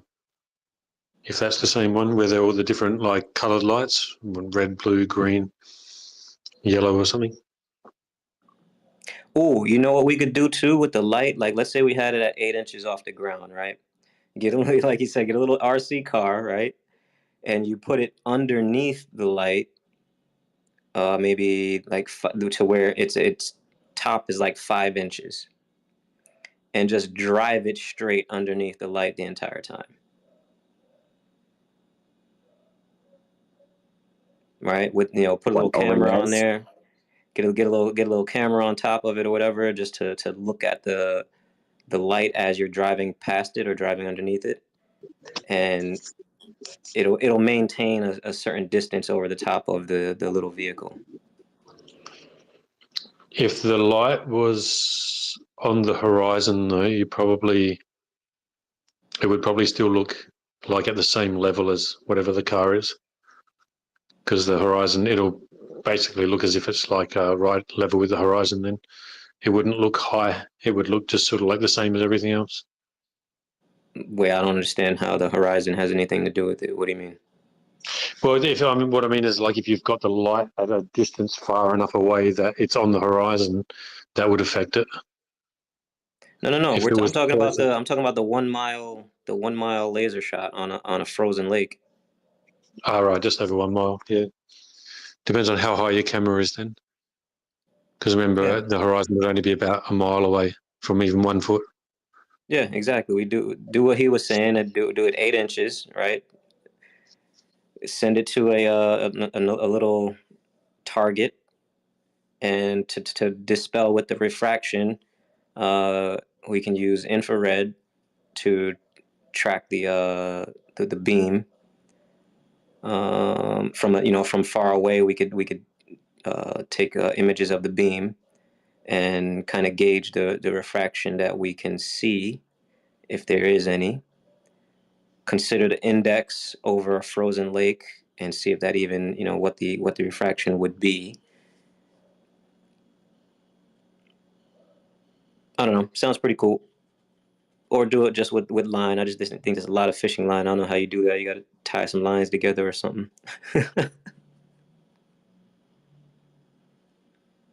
Anyway, put those ideas up in the post, man. Comment, put that idea there, and I'll add it to the list.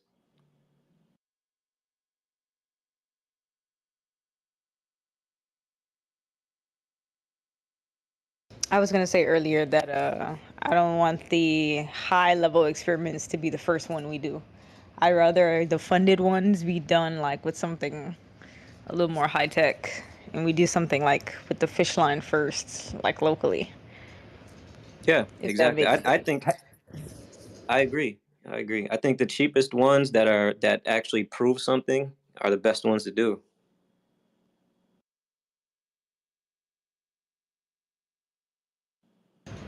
Someone had their hand up a second ago. The Theor or something. The theorem? Yeah. Jump in. Hey guys, yeah, you can call me Yesh or the Theory. I'm loving this space. Thanks, Proud. Thanks, Alan. Thanks for everyone contributing. I've got a hybrid idea. So I love the 8-inch mile fishing line, right? I think that's good. Obviously, the weight of the fishing line, blah, blah, blah, blah.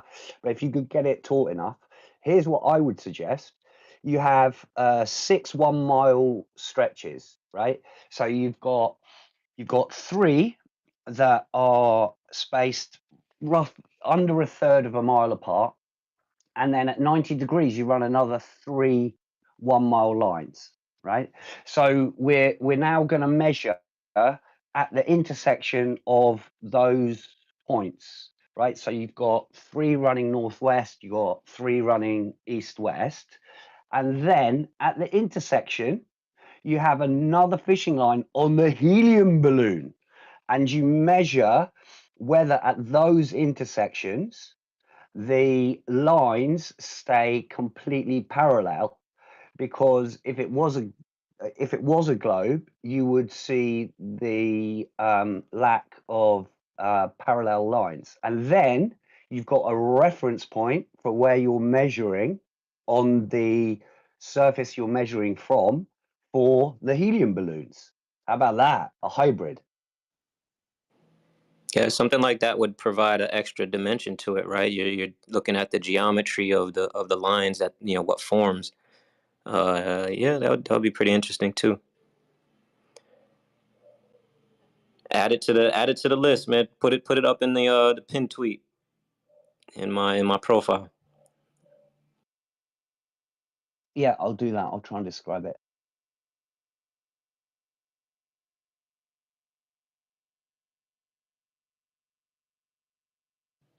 And anybody listening, if you don't have an idea yourself, that's fine. Share the post.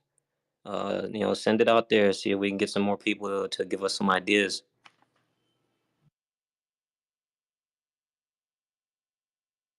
I've been sitting on this damn weather balloon for years now. My only issue is like trying to figure out what kind of box to put the recording device in. Like I want it to be stabilized. I want it to be able to actually capture something. I don't want it to be a wide angle lens. Wait, what are you trying to do? Just launch a weather balloon. As high up as it'll go. Nice. And you want to put a camera in there and just capture? Yeah. But some of the amateur ones I watched, they had like different issues with the balloon spinning and the camera not being able to stay still. You might be able to solve that with having a rotating like a really loosely rotating No, never mind. No, you can't. That'll just probably make it worse. Never mind. We've been sending weather balloons. Like we send it for seven weather balloons at this moment, and it's like not so easy as one would think. Like you have to first you have to like balance it so it doesn't spin a lot. You have to put some weight on it. You have to have a right amount of helium or damn how it, if you want to go higher, you don't you cannot use helium. You have to use but I don't know how to say it in English. Vodík. But it's a different kind of gas. It have a little bit less density, so it will go to 38, 39 kilometers up in the air. And we got pictures from it, and you will see definitely flat horizon. Like we have a picture and recording from same distance that was Felix Baumgartner shoot was jumping, and it's so funny when you compare our flat horizon from our camera and then you compare it from the Red Bull jump. It's hilarious. So, but it's not so easy. You have to have something to like stable the phone and things like that. I can send you the pictures what we did and things like that. It's definitely a bit of science to like be successful with it. Yeah, I'm gonna look more into phone stabilizers. I think I could craft something that'll be able to hold up the balloon. When I first got it and I was trying to do this, the biggest problem for me was ironically trying to get helium for some reason. It was like everywhere was gatekeeping the helium, and nobody would allow me to use their helium on deck. It was just such a weird experience trying to get helium for a balloon. But you're saying something lighter than helium. that might make it go higher. Hydrogen, Hopefully, hydrogen. Yeah, that's definitely hydrogen. I'm pretty sure you can order that on some science website. I'll have to look. Because I was gonna end up just buying a tank of helium myself. With You know what I helium, would you will get around to 32 kilometers from our experience. But when you go with hydrogen, you will get around 38, 39 kilometers, and that's like the stop. That's the place where it's like almost zero pressure, or tends to be zero pressure. I wanna add to your experiment, man. I want you to get like cheap cell phones so you can just use their camera. See, and I have add a drone. I was gonna use my drone and use like other phones, but I worry about the wide angle lens thing, and then certain things might lose like connection going that high.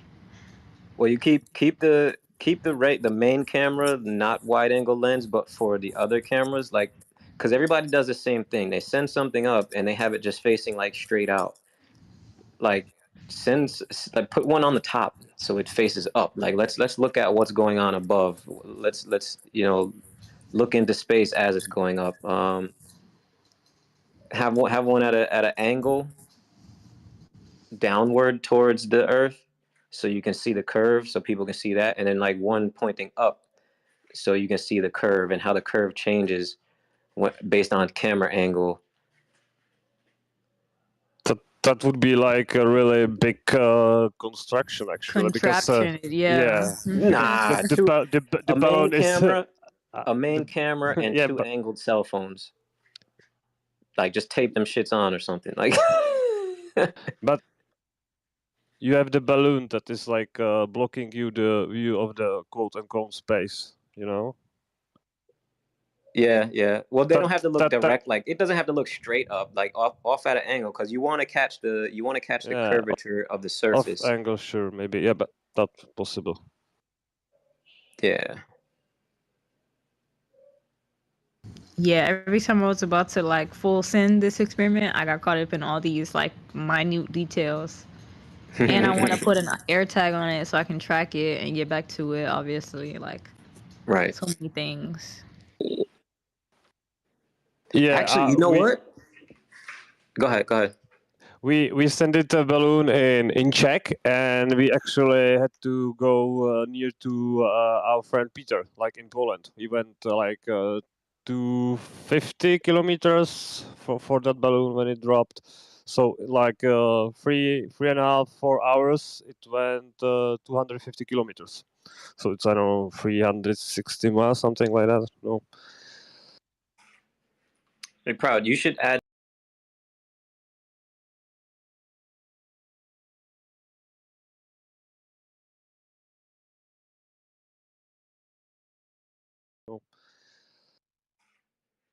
Hey, Proud, you should add this one to the list. And I have an idea too that maybe you could do.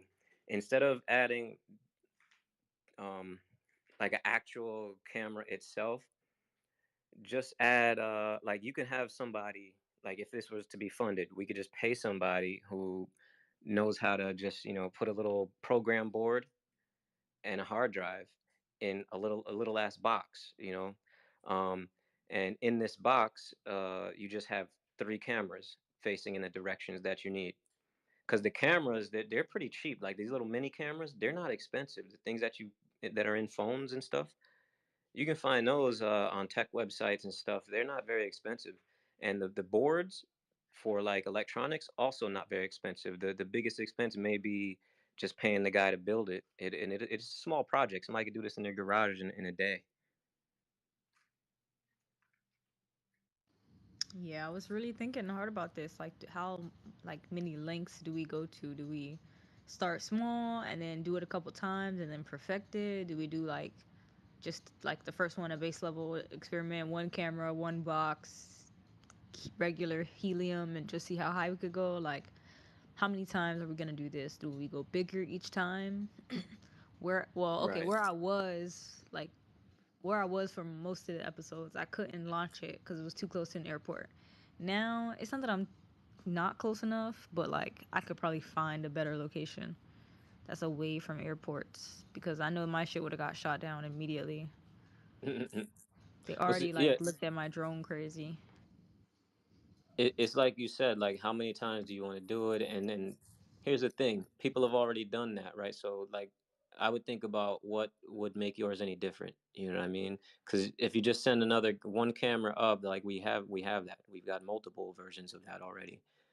So it would be just like a duplicate that, everybody be like, okay, that's nice, and then just kind of ignore it. But what would make yours different? Well, I think that's I'm strapping a something to think about. stopwatch to that. No, it's facts. No, I would put a whole nother camera pointed at something like a watch or a camera. It's just something. Like I would start to like incorporate different things Hmm.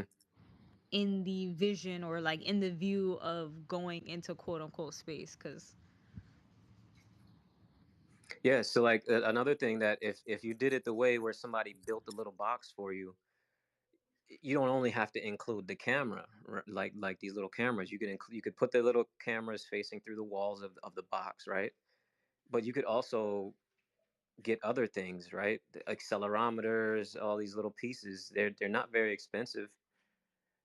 Just need somebody who knows how to put them together and build something custom for you.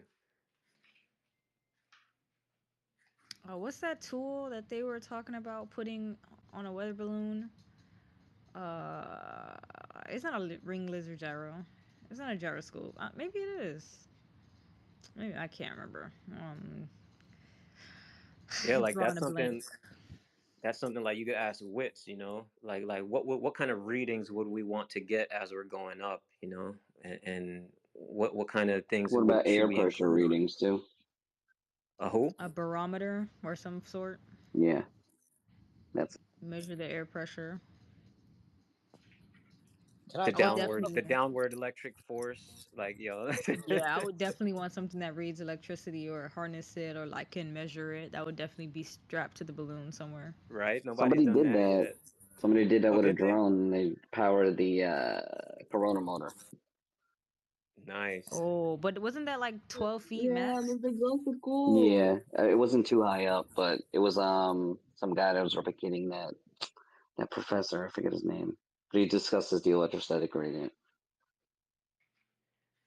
Yeah, we got to build a custom box. This sounds like a good experiment, but I See, think but it's got then to it be a goes custom from box. simple to being high tech. That's what you want, right? You could do the preliminaries, but once we get some freelance website, couple $100 to develop a 3D printable box that can house certain things. Boom, done.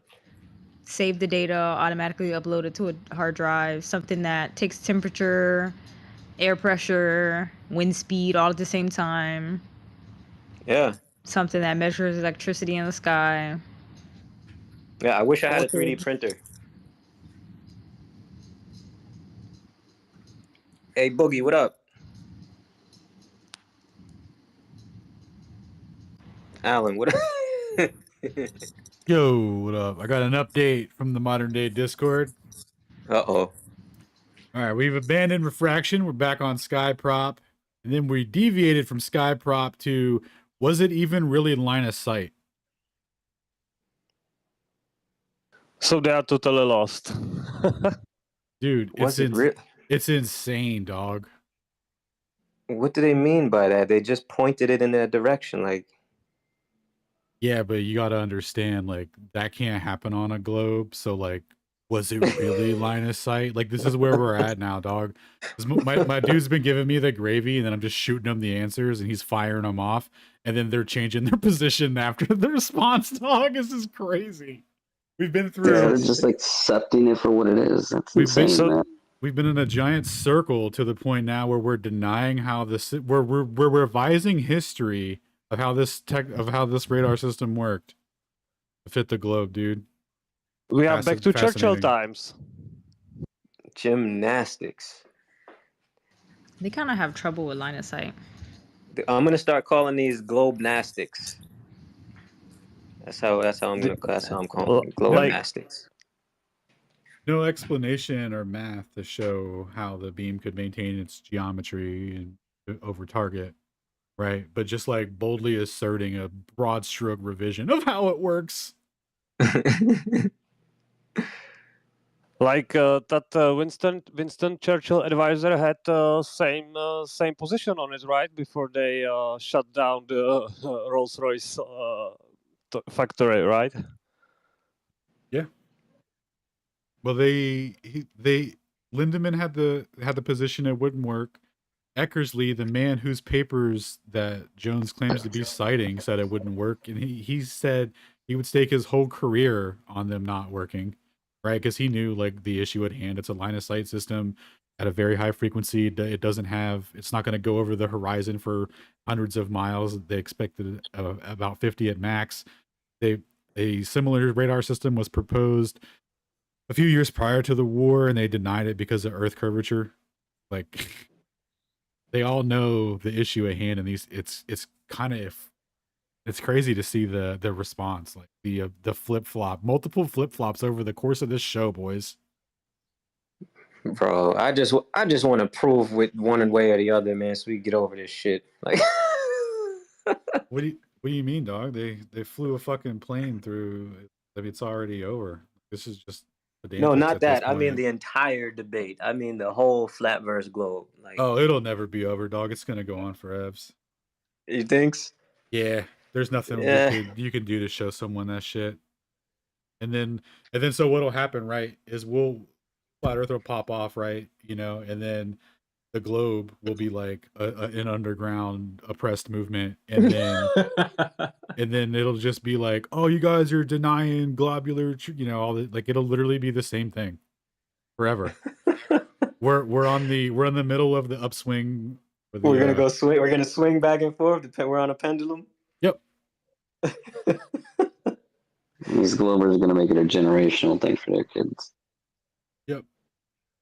I don't know. Maybe it's not a equal pendulum, right? Like they've only had it for a few hundred years now, right?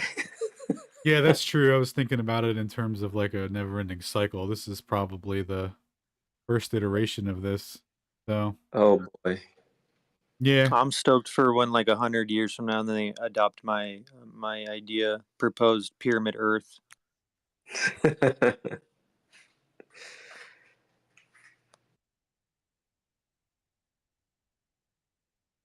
Each shape gets a couple hundred years,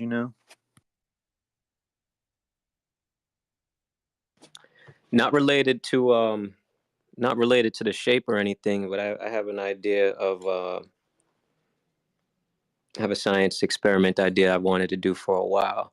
Because I'm a firm believer in the zodiac, and I feel like people have misinterpreted what it is. I think it's the energies here on Earth that are affecting us during development, not anything coming from stars.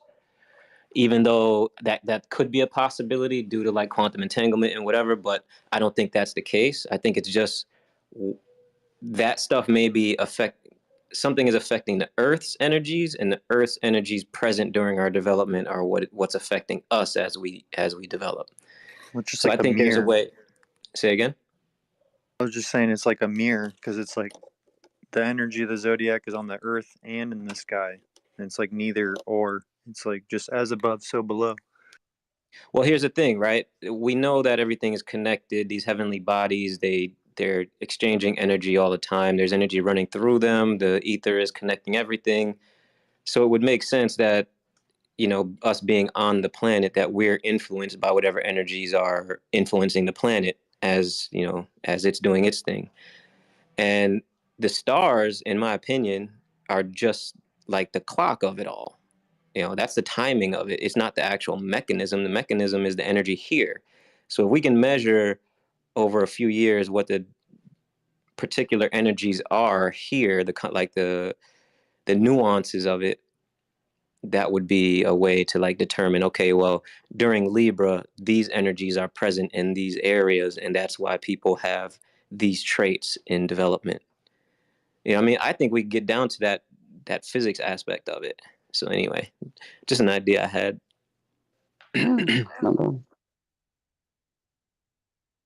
It's definitely a cycle. Yeah, it's definitely a cycle. And it's definitely true when you see people born in different places, different sides of the earth, look the same or have the same similar behavioral traits, born in the same times. It's like it's not an ignorable thing. I don't know how people ignore it, to be honest. In probability, you're going to have archetypes and those tropes. Yeah, they're not like dictated by the stars, but since everything's a reflection of itself, it's showing you like what stage, era, season of growth, just the continual, like the conduit of life as it ever flowing goes forward, builds, creates, decays, destroys, dies, rebirths. And these are just like they could be archetypes in people and characters and stories, but it's also like there's many tropes to the life. It's like winter and summer, opposite energies, opposite signs, opposite characters in the story or the dance of life. And so it's like nothing's really dictating exactly what. It's just like all these different synchronicities. I see it more as like Right. portals. Like portals are like lining up and then like shooting a plasma beam of potential and information, and it's like reforming into the next evolution of itself as it just keeps lingering on, just lingers. Yeah, a lot of stuff we don't know about it. Back to Earth. When we gonna have those flying cars, man? They got them, dude. They got those I just saw carbo a video bicycle once. things, dude. They got them. Man, my childhood is a lie. I really thought that Yo, would be adulthood. I've been waiting on I the think Jetsons car for China a got a minute, flying man. car. I've been waiting on the Jetsons version for a long time now. It's in somebody's black budget basement with all the other rejected pieces It's of it's it technology. it's in the facility where they have all the Tesla stuff locked up. No, they got it. EtherTech, man. I don't know. Even the jetpacks that they show us look stupid. The jetpacks that they show us, the water jets, all that looks like poor Oh, those technology. ain't no real jetpacks though. That's some swag knockoff, like It what do they looks call like those? it. Like Have you seen Jetman though, Proud? Jetman, the one Yeah. that's like more like leaf blowers. No. Jetman, like that's his moniker. Like he's this dude from Switzerland. Him and his team built. This is years ago. He's been doing this for over a decade now. They built their own custom jetpacks. Like there's a team of them. It started off with just him, but now there's like 2 or 3 other guys that are doing it too. This dude literally flies. Like he jumps out of a helicopter with this jetpack on. It's got wings, and he just turns it on, and whoosh, he's gone. I've seen that Oh, I dude. think I see him on my TL. Yeah, dude is awesome, bro. He's Just an flying next to FYI, I an actual googled it. airplane. I googled it, and Power Rangers came up. It's weird. Oh, it's some type of propulsion system. Like obviously, like Yeah, it has an engine and all. yeah, he's got like these little propulsion. They're built into the wings, but it's like this lightweight metal. It's fucking dope, man. He's flying a little too close to this airplane, if you ask me. Wouldn't that be dope though? Like I want that for real. Nah, I'd rather fly like above ground. Like I want to still be able to see the street that I'm turning on. Like a hover. Yeah. Yeah, that'll be fire too. But imagine trying to control traffic in the air when we can't even get a hold of traffic on the ground. Yeah, I don't think it's ever gonna happen. Who wants to see that anyway? Nobody wants to see a bunch of stuff floating around above them, a bunch of vehicles up there. I sure as hell don't. And then when they crash into each other up there, and now they come crashing down to people down there, and it's just a lot of trouble. Yeah, if anything, I think we could do it as like a highway over certain areas, like there where there's nothing there. But I mean, typically there's something I almost mean, how everywhere, was it in right? the So past with these airships? Was there a lot of them? Never really looked into it. ancient times had airships. It's in all of the scriptures. Yeah, I've seen that, but we used to have them here in the cities and everything. So it's like, what did the sky look like back then? Were they all Oh, over you the mean place? How many were there? you mean the big blimp style airships? Yeah, Yeah, that must have been crazy, like right? the Hindenburg, Avatar vibes. Hildenberg. Yeah, that must have been really cool. I'm gonna see if they got footage. They definitely have footage of that shit. I think the Clippers were saying that's not really efficient to travel by blimp. Or, I mean, as efficient as it could be. Ah. I don't know. Them Goodyear blimps be moving across the sky.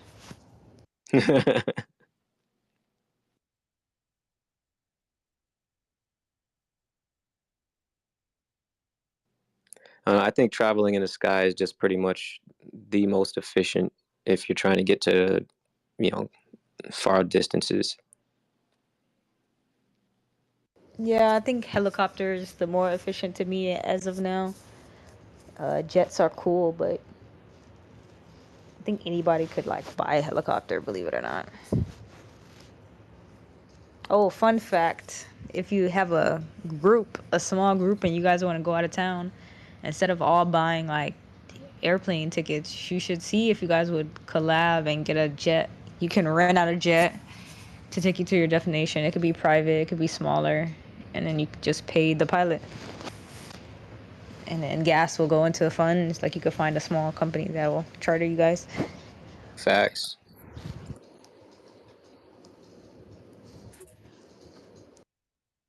I'm with that. Been going to Colombia next year, bachelor party.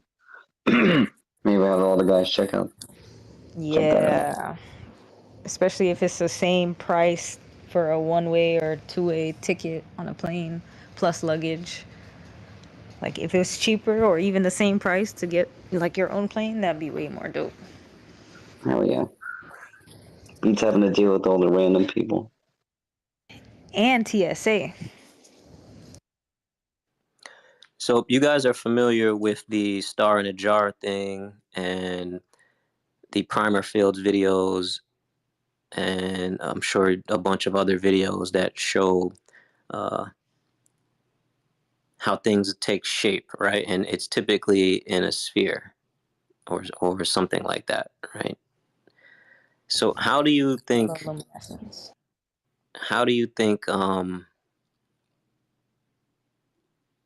it applies to this realm here?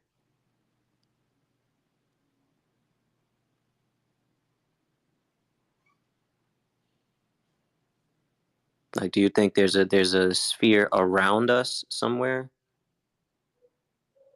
It's been depicted like that. Right? Ancient cultures, the maps and stuff they used to draw. It's like, how did they know that we were? How did multiple cultures know that there's a dome above us or something that resembles it? Yeah, if you ask me, they were taught. All of our histories go back to someone teaching us, right? So we were taught. Whoever that was, that's the question, right? Where's Keon?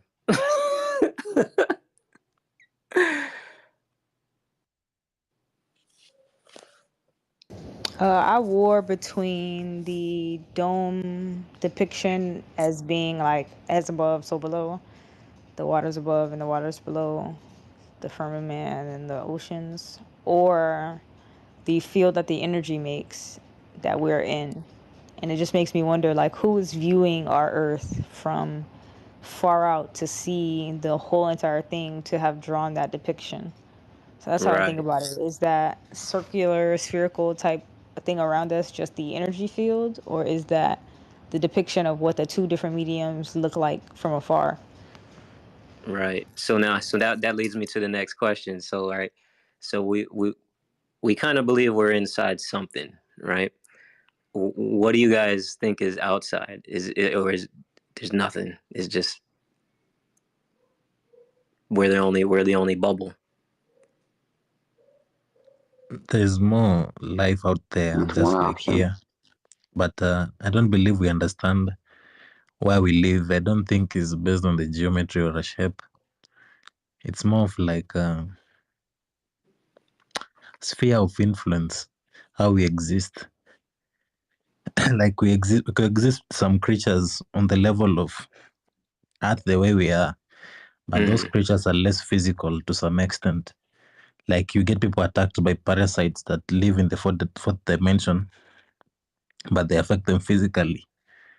So those parasites, they're native on Earth, but their modality of interaction does not interact with our physical body, but they can get into our emotional bodies and all these other aspects. I believe the Earth has also these other aspects to itself, you know.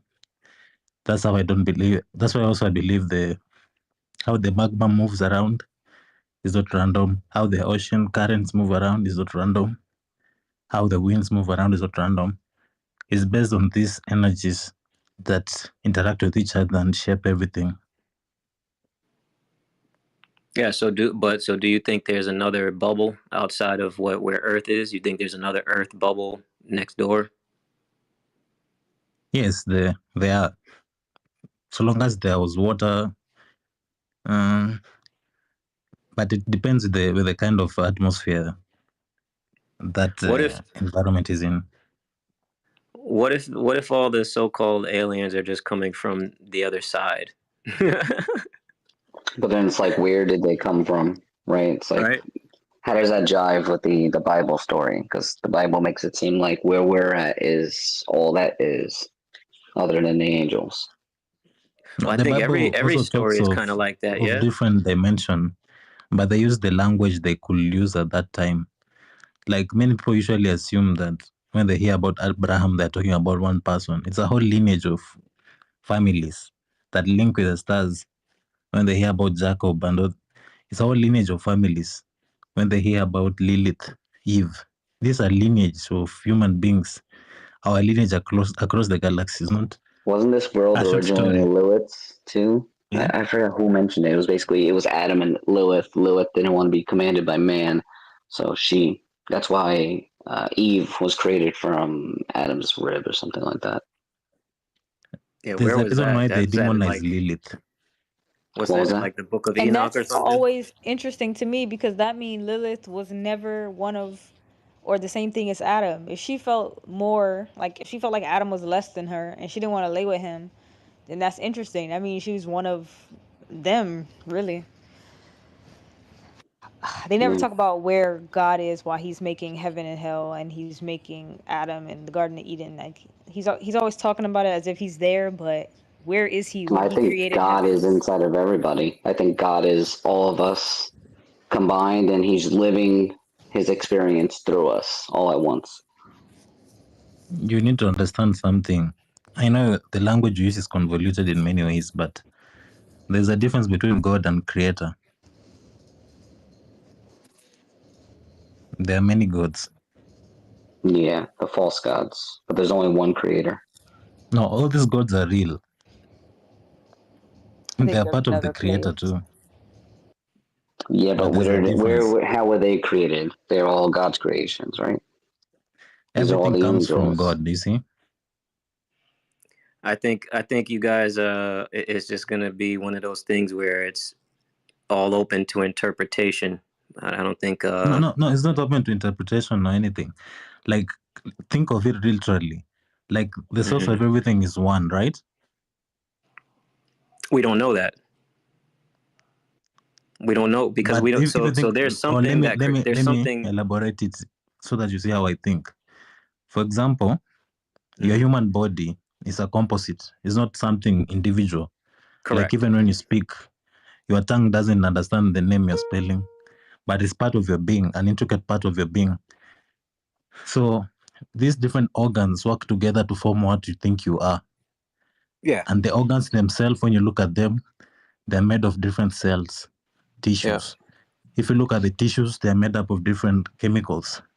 If you go beyond that, those chemicals are made up of different Yeah, we get it. We know where you're molecules, going with this. atoms, and all these structures are not random. They have memory.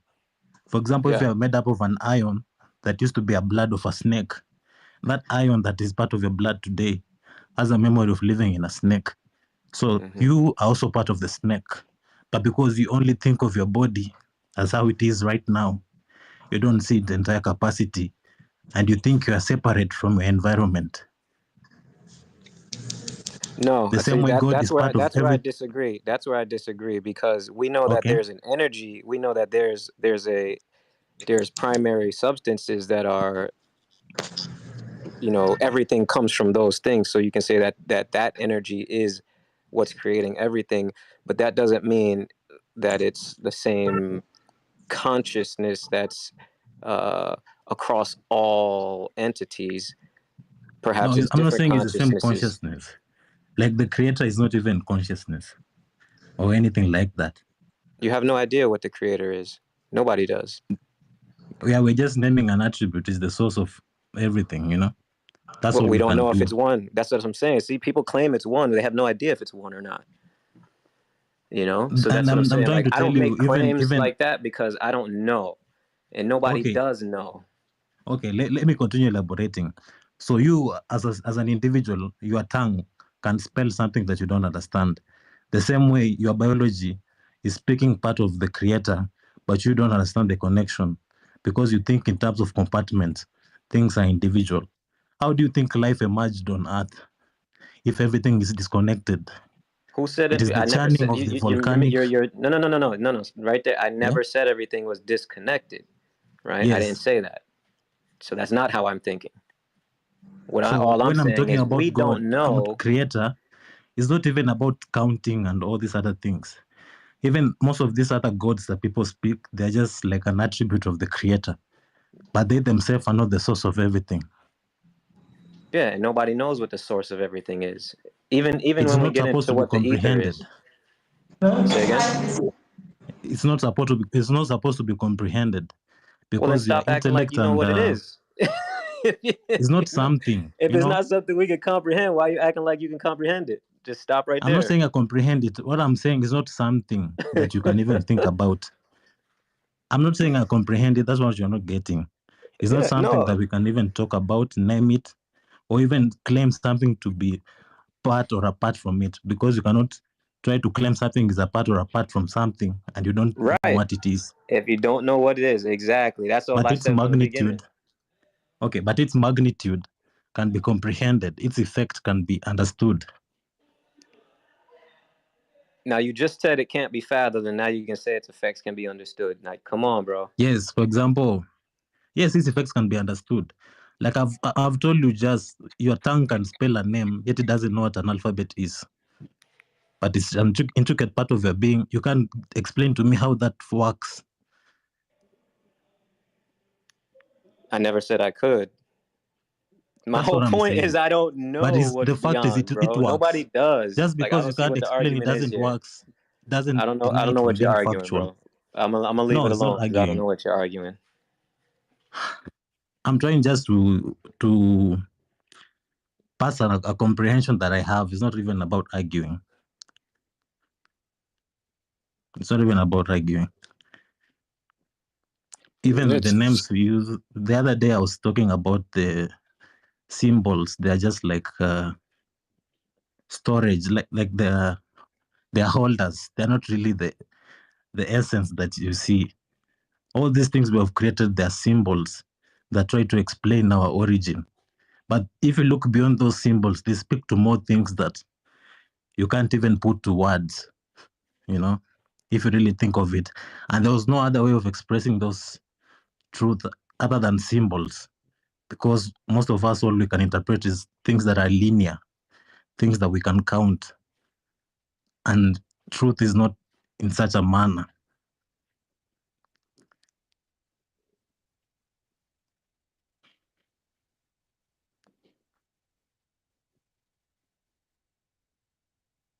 Anyway, we're talking about life on other spheres. Me, I was just trying to. The main reason I brought about the creator and everything is because we're talking about life and how it emerges. Like in our sphere, the biggest drive of life is water, and the most influence that drives the biology on Earth is the sodium chloride, which is mostly found in our oceans. And if you look at how the sodium chloride came to be on Earth, it is through the volcanic activities, the salts that kept on being pushed up, the metals that kept on being pushed up through different ages and seasons cooling down. Through these different mixing and churning of Earth elements is what brought about the salt composition of the oceans, the different temperatures and modalities that were able to spring life. And it's not like how they put it in the evolutionary sense, like Charles Darwin.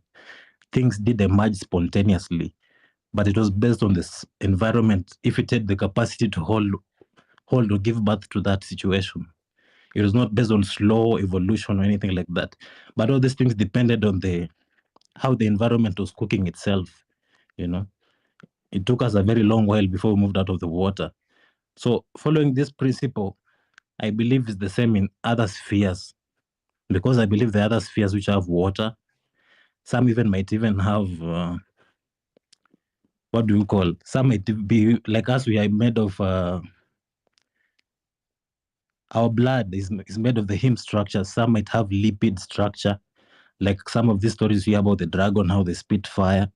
If you try and look at their biochemistry, you might find they're made up of their blood might be made of lipid and all these other things. Their biochemistry, like the ocean, could be made up of oil, and like ours, made up of water mixed with salt. And that will be the composition of their biology. Even the atmospheric pressure will be intense and things like that. And that will shape their biology. So how life manifests is not uniform, but the principle of life manifestation is everywhere. And I believe also the genetic makeup as a key connection to our galaxy, because that's the closest spin we have to Earth, you know.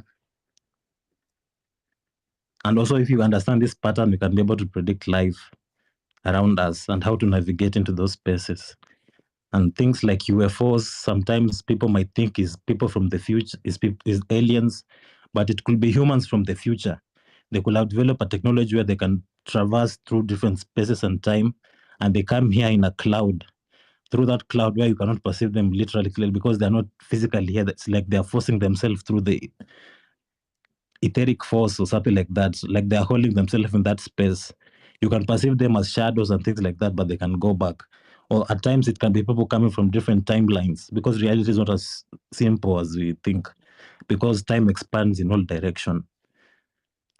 So whatever we perceive as aliens, it could be anything literally, but there's unlimited potential of beings that can manifest in the universe, both good and bad, and of different variety in biological